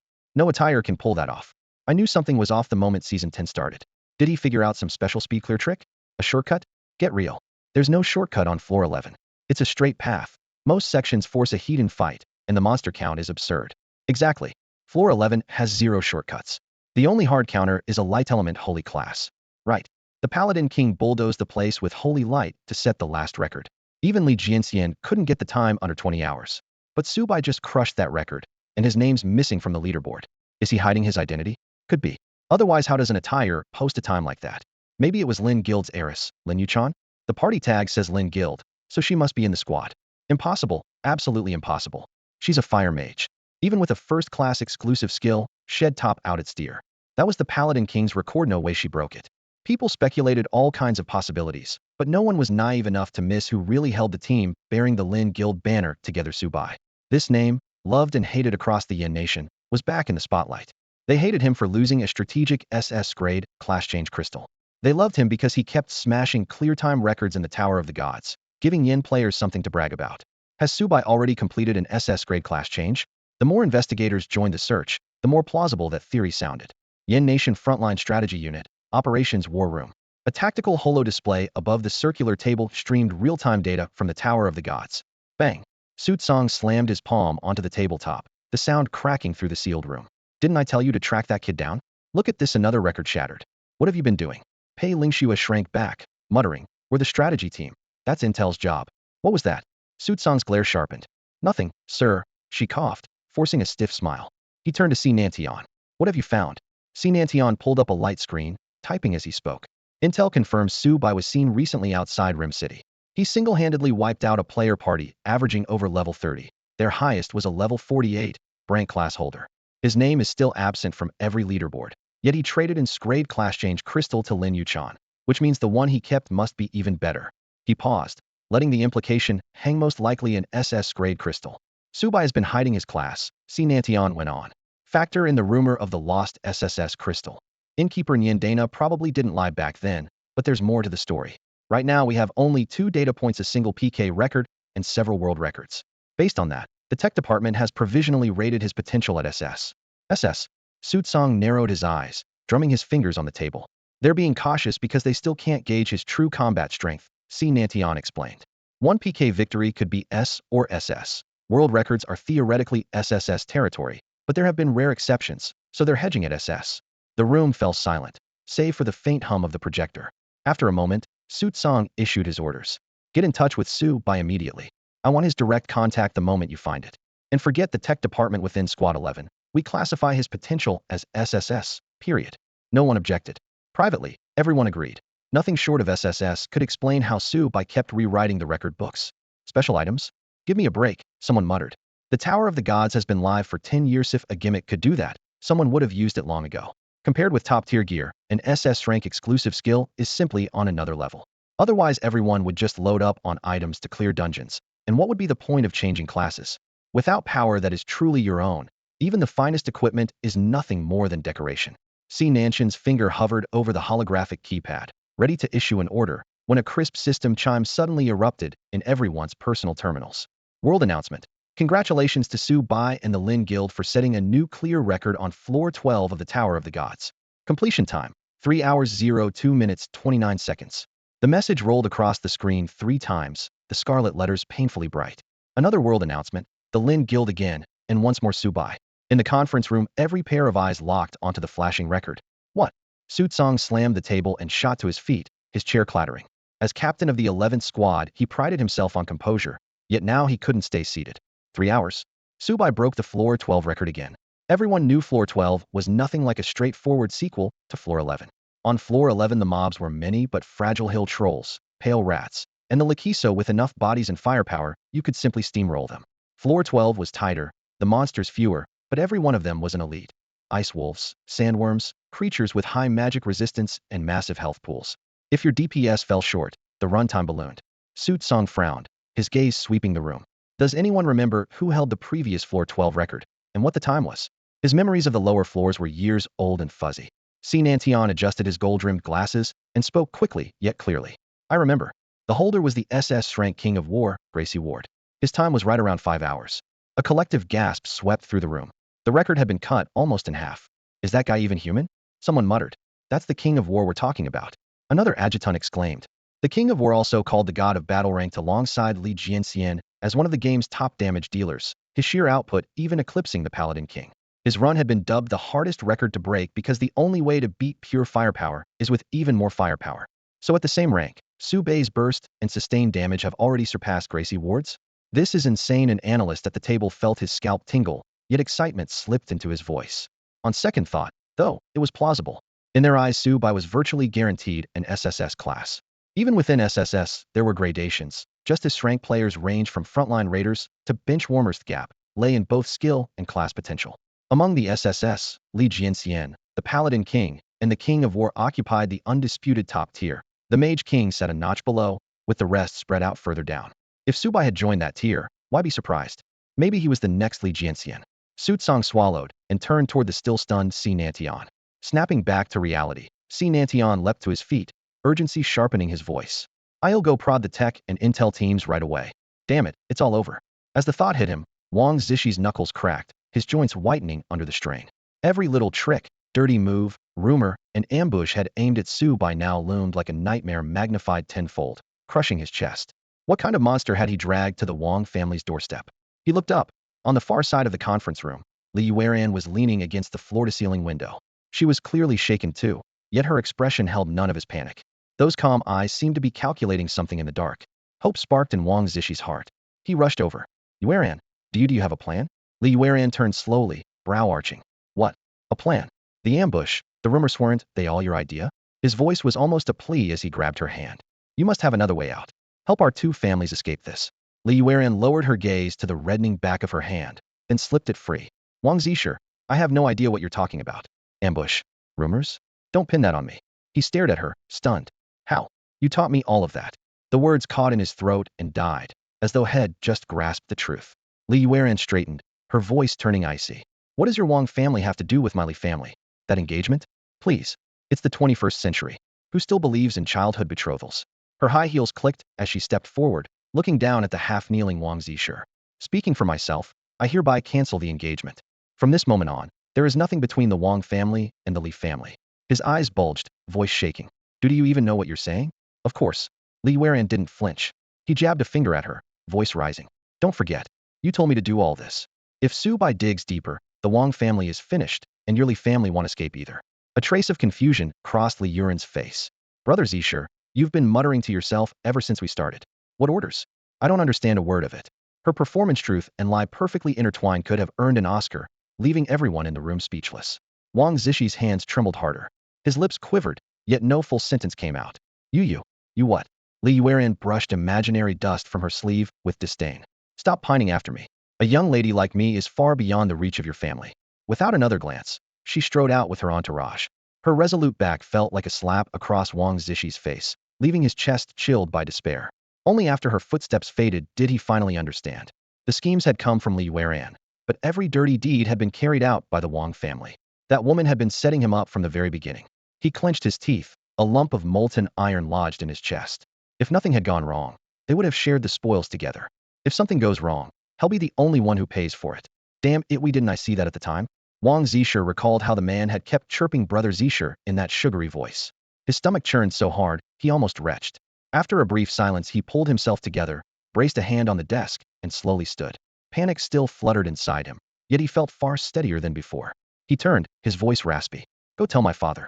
The aide froze, then whispered, Young master, is it really wise to disturb Lord Wang right now? Just go. Wang Zishi's tone was unervingly calm, every trace of earlier fury gone. This is already beyond me. If Dad wants to beat me, let him. Seeing his resolve, the aide dared not argue. He bowed and hurried out. The door clicked shut, leaving the room in silence.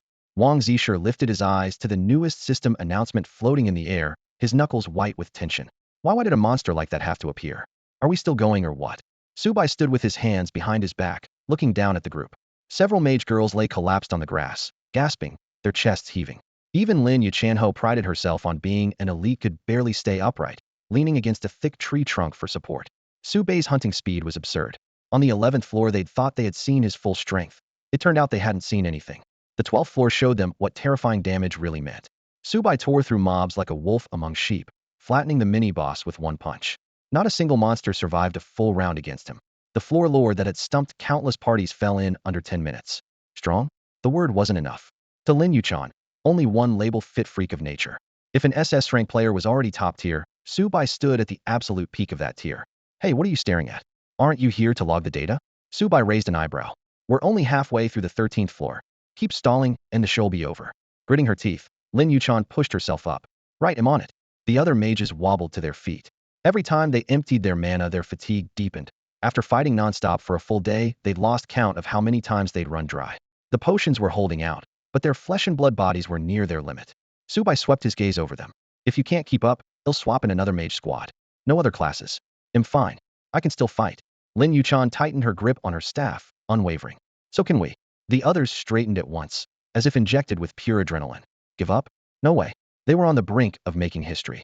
When the Tower of God's record for floors 11 through 15 was written, their names might appear at the very bottom, little more than footnotes. Yet it would still be the highest honor imaginable.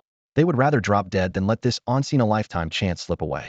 Even though Su Bai had said otherwise, after clearing the 13th floor, he still opted for a 2-hour break.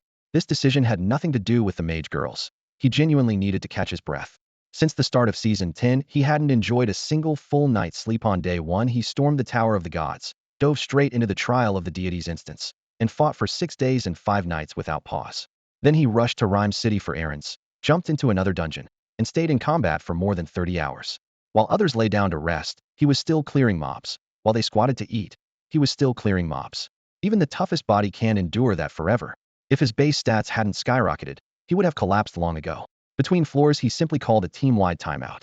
The party settled in the buffer zone of the 14th floor, a narrow corridor, where players exiting one level and preparing for the next could pause for a moment.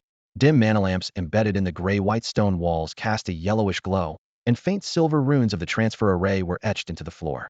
From time to time, a wandering merchant rumbled past, pushing a squeaking cart piled with oddly colored potion vials and equipment boxes draped in black cloth. Prices ranged from pocket change to daylight robbery. With luck, you could snag a top-tier item for a couple of silvers. With bad luck, you'd bleed dry for a low-grade stim. Luckily, Su Bai's group was well stocked. Their packs were full of supplies, so they bought nothing. As for Su by himself, his auto-regeneration already outpaced any monster's damage, making consumables practically useless. In fact, with his current stats, ordinary monsters couldn't even scratch him. Character status. Name, Subai. Level, 1500.00. Class, Demon King, Hero EX. Base attributes. Strength, 550. Agility, 550. Constitution, 550. Spirit, 900. Derived stats. HP, 5500 Con 10. MP. Physical attack, 2200 Hero bonus 100. Magical attack, 3600 Demon King bonus 100. Class skills. 1. Weapon Mastery Hero. Description. Can learn any non-magical skill, and its proficiency instantly caps. 2. Endless Firepower Demon King. Description. Can learn any non-physical skill, and all non-physical skills have no cooldown. Learn skills. 1. Grade B Frost Edge Spherification LV2 23500. 2. Grade C Rapid Thrust LV20 maxed. 3. Grade C Rising Slash LV20 maxed. 4. Grade D Stone Spike LV85 67220 5. Grade D Stone Wall LV81 02320 Equipment. 1. Clock of All Things Supreme Relic. 2. Fire Dragon Gauntlets 1 Perfect. 3. Linked Purple Gold Armor 1 Perfect. His spirit had been climbing much faster than the other 3, so at first glance his magic damage dwarfed his physical output. But the power of martial skills doesn't hinge on strength alone. Agility and constitution contribute as well. Generally, the hero class grants 30 attribute points per level and leans toward balance, whereas the Demon King grants 20 but funnels them into raw damage. Which path is stronger? Subai couldn't say yet. In his previous life he had been a hero and understood its might. Yet during his rampage through the Tower of the Gods he had never encountered anyone who carried the title of Demon King. He thought back to the Red Lotus demon from the God's Trial dungeon, the only demon lord he had ever faced. Even at level 15 he had been completely overpowered, his basic stats crushed by a foe that had not even advanced to its true class. Without the corpse of the former hero drifting on the lava, he could barely scratch the demon, all his attacks adding up to nothing more than a gentle scrape. If a deliberately weakened, unpromoted demon lord was that troublesome, a fully grown one would be terrifying. The hero class would always deal less raw damage than a demon lord, yet its growth potential was immense. So many combat arts and skills that mere numbers on the character sheet could never tell the full story. Subai stopped worrying after all. Both the hero and the demon lord paths now belonged to him. He opened his status panel. Beneath the 4 primary attributes lay a host of hidden lines: movement speed, elemental resistances, and more. The system kept them concealed unless you learned a high-grade appraisal skill, and even then the values fluctuated with gear weight and stamina. The difference between swinging a Tenjin longsword and hefting a 10th Zanjin golden cudgel would never appear on a static sheet. One stat that wasn't displayed: hunger was nearly empty. Subai grabbed the roast duck Lin Yuchan handed him and tore in. The vacuum-sealed bird had been reheated over charcoal until its golden fat shone. The first bite sent crispy skin and rich aroma bursting across his palate. In a few minutes he polished off a 5 or 6 Jin duck, his lips gleaming with grease. Several mage girls nearby swallowed hard, nibbling their own portions with exaggerated elegance, yet unable to resist his contagious appetite. Easy, Brother Su, there's plenty more, Lin Yuchan reminded him while unloading her pack. A rice cooker, an induction stove, a clay pot, even a full barbecue rig, until the ground was packed with cookware. One word from Subai, and the grill could start at once. Every skewer was pre-threaded and just needed heat. He glanced at the ring on her finger. A storage ring devoted solely to pots and pans now. That was true wealth. 3 bowls of rice and some extra meat. I haven't had a proper meal in days. Those instant energy bars are disgusting, he ordered without the slightest courtesy. The girls around him were startled. The seasoned superstar rookie had survived for days on energy bars? Grinding dungeons non-stop must have left him no time for real food. Energy bars were convenient, but tasteless. No one chose them unless they had to. People only packed them for long runs through massive dungeons, and Subai had clearly done that for several days straight, which explained why he now attacked hot food like a starving wolf. In their place, they would have given up long ago. Realizing this, they watched his unrefined eating with newfound understanding and respect. Strong as he was, he still worked this hard. No wonder he had become the 2nd SS rank player in the Yen Kingdom. Subai rearranged his skill list and reopened the All Things clock. He wasn't trying to raise his base attributes, those were good enough for now. Instead, he wanted to test something, so he dragged his only Crade skill, Piercing Flurry, into a cultivation slot. Ding! Cultivate Crade Piercing Flurry. Target, upgrade to grade. Duration, 30 days. Slots used, 1. Slots remaining, 9. Choose a method. 1. Spend 2,500 gold to double the speed. 2. Spend 10,000 gold to finish instantly. The crisp prompt sounded. Sure enough, skill quality could be raised. Excitement flashed in Su Bei's eyes, but the price made him gasp. A single grade skill cost 10,000 gold, roughly 100 million yuan. Then again, grade skills were rare, so the price wasn't outrageous. With that in mind, he dragged his only grade skill, Frostblade Spear, into the slot. Ding. Cultivate grade Frostblade Spear. Choose a direction. 1. Increase proficiency to level 40. 2. Upgrade to a grade. Subai thought for a moment and tapped the first option. Ding. Confirmed. Raise proficiency to level 40. Duration, 120 hours. Slots used. 1. Slots remaining, 9. Choose a method. 1. Spend 500 gold to double the speed. 2. Spend 2,000 gold to finish instantly. Too expensive. He cancelled at once and chose the second option instead. Ding. Confirmed. Upgrade to a grade. Duration, 90 days. Slots used. 1. Slots remaining, 9. Choose a method. 1. Spend 25,000 gold to double the speed. 2. Spend 100,000 gold to finish instantly. The cost had just increased tenfold. Subai was prepared, though, and found it reasonable. Grade skills were exceptionally rare. So far, only 3 had appeared in the Tower of Gods: King of War, Holy Paladin King, and the Mage King's exclusive skill. Even Li Jianxian had never obtained one. In that light, 100,000 gold almost felt like a bargain, worthy of the supreme artifact. Subai clenched his fist. Raising a skills grade was a true leap in combat power. In his previous life, he had hoarded countless martial arts, but low-rank skills became deadweight later on, had been forced to reset or delete them, and even the vast Tower of Gods couldn't supply enough high-rank replacements. Now the problem was solved. If he had enough gold, any skill could be upgraded. He almost pushed Frostblade Spear straight to a grade, but his balance wouldn't cover it. Better shore up the basics first. Reigning in his excitement, he tossed all 6 of his grade skills into the cultivation slots. Going from F to E cost just 10 gold. E to D cost 100. D to C cost 1,000. Upgrading low-grade skills was still cost-effective. Unwilling to wait through option 1's lengthy training time, Subai gave a silent command, and all 6 frank skills on his panel lit up at once. Ding. With a crisp chime, the 6 skills jumped to a rank for only 60 gold. He barely had time to check the new stats when another notification sounded. Ding. All 6 rank skills rose to rank in one swoop, swallowing 600 gold. The pain in Su Bei's chest was real. Now 9 skills sat at rank the original 6 plus Stone Wall, Stone Spike, and Necromancy. Raising them all to crank would cost a staggering 9,000 gold. Subai stared at the number for 3 full seconds, then gritted his teeth and hit instant upgrade. Ding. Gold poured out like water from a broken dam. That hurt. Forcing a blank expression, he watched more than 17,000 gold evaporate in a heartbeat, leaving him with less than 8,000.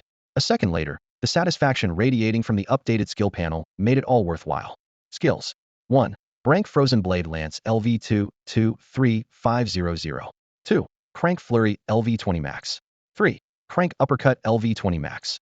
4. Crank Backstab LV20 Max. 5. Crank Critical Strike LV20 Max. 6. Crank Crescent Slash LV20 Max. 7. Crank Stone Spike LV8. 8. Crank Stone Wall LV8. 9. Crank Necromancy LV7. 10. Crank Fireball LV3. 11. Crank Water Orb LV2. 12. Crank Water Arrow LV3. 13. Crank Boots of Wind LV5. Except for the lone Brank Frozen Blade Lance, every skill was now crank. No rookie at his level could boast such a lineup, and even many first-tier veterans would be jealous. The quality upgrade had doubled their power. LV8 Stone Spike, once fired 10 spikes, now 20, with a cap of level 20. LV8 Stone Wall, formerly 2.2 meters tall, now 4 meters wide and 5 meters high, with far greater durability.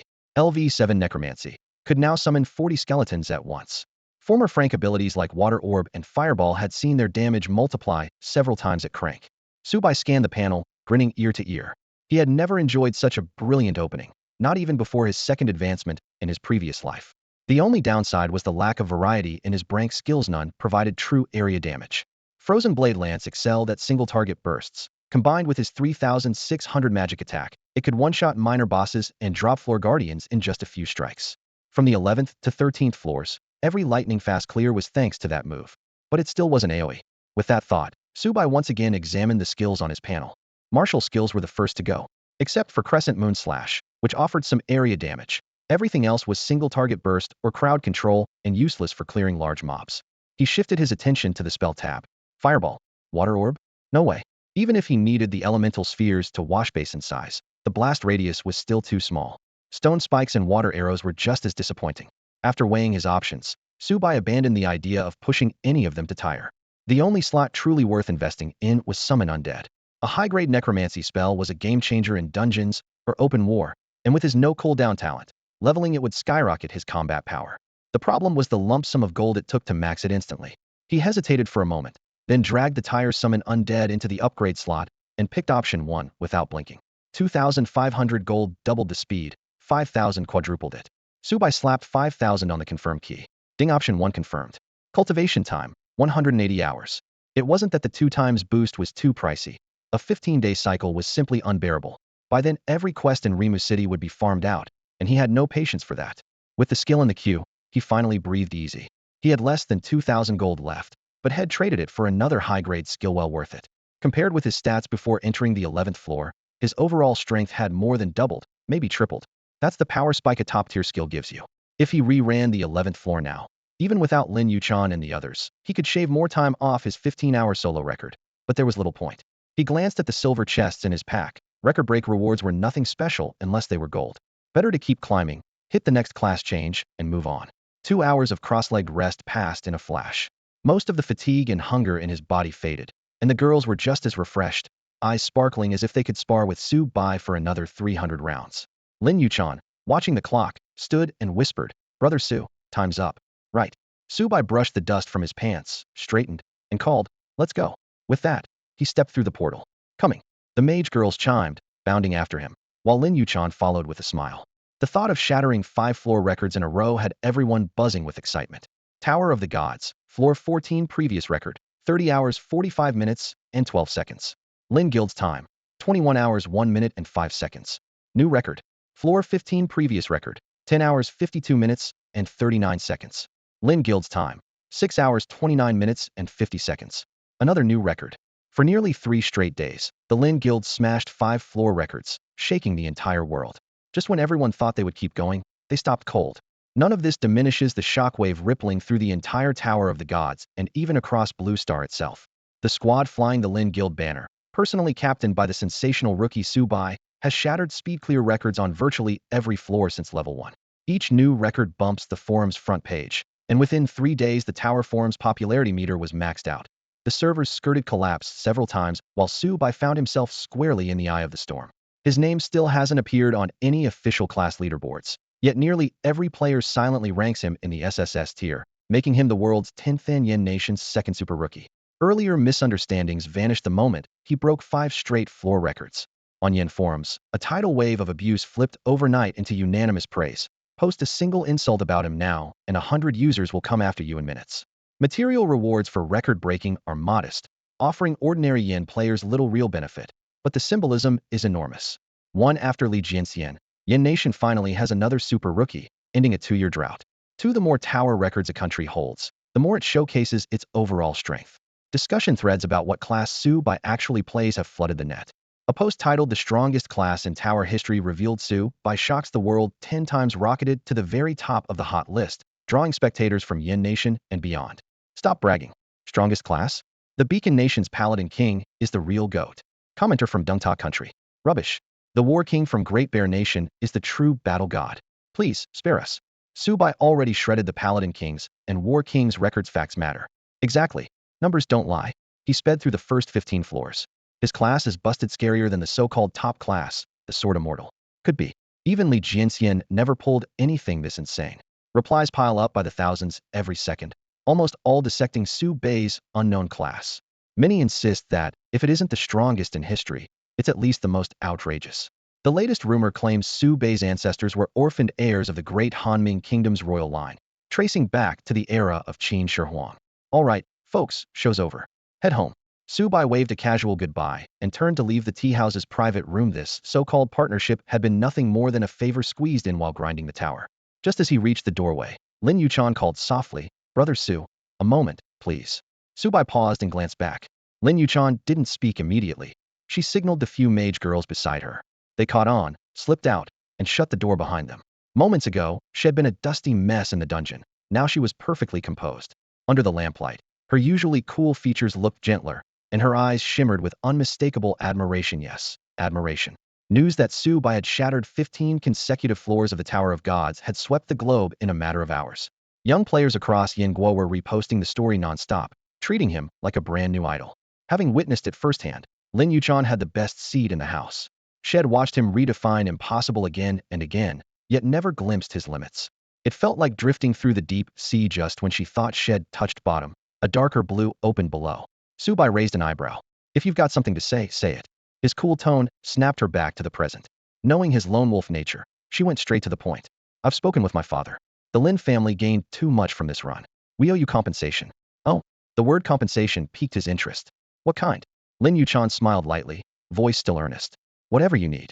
Inside the tower, we have a stake in money, shops, all sorts of businesses. Just name it, and we'll do our best. She wasn't being polite. Moments earlier, the clan had messaged her. During these tower runs, applications to join the Lin Guild had skyrocketed. New players poured in, and even elite members of rival guilds wanted to jump ship. Both numbers and talent looked excellent. In the tower, the most valuable asset isn't rare gear or skills, it's people. With an elite roster, you lead every raid and dominate every storefront.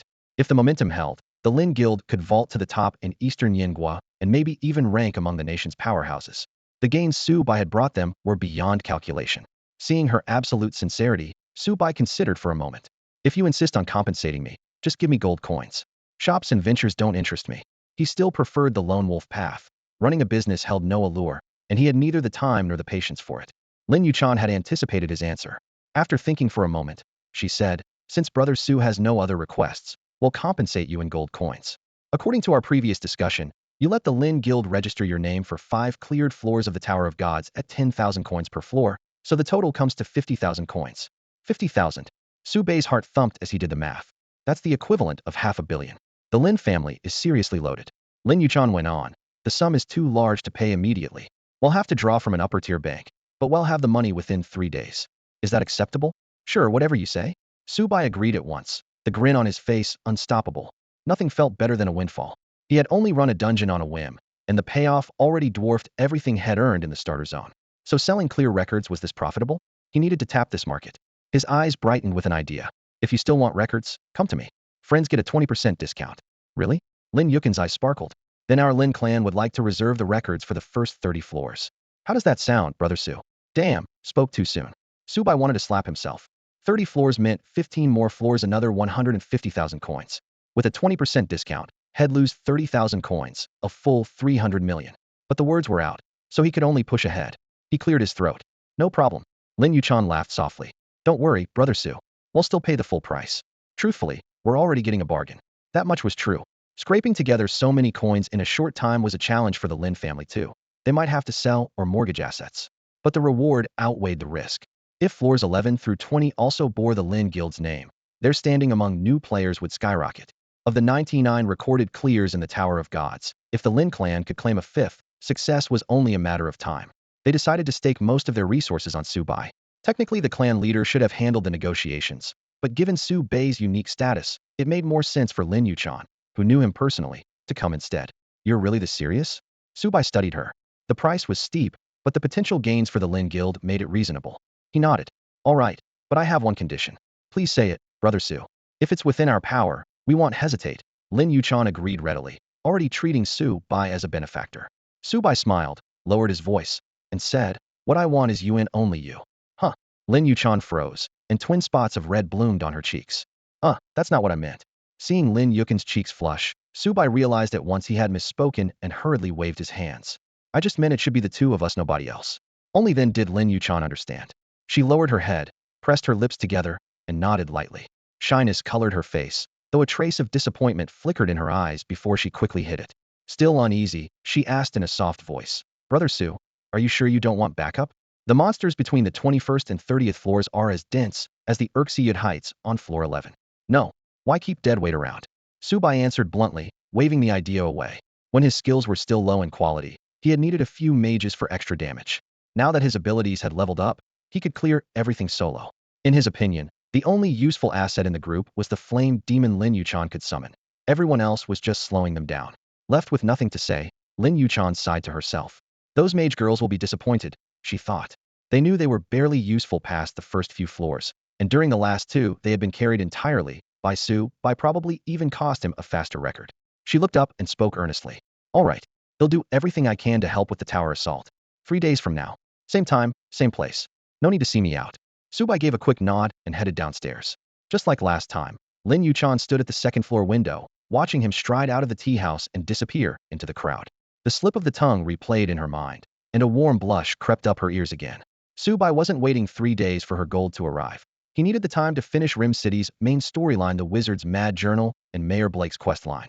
Both were parts of the same overarching plot, branching out and converging later, but the mid-quest rewards were generous enough that he had shelved dungeon runs to tackle them first. He glanced at the quest log. 1. The Wizard's Mad Journal. 2. An infection source has appeared in the south end of the city.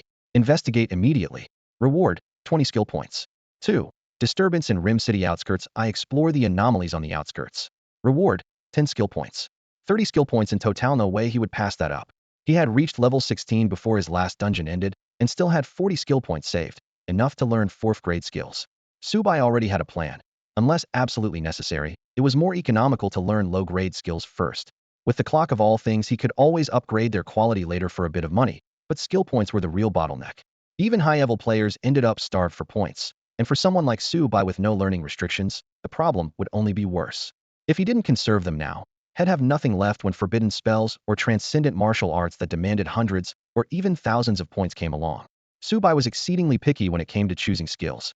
He refused to pick up every ability he came across if a skill's effect stayed narrow, even at higher tiers, or overlapped heavily with something else. He would respec it later, delete it, or never learn it in the first place. With 3 days to prepare, he sketched out a detailed route in his mind. The core of the job was never brainless grinding. It was comprehensive planning. By clustering objectives that lay close together into one continuous run, he could squeeze out the highest possible efficiency, something only feasible for someone who knew every quest in Rim City like the back of his hand. In his previous life, he had trained countless outs and buried himself beneath a mountain of guides, refining them into the single, most time-saving method. For the next several hours, the same figure flashed through teleport pads all over Rim City, the Eastern Smithy, the Central Marketplace, the Western Tailor Shop. 1 second, he was chatting with an NPC in the east. The next, he was turning in materials on the west side. Moving like a shadow, he vanished after each exchange, and thanks to a special mask, almost no one recognized this hyper-efficient rookie. By midday, he had accepted more than 100 quests and knocked out 7 or 8 courier jobs along the way.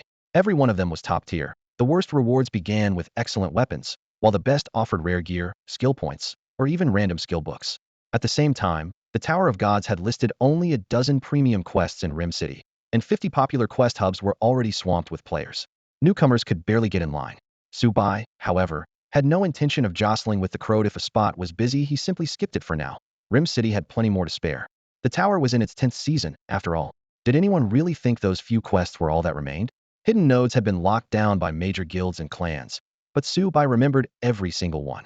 He also knew how to clear them in the shortest time possible. Rim City sprawled across an area the size of an entire province on Blue Star, and its tens of millions of NPCs even outnumbered the annual wave of new players. Calling its premium quest nodes thousands was no exaggeration.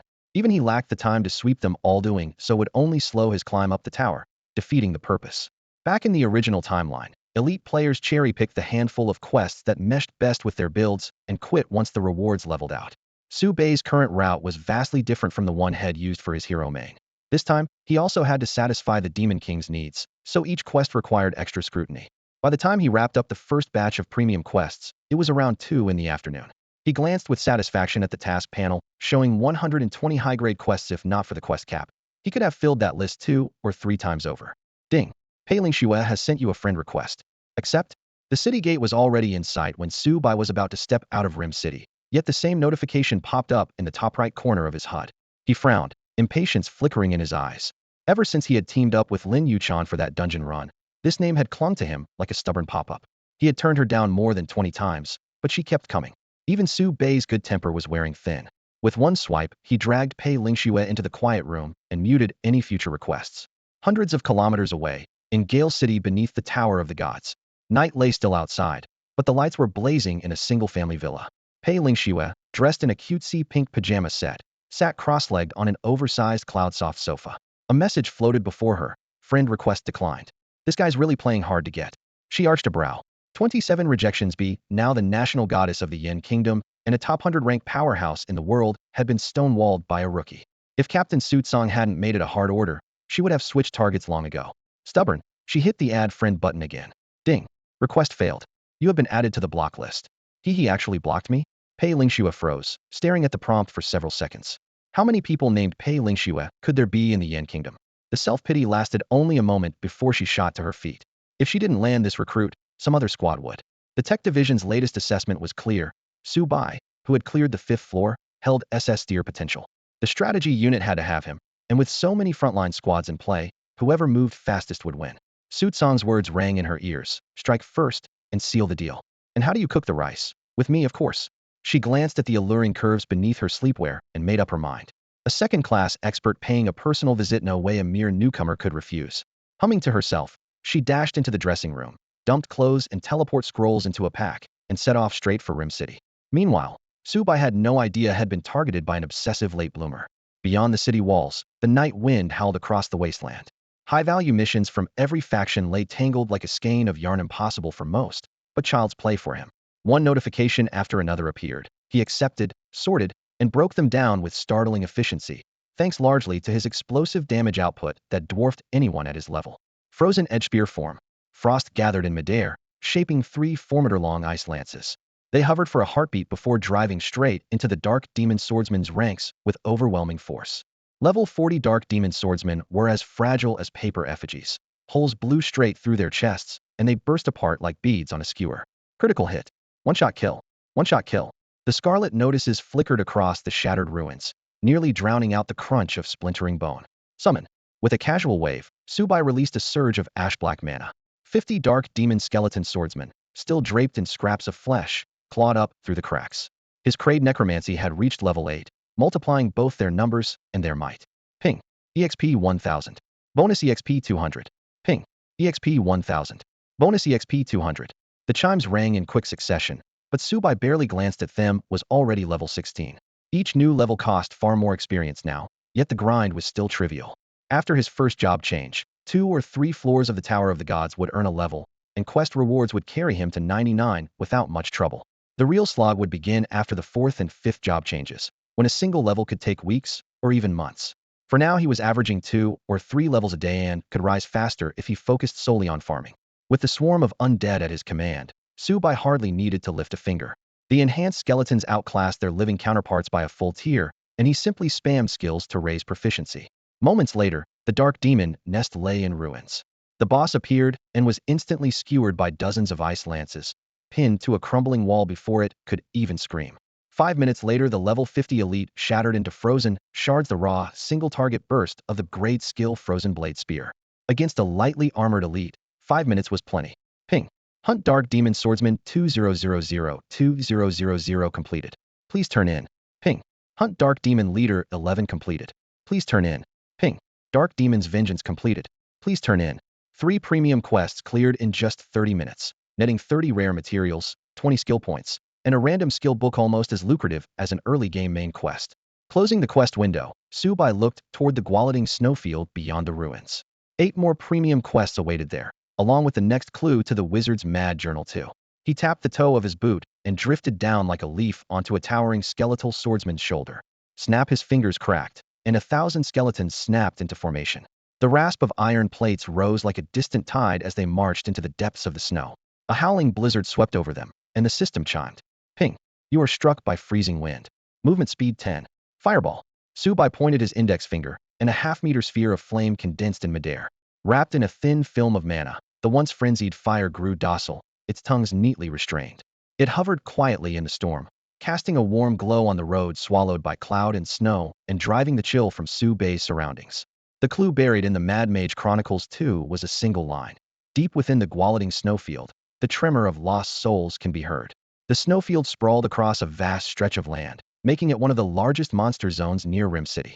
A methodical sweep would take days even with Subai's entire summoned army, but he retained a hazy yet serviceable memory of the quest coordinates. Under his command, squads of Dark Demon skeletons advanced in a fan formation, widening their search grid while clearing out any snow beasts along the way. The so-called snow beasts looked deceptively cute, more like plush toys than threats.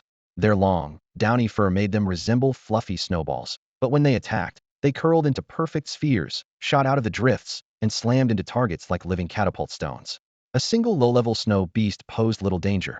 The problem was their absurd numbers. Their white pelts were indistinguishable from fresh snow, leaving almost no tracks. The moment an intruder crossed into their territory, dozens of snowballs latched on, and a heartbeat later razor-sharp fangs bit down whatever their appearance. Predation was brutal. Because of that lethal cuteness, many hunter-class players loved taming snow beasts and reselling them at a premium. The words fluffy and adorable were irresistible marketing hooks for female players. Subai, however, had no time for that side business today. Dark demon skeletons were known for high attack and defense, yet even they shattered before the 100-strong swarm. The vanguard stepped into a hidden snow pit, and in the next instant layered snowballs sealed them in so tightly they had no room to swing a blade. Within seconds the first rank was chewed to bone dust, the red damage prompt flashing and vanishing. Worse, the freshly fed snow beasts kept coming, howling as they surged toward the denser ranks behind. Subai lifted his hand and conjured a dark red fireball half a meter across. Whoosh. Boom. The moment it hit, it detonated, the heat wave shattering the ice crust and turning scores of snow beasts into charred husks. His brow stayed furrowed. The snowfield dampened fire spells far too much. Even after the fireball reached Kraid, doubling in size and gaining an area blast, it still felt underwhelming. The real issue wasn't the damage. Had simply grown spoiled by Lin Yuchan's flame demon. As her personal summon, the Scrade creature could blanket a mountainside in scorching bombardment, let alone a pack of snow beasts. By contrast, Su Bei's strongest spell was only Grade, and the gap stung. The cost of upgrading skills made him wincy, and a great ability ran 100,000 gold. So what would Scrade cost? He thought of Lin Yuchan's promise. Once she received that 50,000 gold payment, he could use it to develop several Crade skills or push his grade higher. More importantly, if he carried the Lin Guild through the first 30 floors of the dungeon, he'd earn a full 200,000 gold. He could even end up cultivating 2 grade skills outright. Subai ran the numbers in his head, weighing whether it would be smarter to raise several mid-tier abilities or focus on hatching 1 or 2 high-quality ones. The dilemma was quickly shelved. Clearing the quest as fast as possible was the real priority. Fireball, Stone Spike, Water Arrow. Amid the howling blizzard, Subai stood knee-deep in snow, arms raised. Flames roiled in his left palm, while icy light flickered in his right.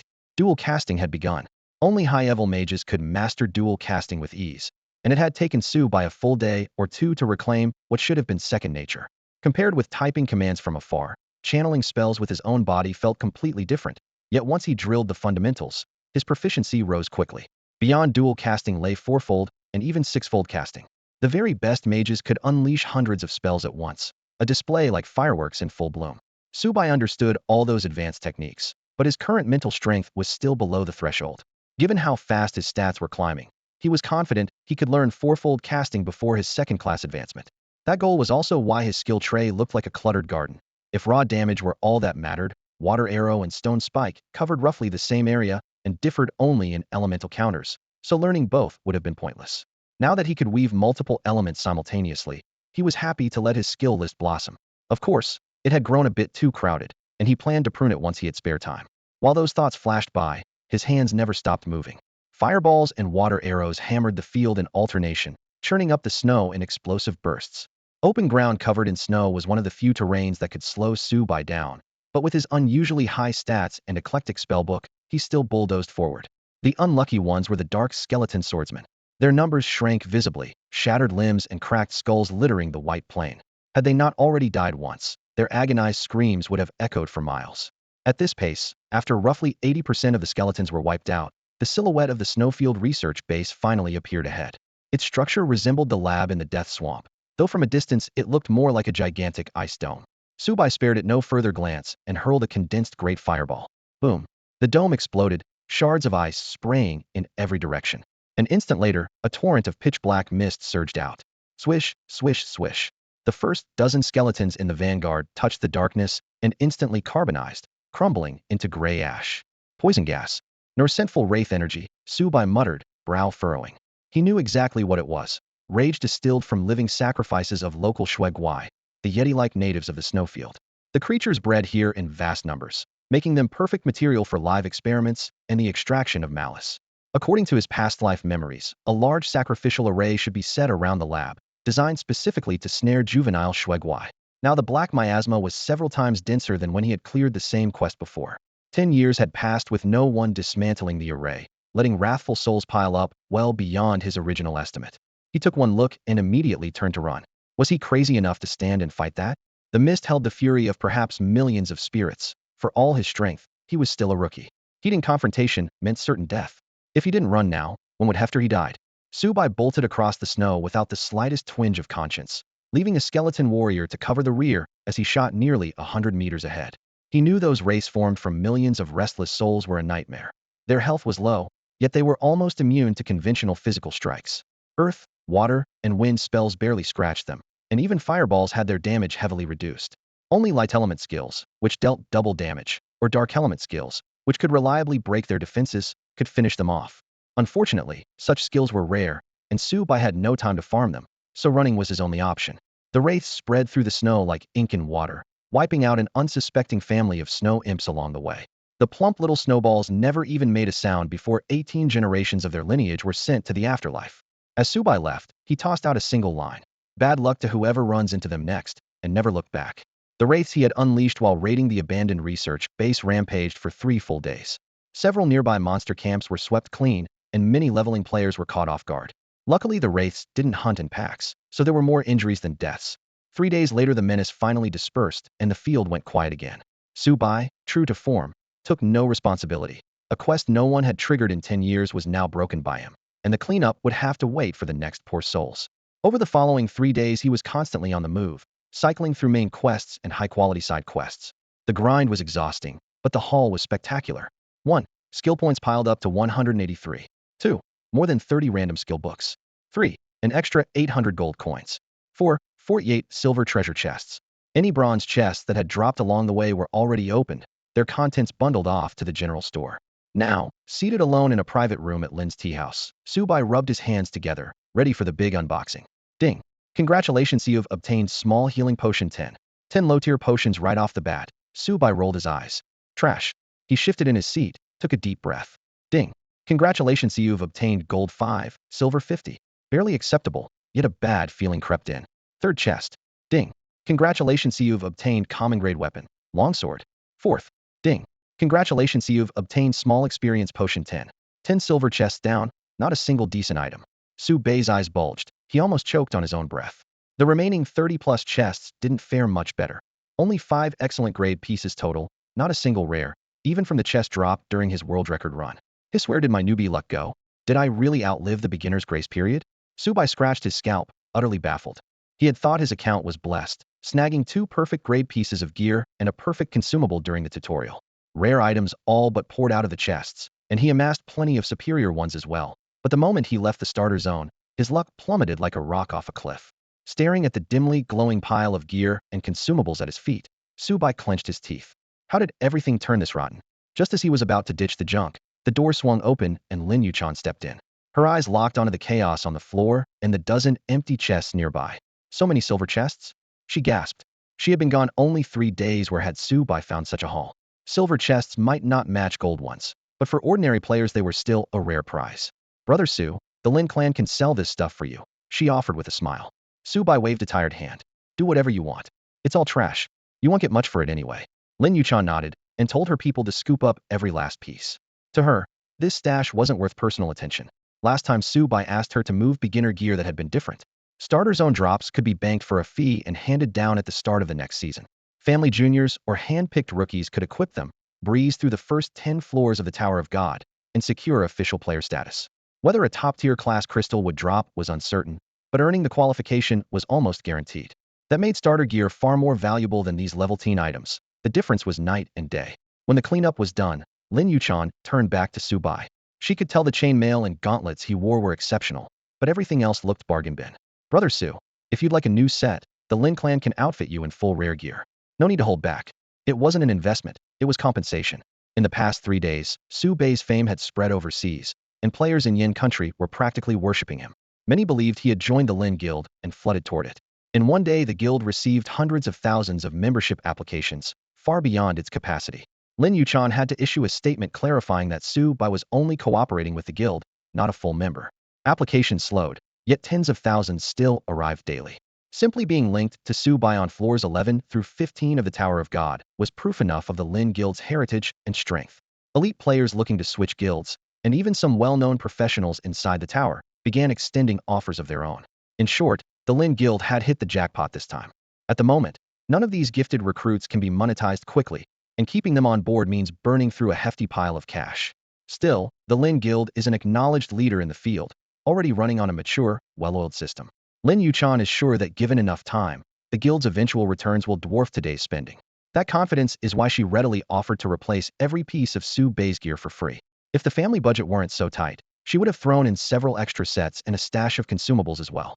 To her surprise, Su Bei just gave her a calm glance and shook his head. No need. He declined without hesitation, and his reasoning was straightforward. His personal stats were already impressive. Swapping excellent grade items for rare grade ones would barely make a difference. At his current pace, only perfect grade gear could keep up. Instead of wearing rare items, he would rather sell them for gold to train skills, raise attributes, or add boosts to perfect pieces. Lin Yuchan felt a flicker of doubt, but knew better than to push. Clearing her throat, she got to the point. Brother Su, we've gathered the gold we owed you, and we've also brought a deposit. Here it comes, Su Bai thought, amused. The moment she had walked in, had guessed she was after his record on the first 30 floors, but he hadn't expected her to show up with the deposit already prepared. As the thought crossed his mind, the trade window popped open. 50,000 as compensation, plus another 50,000 as a deposit, 100,000 gold coins in total. Please confirm, Brother Su. Her voice was steady, yet it carried an air of determination. 100,000. Even though Su Bai had expected a large sum, the number still made him blink. On a 150,000 coin contract, they had just paid a full third up front, an astonishing show of trust. He didn't accept immediately. Instead, he studied Lin Yuchan for a moment and felt the Lin Guild's decisiveness, bold, swift, and utterly unflinching. I'm only looking at you. Why the blush? He teased. Under his gaze, two faint patches of pink appeared on her fair cheeks. With an indifferent shrug, he tapped the confirm button. All right, it's received. Golden digits flashed, and 100,000 coins settled safely into his account. Only then did Lin Yuchan let out a long breath. She had worried he might refuse. If another guild lured him away or hired him to break records, the Lin Guild would suddenly face a powerful rival and risk losing a chunk of its player base. Su Bai gave her a sidelong glance and laughed. Your Lin Guild has guts. He didn't know the guild inside and out, but he understood that on the first 100 floors of the Tower of Gods, most players were still newbies, and gold production was limited. Even in the 10th season, drop rates remained low, so coming up with that much cash at once was anything but easy. That scarcity is exactly what makes gold so valuable, and the higher one climbs, the less that value will matter. Right now, one gold coin is worth 10,000 credits. Once we reach the higher floors, that value will probably plummet to a tenth or less. The Lin Guild is massive, but its funds are still limited. Handing over 100 or 200,000 gold at once would hurt them badly. Yet when the down payment came up, they agreed with startling enthusiasm, as though they couldn't wait for Su Bai to take their money. That alone proved the person in charge had nerves of steel. When there's a chance, I'd like to meet your father, Su Bai said casually. The moment the words left his lips, the blush that had just faded from Lin Yuchan's face returned even deeper. Su Bai waved his hands. Ahem, I mean just Taku. That doesn't sound right either. What I meant was, the more he explained, the worse it got.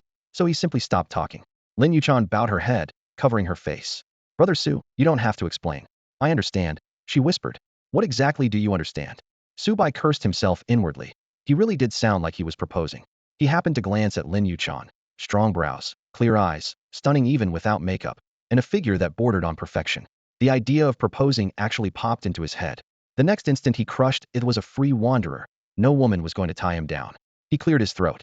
Go get ready. We'll head out to farm the tower in a bit. Okay. The decisive aura she had shown when she entered was gone. Face burning, she slipped out as quiet as a mouse. Once the door closed, Su Bai shook his head, calmed himself, and focused on the random skill books in his inventory. There were 32 in total. Last time he opened one, had pulled the grade skill Frostblade Spear. Maybe this time would be even better. Random skill books inside the tower were rare, and these were of decent quality, 20 common and 12 rare. A common book could yield at most a grade skill, a rare one up to grade. With enough luck, another grade wasn't out of the question. He rubbed his hands together and was about to open the first book when he recalled the disastrous silver chest incident. TSK, no way, can't open them like this. He dashed into the bathroom, scrubbed his hands with soap over and over, as if washing away every speck of bad luck, and only then returned, satisfied. Common ones first. Su Bai pressed his palms together in a blessed by luck pose and tapped the screen. Ding. Congratulations. You have obtained the grade skill book, Holy Light Shield. Haha, it really happened. Su Bai burst out laughing. A common book could only hit grade at best, and had pulled the ceiling Prisian extremely rare light element skill. How could he not be thrilled? Holy Light Shield was a melee ability used by paladin-type classes. Even at grade, with the universal clock in his hands, trash could turn into treasure. Su Bai resisted the urge to strengthen Holy Light Shield right away, his eyes gleaming as he stared at the remaining skill books. Keep going. Ding. A great skill book. Ice Spike. Oh, another combat art. He raised an eyebrow. Nothing spectacular, but still a useful trump card. Easy, I've got 30 more. With the luck Head just had from the silver chest, his confidence swelled. Ding. Grade skill book, Earthen Hex. Ding. A grade skill book, Water Barrier. In less than 2 minutes, all 20 common books were opened. The haul was impressive, 3 grade titles in total. Holy Light Shield, Black Shell Burst, and Adhesion. Black Shell Burst belonged to gunners, Adhesion to water mages, and all 3 were solid choices. His gaze shifted to the 12 neatly stacked rare grade books on the table. Rare books top out at grade, but can still drop as low as F. With rotten luck, every one of these could be a dud. He rubbed his handsome face, drew a deep breath, and opened the first book. Ding. Grade skill, Holy Light Exorcism Shot. What the? His eyes went wide. Are light spells lining up for me today? Holy Light Exorcism Shot wasn't just higher tier. It was a magical attack, its firepower far surpassing Holy Light Shield. If Head had this 3 days ago, there'd have been no need for that embarrassing retreat. Still, he merely sighed. The Mad Wizard's log had reached stage 5, and the coming waves of vengeful spirits would be far less frightening with this spell. Next. Ding. Grade skill book, Cross Slash. Ding. Grade skill book, Rapid Battle Him. Ding. Grade skill book, Ultimate Cleave. Ding. Grade skill book, Mind Freeze. Ding. Grade skill book, Chaos Firestorm. Subai stared at the shimmering stack in front of him, speechless. This luck is insane. 5 grade books out of 12 rare, dross and absurd drop rate. Besides the first light spell, he now had 2 combat arts, Rapid Battle Him, and Ultimate Cleave, and 2 more spells, Mind Freeze and Chaos Firestorm. With Holy Light Exorcism Shot, that made 5. Even better, he finally had a high-quality area nuke. Chaos Firestorm was top tier among its grade. After the excitement came a practical problem. He had 183 skill points, but each grade required 40. Just the 5 books demanded 200 points, not counting the others. Good fortune had brought a headache, and he rubbed his temples. After some thought, he settled on this order. 1. Learn Holy Light Exorcism Shot. 2. Learn Chaos Firestorm. 3. Learn Rapid Battle Him. 4. Learn Mind Freeze. 5. Hold off on Ultimate Cleave and the rest for now. Decision made, he wasted no time. He pressed the 4 chosen grade tomes to his chest one by one. Each dissolved into light and merged with him. With a series of crisp chimes, 5 new grade skills appeared on his status panel. When he checked his skill panel again, even he had to admit he was a little surprised. Skills. 1. Grade Holy Light Anti-Demon Blast LV.1. 2. Grade Rain of Chaotic Flames LV.1. 3. Grade Rapid War Chant LV.40 locked. 4. Grade Mind Freeze LV.1. 5. Grade Frozen Blade Spear LV.2. 23,500. 6. Grade Piercing Flurry LV.20 locked. 7. Grade Rising Slash LV.20 locked. 8. Grade Backstab LV.20 locked. 9. Grade Critical Strike LV.20 locked. 10. Grade Crescent Slash LV.20 locked. 11. Grade Stone Spikes LV.10. 12. Grade Stone Wall LV.10. 13. Grade Necromancy LV.15. 14. Grade Fireball LV.9. 15. Grade Water Orb LV.8. 16. Grade Water Bolt LV.8. 17. Grade Boots of the Zephyr LV.11. 18. Grade Fist Aura LV.20 locked. A lineup with nothing below grade was already a rarity. Better yet, Subai was sitting on well over 150,000 gold coins. If he felt like it, he could upgrade every grade skill to grade in one sweep. He didn't. It wasn't about hoarding money. It simply wasn't worth it. Take Stone Spikes. Promoting it to grade would only raise the damage and expand the area a bit, but for wide area carnage he already had Rain of Chaotic Flames, a great spell that outclassed Stone Spikes in both coverage and potential. This was a lesson Head only recently grasped. In his previous life without the clock of all things she chose skills based solely on immediate stats. Now his criteria were multi-layered: raw output, special effects, utility, and growth potential. Fireball, Water Bolt, Stone Spike slow tier spells like these would eventually be replaced by higher grade magic. Since they were destined for the scrap heap, why pour gold into them now? A skill reset could refund the points, but the gold spent was gone forever. At his current stage only a dozen floors into the Tower of Gods every resource had to be stretched. Waste was forbidden, and as a veteran, he knew that better than anyone. So nearly all of the grade skills were slapped with a do not upgrade tag. The sole exception was Necromancy. He dumped a little over 4,000 gold into it without hesitation. Had already spent 5,000 earlier to speed up its growth, and now that the cooldown had passed, the cost had dropped sharply. Ding. System message. Congratulations, you have acquired the grade skill Necromancy. Su Bei's eyes returned to the panel. Grade Necromancy, LV.15, can raise up to 80 silver skeleton warriors at once. No more plain bones, these skeletons wore armor that shimmered with a cold metallic sheen. Subai chuckled. Had hit this milestone sooner than expected, and that was just fine by him. Subai had just finished sorting through his skill panel when the door to the private room was kicked open. Boom. The expensive pearwood panel crashed to the floor, splinters flying. A shapely woman stood in the doorway. Black boots pinned the shards as an icy, killing intent swept towards Subai. So strong. His pupils shrank. An instinct made him draw the short sword at his waist. Steel flashed.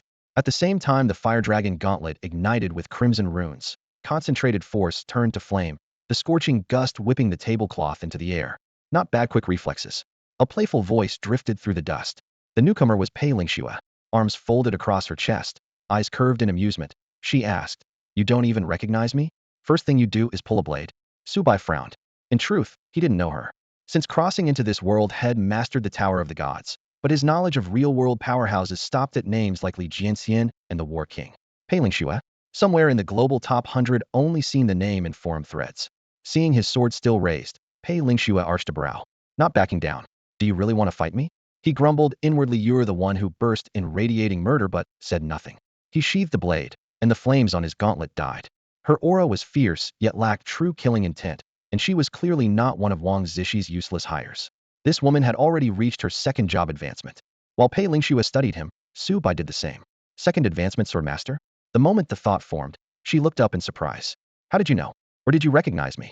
He gave her a cool glance and offered no explanation. A single longsword couldn't reveal a class sword fighters, greatsword warriors, and sword masters all carried blades. But the flawless Jiaolong surging set she wore was textbook swordmaster gear. Other classes could equip it, but never so perfectly. Paired with that unrestrained killing aura, the answer was obvious. Fewer than 500 players worldwide had reached this second advancement. Anyone standing before him now had to be a world-class expert. A gap of nearly 100 levels, and steer or better class template, and second advancement skills. If he fought her, he'd be begging for a beating. Subai had always been confident, but never blindly arrogant. Level suppression didn't cripple him, yet it was still very real. With almost 100 levels between them and a full second-tier class gap, it would be a slaughter. Subai understood all too well that his only lifeline lay in the twin EX class slight Servavethianeship perk. Run away? If his skill grid had spat out in a rank blink, maybe he could have made a break for it, but the universe clearly had other plans. Humph. Pei Lingxue seemed to read his thoughts at a glance. She strode up to him, her long shadow slicing across his torso. Arms folded, she looked him over like a merchant appraising loot. Well, you're actually better looking than your profile picture," she chuckled, rubbing her smooth chin like a grizzled veteran. Rapid footsteps echoed at the entrance. Lin Yuchan rushed in, her voice quivering on the last syllable. "Brother Su, this is Pei Lingxue from the Yen Kingdom's frontline raid team, top 100 on last season's global rankings." "So it's true," Subai murmured, raising an eyebrow but otherwise unfazed. Pei Lingxue pouted theatrically. "That's all the surprise you can muster after meeting a beauty like me?" Subai studied her again. Earlier had noticed only her gear and killing aura. Now he saw the flowing hair, flawless features, and lean, perfectly toned frame. 98 out of 100, he decided. The most stunning woman had ever seen, held back 2 points just in case life decided to humble him later. She was even lovelier than Lin Yuchan, and her energetic vibe made his mood lift for no reason at all. Noticing this, Pei Lingxue leaned in with a playful grin. "Caught you staring. Gorgeous, aren't I? -2 more points for narcissism," he thought. Anyway, back to business. Pei Lingxue's teasing faded, replaced by a crisp seriousness. "Subai, join the frontline raid team. 11th squad wants you." "Oh my god." Lin Yuchan slapped a hand over her mouth, eyes wide as saucers. A standard invite, she could have understood. The raid team had already asked her to try out once she hit level 30. But 11th squad was different. They were the spearhead of the Yen Kingdom's first echelon. Most members had already completed their second class change, and the rest were days away. In essence, the 11th was an all-second-tier elite unit. Yet they were extending a hand to a level 10 rookie that alone could blow up the forums. Had the Yen Kingdom strategists already decided Su Bai was worth the investment? Lin Yuchan ran the calculations in her head and arrived at a likely answer, her gaze tinged with envy. She held in rank class herself and still expected a brutal climb to reach the front line, while he was being courted on potential alone. The next moment, Su Bai's reply turned her to stone. "Why should I? I refuse." He looked straight at Pei Lingxue, his voice perfectly calm. "It's not that I refuse. The real question is, why should I even consider it?" So no. Even Pei Lingxue, who had been brimming with confidence a second earlier, was stunned speechless. She'd expected Su Bai might turn her down, but she hadn't imagined he would do it in such a provocative tone. "Why should I? Seriously?" she muttered inwardly. They were the illustrious frontline raid group, each member a second-class player, a world-class squad. The impressive list of titles hovered on the tip of her tongue, yet the fact that Su Bai was the planet's 10th ranked SSS player made her lose her nerve. Against a prodigy like that, labels felt meaningless barring a freak accident. He was a lock for the global top 10. Pei Lingxue scratched her fair cheek and forced a dazzling smile. No need to decide so fast. Squad 11 really is a great place, tons of perks, fantastic pay. Maybe give it another thought? She curved her eyes in a pleading grin. Her humble sales pitch made Lin Yuchan, standing nearby, stare in disbelief. Wasn't the frontline raid group Yin Nation's strongest force? Since when did they have to grovel for recruits? What she didn't know was that while Yin Nation had a frontline system, frontline wasn't a single team. Pei Lingxu's Squad 11 happened to be the unloved tail-end unit. Every filthy, exhausting mission landed on them. When rewards and gear were handed out, they were always last in line. They lacked heavy hitters, and their casualty rate on high-risk operations was among the worst. The other frontline squads weren't deliberately ostracizing them. Yin Nation simply faced a shortage of top-tier talent. Since the legendary Li Jianxian, prodigies had appeared every season, yet none were brilliant enough to carry the nation, while other regions produced monsters year after year. Whenever the Tower of the Gods needed conquering or a world-class event began, Squad 11 took the hardest hits. They desperately needed a true powerhouse, even a budding Oneto steady the team. Almost every SSS player followed a terrifying growth curve. Within a year they could break into the world elite. Once an SSS completed second class, a spot in the top 20 was virtually guaranteed, and the higher the level, the bigger the gap grew. That was exactly why Pei Lingxue chased Su by so persistently. To track him down, she had practically overturned Ream City in the past few days. After endless inquiries, she finally found an opening through the only person who had ever crossed paths with Su Lin Yuchan and cornered him before any other frontline squad could. Seeing that Su Bai was still unmoved, she pressed on. Xiao Bai, you'll have to join a frontline squad sooner or later. Why not sign up early? You'd start getting your supplies reimbursed and draw the team stipend right away. Great benefits. We're not asking you to charge into the most dangerous zone on day one. You can ease into it. Xiao Bai. Su Bai's brows knitted. The nickname clearly grated on him. He shrugged, his tone calm but final. Sorry, whatever you call that frontline group, just not interested. So no, you should find someone else. Pei Lingxu's almond-shaped eyes widened. The smile in them wiped away as Su Bai's words hit her like a brick. Under the dim yellow lights, the hem of her silver cloak lifted slightly, but it could not hide the shock in her gaze. Standing beside her, Lin Yuchan was even more stunned, her mouth hanging open in disbelief. Not interested in joining the frontline raid team? How could anyone say that so casually? In the Tower of Gods, squeezing into the front line was a lifetime badge of honor. The squad gathered the strongest individuals of the era, and it stood for far more than resources and wealth. It represented the highest glory a player could earn. The Lin clan owed its position as one of the three great families in the eastern region of the Yin Nation entirely to Lin Yuchan's uncle, a member of the frontline squad. With that connection, the Lin Guild had caught the thickest pipeline to power and had risen rapidly. What was more, the frontline itself sat at the very top of the raid group's hierarchy. It never had more than 100 members, each one a prodigy. After leaving the team, any of them could walk into a random city and become its undisputed ruler. Take Pei Lingxue herself. She disliked paperwork and couldn't be bothered to start a guild, yet one word from her was enough to gather a swarm of top-tier players and dominate an entire zone. That was the pull a frontline member possessed. Until today, no one had ever turned down that invitation. Su Bai had become the very first. Why? Pei Lingxue swallowed her turmoil, but still asked. If Su Bai had been bargaining for better terms, she could have understood, but he clearly had no intention of joining at all, and that left her utterly baffled. Only by entering the front line can you get access to the next raid targets, the latest intel, and the most refined development paths. Everything we have, we can give you. Pei Lingxue said again, her voice graver than ever. An SS rank player was a rare blessing for the Yin Nation. She couldn't just watch him drift off course. There were countless cases of talent being ruined. Plenty of strength. Even S-rank players had squandered their potential by allocating points at random and burning through resources, ending up stuck before their second-class advancement with messy stats and no future. More than his refusal, she feared Su Bai would follow that same path and rob the Yin Nation of a top-tier prodigy. Su Bai looked at her quietly and answered in a mild tone, none of that interests me. Whether it's climbing the tower or clearing raids, if I can do it myself, why would I need anyone's help? His voice was calm, yet it carried an unshakable confidence. Pei Lingxue grew anxious. Do it yourself? Don't exaggerate. She cut herself off mid-sentence, remembering the explosive headline that had made the rounds. Su Bai had shattered the records for the first 15 floors of the Tower of Gods in rapid succession.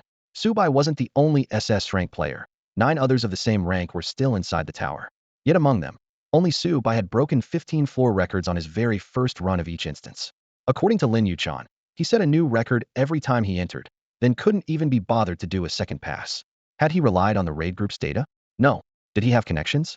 As an orphan, he had no family elders to guide him.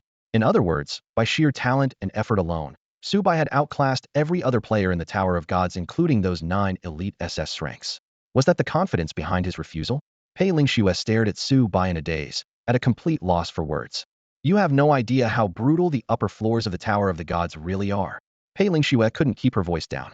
She tried to sound calm, yet she laid everything out without pulling a single punch. Sure, most classes with a decent ranking can breeze through the first few dozen floors, but once you hit floor 50, the difficulty shoots up like a sheer cliff. Even Li Jianxian, the top-ranked player in the world, can't clear the upper levels alone. That's why floor 100 has been stalled for over half a year. In short, no matter how brilliant your class or otherwise, you eventually have to team up. Lone wolves don't make it.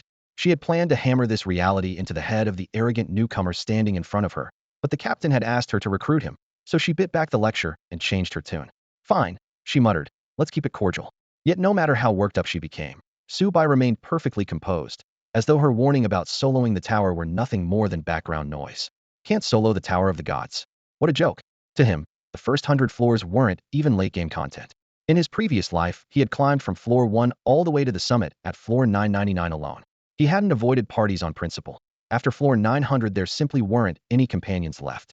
Aside from the hero class, no one could take another step. To Subai, the first 100 floors were basically a tutorial zone. Any veteran with decent skills could clear them, and a real expert had even uploaded a no-damage run to floor 300. That player had ultimately fallen on floor 298, but the sheer control over every map and monster still amazed Subai. Even so, he remained the only person in history to finish the tower. Soloing the first few hundred floors was child's play. Right now, running floors 11 through 15 with Lin Yuchan's squad, he could set new records without trying. If he went alone and skipped the grind for skill proficiency, the numbers would be absurd. He knew at least 100 ways to clear any floor, and which one he chose was entirely a matter of mood. Pei Lingxue saw his unruffled expression and frowned even harder. Subai might be an acknowledged SS grade prodigy, but his attitude bordered on reckless pride. Every year, countless players died from blind confidence, many of them talented newcomers. Pride was inevitable for someone who had made his name so young. Yet the line between confidence and arrogance was thin, and the tower was full of lethal reminders. She forced herself to stay calm and said earnestly, I really hope you'll think it over. Squad 11 means what it says. Going solo in the Tower of the Gods rarely ends well. Subai looked at her, tapped his fingertips on the table, and replied in an easy voice, I suppose it's not impossible. What? Pei Lingxue's head snapped up, eyes shining. Was he actually considering it? Subai said calmly, I'm willing to join your team, but not in the usual way. Pei Lingxue tilted her head, confusion creasing her brow. Then how? Subai tapped the tabletop. Simple. Our relationship will mirror what I have with the Lin Corporation. You provide the funds, I provide the muscle. Pei Lingxue blinked and rubbed her temples. So a special consultant? A guest expert? Subai nodded, accepting the label. Unbelievable, Pei Lingxue muttered, thumping her forehead as a headache spread. The situation was absurd. The frontline raid unit of Yan Nation was led by Li Jiangxian, world's top-ranked combatant and the founder of this elite squad. She was here on the unit's behalf, essentially on Li Jiangxian's behalf, inviting Subai to join. Although the offer was only for Squad 11, their sincerity couldn't be clearer. Most players would kill for a spot, yet Subai refused and insisted on an off-roster partnership. So you really want to stay unaffiliated? You're sure? She pressed, unwilling to give up. Subai gave her a bland look. His silence made it plain. He would not sign on officially. To Subai, even Li Jianxian was merely promising. Sword Immortal was indeed a 1EO vacant SS rank hidden class, unmatched among sword users. After the third and fourth job changes, most warriors converted their mana into exclusive energy, gaining a massive power spike. Sword masters turned it into inner power, swordsmen into Batlaki, while sword immortals refined it directly into spiritual aura. Only then would their true might emerge. Li Jianxian had stopped at the second advancement and hadn't touched aura yet, so his strength was still limited. Even if he completed the conversion someday, Subai had no fear. Both hero and demon lord classes possessed energy conversion traits, and as a hero he could freely wield every form of combat energy, aura included. Pei Lingxue knew none of this. She only knew Subai was absurdly strong and needed no backing. The fact that he was willing to work with the frontline team at all was already a big favor. She had pleaded for ages, yet Subai remained immovable. With no options left, Pei Lingxue gritted her teeth. Fine, off the books it is. But the contract will be with Squad 11 alone. In return, we'll fully support your growth personnel, gear, resources, whatever you need. Her quick concession even surprised Subai. Pei Lingxue, however, knew exactly why she had to act fast. If she hesitated, other squads would snatch him up. Staying off roster was acceptable for now. There would be plenty of chances later to pull him into the official lineup. Please, I'm gorgeous and brilliant. How hard can it be to win over a kid who just came of age? She thought, confidence soaring. Pei Lingxue eagerly printed out a provisional contract. Su Bai bent over the parchment, his fingertips sliding across it as he confirmed there were no hidden clauses. The so-called off-staff contract was simply a long-term partnership. Squad 11 supplied the funds, and he supplied the firepower. The gap in benefits showed itself immediately. As an off-staff member, he could receive at most rare-grade gear at every stage. Pei Lingxue managed a slightly awkward smile. I'm sorry, rare is the highest tier we can give outsiders. I've done everything I can. The unspoken comparison, of course, was that full-time members had access to perfect-grade equipment and weapons on demand. Su Bai had no interest in that bait. Just as his pen was about to touch the page, he looked up. I have one more condition. I knew it wouldn't be that simple. Pei Lingxue screamed inside, though she kept her smile. Name it. We'll do our best. She was already bracing herself, terrified he would ask for several million gold coins money Squad 11 could pay, but only with higher approval. Su Bai's voice stayed calm. I want the top blacksmith to craft my gear, and I need you to gather all required materials. They'll cover every expense myself. Relief flooded Pei Lingxue. Thank goodness no demand for millions. She decided on the spot. Done. We'll even handle the forging fees. Her confidence came from the frontline strategy team, the finest logistics unit in Yin Nation, if not the world. Blacksmiths, mechanics, enchanters, everything was in-house. The perfect grade set she wore had been forged by their masters. Routine maintenance, upgrades, and enchants were all covered internally. Only the raw materials cost extra. That was why she could agree so readily. Anything else? Pei Lingxue asked, rubbing her hands. Su Bai shook his head. Without further hesitation he signed, his pen sweeping smoothly across the parchment. A faint magical glow rippled over the page. The contract was sealed. Only then did Pei Lingxue truly relax. Mission accomplished. An SS-rank prodigy had just joined Squad 11. The payoff might not show now, but in 2 years, once Su Bai's level caught up with the vanguard, they would have a teammate strong enough to crack the world's top 10. The thought made her want to spin him around in celebration. Su Bai, however, remained composed. To him, the frontline strategy team was just another side gig, no different from the Lin Corporation. He capped his pen. They'll send you the materials list and forging specs later. Just give me a quote once you have it. Pei Lingxue nodded without hesitation. The two quickly exchanged friend requests. The notification had barely popped up before Su Bai turned to Lin Yuchan and said calmly, let's run the dungeon. Lin Yuchan was still shaken by what had just happened. She froze for a second, then blurted, okay, finally snapping back to reality. Pei Lingxue's curiosity was piqued. Smiling, she asked, you're hitting the instance? Going for floor 16? Su Bai didn't answer, so Lin Yuchan nodded for him. Yes, Ms. Pei. Hey, don't be so formal, just call me Sister Pei. Pei Lingxue waved it off, then squinted at Su Bai. Trying to set another record, pretty boy? Want some fresh intel from a top-rate team? The offer instantly fired up Lin Yuchan. She knew this intel wasn't the public guides on the Tower of Gods forum, but internal documents only a handful of elite squads ever saw, stuff even the Lin family couldn't get. With that, floor 16 would be a breeze.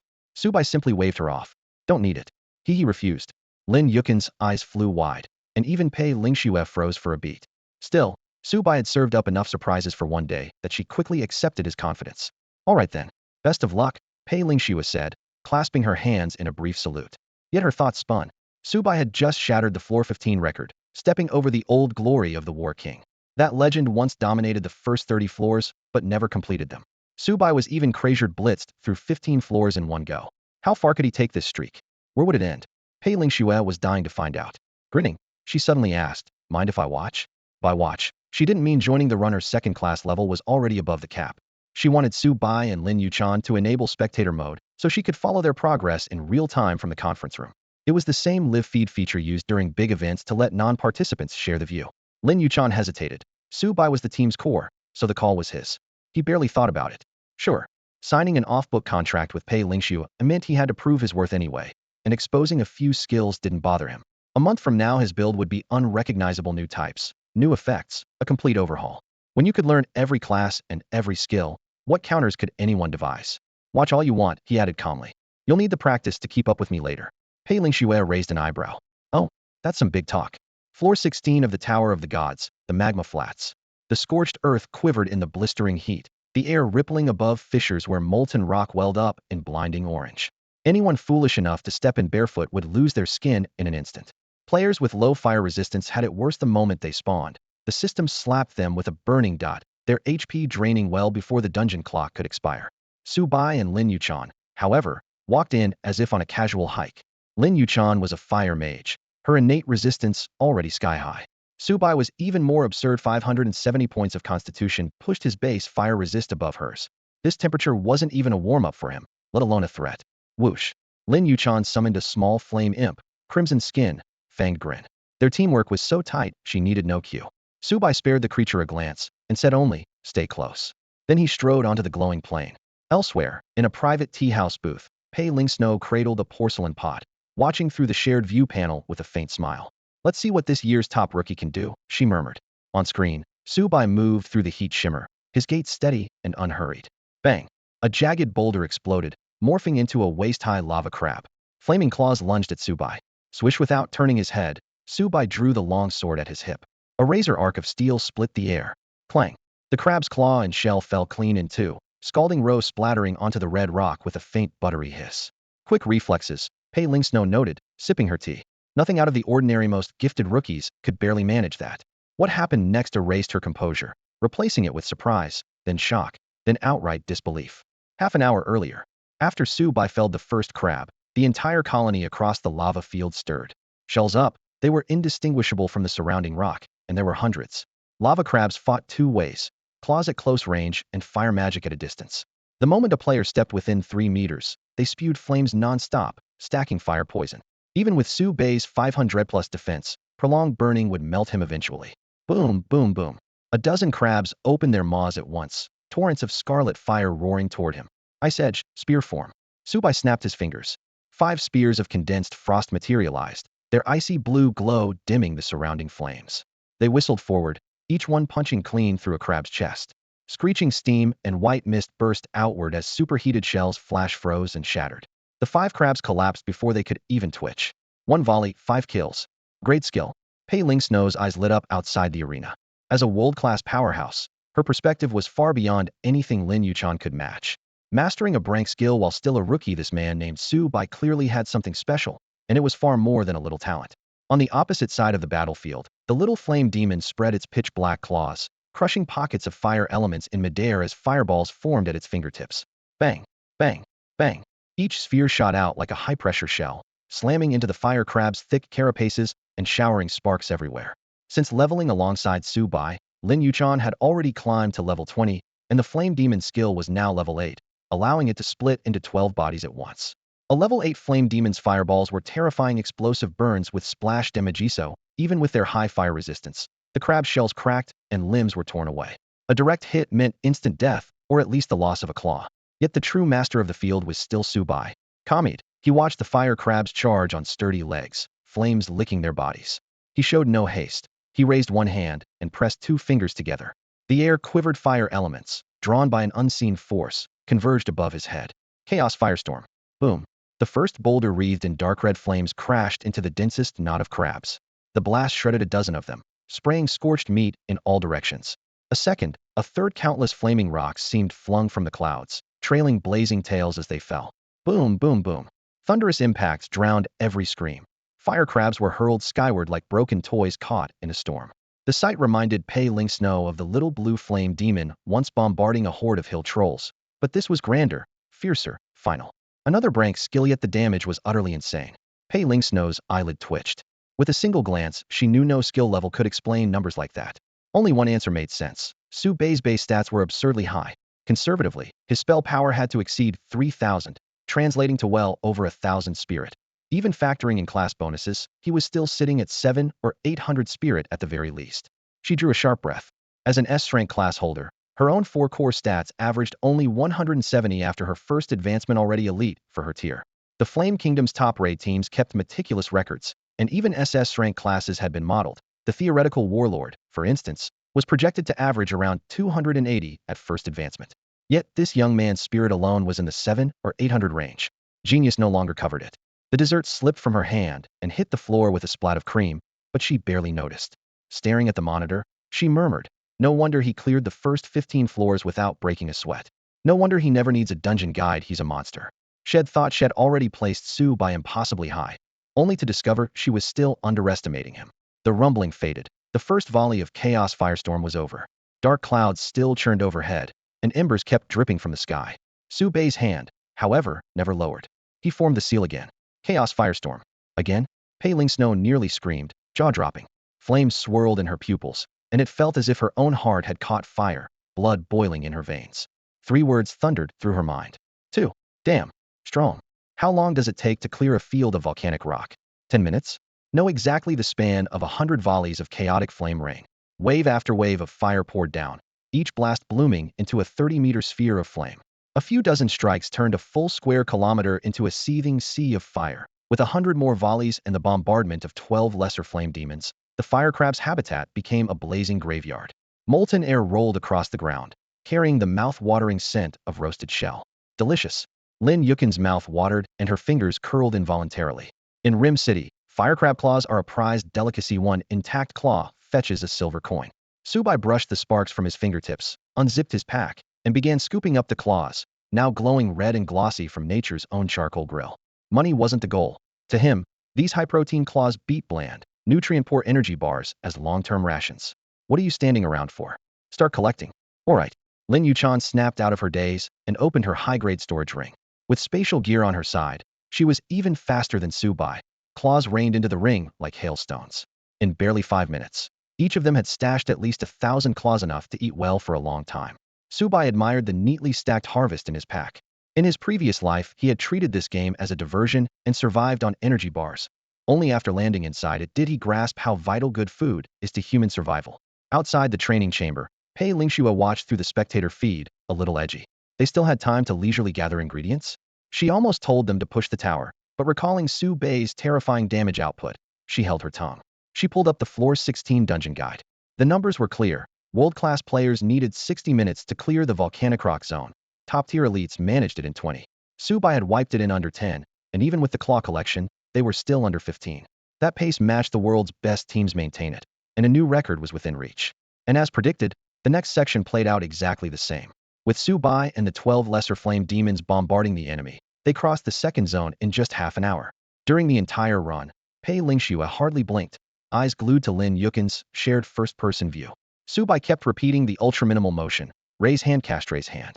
No incantation, no cooldown. The spells themselves weren't impressive, mostly fireballs and stone spikes, common fare of decent quality, but far below the demon's class exclusives. Yet the zero chant, zero cooldown trait more than made up for rarity. It placed his magic leagues above. Picture it.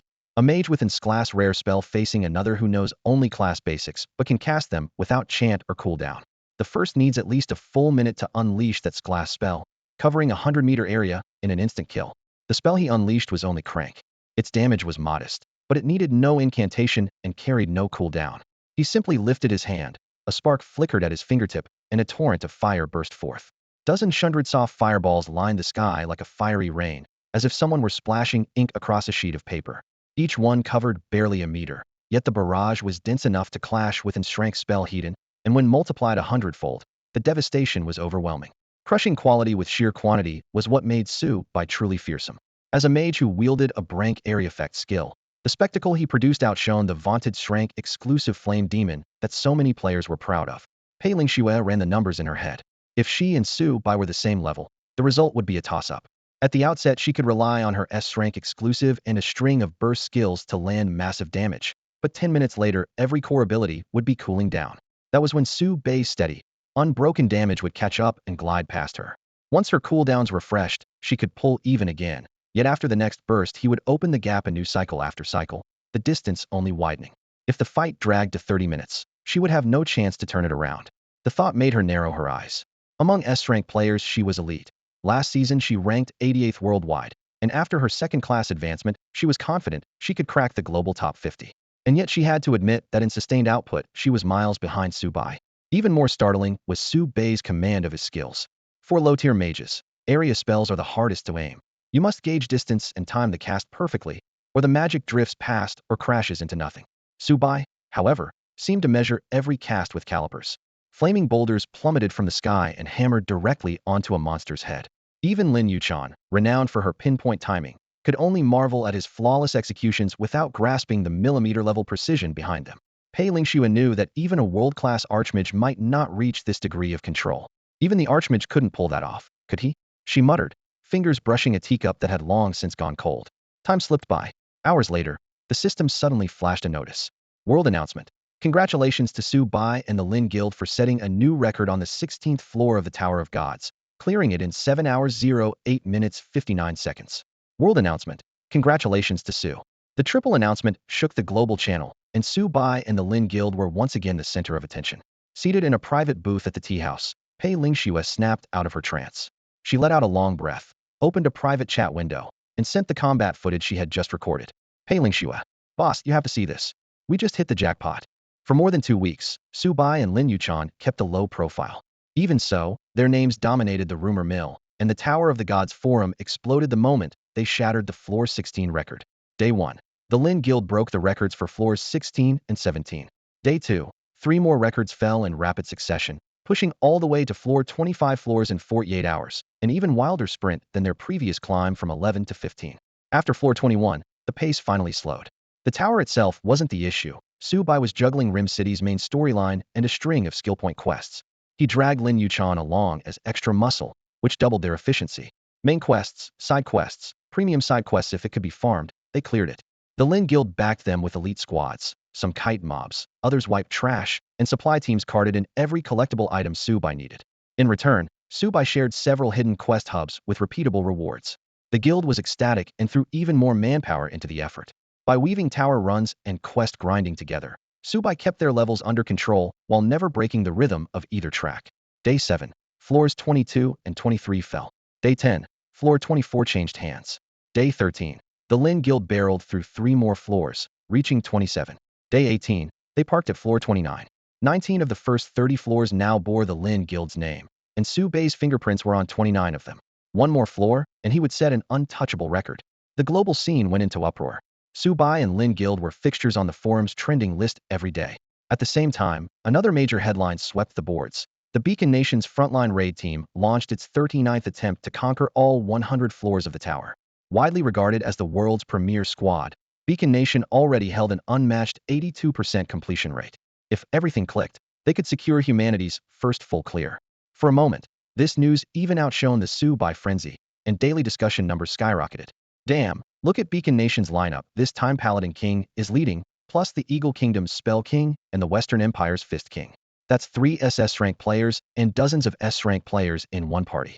I think the Lighthouse Nation means business this time. The Western Alliance has pooled its strength to clear all 100 floors. This isn't fair. 3 factions joining forces to raid the tower, so shameless. Complaints flooded the forums. Well, what can we do? The Lighthouse Nation heads the alliance, and its power is more than enough to command everyone else. What a shame. Are we from Flame Nation really helpless this time? Are we just going to stand by and watch them walk off with the prize? The Flame Nation's frontline raid team had only just passed the 50% mark, while the Western Alliance was already closing in on 82%. With 100 floors in total, everyone believed the Tower of the Gods would end the moment someone broke through the final level. Li Jianxian single-handedly pushing the progress to 50% is already incredible, someone sighed. If only Su Bai had been born 2 years earlier, maybe we could still catch up. Because of the worsening situation, the Flame Nation's leadership urgently recalled Pei Lingxue for a strategy meeting. On the 5th day after she left 20 days into the Lin Guild's record-breaking streak, the guild conquered Rim City's final challenge, floor 30 of the Tower of the Gods. World announcement. Congratulations to Su Bai and the Lin Guild for setting a new record on floor 30 of the Tower of the Gods clear time. 22 hours, 45 minutes, 54 seconds. 3 consecutive announcements swept across the global channel. The Flame Nation's Tower forum erupted. Half the users were ecstatic over Su Bai's 30-floor streak, while the other half were on edge because the Lighthouse Nation had already pushed floor 100 to 30% in just 5 days. At this pace, they seemed only a step away from a full clear. Yet the cheers and the worries were nothing but background noise to Su Bai. News that he had joined Squad 11 had reached the front line, but it barely caused a ripple. Everyone's focus was locked on how to stop the Lighthouse Nation from clearing floor 100.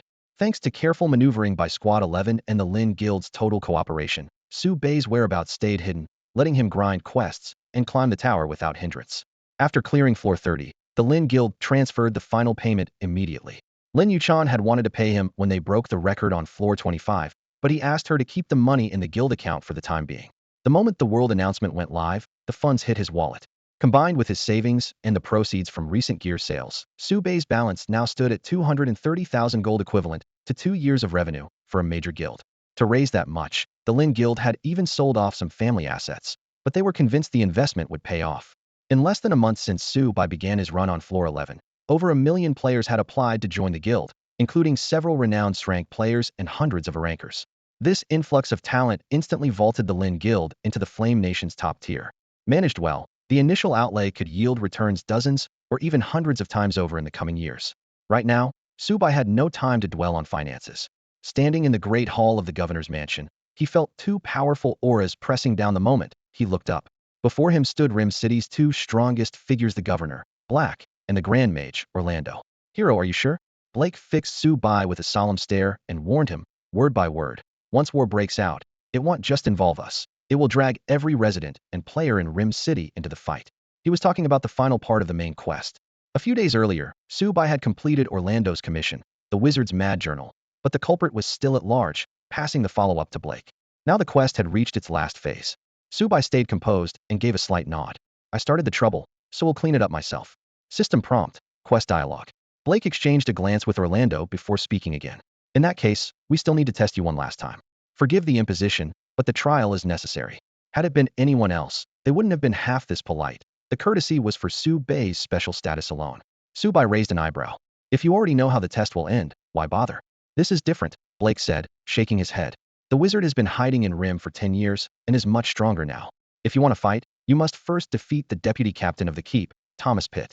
He's the strongest combatant under the second advancement in the Lord's Garden 80-level summoner. Level 80. Subai's heart skipped a beat. In his previous life, he had only needed to defeat a level 40 NPC to finish this quest, so the difficulty had literally doubled. He had already faced quests scaled up several, or even tenfold during the Wizard's Mad Journal, so the spike didn't surprise him. In fact, he felt relieved they weren't throwing him straight at the level 200 Blake. No problem. I can start whenever you like, Subai replied, calm as ever. Lin Yuchan, trailing behind him, couldn't hide her shock.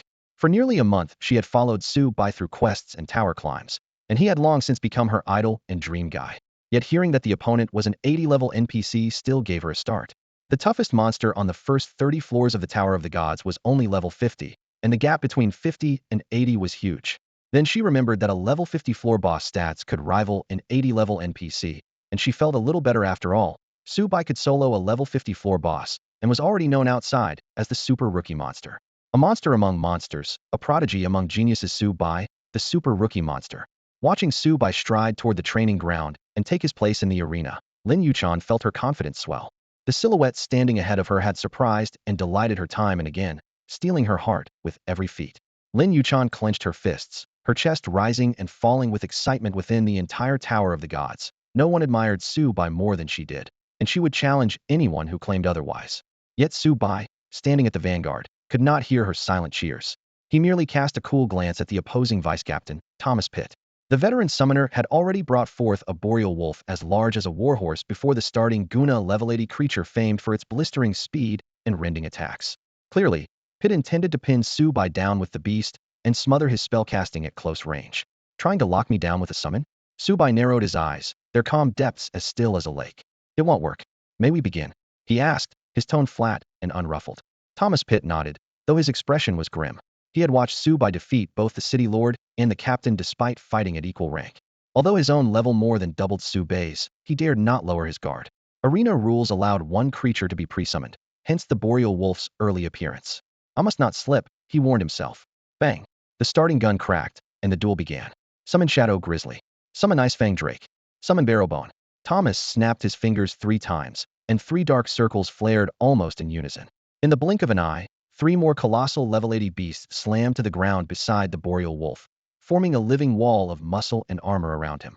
That speed is insane. Lin Yuchan drew a sharp breath.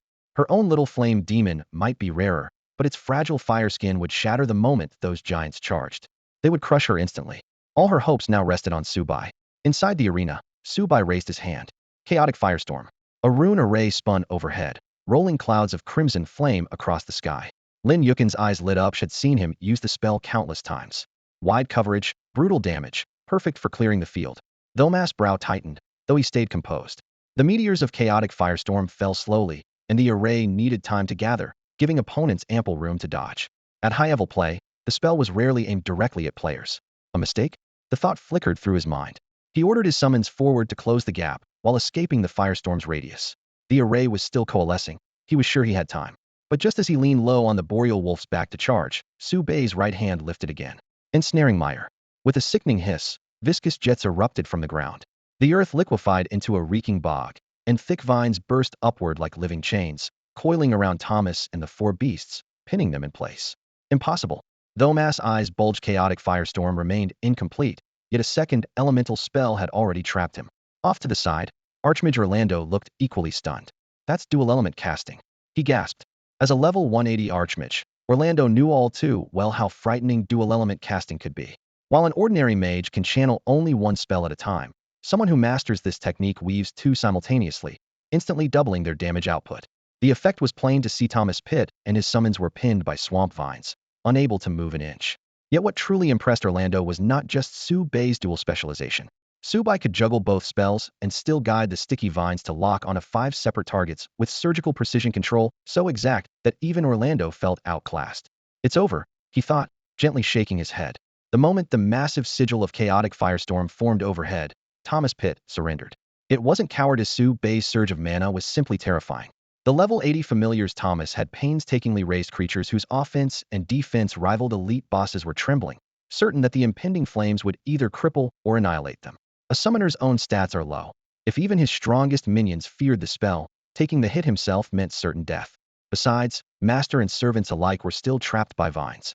Yielding was the only rational choice. As soon as he conceded, Su Bai snapped his fingers. The sigil, swamp, and vines vanished as though they had never existed. Brother Su, that was incredible. Lin Yuchan's eyes sparkled with excitement, more animated than the actual victor. Su Bai simply lowered his right hand, not moving a single step, as if everything had unfolded exactly as he had foreseen. Make no mistake, Thomas Pitt was no weakling. Ranked third among the City Lord's fighters, his stats were well above the average players, and had been personally coached by 2 level 200 mentors, Blake and Orlando.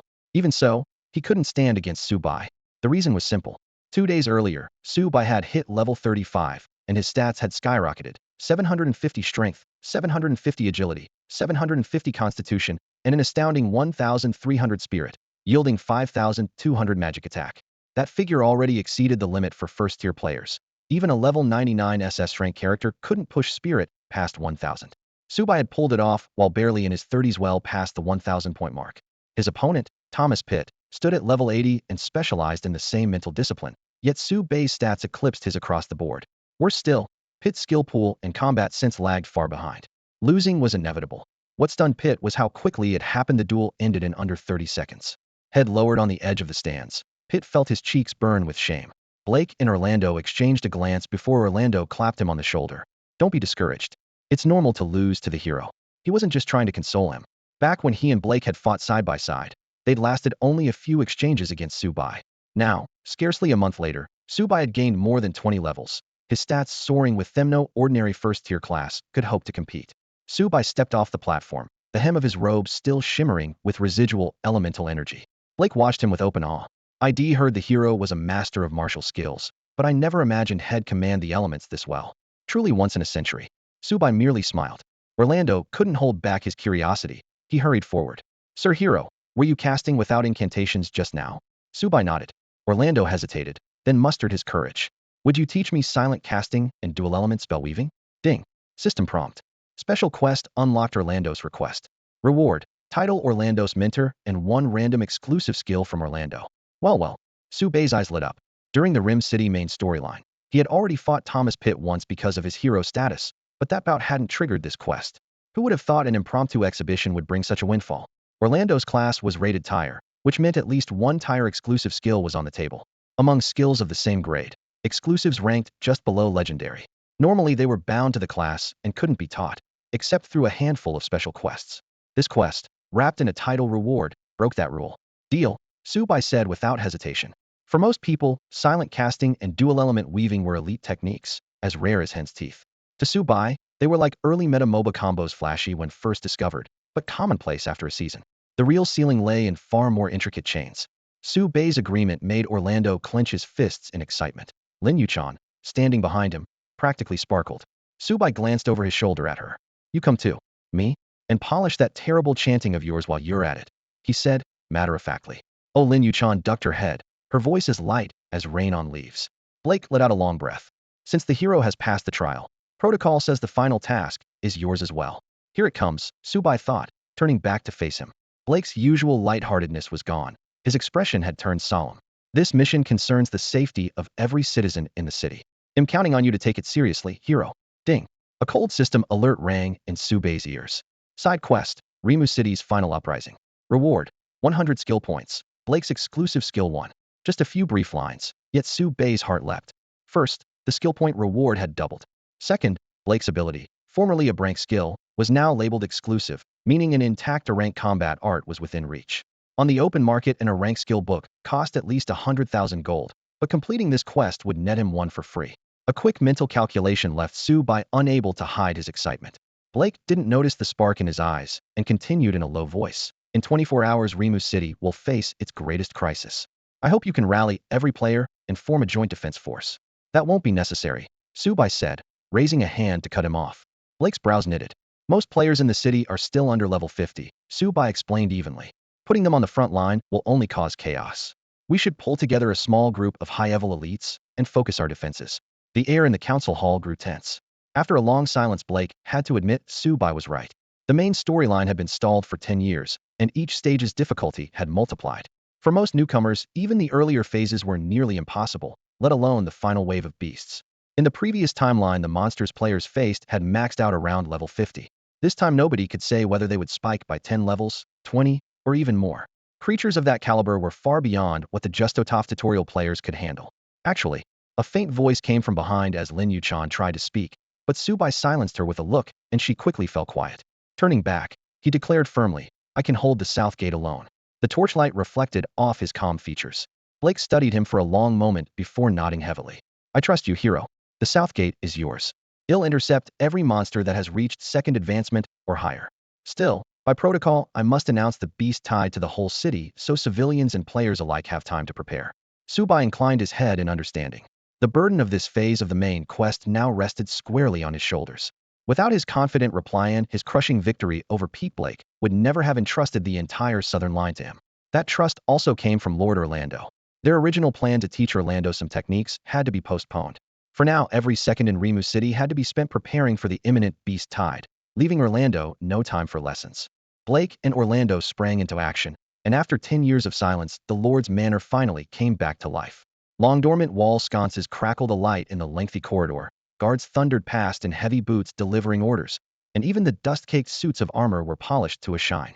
The moment Su Bei and Lin Yuchan stepped out the front gate, a cold, urgent system alert rang in their ears. Announcement. In 24 hours, Rim City will suffer a large-scale assault by beasts controlled by a sorcerer. Tens of thousands are already converging on the city. Effective immediately, the gates are one-way, entry only. A string of follow-up notices rolled across the glowing screen in midair, and every player and resident looked up, stunned. 1. During preparations and throughout the siege, players below level 30 must remain in the inner city and stay clear of the walls. 2. The Rim City Guard and Lotus City Guard will jointly defend the north, west, and east sides. 3. Player Su Bei is assigned to hold the southern front. 4. All participating players will act under Su Bei's unified command. He has priority decision-making rights on the battlefield. 5. The announcement had barely ended before the entire city erupted. Did I hear that right? A beast tide? Is this an event quest? Doesn't feel like it a dangerous, more like a mega raid. Hey, I heard Su Bei's name. Yeah, that was him. Did he trigger it? Damn, Su Bei is nuts. Thought head chill after clearing floor 30, guess not. Haha, God Su never disappoints. Even Lotus City is sending reinforcements. The chatter flew in every direction, and the chat channel exploded. Too bad I'm under 30. I can't get into the fight. M29. They'll grind outside the walls to level up. Dream On gates are sealed. You're stuck inside. Anyone running dungeons outside, get back now. The wilds aren't safe. I just passed the manor, even the honor guards mobilized. This is definitely a major beast tide. Major? What? Level 50 mobs. Maybe 70. Who knows, but it won't be low. God Su. I'm level 40, take me with you. He'll follow orders. I'm 43. Looking for a party. Ugh, I want in too. Messages streamed across the interface. Su Bei gave them a single glance, then fixed his eyes on the roiling clouds at the horizon without replying. Lin Yuchan hesitated, then tugged at his sleeve, curiosity winning out. Brother Su, why did you stop me from speaking earlier? If we asked the frontline strategy teams for help, wouldn't the beast tide be easier to handle? Su Bei shook his head. His calm voice carried a firm refusal. You're thinking too simply. A high level isn't always an advantage. Huh, what do you mean? Lin Yuchan blinked. Su Bei looked southward, as if seeing the black tide beyond the walls. It's straightforward. This isn't a low-level beast. The monsters will range all the way up to level 200. Lin Yuchan's eyes went wide, her breath catching. Level 200? The top player on the global leaderboard barely broke 100. The difficulty of this mission was far beyond anything she had imagined. Lin Yuchan had assumed this was nothing more than a routine, low-tier megaquest. Rim City sits on the lower floors of the Tower of Gods, and while a few monster zones the area, every creature there is capped below level 50. By all logic, a beast tide of this scale should never appear here. Before she could process that shock, Subai dropped an even bigger one. Given the average level of Blue Stars players, they had no chance of wiping out this horde alone, so they would have to lean on NPC support. If it's that hard, shouldn't we call the frontline raid teams? Lin Yuchan asked, baffled. Wouldn't their help make our lives easier? Subai shook his head, calm yet certain. No, their presence would actually make it worse. Huh, it's simple, he said, locking eyes with her. If I'm the only level 30 rookie in the South District, the system won't spawn anything too strong, nothing over level 100. But what if a second-tier player shows up? Lin Yuchan's pupils widened as the pieces fell into place. A second advancement player on site would force the system to spawn monsters of the same tier, and there were only a handful of those in Yin country. To make matters worse, they were already tied down by Lighthouse Nation's push toward the 100th floor. So the fewer people the better, and the lower their levels the better, Subai summed up. Ideally, just me. Lin Yuchan still looked uneasy. That doesn't feel right. No matter how strong you are, you're only one person. If the swarm is huge, you can't handle it alone. I could join you. Subai gave her a mild glance and, for once, didn't refuse. Fine, but you have 24 hours to master dual element casting and silent casting. If you don't, you'll be dead the moment the battle starts. Biting her lip, Lin Yuchan nodded, determination blazing in her eyes. Subai hadn't bothered to inform Pei Ling Snow, yet the frontline team's tech division soon flagged the beast-tide intel. After a brief pause, she messaged him. Pei Ling Snow. Knock knock, Xiao bye-bye, what's up with the beast tide? Need backup? A few minutes later he replied with 3 words, not at all. Pei Ling Snow stared at the screen, speechless. Remembering Su Bei's combat footage inside the tower, she let out a long sigh. Fair enough, he really doesn't. Since Shed shared that video in the squad chat, Captain Sutsong had been itching to fly over and spar with Su Bei in person. Yet Lighthouse Nation's sudden push for the 100th floor had forced the frontline team into sleepless strategy sessions. Their final decision. Yin country had to assault the 100th floor as soon as possible. Even with slim odds, they owed it to their players and citizens. Yin country never backs down from a challenge. And so, even Pei Ling Snow was urgently called back. Her promise of reinforcements was nothing but empty talk. The frontline raid team had no time to withdraw to defend Rim City. Every member was scrambling to prepare for a full assault on the 100th floor of the Tower of God within 3 days at most. Even Pei Lingxue, a world-class powerhouse, felt a chill at the deadly risks ahead beyond the 100th floor. Even someone of her caliber could fall at any moment. No one knew how many would die on the climb this time. Far away in Rim City, Subai knew nothing of Pei Lingxue's worries. After closing their chat window, he glanced at his friend's list, paused for a moment, and tapped on Wu Kai. Subai, got a minute? Barely 3 seconds passed before a reply popped up.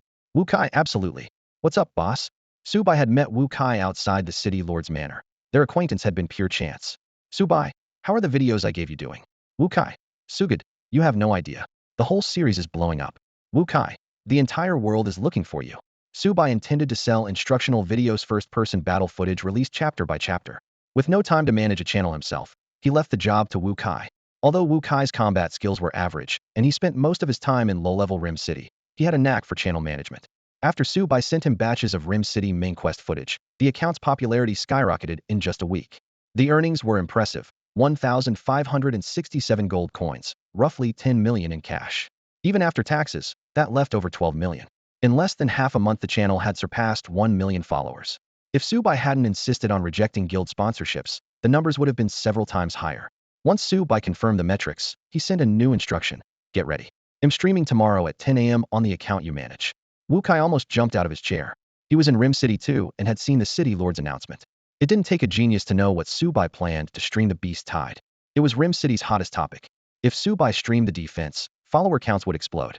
Still, Wu Kai hesitated as he typed. Sugid, if you go live, you can't hide your identity anymore. Everyone knows this beast tide is linked to Subai. The moment you show your face, only an idiot wouldn't recognize you. Subai replied with 2 words, doesn't matter. Wu Kai grew even more excited. Why hide behind an anonymous account when they could use Su Bei's name? The 10th SS rank player in the world. The rookie who shattered 30 floor records in a row. One of the gamer's most female players dream of marrying. In a sense, the name Su Bei is the account's biggest draw. Wu Kai was convinced of it if Su Bei opened a verified forum account of his own. his follower count would eclipse the current one within minutes. The thought hit him like a jolt of energy drink. The real selling point of this stream wasn't the beast tide, it was Su by himself. He replied at once, "Relax, Boss Su, God Su. He'll have everything set up ahead of time." After weeks of running the account, and with the contacts he had built in Rimu City, Wu Kai was the perfect choice to manage the beast tide broadcast. Seeing the message delivered, Su Bai closed the chat window and turned his attention back to Lin Yuchan. Lin Yuchan caught his meaning at once and said softly, "Brother Su, everything's ready." They were standing in a training hall in Rimu City, a facility owned by the Lin Guild. The space was broad, soundproofed, and fully warded, usually rented to players who wanted to practice new skills or grind proficiency. Tonight, Miss Lin had reserved the entire hall, leaving only the two of them and a long row of neatly stacked mana potions. Subai glanced at the potions and reminded her in an even voice, "We don't need this many just for training, but bring some more tomorrow. A beast tide won't be over in a few hours, we'll be in for a long fight." A long fight. Doubt flickered in Lin Yuchan's eyes. The beast tide hadn't even appeared yet, and not even City Lord Blake could gauge its size. Yet Subai spoke as though he had it all figured out. She didn't argue, though. Over the past weeks, she had climbed the Tower of Gods with him, and every unexpected call he made had proven right. To credit Su Bei's record-breaking feats solely to raw power would be shallow. Lin Yuchan knew better. Beyond the strength that dwarfed his peers, he carried the poise of a master strategist almost, as if he could see the future. She had never seen him flustered, seldom even surprised. It was as though every step was already scripted and nothing could slip past his foresight. As the Lin family's heir, she had met titans of commerce with her father since childhood. People who could stay calm if Mount Tai collapsed before them or a startled stag leapt into view. Now she saw that same composure in Subai. Subai raised the staff in his hand and said calmly, "Dual element casting and castless spells are, at their core, the same technique." Lin Yuchan snapped into full attention. She didn't know exactly how rare these techniques were, but the way Grand Major Lando obsessed over them told her they were priceless. And Subai had made it clear, had even stated outright, that unless she mastered both, she wouldn't be allowed to join the upcoming battle. Even if she couldn't quite match Subai, she was still one of the rare top-tier rookies this year. After more than 2 weeks of grinding through the tower, her level had rocketed to 40, giving her an undisputed lead on the newcomer rankings. Meanwhile, her Flame Demon skill had risen to proficiency 15, letting her split 16 demons at onset, a burst so savage it could instantly wipe out opponents of the same rank. Yet despite those numbers, Subai wouldn't relent. Lin Yuchan knew he never spoke lightly. Sure enough, he suddenly asked, "What do you think elemental skills are made of?" She frowned and blurted out, "Mana?" Honestly, she had never pondered the question. In fact, few people had. Even world-class powerhouses rarely cared. To players on Blue Star, a skill was simply a skill. Enjoy the power and forget the theory. Wrong, Subai said bluntly. Huh. She froze. Strictly speaking, a skill is built from a spell, he explained calmly. Mana is only the energy that drives the spell. Seeing her confusion, he added, "Picture it this way. Each elemental skill is essentially a short incantation. Take the basic fireball.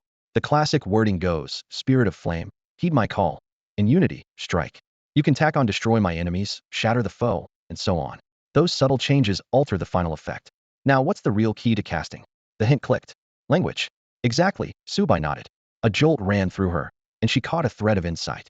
So you're saying if we change the order or the wording, we can tweak the skill itself? Not half bad, he said, slightly surprised that Shed connected the dots. Take fireball. Before he finished, he raised a hand toward a target and murmured, "Furigo." A fireball flared to life and blasted forward. With a deafening bang, the target exploded into splinters and sparks. Her eyes widened. So it could be done that way? Subai turned to her. See, in fireball, the two vital words are fire for the element and go for the command. She swallowed. What Shed just learned might overturn everything players of Yin Nation and possibly everyone in the Tower of the Gods believed. Unperturbed by her shock, Subai went on in a level voice. Of course, trimming an incantation that much weakens it compared to the full version. So how do you shorten the chant without gutting the power? The answer was obvious. Silent casting, she shot back. Smart, Subai said. Lin Yuchan still couldn't tell whether that was praise or mockery.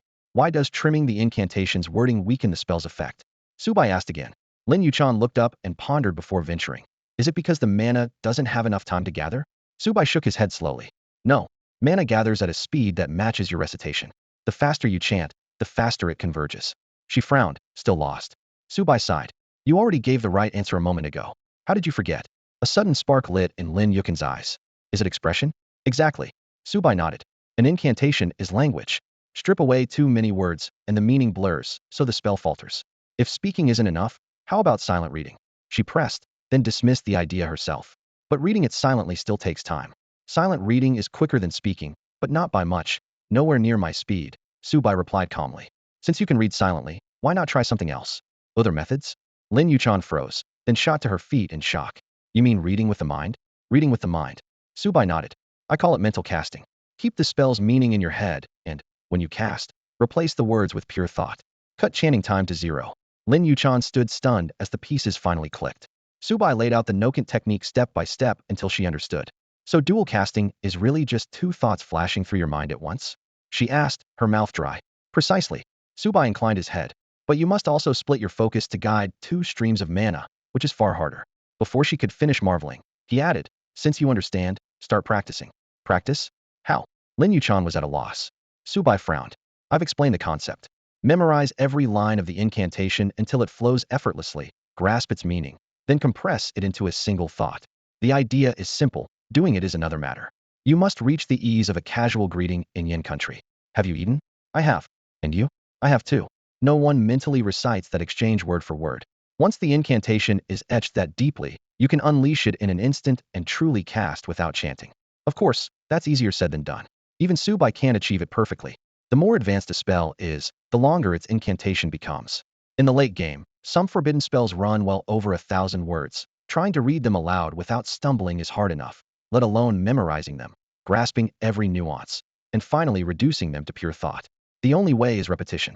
Subai certainly wasn't going to demand that Lin Yuchan master a Nokent version of a forbidden spell right away. Most of the spells on her panel were still basic. For short formulas like Fireball or Flame Dart, memorizing and understanding the words is enough for now. Even if she can't cast them instantaneously, that's acceptable. 24 hours is too short for an idiot, but for someone as smart as you, learning 1 or 2 incantations inside out is no big deal. Go for it. Subai patted Lin Yuchan on the shoulder and added her next assignment. Once you've got it, teach Orlando. He's itching to slack off. Nokent casting itself isn't complicated. It's all about comprehension. The real hurdle is dual canting greciting a spell while shaping mana. Archmage Orlando has the foundation to handle it, but as a newcomer, Lin Yuchan needs to nail Nokent casting first. Subai didn't expect her to dual chant right away. He was simply planting a seed. As her level and mana control grow, returning to dual chant practice will feel natural. Knowing the path ahead will push her to sharpen her control. A smile tugged at his lips. Once Lin Yuchan levels up again, he might show her a few new tricks. Dual chanting, triple chanting, even quadruple chanting, these are standard tools for late-game mages. With enough mana, a caster can rewrite keywords and commands on the fly, producing completely different effects. A lightning bolt that curves mid-flight, a fireball that bursts into a swarm of homing projectiles. That's when high-level mages really put on a show. In his previous life, mage players squeezed every last drop of potential out of each skill. The gods themselves could never have imagined their magic being twisted in so many ways. Subei's strength wasn't just due to his dual role as hero and demon king. It was fueled by the boundless creativity of those players. Without their ideas, he'd never have learned so many techniques. He glanced at Lin Yuchan, who was sitting cross-legged, eyes closed, silently reciting the spell. Now and then he corrected her pronunciation or explained the imagery, while wondering to himself, what kind of storm will these techniques unleash once the players of this world get their hands on them? On the other side of the forum, a thread titled Mosaic will stream the Beast Tide shot to the top of the hot list. Did that guy just get recruited by Subai? The account Mosaic was a side profile Wu Kai managed for Subei's publicity. To build hype, he posted a notice for a live stream at 10 o'clock tomorrow morning and had several big influencers share it, igniting the comment section in seconds. Holy crap, Mosaic teaming up with God Su? I have to watch this. Who's Mosaic? Never heard of him. You really don't know? He's the breakout rookie everyone's talking about. All his fight videos are on that account, but you have to pay. Pay. Is he some top-tier powerhouse? Not really. He's a newcomer. A rookie selling tutorial videos? Are you guys being scammed? What's so special about a guy like that? You know nothing. He's a legit combat master. Even Goddess Pei liked the video. The crowd erupted. Goddess Pei? The one from the top-tier raid team. Exactly. She said herself that although Mosaic's level is low, his combat skills are world-class. Wow, I need to catch up. But why did Mosaic suddenly join Subei's squad? Do they know each other? Who knows? Maybe Subai watched Mosaic's videos and was completely sold on his skills. The talk quickly shifted to joining Subai. I want in on the Beast Horde Battle 2 City defense missions. Pay a fortune. The cap is level 50, right? I'm 50, so why hasn't Subai approved my application? Huh, same here. Level 50, rank elementalist, still rejected. I'm 50 and in a rank greatsword fighter, also turned down. As the debate heated up, a veteran rank player stepped forward. Don't feel bad, my application was denied too. The thread exploded. Everyone finally realized Subai had never planned a large-scale recruitment. The only confirmed teammate was Mosaic, and longtime partner Lin Yuchan would likely join as well. 3 people guarding Rim City's south gate? Are you kidding? Does Subai know how wide that gate is? 300 players wouldn't be enough, let alone 3. Look at Lord Black's troop distribution. 5,000 NPCs at both the west and east gates, none under level 30. The north gate is even crazier, Lord Black himself, plus Grand Mage Orlando, holding back the main horde. Sure, the south gate is farthest from the front, but 3 players won't hold it. The barrage of numbers made everyone in Rim City even more anxious. Has Subai lost it? If the city falls, we're all dead. Run? Dream on. The teleport points outside the walls, and the gates are sealed. We can't even reach the ramparts, we're stuck in the inner city. So what? We just wait to die. Not everyone was against him. Have some faith in God, Su, will you? He's a top 10 SS rank player and unprecedented prodigy. Right? How many miracles has he pulled off this month alone? I'm ready to witness another. The city and the forums split into 2 camps. The opposition, convinced Subai was arrogant and gambling with their lives. The supporters, certain he had a well-thought-out plan. The arguing, the nerves, and the waiting lasted all night. Then dawn broke the second day of the Beast Tide's assault. Almost every player in Lim City had stopped running dungeons and hunting in the wilderness and had pulled back inside the walls. Because of that, no one could see the Beast Tide gathering outside. The only way to get real-time footage was to wait for the live stream promised by the account Mosaic. Within minutes, the Tower of God forum's streaming room was packed, and bullet comments raced across the still black screen. Who do you think Mosaic really is this year? Zhou Junkai? Wei Lan? Or Lin Mingxian? Heh, whoever it is, it's definitely not those 3. Exactly. Use your head, those 3 are already in the frontline raid team's youth camp, and their classes are obvious. 1 gunner, 2 sword masters. But Mosaic fights like a mage. He uses so many elemental skills he looks like a full element caster. A full element mage? Is that even a class? Maybe it's a hidden one. The issue is none of this year's rookies fit. Even Lin Yuchan is only in Shrank Fire Mage. I bet Mosaic, like Subai, is using some concealment. Hidden classes are hidden for a reason, right? That joke's not funny at all. While everyone was arguing, the black screen suddenly lit up. As the picture focused, a good-natured, middle-aged face filled the frame. Wu Kai. That's Mosaic? He doesn't look like a prodigy at all. The comments exploded. Wu Kai grinned until his eyes were tiny slits. Hello, everyone. I'm Wu Kai, the operator of the Mosaic account. So he was just the operator. The viewers got it immediately. An account with 1 million followers wouldn't run itself. Even the national goddess Pei Ling Snow has a cute girl managing her socials. A mysterious account would be no different. Ignoring the banter, Wu Kai kept smiling and teased. Can you guess where I am right now? The comments paused for a second, then flooded the screen with the same line. Don't tell me you're. That's right, I'm on the south wall of Lim City. The camera whipped around, showing the broad ramparts, rows of defensive weapons, and the dark forest looming in the distance. What? Even the operators on the battlefield? This must be pre-recorded, right? Where are Mosaic and Subai? I don't see them. Facing the skepticism, Wu Kai spread his hands theatrically. You're dying to know who Mosaic really is, aren't you? Of course they were. Ever since Mosaic posted his first combat montage half a month ago, speculation threads hadn't stopped. After yesterday's Beast-Tide frenzy, the account's follower count had exploded. Everyone watching wanted to know how this mysterious expert could stand shoulder to shoulder with Subai. Listening to the flood of comments, Wu Kai's grin widened. Since you all want to know so badly, I won't hide it anymore. The true owner of the Mosaic account is. Before he finished, he slowly turned the camera to his side. A young player came into view, and before the audience could see his face clearly, Wu Kai announced at full volume. That's right. It's our Flame Nation's superstar rookie Subai. God Su himself. What? Mosaic is Su Shen? And Su Shen is Mosaic? Damn. I knew Mosaic had to be some big shot, but I never guessed he was actually Su Shen. Hey new guy? Is Mosaic really that strong? Of course he is. Go watch his video. She soloed an entire wild mob area. Mosaic just became the forum's newest legend, and now we learn he's Su Shen in disguise. So what class is Su Shen anyway? I'm dying to know. No clue. He looks like a hybrid, uses both martial skills and elemental spells. A battle mage? Yeah, that's probably the closest match. Whoa, so Su Shen really is that awesome. When the camera shifted to Subai, Wu Kai fell silent and focused on his controls. He was a pro behind the lens. The shot captured not only Subai, but also the vast expanse beyond the city wall. The 100-meter ramparts towered above them, stretching into a boundless sky.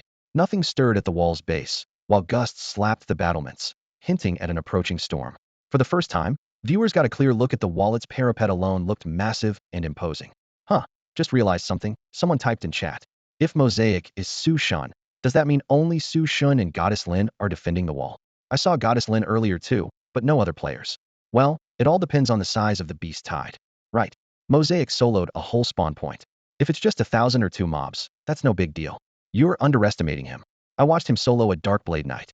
Even 2 or 3 times that number wouldn't bother him. Plus we've got Lin Yuchan and Shranker. If the beasts are under level 50, clearing fewer than 10,000 shouldn't be a problem. That's the gap between pros and us. Our 100-man raid groups can't even clear one spawn point. Come on, this is Su Shun, we're talking Abu Tan SS rank prodigy. How can we compare? As the chat kept arguing, the clock ticked toward 10. Suddenly, the system message flooded every screen. Beast tide incoming. Beast tide incoming. Beast tide incoming. The flashing crimson warning made every heart skip a beat. Boom, boom, boom. The distant jungle shook, and the ground quaked violently. They're here. Viewers held their breath. The camera zoomed in on the clearing outside the wall, where a swarm of horned lizards burst from the trees. Level 20s, thank goodness. Players trapped in Rim City's inner district let out a breath, only for their relief to vanish in an instant. Their numbers, that's insane. The lizard hordes surged past 1,000, then 2, 3 before anyone could blink. The count had broken 10,000, still climbing before their eyes. Farther back, the forest writhed, promising far more to come. That's a lot. More than a lot, it's uncountable. We're done for. Su Shin's bitten off more than he can chew. There's no way 2 players can survive a swarm like this. Are you nuts? Look at all those monsters. I'm jumping in. Su Shin, accept my party request. There's still time. Exactly. One more person means more firepower. Su Shin must be out of his mind if he thinks he can hog all the rewards. At this rate, the wall's going down any minute. While the chat went wild, Su Bai stood on the battlements with his hands clasped behind his back, his gaze as calm as a moonlit lake, utterly unruffled. He tilted his head toward Lin Yuchan and murmured, "Let's begin." Lin Yuchan nodded, drew a steadying breath, and flicked her wrist. 2 sizzling balls of flame formed in her palms, then dropped onto the parapet with a hiss. When the fire cleared, 2 knee-high flame imps stood there, fresh from the lava. Her upgraded signature skill now summoned a pair right from the start. Wow, that's Lin Yuchan's exclusive skill? Those little fire dudes are adorable. A girl typed excitedly. Fire-type summons, I guess. Wonder how much damage they do. Another comment followed. Before the speculation could spread, the imps raised their scorched little hands. As demonkin favored by magic, they needed no incantation, their very existence was a spell. Whoosh boom. The first fireball traced a crimson arc, slipped between the horned lizard's bony plates, and detonated, blasting a dozen of them skyward. Gasps were still building when the second fireball landed. Then 2, 4, 6 more blazes chaining one after another. The twin imps worked like perpetual engines, each palm churning out fireballs that pounded the front line in rapid succession. In less than a minute, the rough body count was already in the hundreds. Lin Yuchan is insane. That DPS is ridiculous. Sis Lin is the goat. The little flame imps are goats too. The chat erupted in a wall of awe. By rights, Su Bei's only teammate should have been in the spotlight from the start, yet everyone's eyes had been glued to the pixelated Su Bei. Now they finally realized this year's Prodigy roster had more than one name on it. I thought Lin Yuchan was just riding Su Shen's coattails, but her damage is off the charts. My bad. Are you kidding? She's ranked first on the rookie level list this year. She and Su Shen cleared floor 30 of the Tower of the Gods with the lead group. The audience really had underestimated her. If Su Bai trusted only her in the tower, it spoke volumes. Outside of Su Bai and Lin Yuchan, even Estir Zhou Junkai was still stuck below floor 20. Hitting floor 30 would take him another 2 or 3 months at best. By sticking close to Su Bai, Lin Yuchan had struck gold. Level 40, Steer Class B sheer combat power alone. She was easily top 3 among this year's rookies. Lin Yuchan hadn't used the chant-free technique she'd been practicing since yesterday. It wasn't that she didn't want, Tosh simply couldn't. Her level 16 Flame Imp could hit targets a kilometer away, but her own fire spells maxed out at 200 meters. Because resources were limited, Shed poured nearly all her experience and mana cores into raising the imp's level. Now, aside from keeping the little demon firing, all she could do was stare helplessly over the thick parapet. Her limits, however, didn't apply to Su Bai. A tidal wave of monsters was spilling out of the mountain pass. Thousands of horned lizards in front, rattling skeleton warriors behind them, and a glittering cold surge of ice crystal lizards bringing up the rear. There were far too many to count. The horizon was a seething black mass. Fortunately, the viewers soon realized the 2 people on screen were far tougher, borderline absurd. Every time the flame imp spewed fire, it carved a vacuum dozens of meters wide through the lizard ranks. As long as its mana held out, wiping out tens of thousands of creatures was no problem. If Lin Yuchan could do that, what about an SS-strength Su Bai? The answer arrived quickly. Su Bai raised his hand, tapped the sky with one finger, and said, "Chaotic firestorm." Crimson runes, glowing like molten iron, floated and rotated in the air. Viewers had seen his pixelated streams before, brightened at once. Here it was Sugid's signature rain of fire. A boulder wrapped in scarlet flame plummeted first, smashing into the densest block of horned lizards. Boom. The rock burst into a spray of fire. A mana shockwave and a blast of heat hurled dozens of monsters skyward. Holy crap! The bullet comments exploded. One meteor had that much power? Then a second, a third, more flaming stones cascaded from the clouds like a meteor shower, as if the Jurassic apocalypse were playing out again. Screeches, blasts, and splintering bones melded into a metallic symphony. Monsters charged in only to be blown apart. Compared with the Flame Imp's Fire Sea, this storm was several times louder and deadlier. Chaotic firestorm lasted 20 full seconds, a 20-second doomsday baptism that left more than 5,000 charred corpses. The Horned Lizard Vanguard showed a brief gap. Just as the audience started to breathe, Su Bai lifted his hand again. Chaotic firestorm. Chaotic firestorm. Chaotic firestorm. 3 magic circles bloomed in the sky at once, their light turning the night blood red. No way 3 casts in a row. Doesn't that skill have a cooldown? The live chat exploded.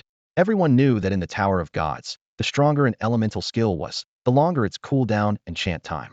Yet in Su Bei's hands, Chaotic Firestorm seemed unlocked. No noticeable cooldown, almost 0 casting delay, 3 arrays materializing nearly simultaneously. The viewers were already stunned, but Lin Yuchan, standing next to him, was even more astonished. That was unmistakably tri-element chanting. Only someone who had personally studied chant-free casting understood how hard dual element chanting was. Shed practiced for 24 straight hours and could barely launch a fireball or flame bolt without an incantation, and even then not reliably. As for dual element chanting, Shed tried and failed completely. She couldn't even keep 2 thoughts in her head at once, let alone control 2 abilities simultaneously. Only after you try it yourself do you grasp how hard it is. Su Bei's casual "it's easy" doesn't begin to cover it. Lin Yuchan knew she wasn't stupid, but you couldn't fake this sort of execution with a bit of cleverness. It demanded countless hours of dull, high-intensity drilling. She studied Su Bai. With a flick of his hand, a spell circle bloomed in midair, its lines so crisp they might have been etched with a blade, appearing so fast the eye couldn't track the process. The finished array hung overhead like something drawn by precision machinery. His manipulation of mana was almost impossibly fine. Even someone who started training in the womb might never reach this level. The only word Lin Yuchan could find was talent. Boom, boom, boom. 3 chaos meteor swarms crashed down like concentrated artillery, shredding thousands of monsters in an instant. Su Bai kept going. More arrays spilled from his fingertips, a 4th, a 5th, a 6th. He didn't stop until the 9th was in place. He wasn't out of mana. The first 3 circles had simply timed out. Chaos Meteor 3, he murmured, replacing them with a lazy wave. 9 arrays hovered side by side a kilometer beyond the walls, forming an impenetrable barrier that halted the horde. The audience stared, slack-jawed. One man had unleashed the firepower of an entire mage battalion. Powerful didn't cut it. It was absurd. So this is SS Steer strength? Even veteran viewers accustomed to heavily censored footage were shaken. Su Bei's earlier mosaic-laden clips had never shown a beast tied this large, much less firepower this ridiculous. What made it even stranger was his composure. His right hand rose and fell in an unhurried rhythm, always replacing a fading circle before it disappeared. The barrage never once broke. 9 arrays were his practical limit. Su Bai knew he could conjure more, but every array had an unavoidable delay between formation and release. To keep the chain seamless, he would have to synchronize the meteors perfectly, and the difficulty spiked exponentially. While the fire rained down, his free left hand lifted. Necromantic summon. Hundreds of monster corpses rose from the heaps of gore. His left hand lifted again. Necromantic summon 3. 1,000 skeletal warriors snapped into formation, followed by even more, massing into a dark, churning tide. The sight riveted the viewers. Look at the lower right corner. What's that black mass? Comments flew across the screen. The shifting shadow resolved itself into a writhing cluster of reanimated corpses. It looks like a resurrection spell, someone guessed. Necromancers were rare, and still fewer players truly understood their skills. Most people associated resurrection with paladins rather than necromantic summon. That immediately raised the next question. Were these troops allies or enemies? As the number of resurrected monsters kept climbing, the viewers began to panic. Su Bai had only just regained control, yet the creatures sprang back up like indestructible cockroaches, and the chat exploded. Damn it. Will this ever end? The misunderstanding cleared up almost immediately. Each resurrected monster converged on the city gate, without taking any damage from Su Bai. The audience reached the only possible conclusion. These creatures were on his side. The keener spectators noticed that every time Su Bai tapped the air with his left hand, the monsters adjusted their path accordingly. My god, is Su God controlling the firestorm and directing a monster army at the same time? I'm a warrior. Can some mage tell me if this is even possible? 5-year veteran mage, level 80, never seen anything like it. Is this the legendary dual thread control? You think this is some video game? Dual thread control?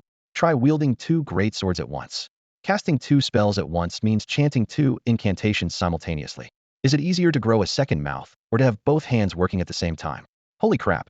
And Su God isn't even chanting. It's all instant cast. If he really can skip chanting, that's outright absurd. Then again, he's an SS rank class. If SSS can't break the rules, who can? Lin Yuchan, and Shrank, can already split her little fire demon into 8 and toss out 16 fireballs at once, outgunning an entire battalion of mages. Above S lies SS, and above that SSS Li Jianxian, the War King, the Holy Paladin King, the Archmagiveri. Last one of them breaks common sense. Anything beyond understanding gets chalked up to those 3 SS. Now, countless skeletons, still draped in scraps of flesh and grinding bone against bone, converged under Su Bei's command. Their numbers skyrocketed before the naked eye. In barely a dozen minutes, he had stacked up an army of tens of thousands, standing in perfect ranks beneath the 100-meter walls. The instant the skeletal legion took shape, the fiery rain overhead came to an abrupt halt. Su Bei swept his arm forward. Go! The white-bone tide thundered toward their former comrades, the impact making the walls quiver while dust billowed skyward. Under his direction, the two colossal armies slammed together. The viewers were so stunned they forgot to type. Who would dare claim the undead are weaker than the living now? All of this was the payoff from Su Bei's heavy investment after devouring a mountain of gold. His necromancy had broken through to grade A, his first skill at that tier. It had started as only grade, and the skill panel had been perfectly clear. LV.1, Necromancy, grade D. Summon 3 level-less skeleton soldiers from a corpse. Duration, 10 minutes. After swapping in the A rank skill and leveling it up, his panel now read, level 22. Necromantic Summoning, A rank. Revives 600 dark gold skeleton warriors from corpses. Duration, 6 hours. The leap in quality caused a fundamental shift in the spell's potential. Its original level cap of 10 shot up to 80, and the once unranked skeletons were instantly promoted to the dark gold tier. In the undead hierarchy, skeletons are graded as no grade, bronze, silver plate, and finally dark gold. Su Bei had sunk well over 100,000 gold coins just to push his army into that top tier. From above, every resurrected warrior now showed blackened bones edged with dark gold lines, as though trimmed in metal. Under sunlight, those golden streaks would blaze. With Su Bei's own 5,200 spell power buff, the Dark Gold Legion outclassed their former selves by at least 1 tier. Take a level 20 horned lizard as an example. Before death, physical attack 260, defense 150, HP 3000. After resurrection magic attack 1200, defense 1500, HP 10,000. Each stat had multiplied several times, matching a level 50 elite monster. The higher the creature's original level, the steeper the post-revival rise. Though the skeletons were still outnumbered by the onrushing beast tide, once the two forces collided, the advantage clearly lay with the undead. The vanguard beasts were shoved back, and viewers in the live stream couldn't help shouting, "Those summons are insane." Su Bei's rhythm was simple yet brutal. Drop another chaos firestorm, then keep casting necromantic summoning. With every chant, hundreds of fresh dark gold skeleton warriors clawed their way out of the corpse piles. Some beasts fell to the skeletons only to stagger upright a second later, turn their blades, and strike their former allies. The sudden betrayal threw the beast's front line into chaos and sent it reeling. Once the vanguard was forced back, Lin Yuchan's little flame demon had no room to act. Su Bei glanced over and reminded her, "Take a breather and brace for a long fight." She nodded, dismissing the demon with a flick. The opening sequence flawless. Firestorm and Flame Demon cleared the front ranks. Su Bei filled the gap with dark gold skeletons, and every step required precise skill and raw power. Downing a potion, she steadied herself and asked, "Brother Su, how long do you think this beast tide will last?" Su Bei gave her a sidelong look and answered calmly, "Relax. This scene alone will run for a few more hours. As for the tide itself, it could be 24 hours at best, or drag on for several days." As Su Bei had predicted, the battle soon settled into a stalemate. During the first few hours, the Dark Gold Skeleton Legion surged forward in triumph. What began as a force of only tens of thousands ballooned to more than 200,000 in no time. Su Bei didn't bother with intricate tactics. He left a small detachment at the southern gate to mop up stragglers and hurled everyone else straight to the front to meet the beast tide pouring in from all directions. Crude, but effective. The skeletal army drove the monsters back to the edge of the forest, 5 kilometers beyond the city walls. The terrain ahead was dense and would split his forces, so Su Bei ordered the legion to hold their ground. Black gold bone blades rose and fell at the tree line, spraying flesh and blood as any beast that broke cover was instantly carved apart. That terrifying firepower was what gave the human defenders the room to breathe. 6 hours passed in a flash. When the summoning duration ran out, countless skeletons crumbled and the front line sagged. Sensing weakness, the beast horde charged from the forest and shoved the battle line to within 500 meters of the city gate. Lin Yuchan's 16 flame imps fought desperately, but were close to collapse. Su Bei stepped in again. 15 torrents of chaos firestorm crashed down, turning the ground before the southern gate into a scorched hell. The shrieks were so loud that players and NPCs inside the inner city could hear them clearly. Viewers in the live stream felt the heat through their screens. A 3-kilometer gap was blasted into the horde. Seizing the moment, a new wave of dark gold skeletons clawed their way from the earth. Half an hour later, the second full legion counterattacked and pushed the beasts back to the forest 5 kilometers away. The line held once more. From the ramparts, Su Bai kept casting necromantic summon, cold and methodical as a machine. All Lin Yuchan could dope sides occasionally tossing out more flame imps was unfold a portable grill and start cooking for him. Fire crab claws. In Rim City's restaurants, each claw cost 5 silver coins, roughly 500 credits. The young lattice extravagance didn't end there. She produced a bottle of snow honey and brushed a translucent amber glaze over the claws. The honey came from ice bees in the frozen wastes and sold for 5 gold coins a bottle, one of Rim City's luxury specialties. Harvesting it was notoriously difficult. An ice bee hive yielded barely a kilogram a year, far rarer than fire crabs. Glazed claws hit premium charcoal with a sizzle. Fat dripped, golden red juices turned into wisps of steam, and a rich aroma filled the air. The audience couldn't smell it through their screens, but that gleaming glaze alone was enough to make mouths water. I wish I could try a snow honey glazed fire crab claw. Is this still a Beast Horde stream? Feels like a cooking show. So jealous of God Suha gets fire crab claws grilled by goddess Lin herself. I'd die for a single bite of that.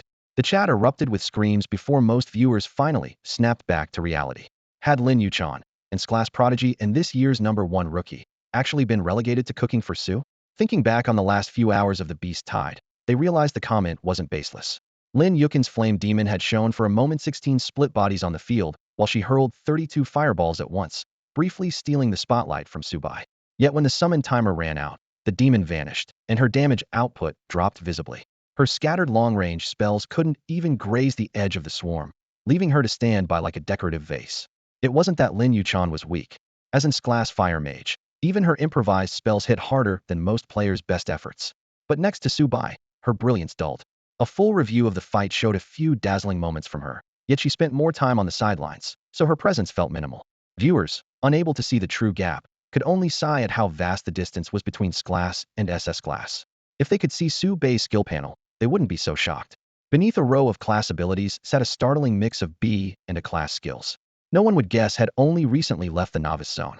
Even Pei Lingxua, ranked in the world's top 100, didn't sport such a lavish panel she needed her exclusive skill just to keep up. Skills don't simply stack. The more skills you have, the more situations you can handle, and seemingly insignificant abilities often decide a fight under the right conditions. After half a month of grinding, Su Bai already carried 32 skills, 12 martial techniques, and the rest elemental. He favored elemental spells early on because martial techniques start at max proficiency. Pouring points into elements boosts efficiency now, and he can flesh out the martial side later. Brother Su, the crab claws are ready. Lin Yuchan's voice yanked everyone from their thoughts. At some point she had set a delicate table on the south wall. An expensive cloth lay perfectly flat, scented candles flickered, red wine had been breathing, and cutlery was arranged with Korea-complete candlelit dinner. Even Su Bai froze, feeling as if had stepped into an upscale restaurant. Viewers on screen howled in unison. Please, have a seat. Like a 5-star chef, Lin Yuchan pulled out his chair. Only then did Su Bai come back to himself. The giant crab claw had already been sliced into neat, perfect pieces, its rich aroma drilling straight into his nose and lighting up his hunger. Forgetting etiquette, he speared a chunk of meat and shoved it into his mouth. Delicious. Juices burst instantly, the sweet taste rocketing to his head, while his long empty stomach roared to life. His mind went blank, leaving only the instinct to grab another piece, eating with the abandon of a starved wolf. Lin Yuchan kept smiling without a trace of disdain. She eased another grilled crab claw onto the rack and slid it toward him. As soon as Su Bai cleaned one plate, she set down the next. And so the cycle repeated, again and again, though no one could say how many times.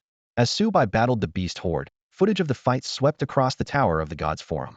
One clip captured all 9 of the chaotic firestorms he had unleashed. Another showed the dark golden skeletal legion clashing with monsters on a blood-soaked plain.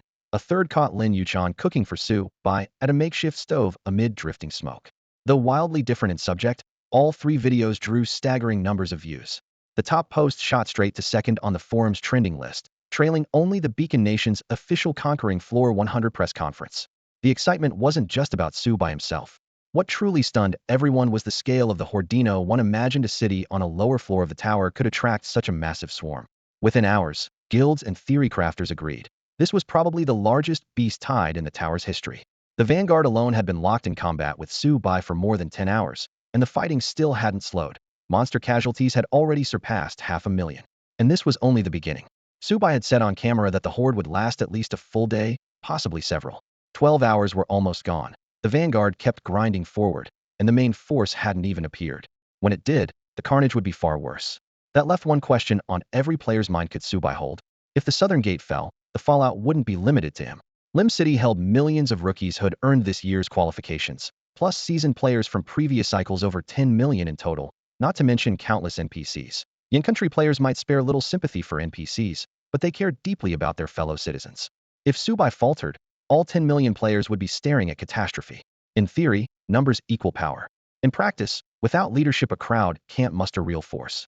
Worse, the horde didn't batter only the south. Thunderous impacts shook all four walls. Judging by the tremors underfoot, the south actually faced the lightest pressure. The west and east were next, and the fiercest battle raged in the north, where the city lord and the grand mage personally commanded the defense, their spells booming like rolling thunder. So the goal wasn't just holding the southern gate. Any gate or any stretch of wall could become the breach. On that scale, 10 million players sounded enormous, yet still couldn't cover the whole front, especially when most were fresh arrivals with neither gear nor experience for a full-blown beast tide. After all, not every rookie wielded Su Bei's fearsome power. For now, the consensus was that the southern gate would stand under Su Bei's guard, but unease still rippled through the players packed inside the city. Their lives were on the line, so no one dared treat the matter lightly. The more cautious they were, the better. Under the looming threat to the city's defenses, players paced and scratched their heads while the conference room buzzed with anxious voices. Just as everyone hit a wall, a tall young man pushed open the door and proposed, loud and clear, "Let's form a city defense squad." The newcomer was the well-known Zhou Junkai. Born into the Zhou dynasty guild as the guild master's eldest son, Zhou Junkai was one of only two S-rank players this year and had already reached level 28. His pedigree and talent instantly won over the inner city players. If Subai hadn't turned in such freakish numbers this year, Zhou would have been the undisputed top rookie. But Subai kept shattering world records, making Zhou's own dungeon times look average. At last he had a chance to shine, and he clenched his fist in secret delight. With the Zhou dynasty guild's deep roots in Rim City and a carefully crafted publicity push, more and more players online called for Zhou to take charge of the inner city. The locals knew when to back a winner and quickly rallied behind him. If the gates really fell, having a major guild in command might give them a fighting chance. A holographic map stood in the center of the room, its eastern defense line flashing an ominous red. Zhou Junkai faced the display, brow furrowed. In the past hour alone, the phrase "we're short-handed" had been reported nearly 100 times. "Young Master Zhou, we're running out of people in the east. Too many inner-city players to manage," a subordinate whispered, handing over a fresh set of numbers. Zhou rubbed his temples. The headache pounding this was all Su Bei's fault. If Subai hadn't led Lin Guild to clear 20 floors in a row, the Zhou dynasty would have recruited far more rookies in Rim City, just like every other year. Instead, most newcomers had flocked to Lin Guild and several allied mid-tier guilds, leaving Zhou with the worst intake in the guild's history. Still, every crisis is an opportunity. If he could spin this city defense event the right way, the Zhou dynasty might yet come out on top. A cold glint flashed in his eyes. Who says you can't quit a guild once you've joined? He'll make them cough up everything they took. After a moment's thought, he ordered, "This prize is too big for the Zhou family alone. Contact the Lin family and see if they're interested in a partnership, but only if we take the lead." This was not Lin Yuchan's Lin Guild, but the capital's Lin family, Lin Mengshuan's clan. Though smaller than the Zhou dynasty and even weaker than Lin Yuchan's outfit, they had a powerful backer, Li Jianxian. His influence was anything but trivial. The communicator soon buzzed, the reply blunt and brief. "Young Master Zhou, Lin Mengxian says she's not interested." Zhou's frown deepened, though he wasn't surprised. If the Lin family truly wanted a piece of Rim City, they'd have moved long ago with Li Jianxian behind them. For years they'd stayed nearly invisible, their guild barely qualifying as mid-tier. "So what now?" the subordinate asked. Zhou scanned the holographic map and answered evenly, "Summon every large guild leader in Rim City. We need to talk about how to divide the pie." After all, with more than 10 million players on the line, no single guild could swallow the whole thing. Zhou Dynasty Guild teamed up with several major guilds in Limu City to organize a coordinated inner-city defense. The heir, Zhou Junkai, publicly vowed that the coalition led by Zhou Dynasty would hold the front line and escort every player and NPC within the walls. Backed by a top-tier guild, morale soared at once. The streets rang with shouts as players chanted Zhou Junkai's name. Within moments, his fame inside the city even outshone Su Bai, who was still guarding the ramparts. But publicity was only the first step. An hour after the announcement, Zhou Dynasty dropped another bombshell. It invited elite players from all factions to join the guild and take part in the joint defense. What was normally seen as a self-serving recruitment drive suddenly looked like a lifeline. With everyone fearing for their lives, Zhou Junkai seemed to descend like a god, laying out second and third lines of defense with flawless logic and dramatically cutting the risk if the walls fell. Launching the joint defense invitation at that moment was the perfect finishing stroke. Many high-level elites defected from their original guilds almost without hesitation and pledged themselves to Zhou Dynasty. Ever shrewd, Zhou Dynasty also published a roster of major guilds joining the defense. If they were going to stick their necks out, they would drag a few allies along. Profit shared is profit secured. When some gain, others lose. The first casualty was the Lin Guild. This year it had recruited more veterans and newcomers than any other guild, some drawn by its potential, most lured by Su Bai. Once the beast tide hit, however, all blame fell on them. No one dared curse Su Bai, so the Lin Guild became the target instead. As a quasi-top-tier guild full of experts, it had sent only Su Bai and Lin Yuchan to fight the monsters, so the public naturally wondered whether the leadership had lost its mind. Lin Yuchan knew the rumors, but believed they would vanish once Su Bai held the wall. She underestimated the pressure. Panicked by the backlash, new members wavered. Zhou Junkai seized the moment, and the guild's cohesion crumbled. After the first wave of departures, players flooded toward Zhou Dynasty like an avalanche. A fine bird chooses a good tree became an irreversible trend. Everything was unfolding exactly as Zhou Junkai had planned. Standing atop a tall building, he looked down at the unending line of applicants, a smug smile curling at his lips. Heh, as long as the Zhou Dynasty Guild makes a name for itself in the inner city this time, we'll be the biggest winners of the year. A subordinate beside him, still uneasy, lowered his voice. Young Master Zhou, what if the beast tide fails to breach the walls? Won't everything we've done turn into a joke? He left the second half of the sentence unsaid. If Su Bai and City Lord Blake really managed to keep the horde outside the walls, every move the Zhou Dynasty Guild had made would look like a bad joke. Su Bai's reputation would remain intact, the inner city players would drop their grudge against the Lin Guild, and those who had defected to Zhou's banner would eventually crawl back.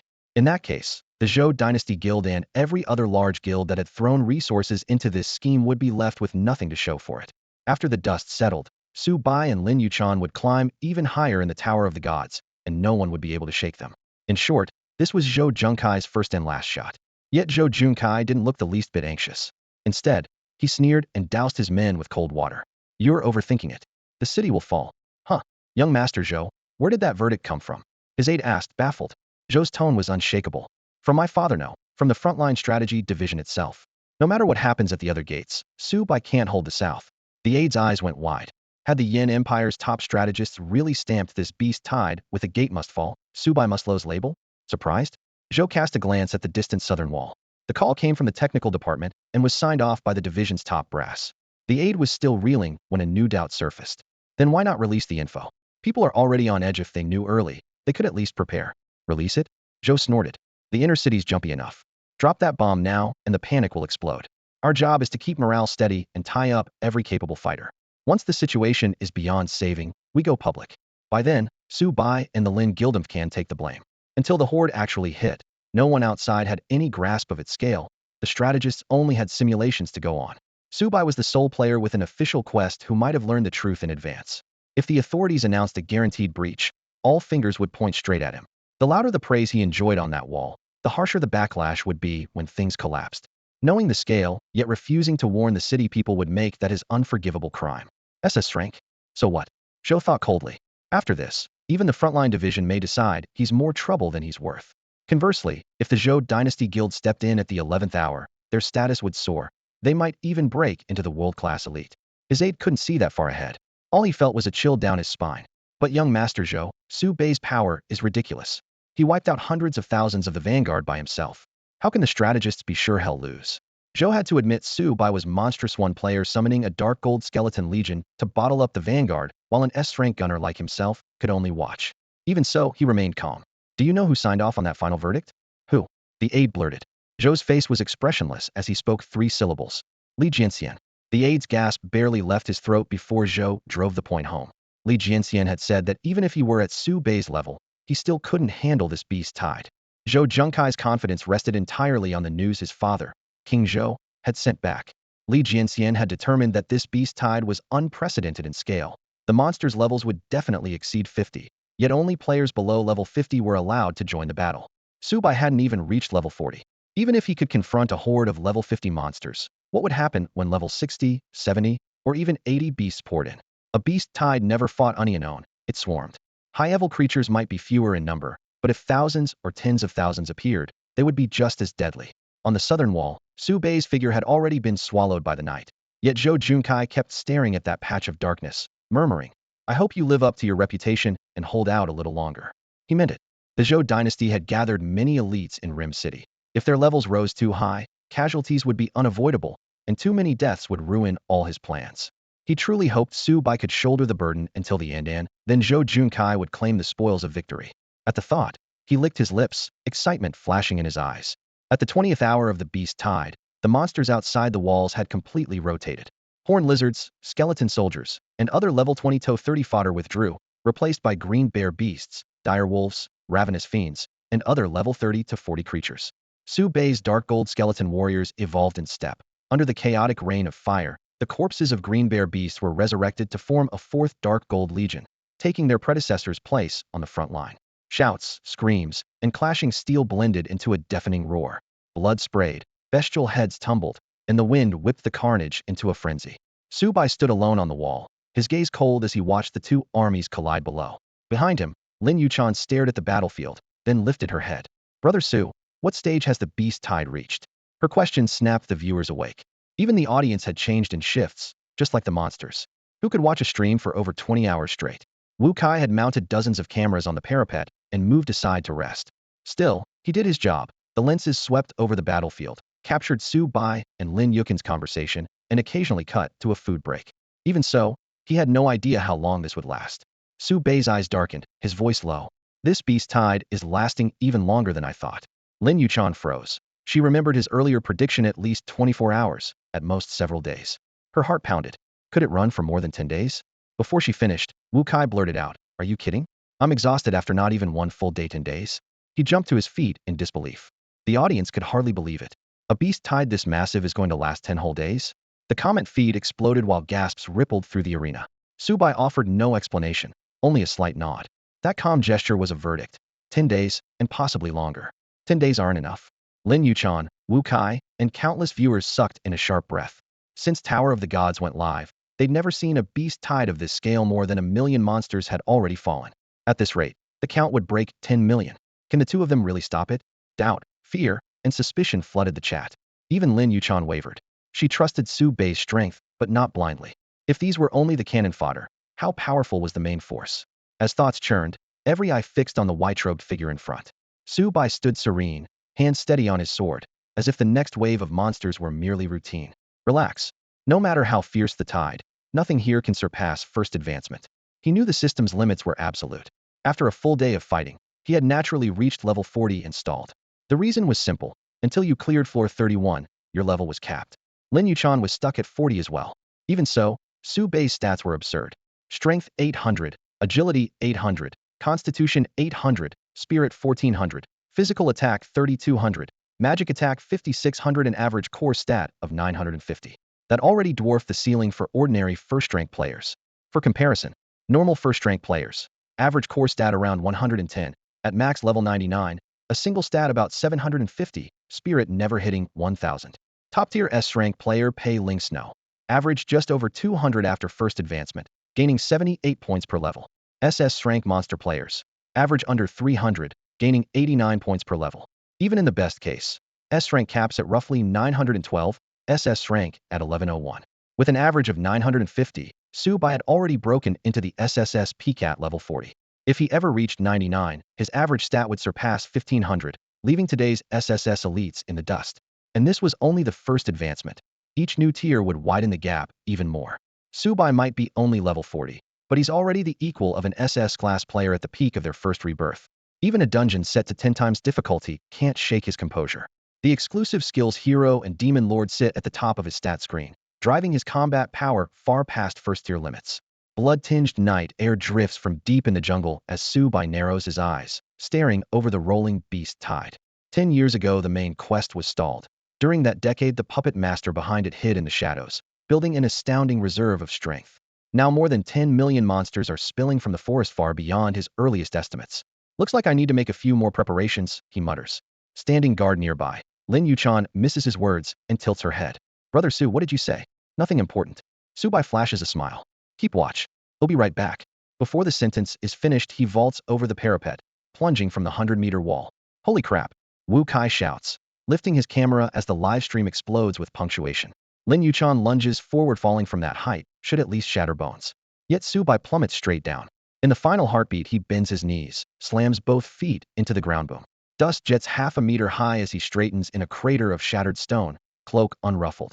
Ridiculous physique. The chat scrolls in unison. A mage can tank a fall like that? Of course.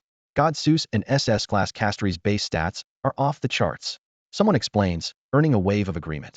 An SS-class profession already dwarfs peers in strength and constitution, and Su Bai bears the double buffs of hero and demon lord besides. Dust hasn't settled before he shoots forward like a spring. Instead of heading for the front line, he schemes along the wall's exterior. Viewers can only catch a blurred afterimage, baffled. Only Lin Yuchan frowns. Brother Su looks like he's laying a magic array. Under the moon, Su Bai flicks his fingers. Pale green light arcs like falling fireflies, slips into the soil, and vanishes. The lines are intricate, but leave no trace. Lin Yuchan recognizes the structure, yet can't divine its purpose, perhaps a trap. The chat erupts in speculation. No one knows what Su Bai is doing, but everyone agrees. If God Su sets a formation, it will matter. Beneath the quiet stars, he circles the battlefield, running the entire circumference. Runes spread across a 10-kilometer diameter. To place the final nodes, he slips 5 kilometers into the beast tide's heart, then withdraws unseen. When dawn's first light brushes the horizon, he vaults back to his original post. By now the forest has been flattened by wave after wave of monsters, trees reduced to broken stumps. The tide still surges, and south of the gate last night's chaotic front has widened into an 8-kilometer killing field. Su Bai ordered the Dark Gold Skeleton Legion to advance another 3 kilometers. As the formation spread out, the sea of skeletons grew denser. Their numbers swelled from the first day's 200,000 to 300,000, yet they were still hurled into that endless melee. Atop the ramparts, Su Bai and Lin Yuchan rotated on a fixed schedule. Whenever a summon was about to expire or a gap in the defense appeared, Lin Yuchan would call out, and Su Bai would raise his hands left, right, a deliberate sweep. Then the same motion repeated in slow-motion replay. Instantly, a fresh legion of dark gold skeletons materialized, thundered over the parapet, and filled the breach. The clash below never stopped. The 3 people on the wall worked together like clockwork. Lin Yuchan and Wu Kai had become Su Bai's support crew. Wu Kai handled filming, live broadcasting, and errands, while Lin Yuchan looked after Su Bai. Su Bai himself did only one thing: erase the torrent of beasts surging below. The division of labor was simple, but brutally efficient. Once the beast tide reached its current scale, Lin Yuchan knew she could no longer do much. From the 3rd day on, the monsters officially outleveled her, rising from level 30-40 to 40-50, and the roster grew more eclectic. Burrowing worms, bramble fiends, bandaged werewolves, hammer-wielding drakes. Fortunately, Su Bai's chaotic firestorm remained savage. Anything below level 50 still vaporized en masse in that inferno, and the firestorm plus necromancy system never faltered. The entire wall shuddered, dust shaking loose and stones tumbling. It trembled all day, making sleep nearly impossible. Lin Yuchan tossed and turned, unable to rest. Wu Kai, on the other hand, snored away.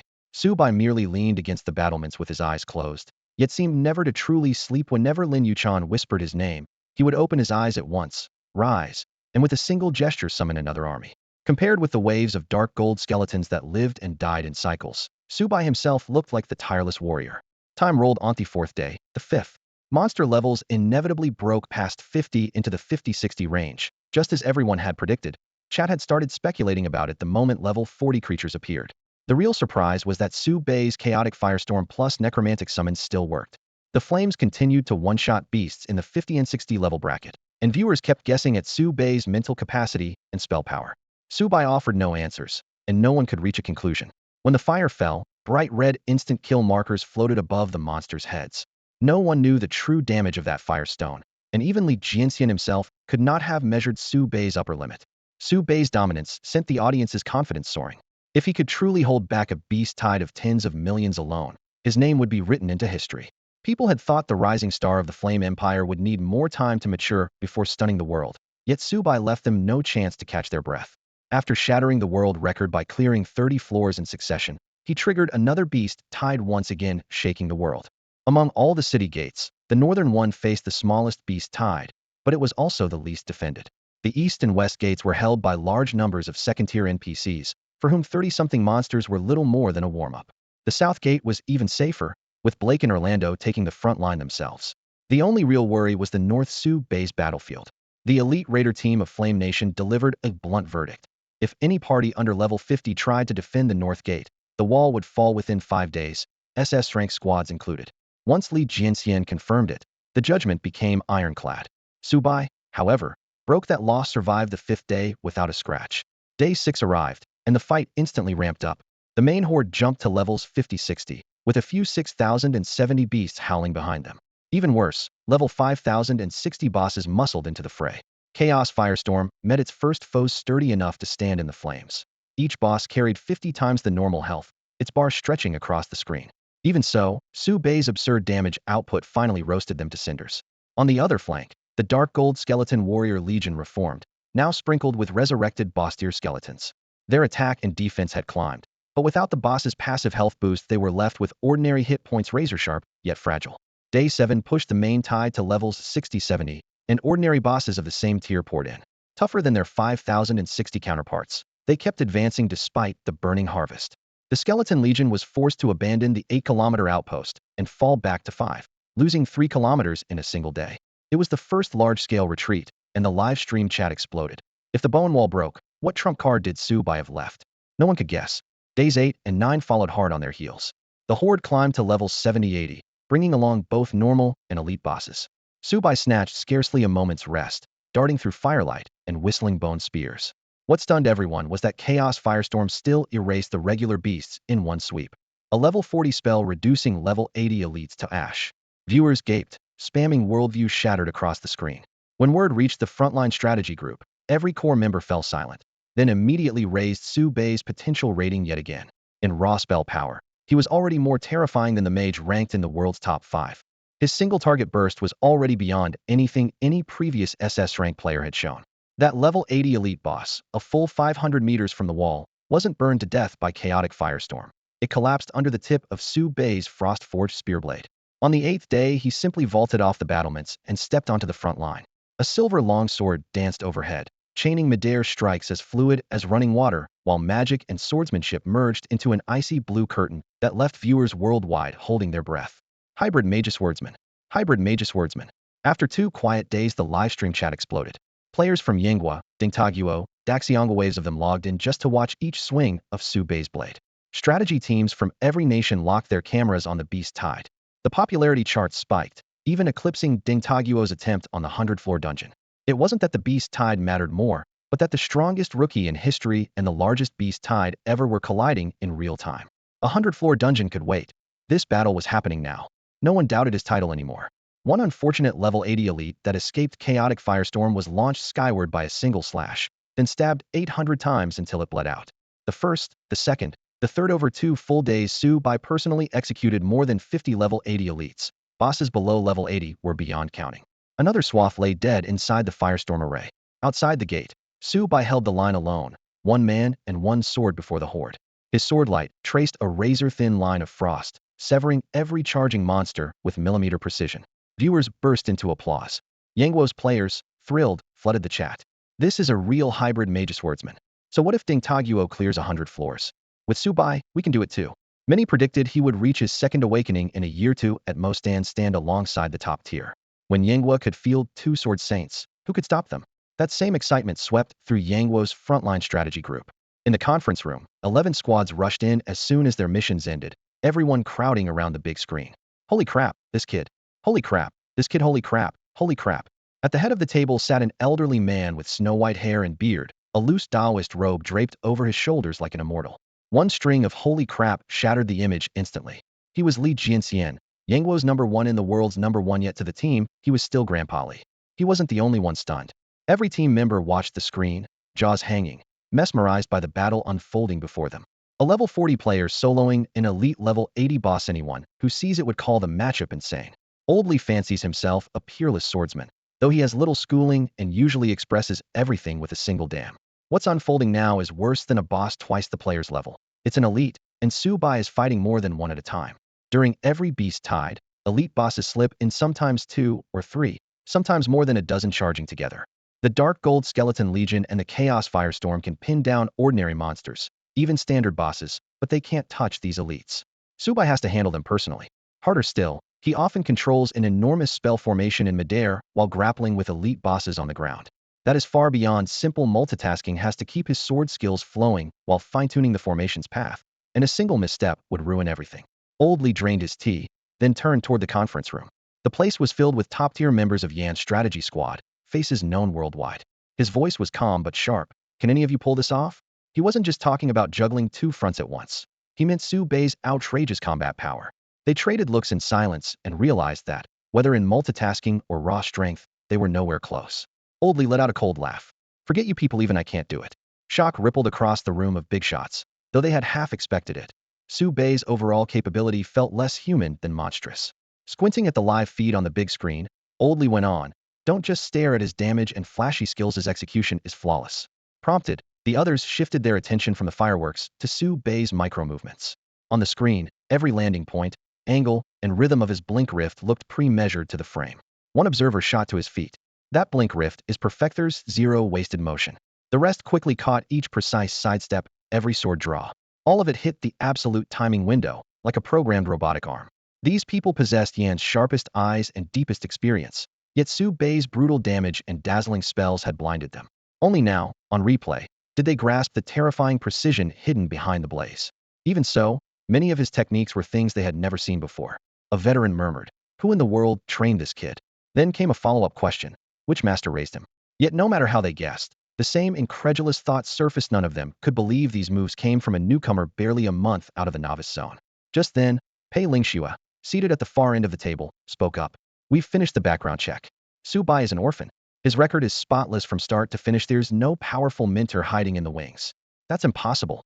Several heavyweights around the conference table nearly slammed their fists down, their shock on the verge of erupting into a roar. On screen, Su Bai was executing high-level techniques no one could master without years of brutal training, a skill set far beyond what any self-taught orphan should possess. Old Lee narrowed his cloudy eyes, a cold gleam flashing within. Are we really looking at someone born with knowledge?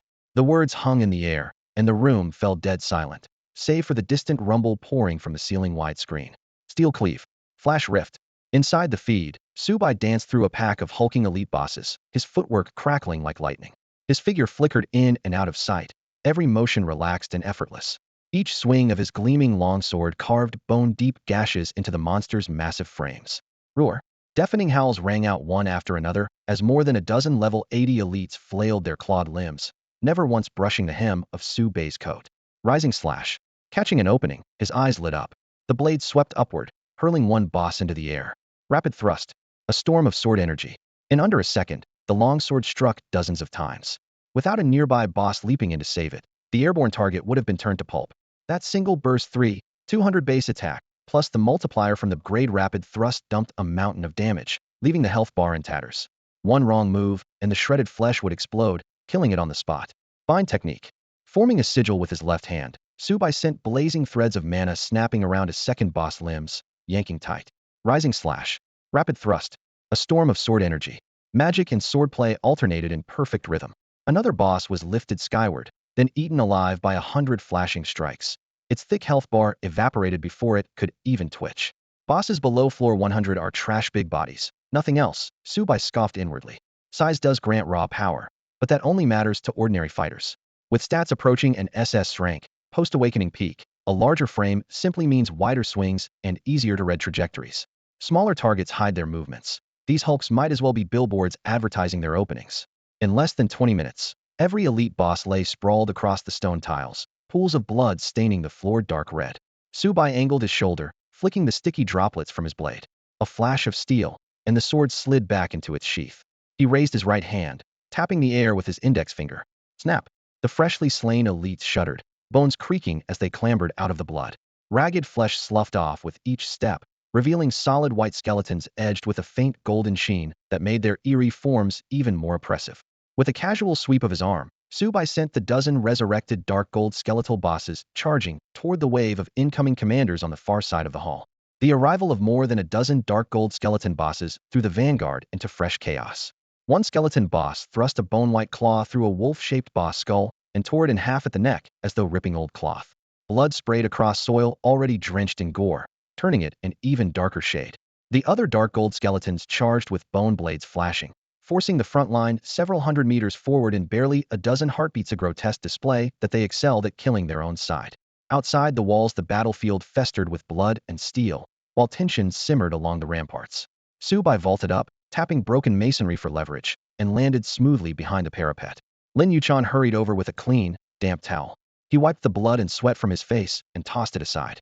"Brother Su, can you still hold on?" she asked, voice low but eyes full of worry.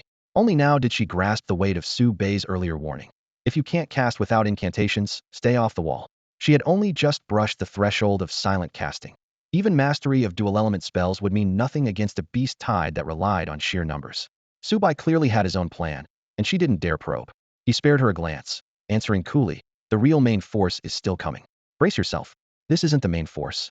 A chill ran through Lin Yuchan, and countless viewers gasped in front of their screens. If level 80 elite bosses were only the appetizers, how terrifying would the main course be? "At least level 90 elites," Li Dai declared, rapping his knuckles on the conference table. Under the harsh lights, the assembled leaders frowned. Could Subai truly withstand monsters of that caliber? If the south gate fell, the inner city would be overrun, and none of them possessed Su Bei's outrageous power. The heavy mood broke when a player spoke up. "There's no need to worry. I've already arranged a fallback for the inner city players." Everyone turned Zhou Wang, captain of the 6th Squad, guild master of Zhou Dynasty, one of the world's top 100 players. Zhou Wang surveyed the room, voice steady. "My son Junkai has gathered a large force in the inner city, ready to engage the tide." Sutsong of the 11th Squad frowned. "Those Rima City guilds? Most are subsidiaries. Can they handle a tide this size?" A level 50 or 60 tide would be manageable, but now level 80 elites were on the field. A dozen could raise the city. Li Jianxian warned that level 90 elites might appear. If Subai faltered, Rimu City would drown in blood. Zhou Wang shook his head slightly. "Junkai has already transferred several second-class players from the guild. Their strength is enough to keep any first-class and lower bosses in check." His words brightened every face in the room. Exactly.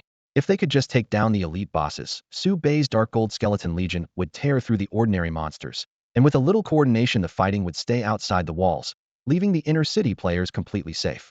But Zhou Wang's story quickly fell apart. His claim of temporarily borrowing the guild's second-class players sounded legitimate, yet apart from the frontline raid team on the Tower Summit, there were no other second-class players available at all.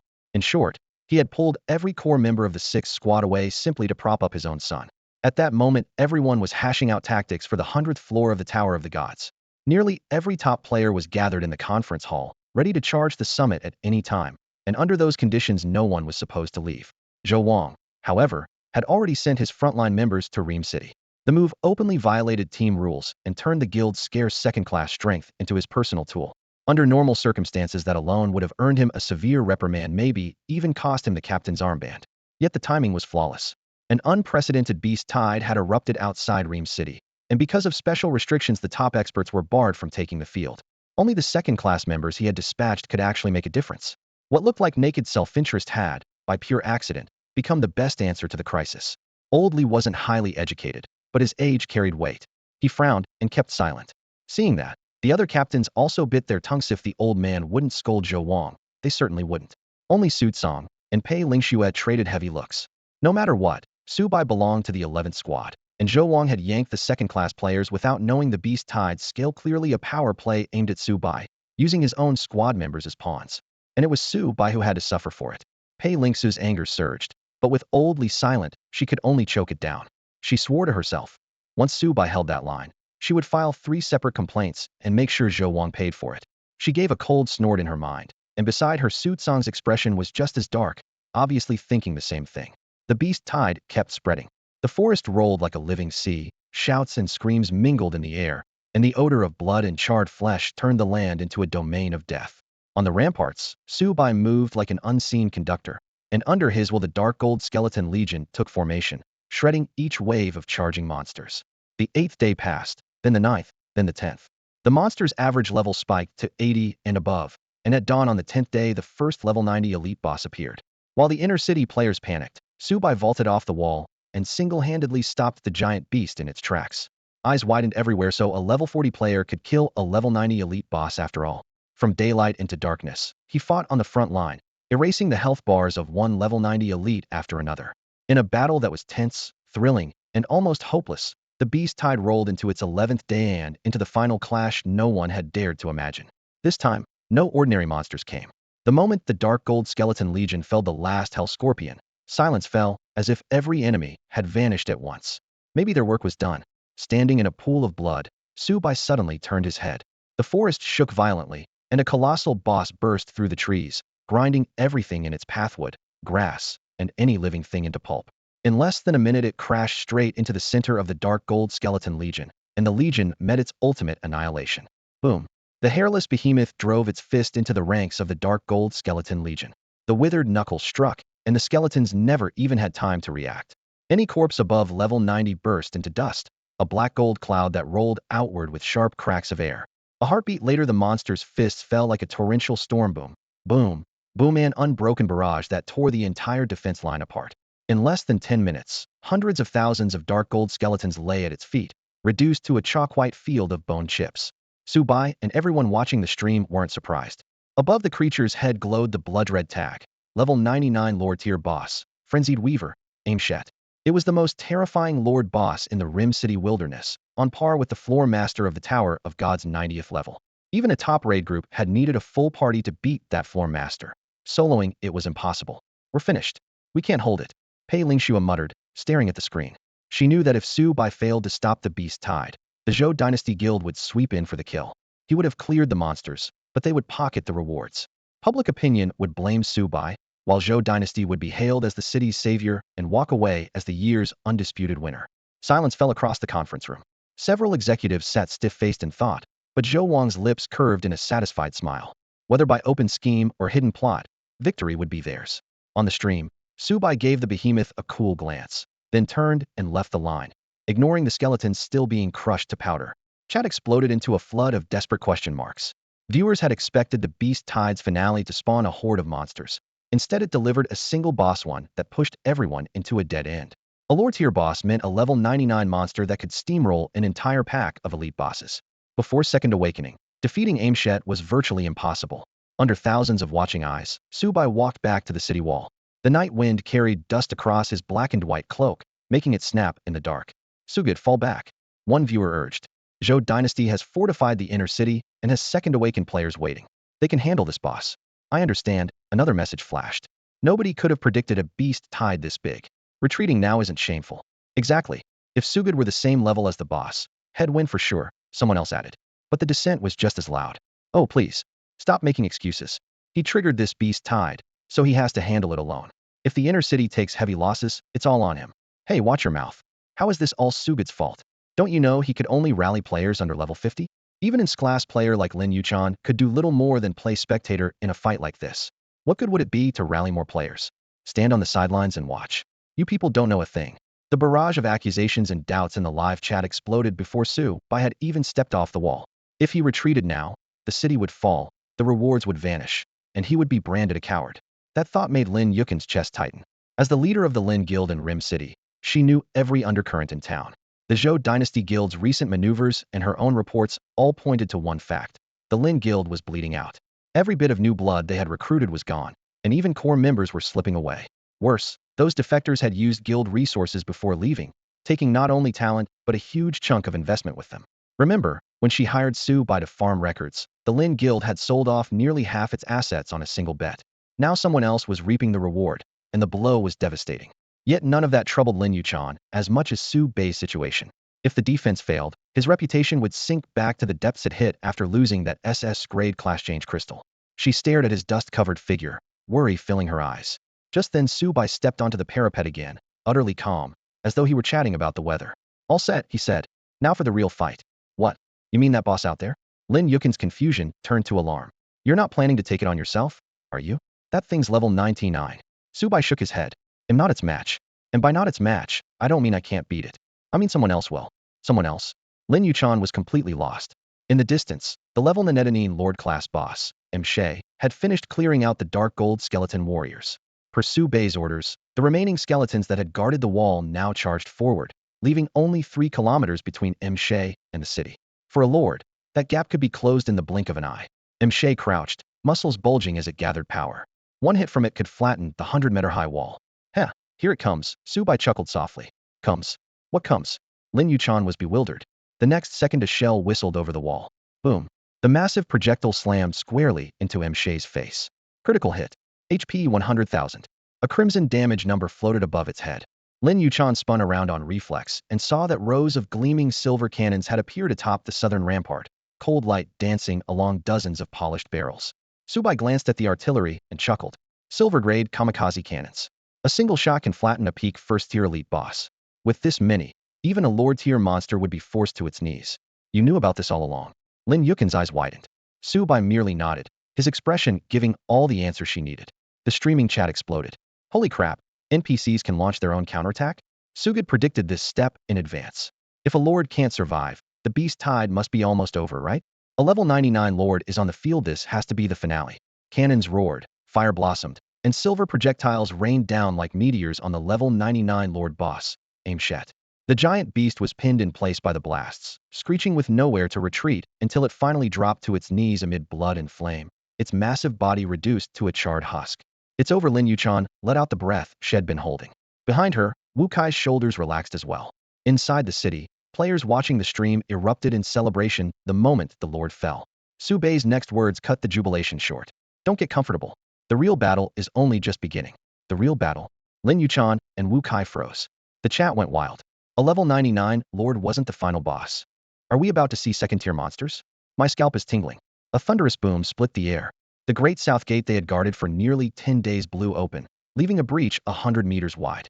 Dust billowed as two figures hurtled through the gap. One was the city lord, Blake, his dark green cloak flaring. The other slammed into a mound of corpses beside him, scattering bone and debris. That's the city lord. Someone recognized Blake from the pixelated videos released earlier. The one with him is Archmage Orlando. Who's the man in black robes? Don't tell me he's another second-tier powerhouse. Su Bei's gaze was razor-sharp as he studied the battlefield through the shattered wall. The shockwave hadn't touched them directly, yet the ground trembled hard enough to drain the color from Lin Yuchan and Wu Kai's faces. Sugid, who is that? Wu Kai's voice cracked. The mastermind behind the beast tide, Su Bai answered. A peak second-tier Grand Shaman Carmen Geta. Peak second-tier. Lin Yuchan's pupils contracted. World-class experts had only just broken into the second tier, yet a so-called minor beast tide had produced a peak second-tier Grand Shaman.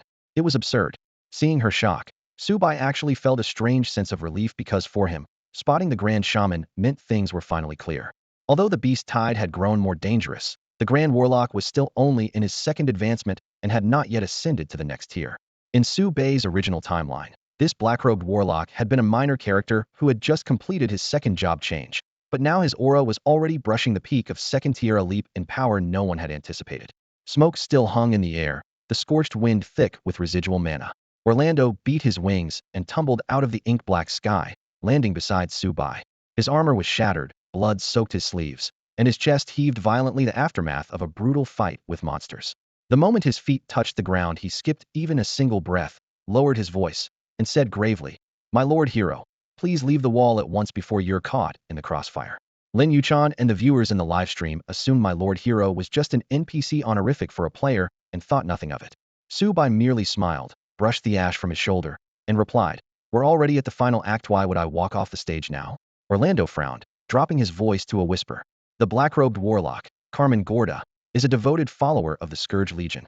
He's at the very peak of second tier. In all of Rim City, only the Lord Governor and I can face him. Anyone else would die for nothing.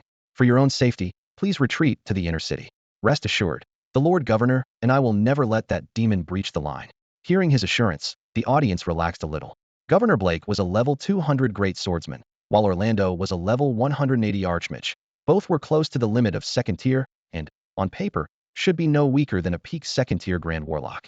Su Bai raised an eyebrow and glanced at the swirling storm of mana in the distance. Are you sure the two of you can hold him back, Orlando? In the previous timeline, Blake aside, Orlando alone could have mopped the floor with this big black cannon. But now the Warlock had reached the peak of second tier and chosen a battlefield the chaotic faction loved most, one of the Scourge Legion strongholds. The situation was no longer the same. Orlando gave a wry smile and sighed under his breath. Nothing slips past you, my lord hero. The line drifted into the live stream, and panic rippled through the inner city players.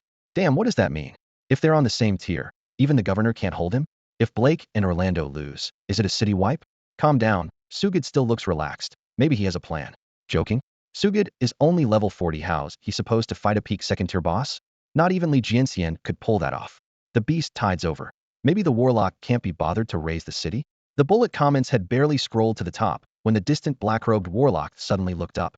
Mana quaked, his voice rolling across the night like thunder. Haha, foolish Blake. I have devoured the souls of 3 battlefields and climbed to the peak of 2nd tier. Once I feast on the souls here, I will break through to 3rd tier. Then I will destroy you and all of Rim City, offering it as a sacrifice to the great Lord of Calamity. Ha! His declaration echoed through the night sky, the torches on the wall crackling under the rush of wind. Any shred of hope left in the audience was shattered. The Warlock's target had been Rim City from the very beginning. Orlando gave a wry smile. We've been played. The beast tide wasn't an assault tactic at Elite, was deliberate bait.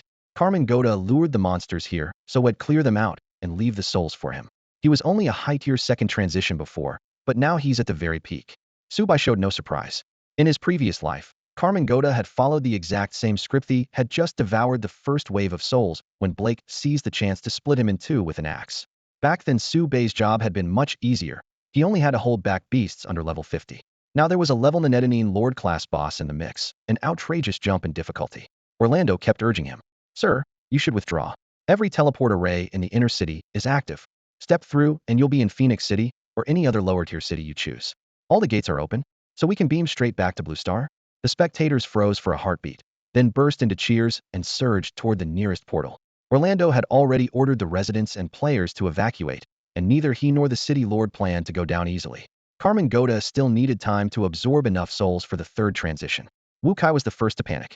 He stood up, voice trembling. Su, maybe we should bail? 2 transition elites fighting is way out of our league. That outer wall was smashed in an instant. If the shockwave hits us, we'll be dead before we can blink. Players under level 40 or 50 simply couldn't survive that kind of impact. Subai shook his head. No need. He glanced back at Wu Kai. Go if you want.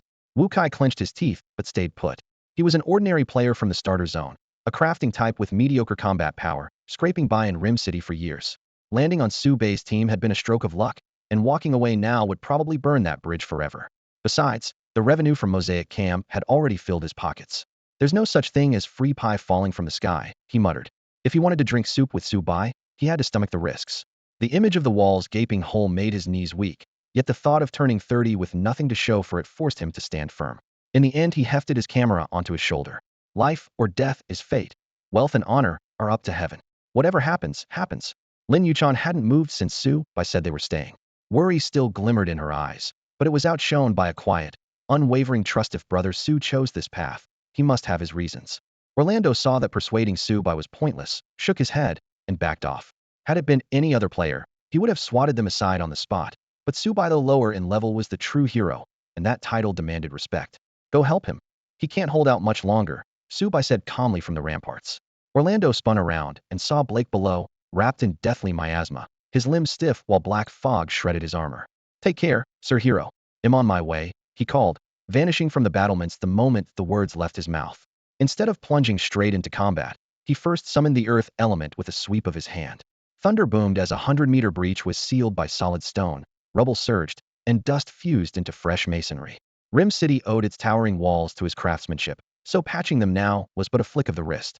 Once the footing was firm, the Grand Earth Mage darted beyond the wall and took his place beside Blake.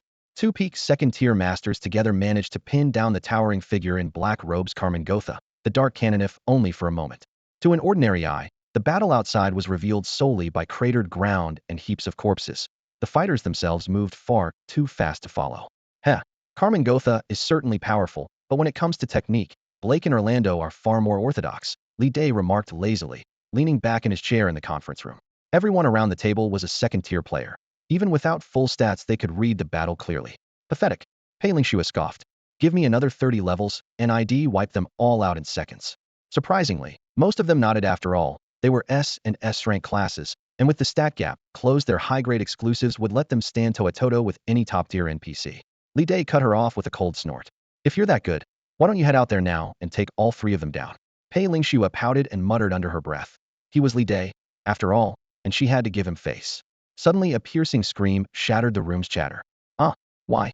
On the live feed, Carmen Gotha threw back his hood, his twisted, ugly face etched with disbelief. Blake and Orlando exchanged wary looks, bracing for his next trick. Where are the souls? Why are they gone? He shouted, staring at the scarred battlefield beneath his feet.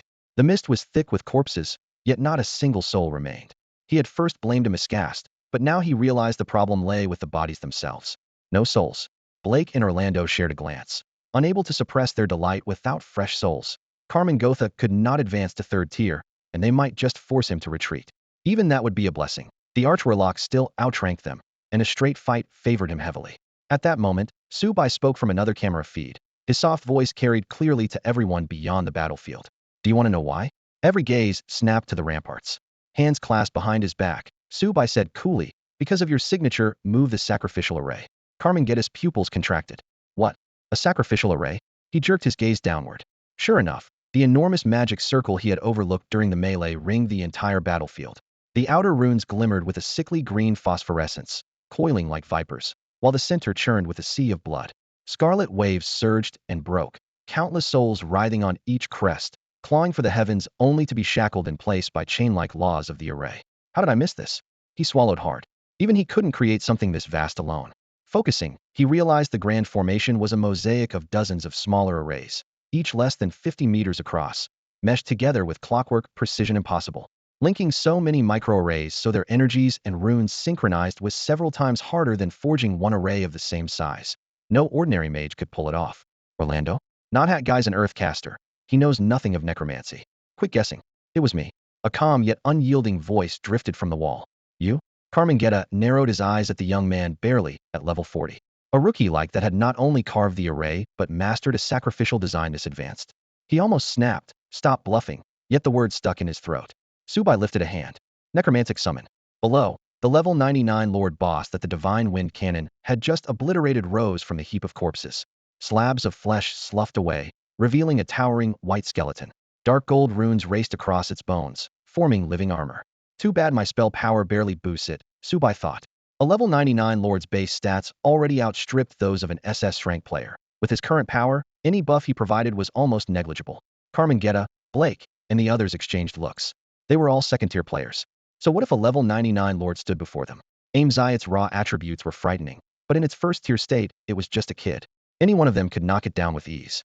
Su Bai caught their expressions and smirked. That kid you're sneering at is about to become your daddy.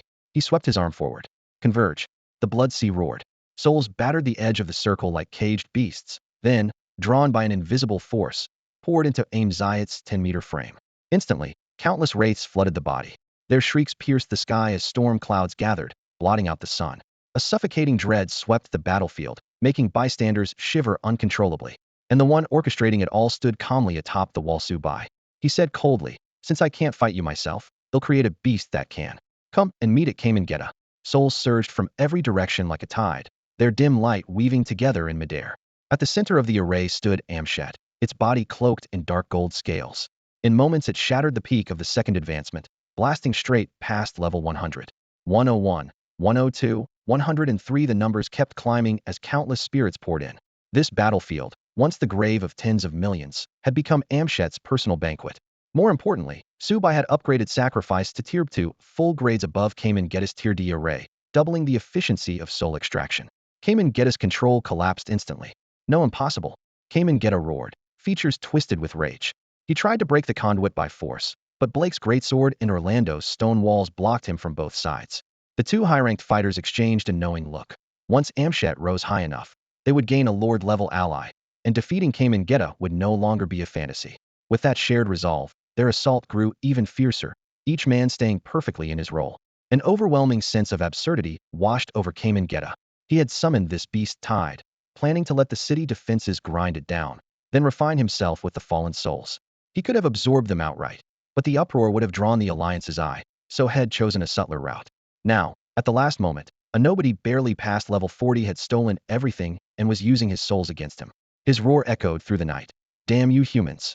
His venomous glare fixed on Su Bai, yet Blake level 200 held him at sword's length, while the level 180 Orlando sealed each escape route with walls of rock. The dark gold-scaled Amshet loomed like a giant furnace, devouring every wisp of ghost fire it could reach. The monsters I hunt are mine to finish off, Su Bai thought with a cold snort. What right does a lapdog like you have? To him, Carmen Geddes at the peak of second advancement was merely the lowest servant of the Scourge Legion. Compared with the true undead tide he once faced, this man was nothing. Even the Scourge's leaders had knelt before him. Why fear a mere underling? Had he relied only on the power of a hero, he might have needed to pull back. But now, with the Demon King's seat filling his elemental gaps, he possessed far more tools. The sacrifice array he once deemed minor had become the key to flipping the board. While the others were still stunned, the torrent of souls finally subsided. Amshet let out a guttural roar, dark gold fire lines racing across its body before freezing at level 130. A bit low, Subai muttered, eyes narrowing. Still, a Lord-class boss leaping an entire tier in one stroke was impressive enough. Satisfied, he flicked his robe. All right, go, he said lightly. And don't embarrass me. How terrifying is a Lord-class boss after its second evolution? Amshet gave the livestream viewers an immediate demonstration. Without warning, he exploded forward, plunging straight into the three-way brawl ahead. With every ounce of power packed into his fists, he drove at the black-robed Goda. Boom boom boom boom. The moment his punches sliced through the air, a string of sonic booms thundered like rolling artillery. When Knuckles finally met their mark, all that force detonated at once. Goda was blasted a full kilometer away, carving a chain of craters across the ground before tumbling to a stop. Blake's eyes flashed. Strike while he's down. He raised his long sword, focused every shred of chi into a single edge, and brought it crashing down. Lethal cleave. The razor-sharp blade wave ripped the air apart. The falling Goda had no chance to dodge and took the hit square on. Critical strike. HP 200,000. A punch and a sword swing together, they shredded Goda's health bar in an instant. After all, he was only a humanoid NPC, not a monster, let alone a boss. He didn't have any ludicrous HP 50 multiplier. In fact, his maximum health was lower than Amshet's. That single burst carved away nearly half his life. Perfect. Orlando and Blake exchanged ecstatic looks. The long-stalled battle line had been smashed apart the moment Subai casually added a single level 130 Lord-class boss to the fray. Roar. Amshet didn't pause after the first success. His second assault crashed in immediately. Fists whistled like knives, sealing every avenue of escape around Goda. Boom, boom, boom. A storm of blows swallowed the black robe, compressing the very air into violent tremors.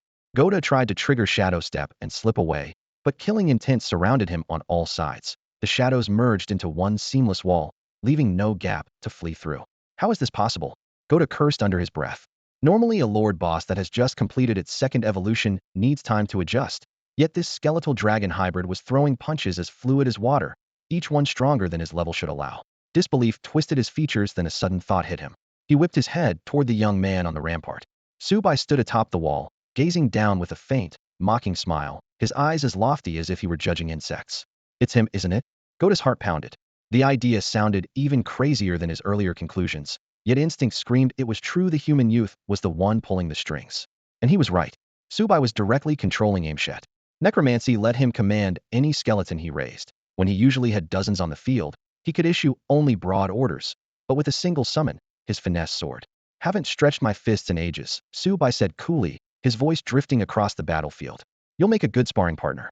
From a distance, Blake and Orlando were beside themselves with delight. The hero himself was taking the reins. Their levels might be higher than Subai's, but in pure technique and experience he left them in the dust. They'd learned that lesson the hard way during their spar a month ago. In terms of combat skill and battlefield instinct, they weren't even worthy to carry Subai's shoes. Damn. Subai breathed out the single word. In the next instant, a jade-green gale curled around the edges of Imsidy's fists, blade-like whistles flickering between the shadows fist aura had formed. Blake might have lacked strength, but his eyes were sharp.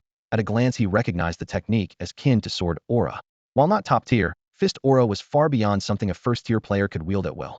To project one's power outward as lethal force required body control at a true mastery level.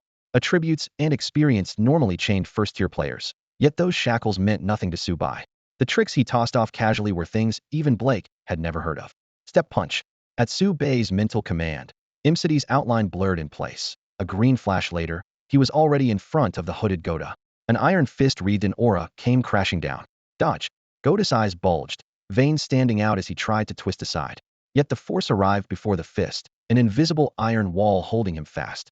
The fist shadows looked sparse, but he could not budge. He could only watch the blow descend. Shadow shield bearers. He roared, raising his staff. A necromantic sigil flared beneath him. The sacrificial spirits were nearly spent, yet the scattered corpses still fueled his spell. Hundreds of skeletons clattered upright, locking shields into a wall before him. Boom, boom, boom. Thunderous fist wind tore the skeletal shield wall apart layer by layer. Bones recycled countless times finally burst to dust. Most of the punch's force was bled away, yet plenty remained. Goda silently rejoiced that he had survived the first strike. Before he could relax, Imsidy's left hand clawed the air, a string of sonic booms erupting. His fist clenched again, and the second blow fell even harder. Son of a. Goda's eyes widened. He nearly lost it on the spot. He could only raise his staff once more. Skeletal shield warriors. Bang, bang, bang. The freshly summoned wall collapsed again. Goda gritted his teeth and cursed. Unlike Su Bei's pure summons, the skeletal shield warriors he forged from corpses were level 200 elites, far stronger than they had been in life. Even so, before Imsidy's fist aura, these level 200 tanks were barely tougher than paper, and it took several hundred just to blunt a single punch. If that fist landed directly on him, half his health bar would vanish instantly.